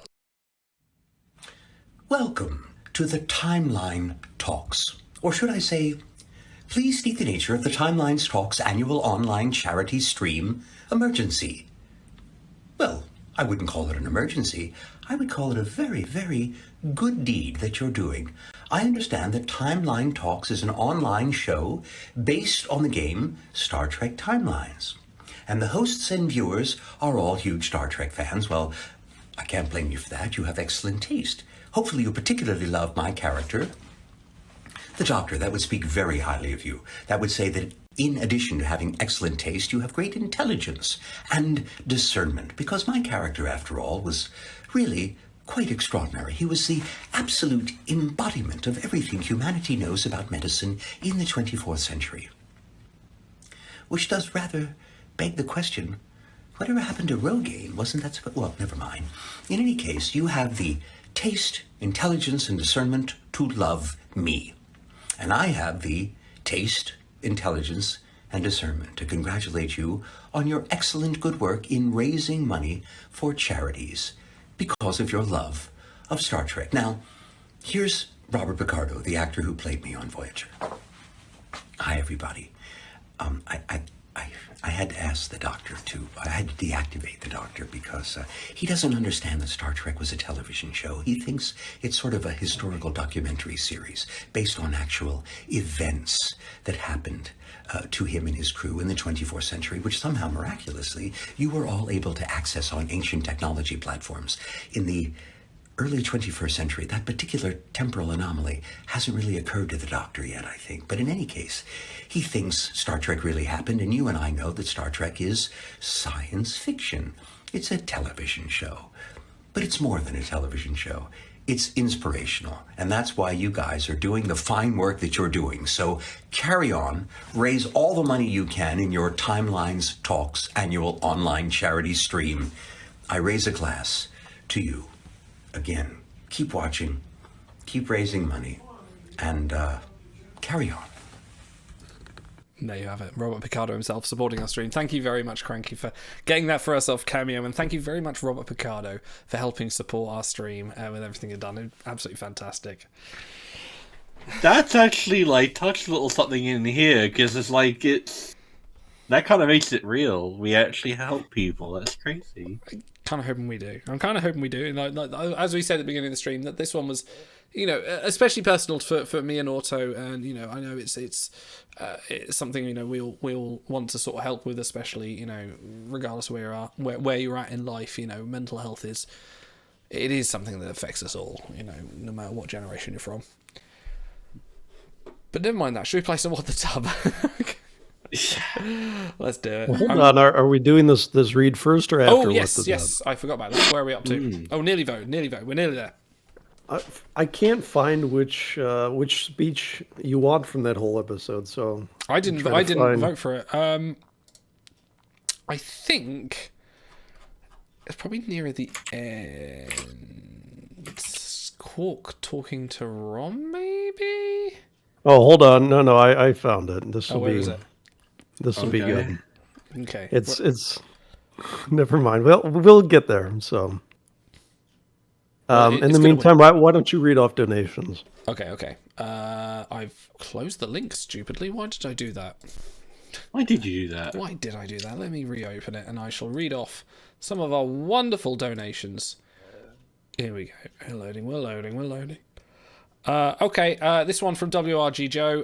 Thank you so much for your support of mental health, speaking to it, and leveraging your position in the community to bring about a positive impact. Thank you for having us on. And yes, Joe, it's always a pleasure. Frank says 27 so far, 100 more packs to go with a healthy big donation. But yes, thank you everyone for donating. Our goal isn't 2,500, but it's up there. If we can reach it, I will be ecstatic. We've still got some more to do. As I say, if you can't donate, or if you know someone that can't donate or might miss the show, this donation link is staying open till at least our next Timelines talk show, maybe to the end of that, maybe to the Thursday, and we'll publish the full results. So you've got plenty of time to donate, or if you couldn't make the show, please, at least if you know someone that regrets they couldn't make the show to donate, send them the link and say, please go and donate and help us help other people with the same kind of problems that we've had and that we know that other people have struggled with. And maybe you are as well, and, get the help you want. Have you found it, Auto? Almost. I've got a vamp. Well, I've got a vamp after content. Okay, we'll go with that. Oh, it's too long to send in Discord. Oh, God. Oh, the character limit? Wow. Jesus, how long's this scene? They're getting their money's worth, to be fair, but, more power to them. Okay, so we have Rom, Quark, Nog, Garland, Carlson. We have a whole lot of... So everyone's going to have to take 2 roles here, so... Oh, my word. Okay, who wants Quark? One of you 2 take Quark, and one of you 2 take Rom. I'll take Quark. Okay, you take Quark. Yes, please, you take Quark. Yeah, I'll take Quark. Okay. I'll take Rom. Okay. You take Rom and Carlson. Okay, I'll be Carlson as well. And who's I'll be Carlson? Nog. He's just some guy from. This is DS9 Little Green Men. Oh, I know the where episode. They I go can't remember. back in time. Is he American? As he is. Sure. Yeah. Okay. Probably. Yeah. I can do my American. Yeah, Carlson, I believe, is the scientist that's married to Garland. I believe. I'll be Nog and Nurse Garland. Okay. This is gonna be fun. Okay. All right. Start us off. Okay. Did you understand a word of that? Our universal translators must be malfunctioning. I don't know what that is. I do apologize. That's wrong. Rom begins hitting his head behind his right ear. Quark and Nog follow suit. What are they doing? Maybe it's some kind of greeting. Garland imitates them. Well, she might be onto something. Everyone hits their heads. The Ferengi stare at them. What are they doing? Well, maybe the universal translators are broken too. No, they don't have universal translators. I recognize those uniforms from my guidebook. They're from the 20th century. The 20th century? You mean we traveled back through time? More than 400 years. Those are military uniforms from one of the old nation states, Australia or something. So if they don't have universal translators, why are they banging their heads? Quark stops banging his head, and the humans stop too. They're just mimicking us. Quark walks forward and tweaks his nose. Wainwright copies him. Brick Yop Tal Hop Drew Kilas Hoembog. I've always heard primitive humans lacked intelligence, but I had no idea they were this stupid. They weren't just stupid. They were violent, petty, bigoted, and selfish. We're stuck here with them. Maybe for the rest of our lives. The three of us and millions of primitive humans. I like those odds. And later, Quark is sitting on one of the examination tables while Nurse Garland takes his blood pressure. Grandfat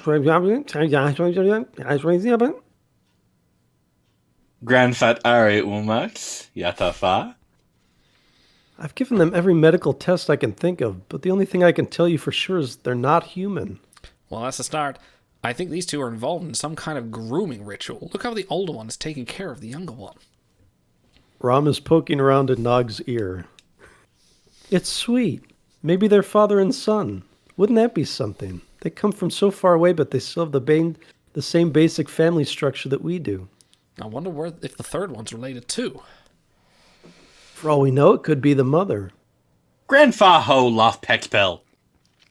And if she is the mother, she's quite a shrew. Oh, sorry. I'm working as fast as I can, brother, but there must be some kind of interference disrupting our translators. What kind of interference? I'm not sure. Could be solar flares, maybe ionic interference. Oh, I suppose it could be beta radiation. That's only produced by nuclear fission. Don't be an idiot. Nuclear fission doesn't happen within planetary atmospheres. It does here. It does here. Oh, sorry. Sorry. It does here. In the 20th century, humans used crude nuclear reactors as weapons. They called them atom bombs. They used to blow them up all the time.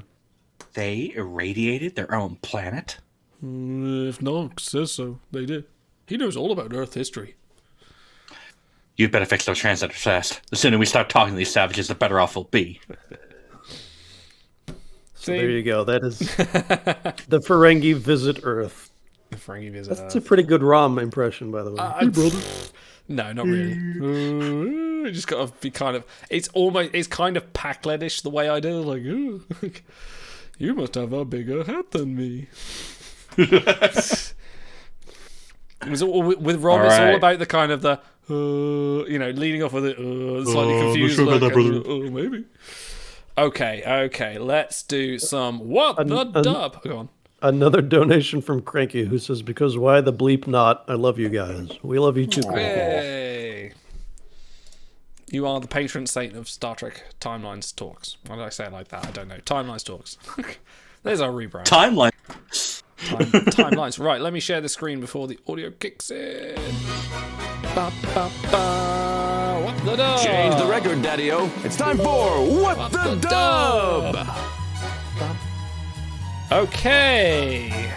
What do we want to do? Do we want to do three of us for now and then we'll invite the community? Or... Sure. Yeah, let's do three of us first. Let me just tweak my Yeah. volume down a bit. Okay. Oh, and I need to get the game up. on my iPad as well. Right. In which case...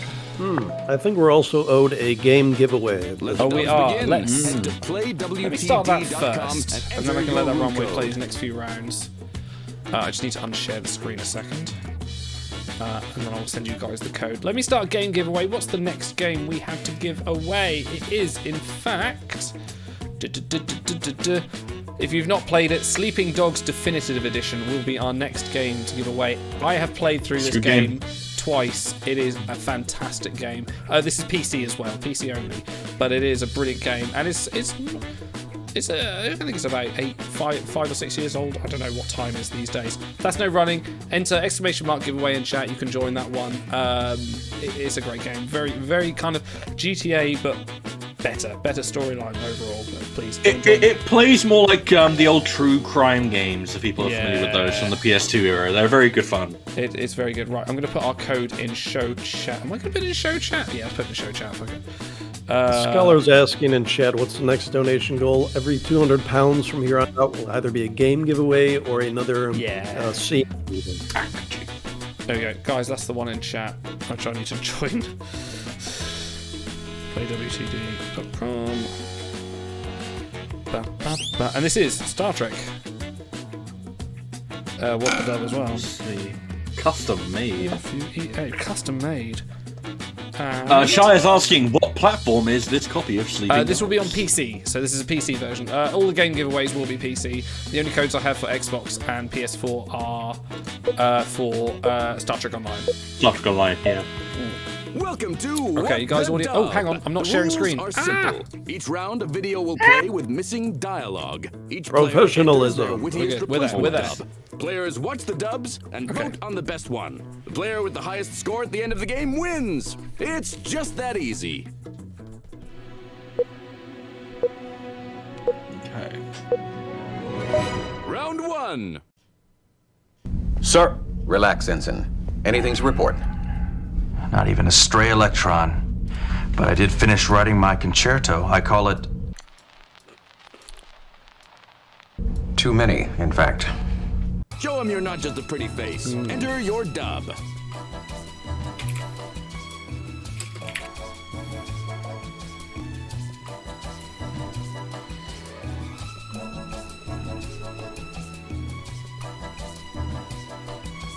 Okay, I'm in.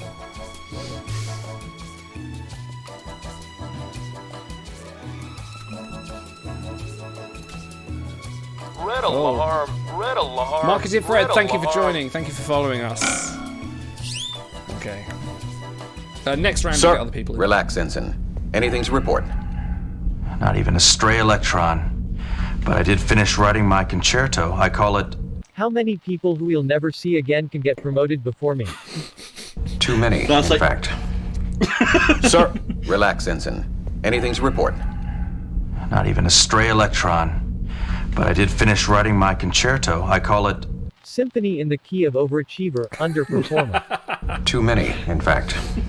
You can vote in Sir, chat, by the way. Relax, Ensign. Anything to report? Not even a stray electron. But I did finish writing my concerto. I call it... How to piss off the boss who keeps checking up on me. too many, in fact. Vote for your favorite dub. Okay, guys, you can actually vote in chat with exclamation mark vote, and then, or vote, vote one. See what Shy does. What Shy does should work. Shy knows what's up. Shy knows what's up. It should count. Or it might I just be kind of had the feeling we were all going to go for the promotion joke. So Just a bit of an easy layup, really. But we need to get into the mood. We need to warm up, you know. Oh yeah. You got to get warmed up. Okay, so we'll do this round, and the next round we'll get you guys can come and join us as well. But we need to feel. You're almost out of time. Yeah, we need to just get loose, get going.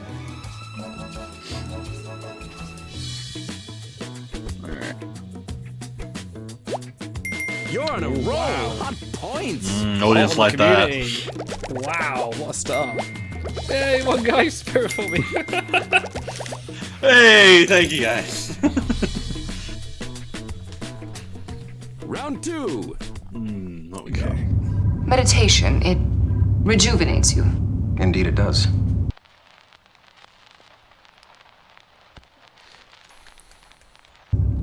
Another time, perhaps. Time to shake the world, kid. Enter your dub.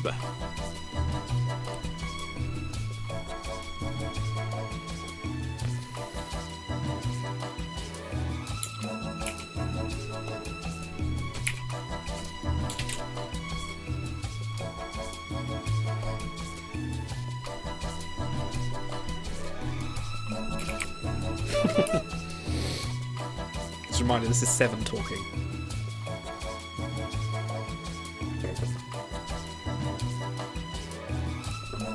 I see you, Namer. I see you.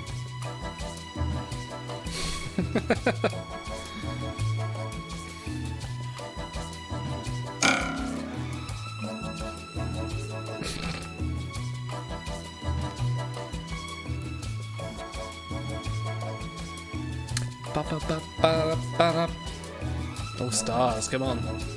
I'm kind of blanking here. So too hot. I mean, my brain's not to be working. fair, it's 2 in the morning for me and 1 in the morning for them. So I'm in the prime. I'm going. I'm here. I'm glad you are. I've got to go for work in 5.5 hours. That's fine. look at Nifty, who knows exactly what episode these clips are from. Wow. They are meant to be randomized, though. Supposedly.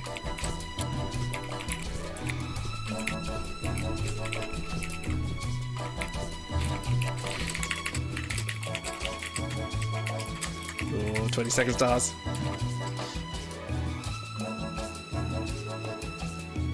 How much are you typing? Meditation, it rejuvenates you. Indeed it does. I have a tub of Borg-certified decon gel I was going to try out with Neelix later. Perhaps you'll join us? Another time, perhaps. Borg certified. Meditation, it rejuvenates you. Indeed it does. Have you tried watching Harry Kim get rejected for promotion several times? Another time, perhaps. Meditation, it rejuvenates you. Indeed it does.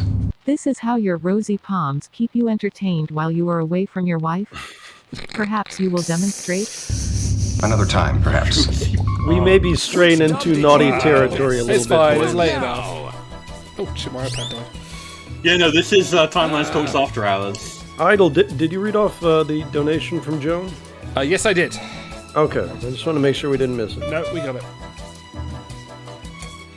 Trek-themed Pictionary is still a possibility. If not tonight, then maybe on Wednesday. We messed up by I'm doing supposed to be regular voting. Pictionary. Hello.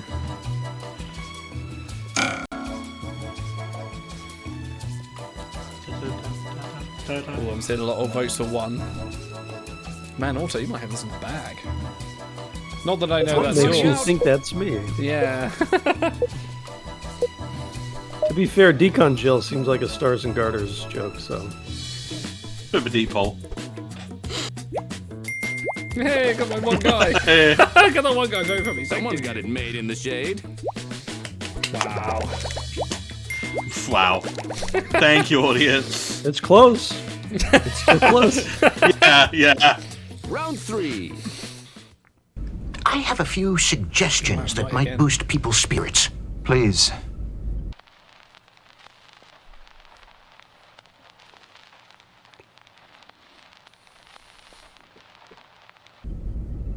Noted. No time to waste. Enter your dub now.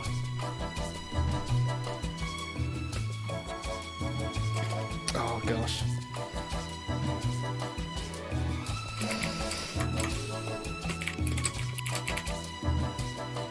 Oh, I can't think.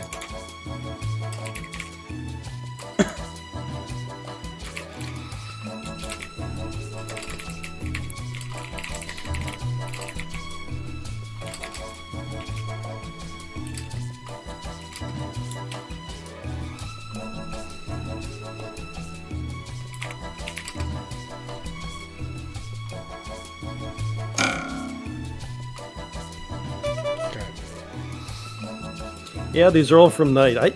I thought they were supposed to They are shuffle supposed to be around. randomised.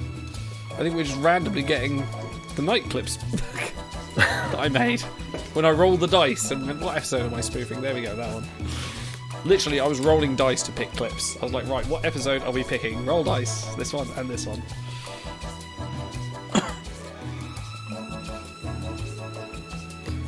All stars. 4 stars. Writer's block. You never know when it'll hit. I have a few suggestions that might boost people's spirits. Please. Maybe we could make all the giveaway crew mediocre command dipsec crew and put the medical engineering lorries in the Uber campaign. Too close to home, gentlemen? I have a few suggestions that might boost people's spirits. Please. Why don't we just go mad and promote Harry Kim, you know, just for the fuck of it.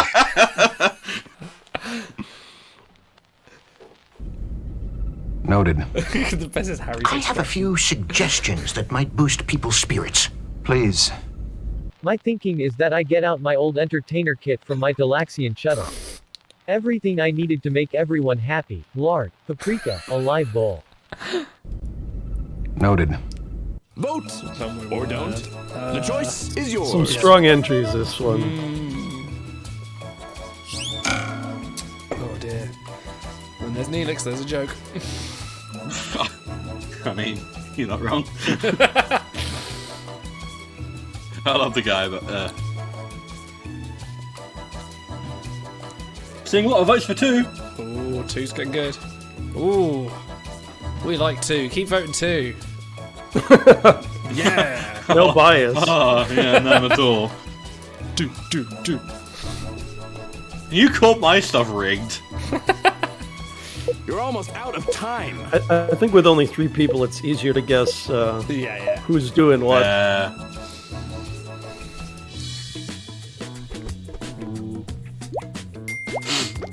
Yay, 1 vote. Kid, you're slicker than snot on a doorknob. I score! He's catching up. Might be able to do it. Who was the funniest time on Talks host? This is it. Trick question, none of us. Really saw down here, sir. I don't know. Maybe.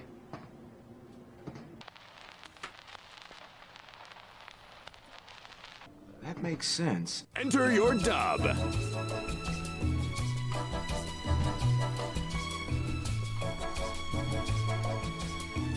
It's my turn for writer's block.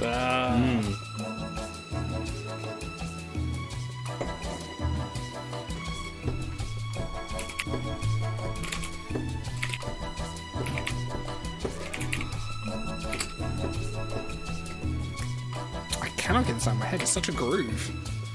I know, right?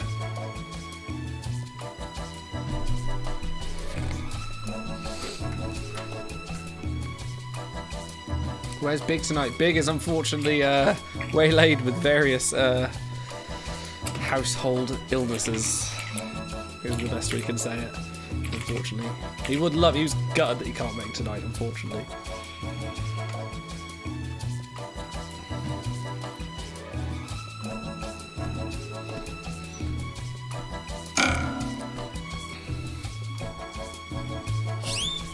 Okay. What do you think that traitor really saw down here, sir? I don't know. Maybe. The promotion they forgot to give Harry Kim? Into the ground. Yeah. What do you think that traitor really saw down here, sir? I don't know. Maybe. Traitor, I thought you said she was doing a story on you for the press and totally wasn't going to sabotage our entire mission. Someone was watching season 4. What do you think that traitor really saw down That here, joke sir? won't work. You have to actually No. watch Enterprise. Maybe. Your soul? It's been 3 seasons, Travis. You ever think of picking up a hobby? Balloon animals, auto fellatio, woodwork? A conversation starter?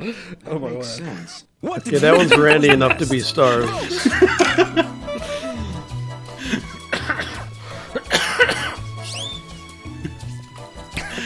What happened to keeping it clean, gentlemen? No. We're past watershed now. Yeah, no. It's the Klingon 2 Dick Sour. Come on. If it could be shown on BBC Three, then it's fine. A channel so randy they took it off the air. Yeah. To be fair, also possibly for the crime of putting out Spooked Code Red or whatever the hell it was. Oh, never saw that. The only stuff It I was used to like the watch young. The only stuff I watched on BBC Three was Monkey Dust. Monkey Dust was pretty good. Yeah, it was like the young, trendy spin-off of Spooked. It was horrible. Oh wow. Hey, it's my one guy. You take the egg. Winner. Oh boy. Wow. Balloon animals. They win the game. Yes, it was Grab the your balloon martini animals. glass. Next up Yeah, is absolutely. the final Alright, last one. round. Oh.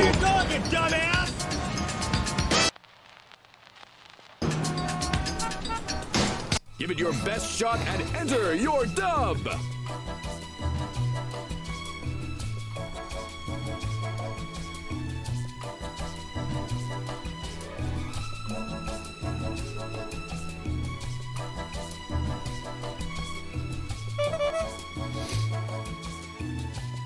God. 2:17 in the morning is not the optimal time to play this game. Yes. Drink more. Twitch with Jay. Furiously double dub asses.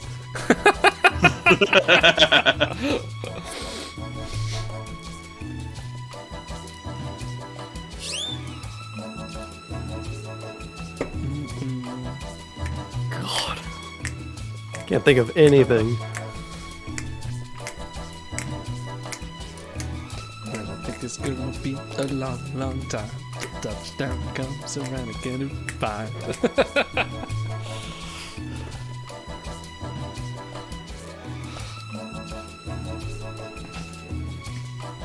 Good luck getting SAG insurance for your one line. That's pretty good.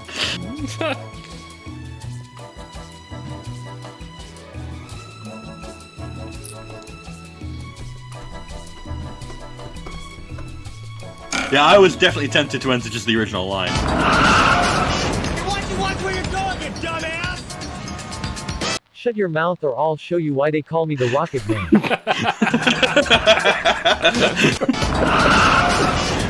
Watch where you're going, you dumbass!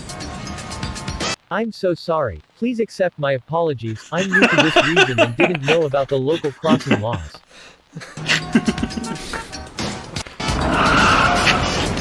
Watch where you're going, you dumbass! Excuse me, do you know who I am? I'm the Rocket Man. Mom. Mom. Everyone's a critic, including you. Time to vote. Rocket Man. I probably shouldn't influence chat, but I was definitely going to go with 2 if I didn't do the one that I did. Nice. I see Frags just donated. Thank you very much. You missed conversation with the whales with one of our WRG's developers, if you want fresh in. Yes, we talked about George and Gracie. We so. did. The instant we said which whale was, you went Gracie. Straight away. Like, that's... In with a shot. Yeah, she knew. You missed the whale talk. I'm so apologetic. Just vote already. Katie, I see you in there voting for answers that aren't mine. You get out of here. Sorry, that's my friend. Alright. You're as fit as a butcher's Yeah, dog. I like that one. Yeah, I was happy with it, yeah. It's not going to win me, but... Oh, one guy. One guy, thank you. And here's our winner. Thank you, Racing Landers. I know you're the only person voted. Oh, wow! I thought I was going to be all Hey. You're a certified dreamboat. Yowza. Do you see the name I donated with? Hang on, I have to look. Let me look at the donation. Fragrance-free idol. Oh, thank you very much, Frag. Brains, brawn, good looks, and hot dubs. Window Our winner Kingdom has it number all. 2. Let's give him a hand. Alright, let's start a new game with you guys coming in. Let's do new players. New faces, Room code new will be clips, same great MXMK. Welcome, Everyone folks. join in. Okay, give me a second. That's fine. There we go. I'm host, so I'm just going to quick go to the toilet and we'll start the game. Stars, entertain everyone. Oh, thanks. So pardon my French. It's a colourful metaphor. So we've hit our next donation goal, and we're well on our way toward getting another one. What do you guys want to see for your next acting goal? Because there's a lot of track to choose from. You've got some pretty talented voice actors at your disposal. Sky's the limit, really. I think we still have some lined up, but are there any ones that you guys in chat really want to shout out? That's what I'm kind of curious to hear about. What do you think, hosts? Huh? They seem to be all out of ideas. Oh, whale impressions.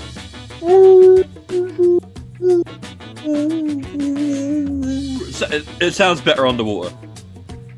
If I just go and, like, put my head on the toilet bowl, sounds fine. Oh, we've got a good select. Yeah, 6 is the max, I'm afraid, Nifty. I'm only going to be doing the one round, and then I'm going to duck out because I need to get to bed. But, what's up? Cisco Rage. I'm just talking to the chat. We have a bond. Me and chat, we have a bond. You don't understand. Oh, nice. No, I wouldn't get it. Okay, when Auto comes back, The we'll scene start with the decon gel, that is not specific enough. Yeah, with decon gel with Topol, decon gel with Porthos. Oh, with Porthos. I don't know, that relies really heavily on the visual cue right there. I want to say 6 people is the max anyways, right? So Oh yeah, It is. Sorry, I didn't realise you hadn't joined. Let's start. Let's go. I'm a dead ringer for Topol, but I don't have the short hair. Welcome to What the Dub. Okay, we can skip the instructions. You guys know how to play. Yeah. Break a leg, kid. Here comes the next round. Oh wow. Ooh, it's the first one I ever did. Registers as solid, Captain. Or an incredibly powerful force field. But if we collide with either, it could be very... Shut off that damn noise! Go to yellow alert! Time to let your ambitions soar. Enter your dub. That's the first one you did, huh? Yeah, and obviously I didn't put the subtitles in, so go nuts. Wow, okay. Where is it gonna go? I don't know, I can't remember. I think this might be the broken one I put in. It might be Troy's line. I think it's Troy's line. Oh, thanks. Oh man. Professionalism.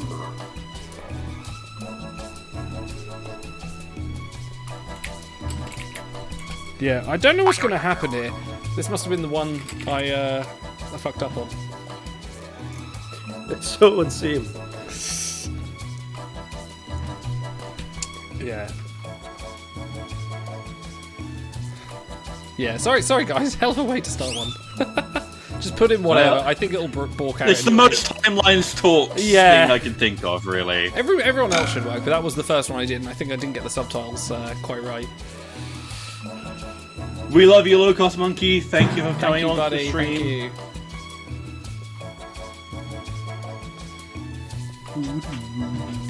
Smash that keyboard, Frank. Just put the palm against the screen. He's too busy opening packs. Red alarm. Red alarm. Can you make it go? I absolutely quit opening packs, Frank. You've not caught up on Lower Decks Season 2 yet, have you, Stars? I have not, don't worry. Yeah.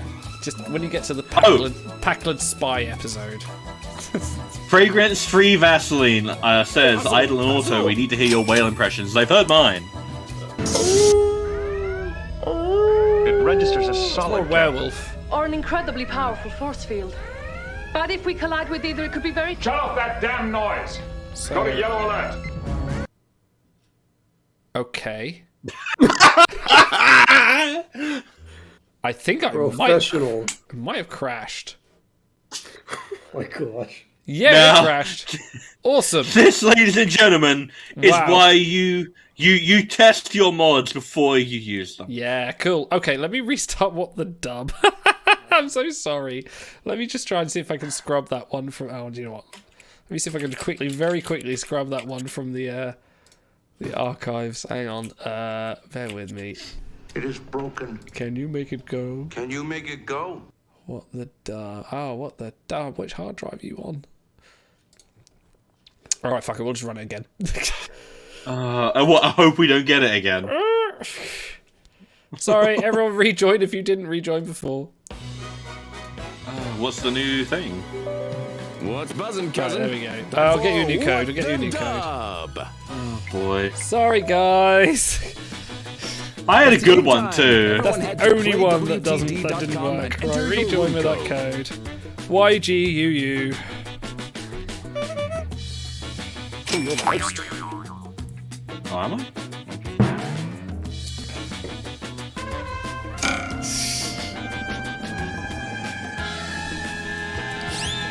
Oh yeah, let me enable sub-triggers. Let me put them back on. Oh, they've been off this entire time? They have, yes. Unfortunately so. Oh, okay.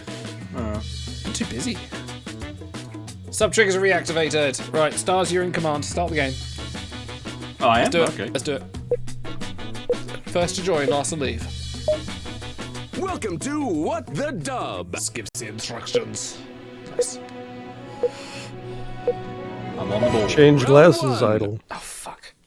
Chief, may I ask you a question? Of course. And I'd like an honest answer. You'll get one. Oh, no. Do I?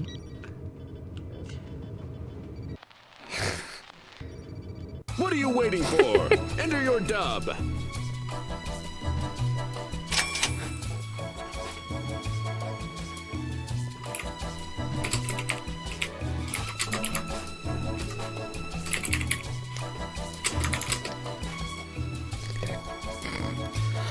Oh, these are my child's glasses. I'm not that comfortable.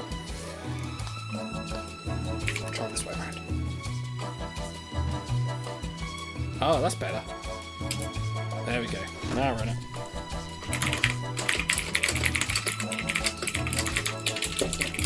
Oh my word, wall of text coming. I love your mechanic. Damn right. Stars. It's my signature. You will always hear me coming. Actually, the lenses on this aren't too Chief, far from my glasses. may I ask you a question? Of course. And I'd like an honest answer. You'll get one. Do I? How many questions until you get annoyed at me? Chief, may I ask you a question? Of course. It's good that And I'd that like came an on honest first. answer. You'll get one. Do I? Seem like a pilot? A real smeghead? A flarking dask? A fracking simpleton? Would you say that about me, Chief? Chief, may I ask you a question? Of course. And I'd like an honest answer. You'll get one. Do I? Come across as a bit of a tier 10? May I ask you a question? Of course. And I'd like an honest answer. You'll get one. Do I? Give approval for my likeness on this timeline game? They are making me some sort of Arabian prince or something. And the check didn't clear. Chief, may I ask you a question? Of course. And I'd like an honest answer. You'll get one. Do I? Seem fully fleshed out? Chief, may I ask you a question? Of course. And I'd like an honest answer. You'll get one. Do I? Make you horny baby. Which dub did you like best? Oh my word. Vote now. Oh my word. What to vote for? I think It's really hard between tier 10 and fully flushed out. Phone chat, everyone. I do have another set of glasses here as well. Which are actually my child's ones. You seen these, look?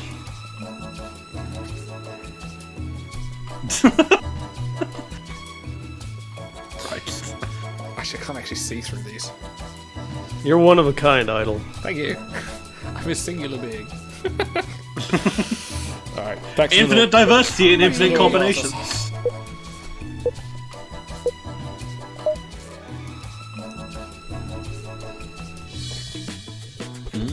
Alright. Let's see, first round.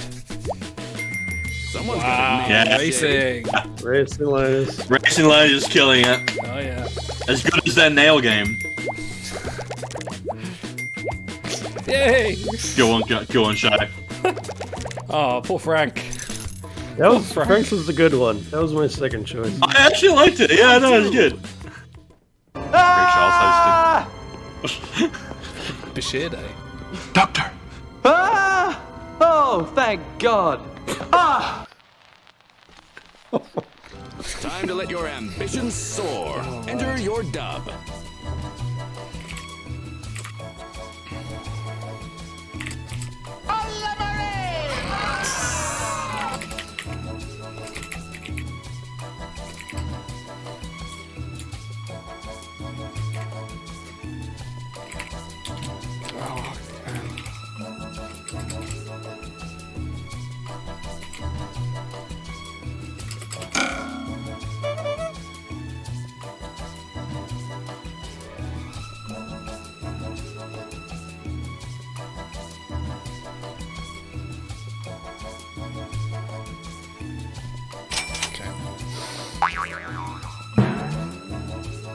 Alamore!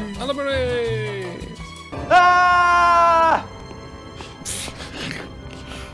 Doctor! Early Bashir or something else. Oh, thank God.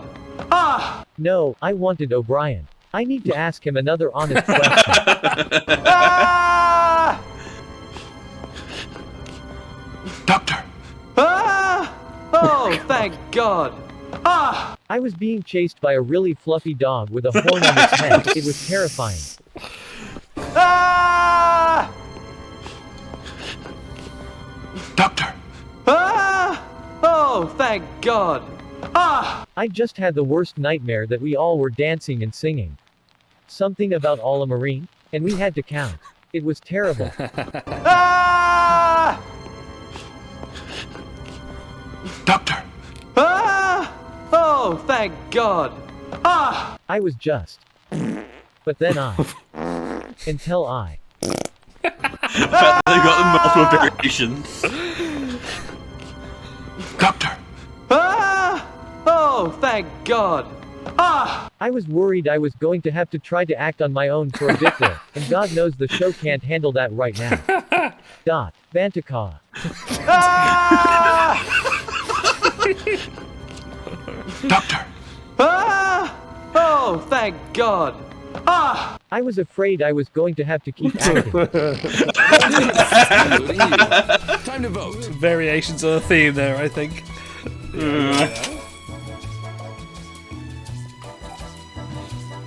Auto, come. Oh no, you're not playing. Sorry, I was wondering Yes, I why you were can voting. vote. Sorry, I thought you were in the game. Bugger off. That's cheating.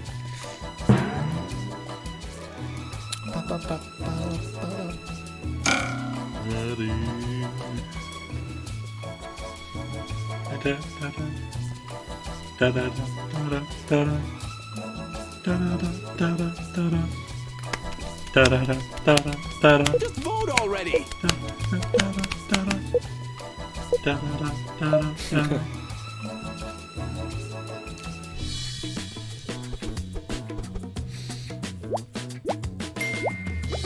No one lost farts. What's wrong with you? Oh, there it is. Oh, wow, I got the player's choice. Thank you. Oh yeah, the acting one. And there it is. Man, I can't even win. I with the appreciate fart your joke. racing. What's the world come to? You with the tone. Oh, here we go. Erotica. Enter your dub. Yeah, now the writer's block is gone, and I could do 50 minutes on this one.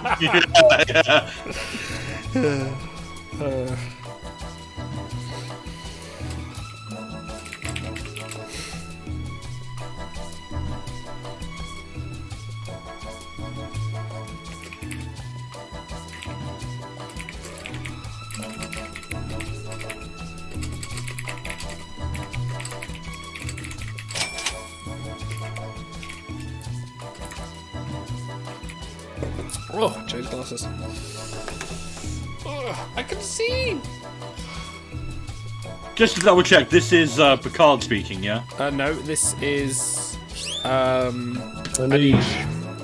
Anisha speaking, yeah. Anisha okay. speaking, yes.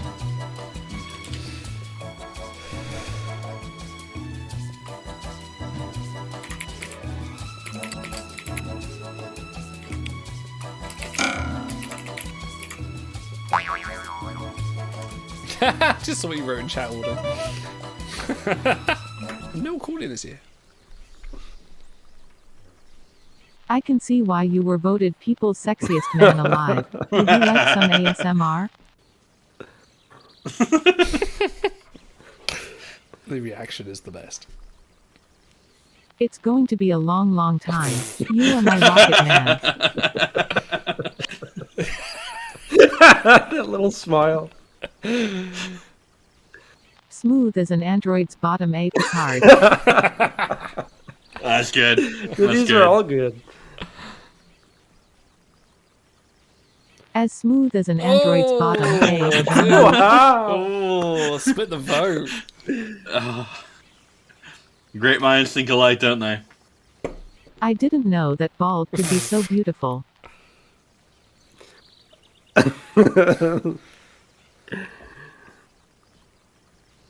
Smooth as an android's bottom. Not that I would know. Is Data single? Asking for a friend. Oh my god. Time to place your Oh vote. wow, it's 3 people Wow. for the smooth as an android's bomb. Wow. Ooh. That one. God. It's where the mind goes to. It's the same goddamn movie. And we're gonna say it, and I've said it every time. Insurrection's a fucking brilliant film. Yeah. I don't like this theory about the odd-numbered Star Treks. I've never liked that. Star Trek 3 is amazing. Star Trek 3 is good. Star Trek 5 is shit. That's fine. I'll give you that. Generations, good. No, sorry. First Contact is the odd-numbered one. First Contact's brilliant. Is it? No, it's 8. Yeah, First Contact is 8. Oh, so it's Generations. Yeah, Generations good. Oh, it's U-Stars. I voted for you, Stars. You got my vote. Thank you, I appreciate you. Wow, you're just too much.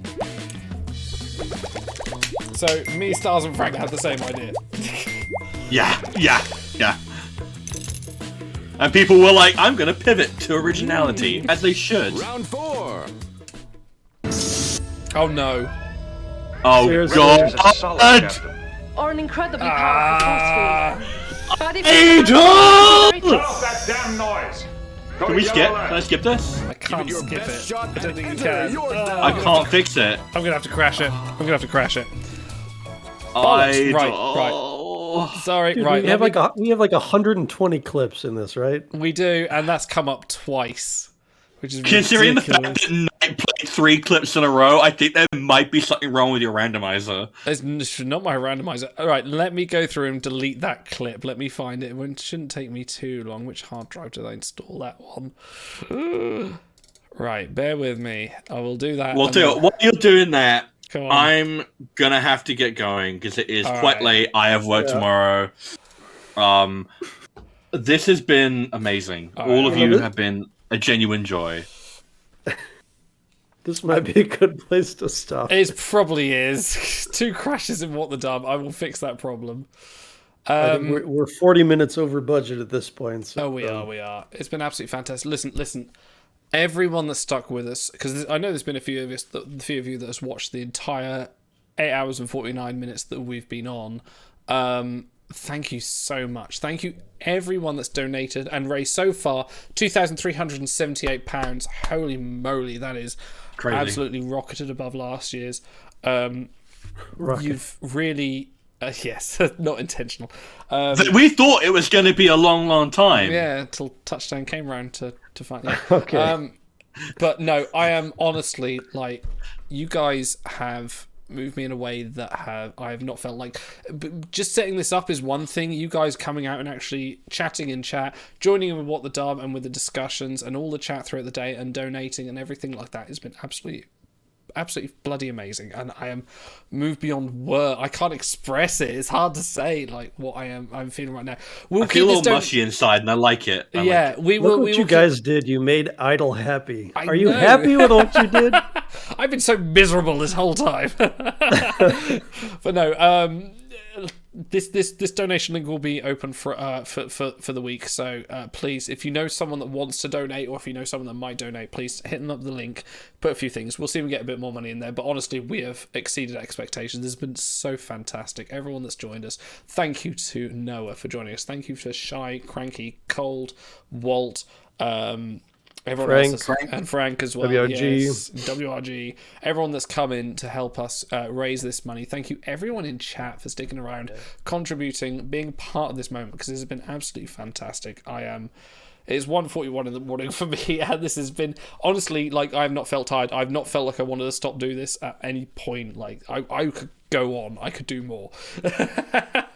You work in 4 hours. I'm going to work. Yeah, I'm going to get up in 4.5 hours. So before you go though, we did hit our acting goal, so we have to make sure we do that on Wednesday. So put that down in the notes. We'll have a regular Timeline Talks on Wednesday. We'll recap this. I want to make sure everyone gets their names mentioned again, because everyone has been very generous.